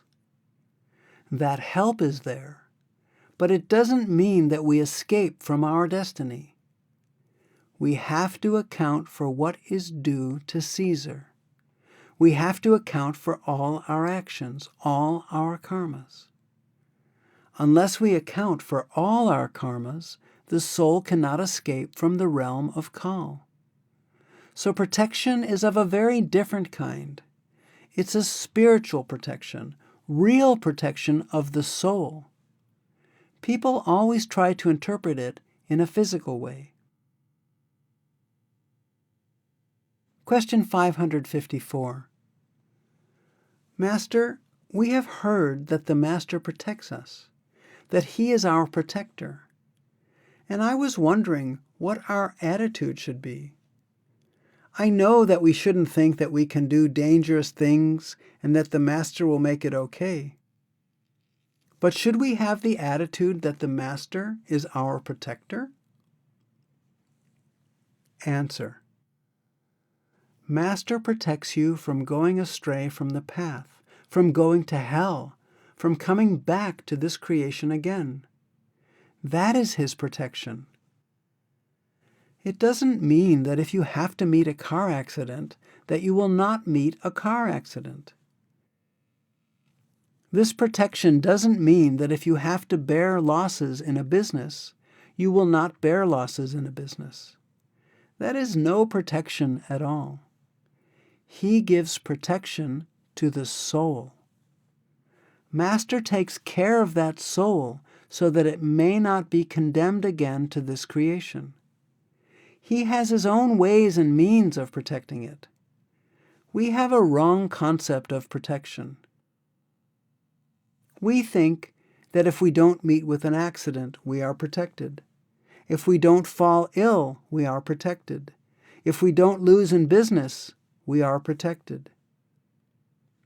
Even from these things, you may be protected, according to your karmas, according to your destiny. Even if you don't worship the Father, you will get whatever is in store for you. The real protection is of the soul, that it may not be condemned again to this creation. For that, Master stands as a ransom to Kal. He takes charge of the soul and sees that all karmas of the soul are cleared, so that it can shine and go back to the Father. It is the soul that gets protection or guidance, whatever you may call it. Question 555. Last night, I think I heard Professor Bhatnagar read that when a disciple suffers, the Master suffers more than the disciple. Does that mean that when we are suffering physically and mentally, the Master is also suffering? Answer. Don't worry about the suffering of the Master. Let Him play His own role. We have to play our own role. When a tree doesn't yield any fruit, is the gardener happy? Doesn't he suffer so that the tree can yield fruit? He feeds it all sorts of nutrients. He waters it and does all sorts of things with that tree. He wants that tree to yield fruit because He has planted it. He has aligned Himself with the tree. The Master's Miracles. Question 556. Does God at any time send miraculous cures or miraculous healing, as Jesus is said to have raised Lazarus from the dead? Answer. Well, brother, I have told you that saints can do whatever they like. There is absolutely no restriction on them, but they generally do not like to break the laws of nature. All these miracles that we credit to the saints, generally, hardly 5% of them have been performed by the saints as miracles. They may seem like miracles to us, but they are not. We make up stories to exaggerate them. From what I have read in the Bible, I do not think Christ performed as many physical miracles as people think He did. He gave eyes to the blind, ears to the deaf, power of speech to the mute, but that does not pertain to physical miracles. We are blind. In spite of having eyes, we do not see the Lord. He gave people inner eyes to see the Lord, inner ears to hear His music, the Word of God, the Shabad, or audible life stream. These are not physical miracles at all. They are spiritual miracles. Saints are not jugglers who come to make miracles in this world. They do not try to perform miracles, but miracles do happen in their lives. I do not deny that. They are capable of performing all these miracles because they are so tender-hearted and so much in love with humanity and with the Lord that they sometimes do interfere with our karmas. Then they take the burden on themselves, and we call these things miracles. But that is not their purpose of coming into this world. We always give more importance to the miracles they perform and none at all to their teachings. Their main purpose of coming into this world is to teach spirituality and how to live a life of love and devotion. They want to give all of us that inner sight. They want to give us the power to hear within. And they offer us that living water, the nectar within, which can give us life forever. They want to take us back to the Lord. That is their main miracle, which we confuse with these outside physical miracles, which is not their purpose at all. As I said, miracles do happen in their lives. They can and do perform them. I'm not discussing Christ in particular, because it is true of all the saints. Christ may have performed all those miracles. I do not deny that. But that was not his main purpose of coming into this world. And, in spite of Christ's performing all these miracles, do we not see the blind in this world now? Are there no diseased now? No lepers? No mute or lame people now? Are not our hospitals filled with sick people? Saints do not come to cure our physical ailments, as that is not their mission in life. I often give the example of a jail where there are many prisoners. One philanthropist comes and finds that these prisoners do not get good fresh water to drink, so he buys some good cold drinks for them. He is doing good for the prisoners. Another philanthropist comes, who perhaps has a little more money. He gives them good food. He is also doing good for them and trying to raise their standard of living. He is doing good according to his limited capacity. A third philanthropist comes and finds that winter is fast approaching and the prisoners do not have good clothing.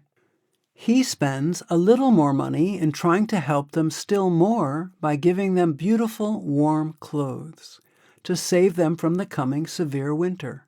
He also is doing good. Each philanthropist is doing his best, while the standard of living of every prisoner is just becoming higher and higher. But all the same, they are still in the prison.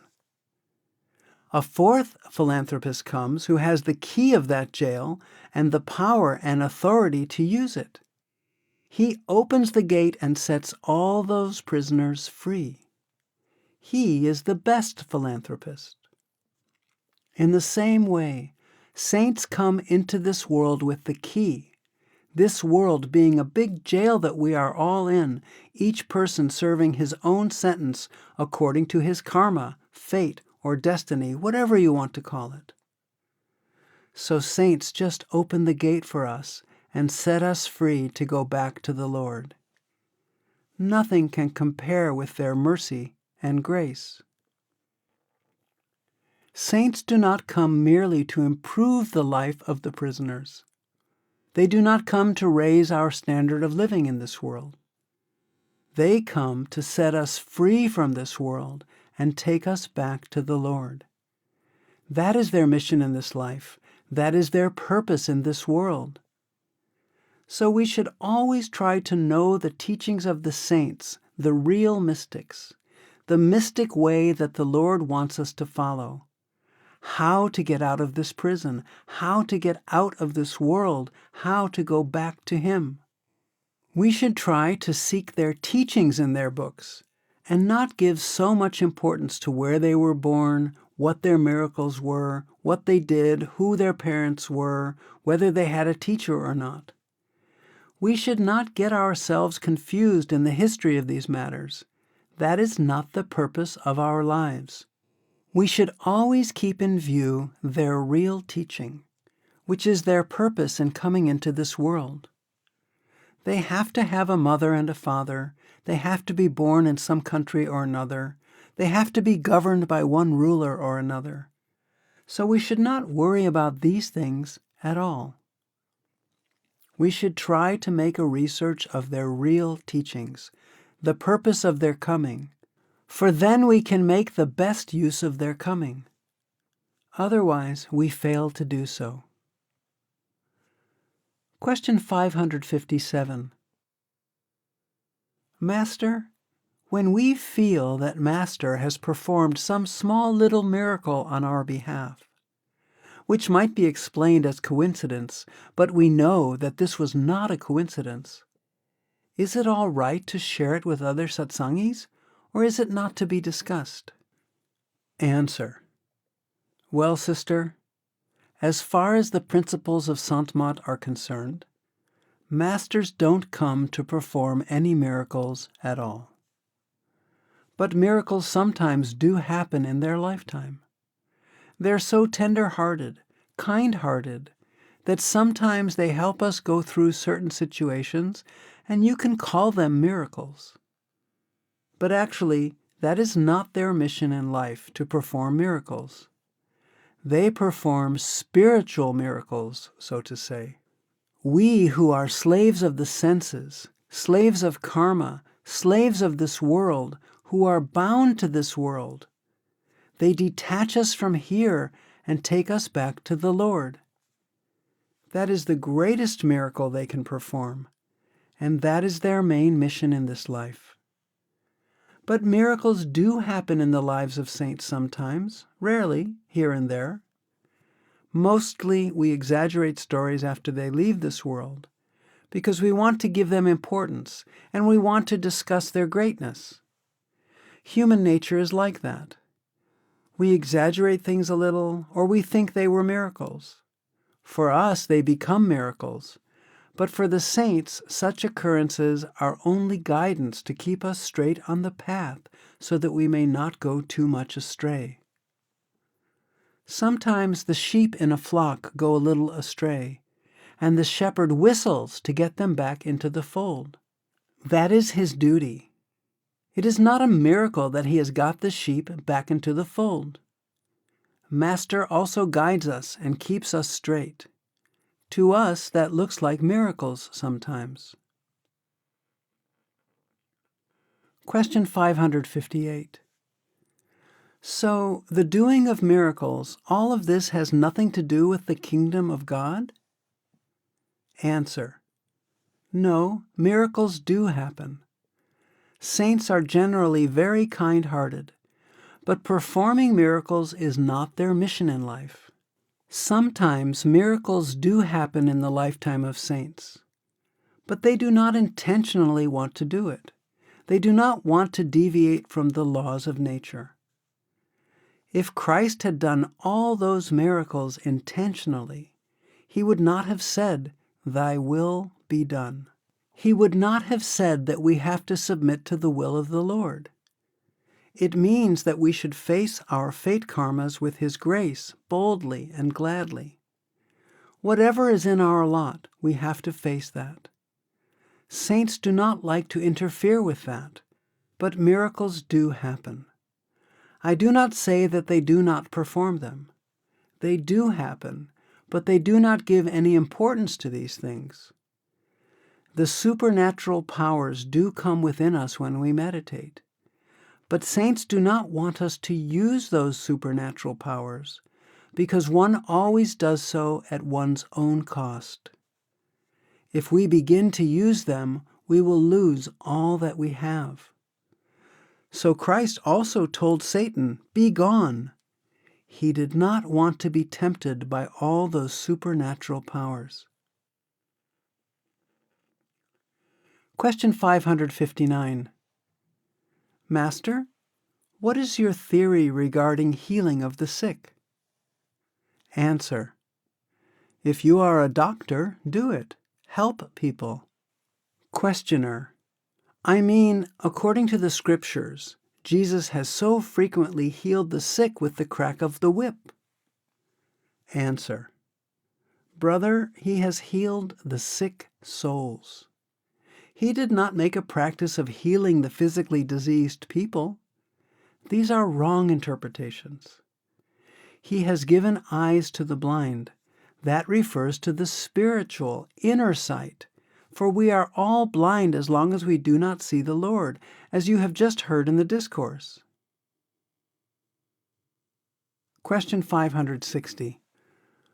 Master, about Christ. We know that perfect saints, perfect masters, do not generally perform outward miracles. What would be the explanation for the many miracles which Christ performed, or reputedly performed? Answer: well, brother, miracles do happen in the lifetime of mystics. But it is not their main purpose to come to this world to perform miracles. As far as Christ is concerned, he did perform certain miracles. Saints are so kind-hearted and compassionate. But mostly what look like miracles aren't miracles at all.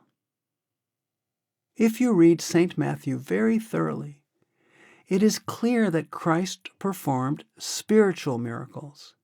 He gave them spiritually, not physically. He says the dead are raised. That doesn't mean that he raised the dead from the grave. It means that as long as our attention is below the eye center, we are dead, just living in a grave. The whole body he calls a grave. Those whose consciousness is below the eye center, who have absolutely forgotten the Father and have become slaves of the senses, they are dead. They are being raised in that they are being made conscious of the Father. They are being filled with love and devotion for the Father. Christ says, the lame can walk now. We are so crooked, we do not even know how to walk straight in the world. We are always trying to cheat each other, deceive each other. Our actions are crooked. So he says, those people have become absolutely straight. They have become honest, truthful, loving. They have learned how to walk straight in this life. So these are not physical miracles that Christ performed. I don't deny that he performed miracles in his lifetime, but not as many as are attributed to him today. And then he may have used that means to attract crowds in order to give them the teachings. He may have realized that he could not reach people with his teachings unless he was able to collect them together and win their confidence. In St. Matthew, it says that his reputation spread all over, in Jordan and Israel and so many other places. People came to him. Their purpose in coming to him was only a physical healing. The Bible says that seeing the multitude, he went to the mountain, and thus he spoke. His purpose was not to heal those whom he collected, but to give them the teachings. Although he may have collected them with this excuse, his purpose was not to physically heal them. He gave them the sermon, the teachings. And when you read the Sermon on the Mount, you see there is nothing in it about miracles. So miracles may have happened in his lifetime. I don't deny that. But people just remember the miracles and forget the teaching. And then what is a miracle to you may be just a coincidence to another person. And for a third person, it may be just an ordinary thing. So-called miracles are only comparative. Masters are above karma. Question 561. Do masters have karma? Answer. You see, whoever comes into this world will have to have karmas to live here. Without karma, nobody can exist in this world. Even a saint needs a mother. A saint needs a father. He will have brothers, sisters, and many people to come across. Without karmas, he would meet no one. We can't take a step without karma in this world.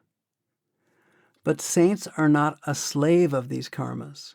Karmas are not their masters. They have to take on karmas in order to come to our level in this world, but they are not slaves of karma. They can leave this body whenever they want to. They can avoid any karma they want to. They can take on anybody's karma to help, to share that person's karma. But we, who are slaves of our karmas, can't do that. And we can't get rid of our own karmas if we don't want to face any particular karma. But masters are above karma. So whoever exists in the body, whoever comes into the flesh, has no option but to take on karma, because without karma, nobody can exist in this world. Question 562. Is the suffering that a master goes through purely physical? And does it not affect him in any other way? Answer. No, he shares people's suffering, whether it's physical or mental. However happy you may be, if someone comes to you and starts telling his woeful story, won't you feel for him? Just in the ordinary human way? We may have no suffering of our own, but we are so moved by the suffering of another person that we mentally start suffering along with him after hearing his woeful story. So whether we help him or not, we definitely share his misery and his mental suffering. Though that suffering is not ours at all, out of sympathy, out of compassion and regard for another person, you suffer along with him. So masters come on a mission of mercy. They have no load of their own, but they're so kind-hearted and merciful that they also suffer along with their disciples because they want to help them. They have to hear everybody's woeful tale, everybody's miserable story, everybody's problem. Nobody will come and share his joy with him. Everybody has to share his tears with him. So naturally, one is also affected to that extent. Question 563. Are the great masters who are supposed to be perfect and are karmaless, but who are sacrificed and condemned, they are crucified in one way or another, does that not mean that they have karma? Otherwise, they could not be crucified. Answer. There are many reasons for it. Sometimes they have to set an example to the world. Sometimes they take the karmas of the disciples on themselves and make their own body endure them. And yet, if they want to escape it, they can escape from that situation. Question. In what way do they escape it?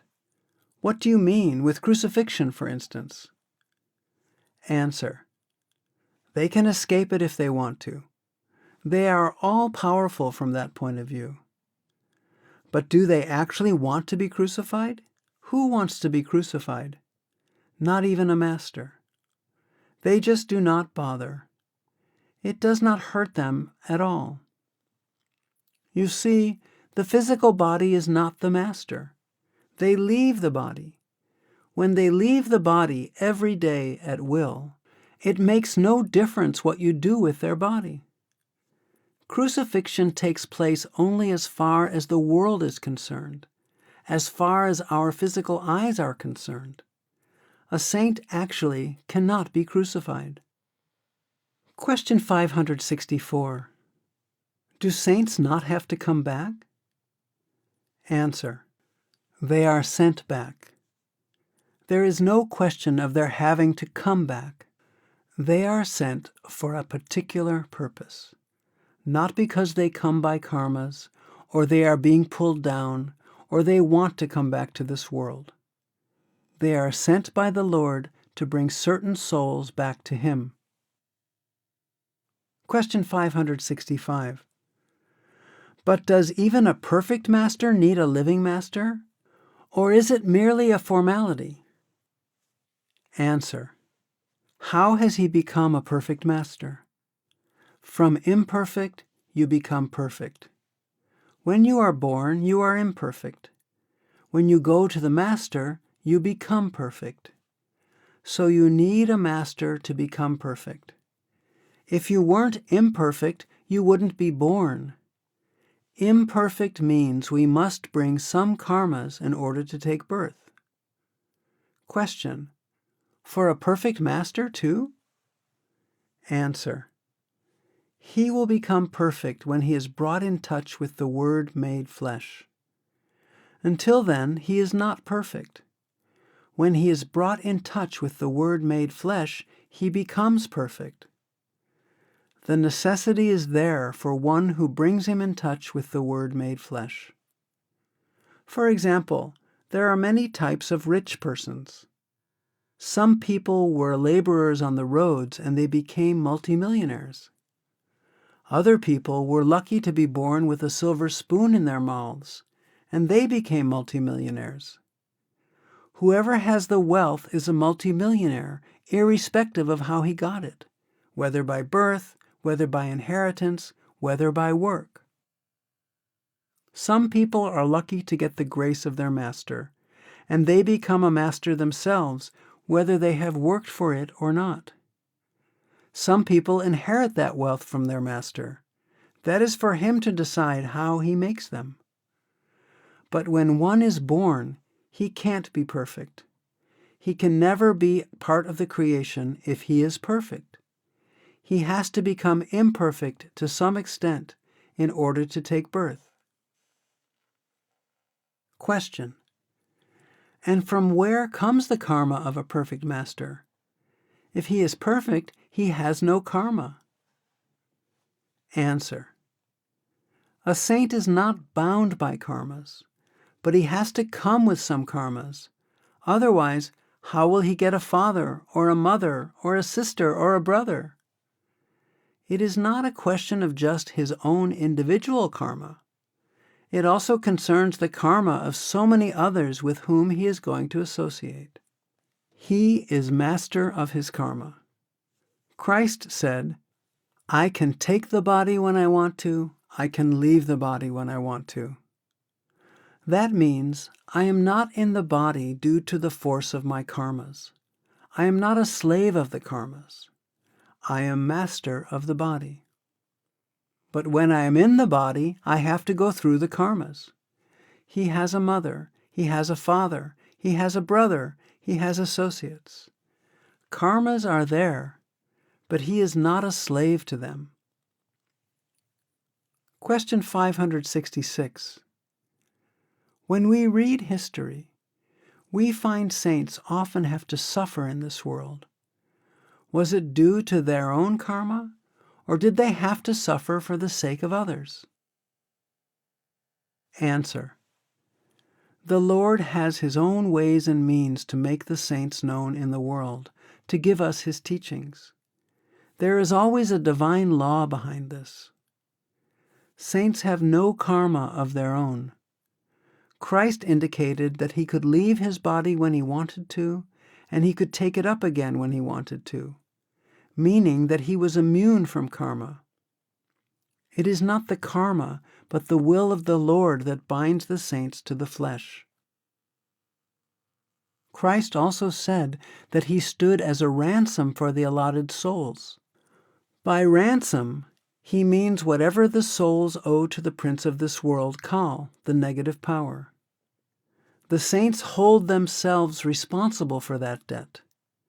They may take it on their own body, or they may make the disciple pay for it, because all karmas of the disciples must be cleared before they can go back to the Father.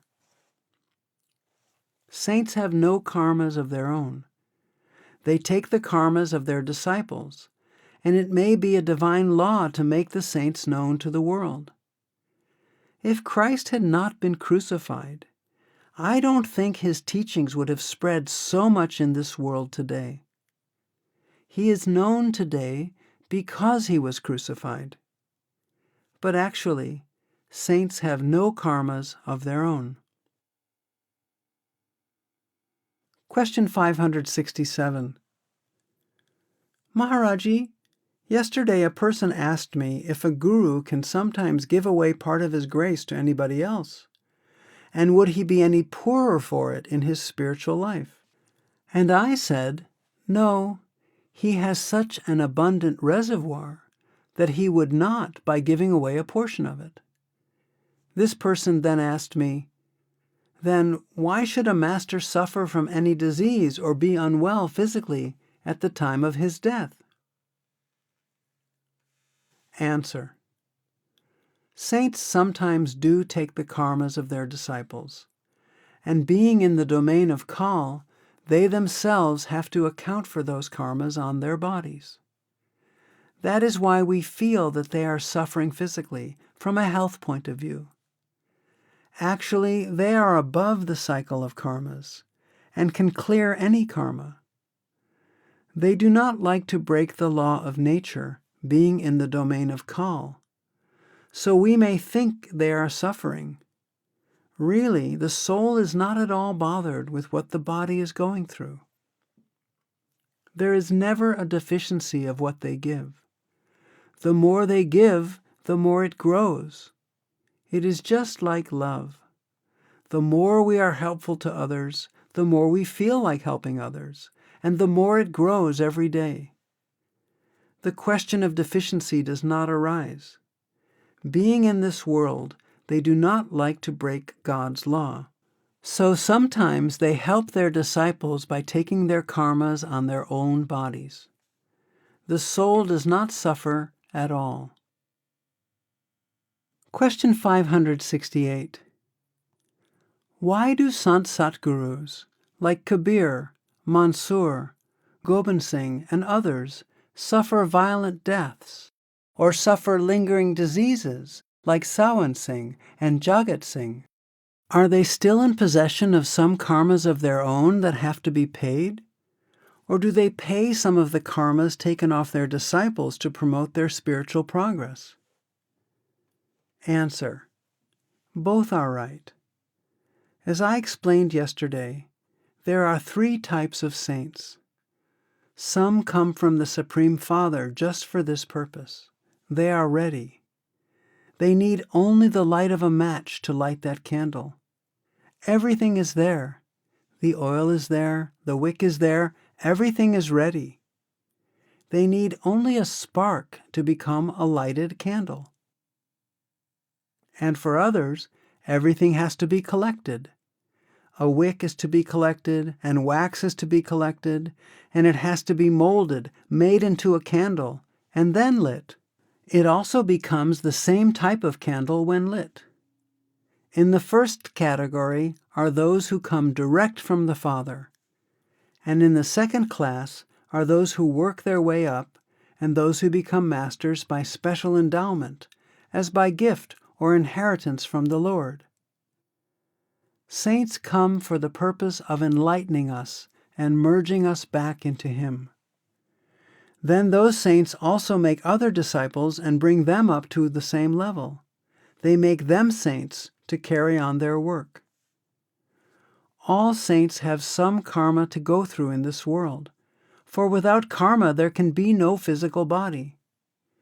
But mostly, it is the portions of the karmas of their disciples that they take on themselves. They help their disciples in many ways, physical ways, mental ways, spiritual ways. Sometimes we think they are suffering. They are not suffering. They are helping us. They are sharing. Some of their karmas may be their own also, but they are not affected by those karmas. They can pay them in a second. Karmas do not pull them. They have to have karma in order to live in this world, just as everybody has to have some karma to live in this world. Because karmas are under them, they control karma. They are not victims of the karma. When a saint comes into this world, he must have a mother and a father. He has to live. He has to work. Nothing can be done without karma. But he is not a slave of the karmas. He can refuse to take on, or he may share the karmas of his disciples or others, because saints are very soft-hearted, kind-hearted, and always like to help. They even help people at the expense of their own bodies. So both things are right. One flame lighting another. Question 569. Is it necessary for a line of gurus destined to be perfect saints to leave a written word, a will, before they pass on, to let the disciples know? Answer. It is not essential that every master must have a line. Some masters have no line at all, and some masters are destined to have some line.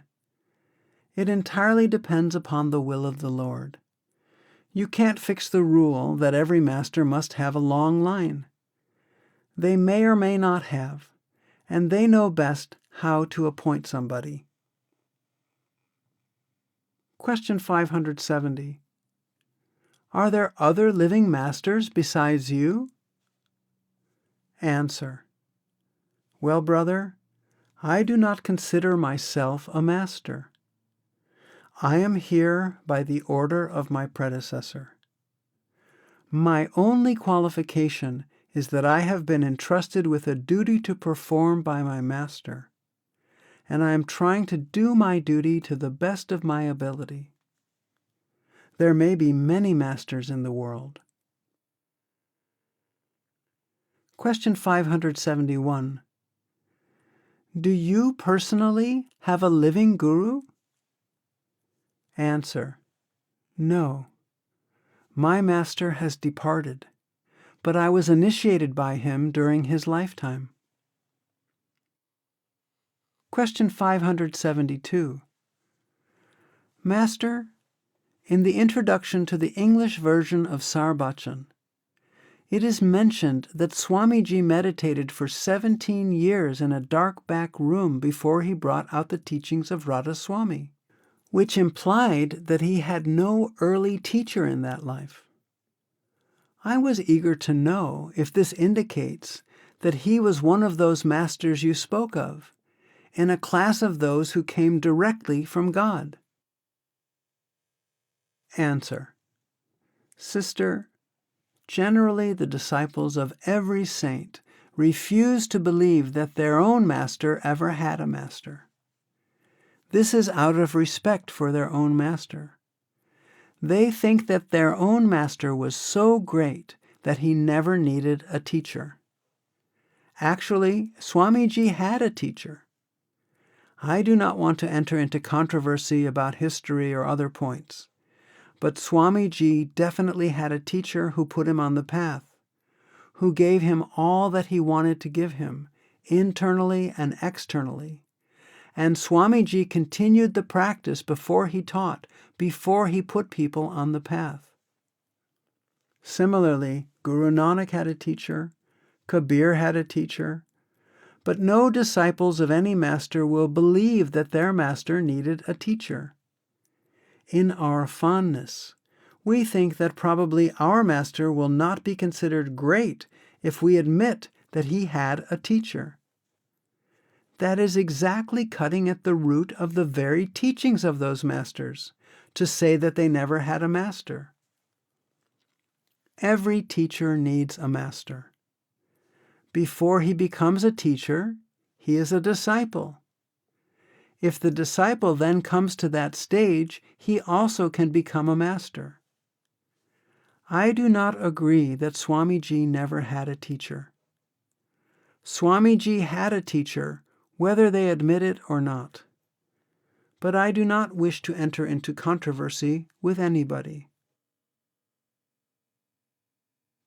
Question 573. Did Jesus have a master? Answer. I am not a student of history. Historians probably have to prove who the master of Jesus was. Perhaps John the Baptist has said that he baptized Jesus. I do not know who the teacher or master of Christ was, but he must have had a teacher. We do not degrade a master to whom we give sole respect by accepting the fact that he had a teacher. We rather praise such masters by doing so, because they prove the knowledge, the wisdom, the path that everybody needs a teacher, and they are the first to give an example to the public that we need a teacher. It is for the historians to say who was Christ's teacher, but definitely he did not get all the beautiful teachings that he tried to give us without a teacher. Saints may have a formal teacher, just to prove to us that a teacher is necessary, but every master has had a teacher. As I explained yesterday, if the candle is ready, it needs only a match to light it. For the other, we have to bring the wick and the wax and mold it, make a candle, and then light it. So all those guides of souls who come into this world to teach us, they are all ready. They just need a lighting from another candle, another master, to become a full master. But all the same, they need a teacher and they have a teacher. This is the law of the Lord. Question 574. What did the great master mean when he said that the man who comes after me will have powers tenfold? Answer. John the Baptist said the same thing in the Bible. The one who's coming after me is greater than me. Since no disciple can be greater than a master, mystics always prepare a way for their successors. Unless a master talks highly of his successor, the successor can never be successful at all. Because the master's disciples will not care about the master's successor. To them, the successor is just another disciple.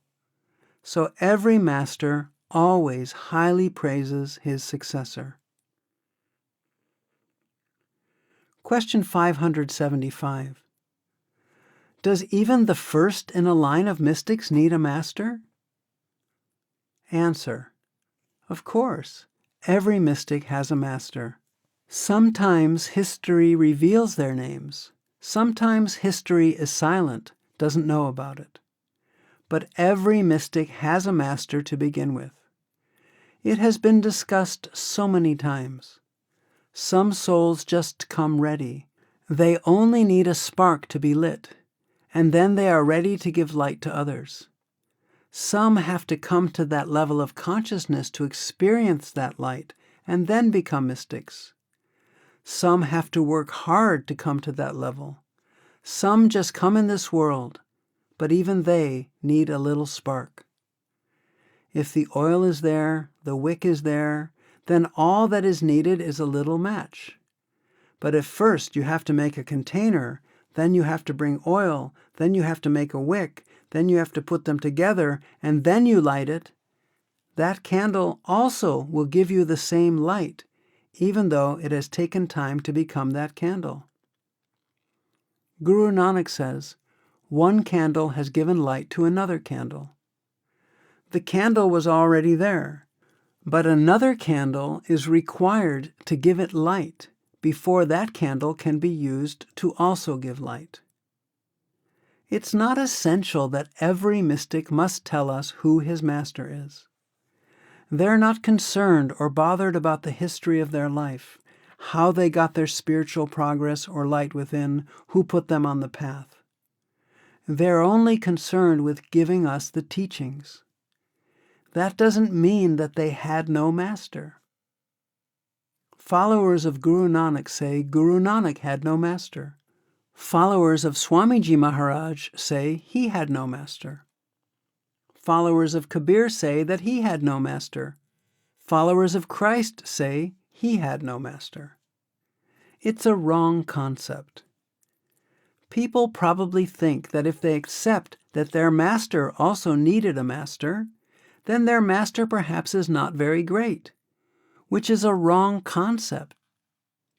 There lies the greatness of the Master. Christ makes it very clear that unless you are born again, brought into contact with Shabad, you cannot go back to the Father.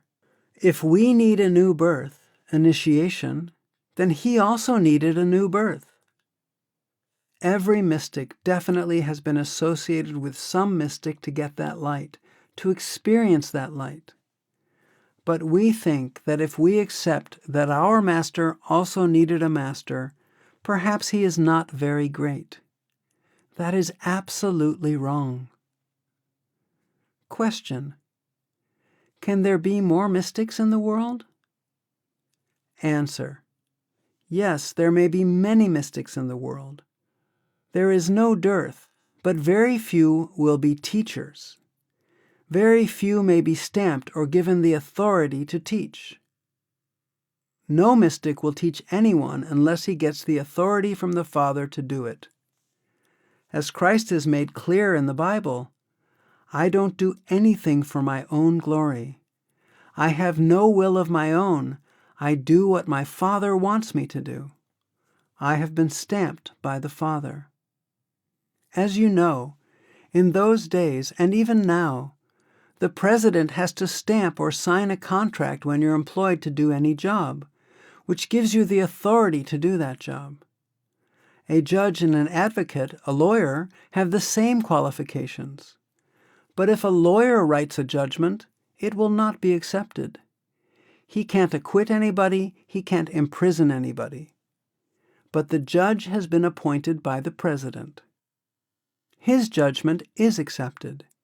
He has the authority to acquit someone or to put anybody in prison.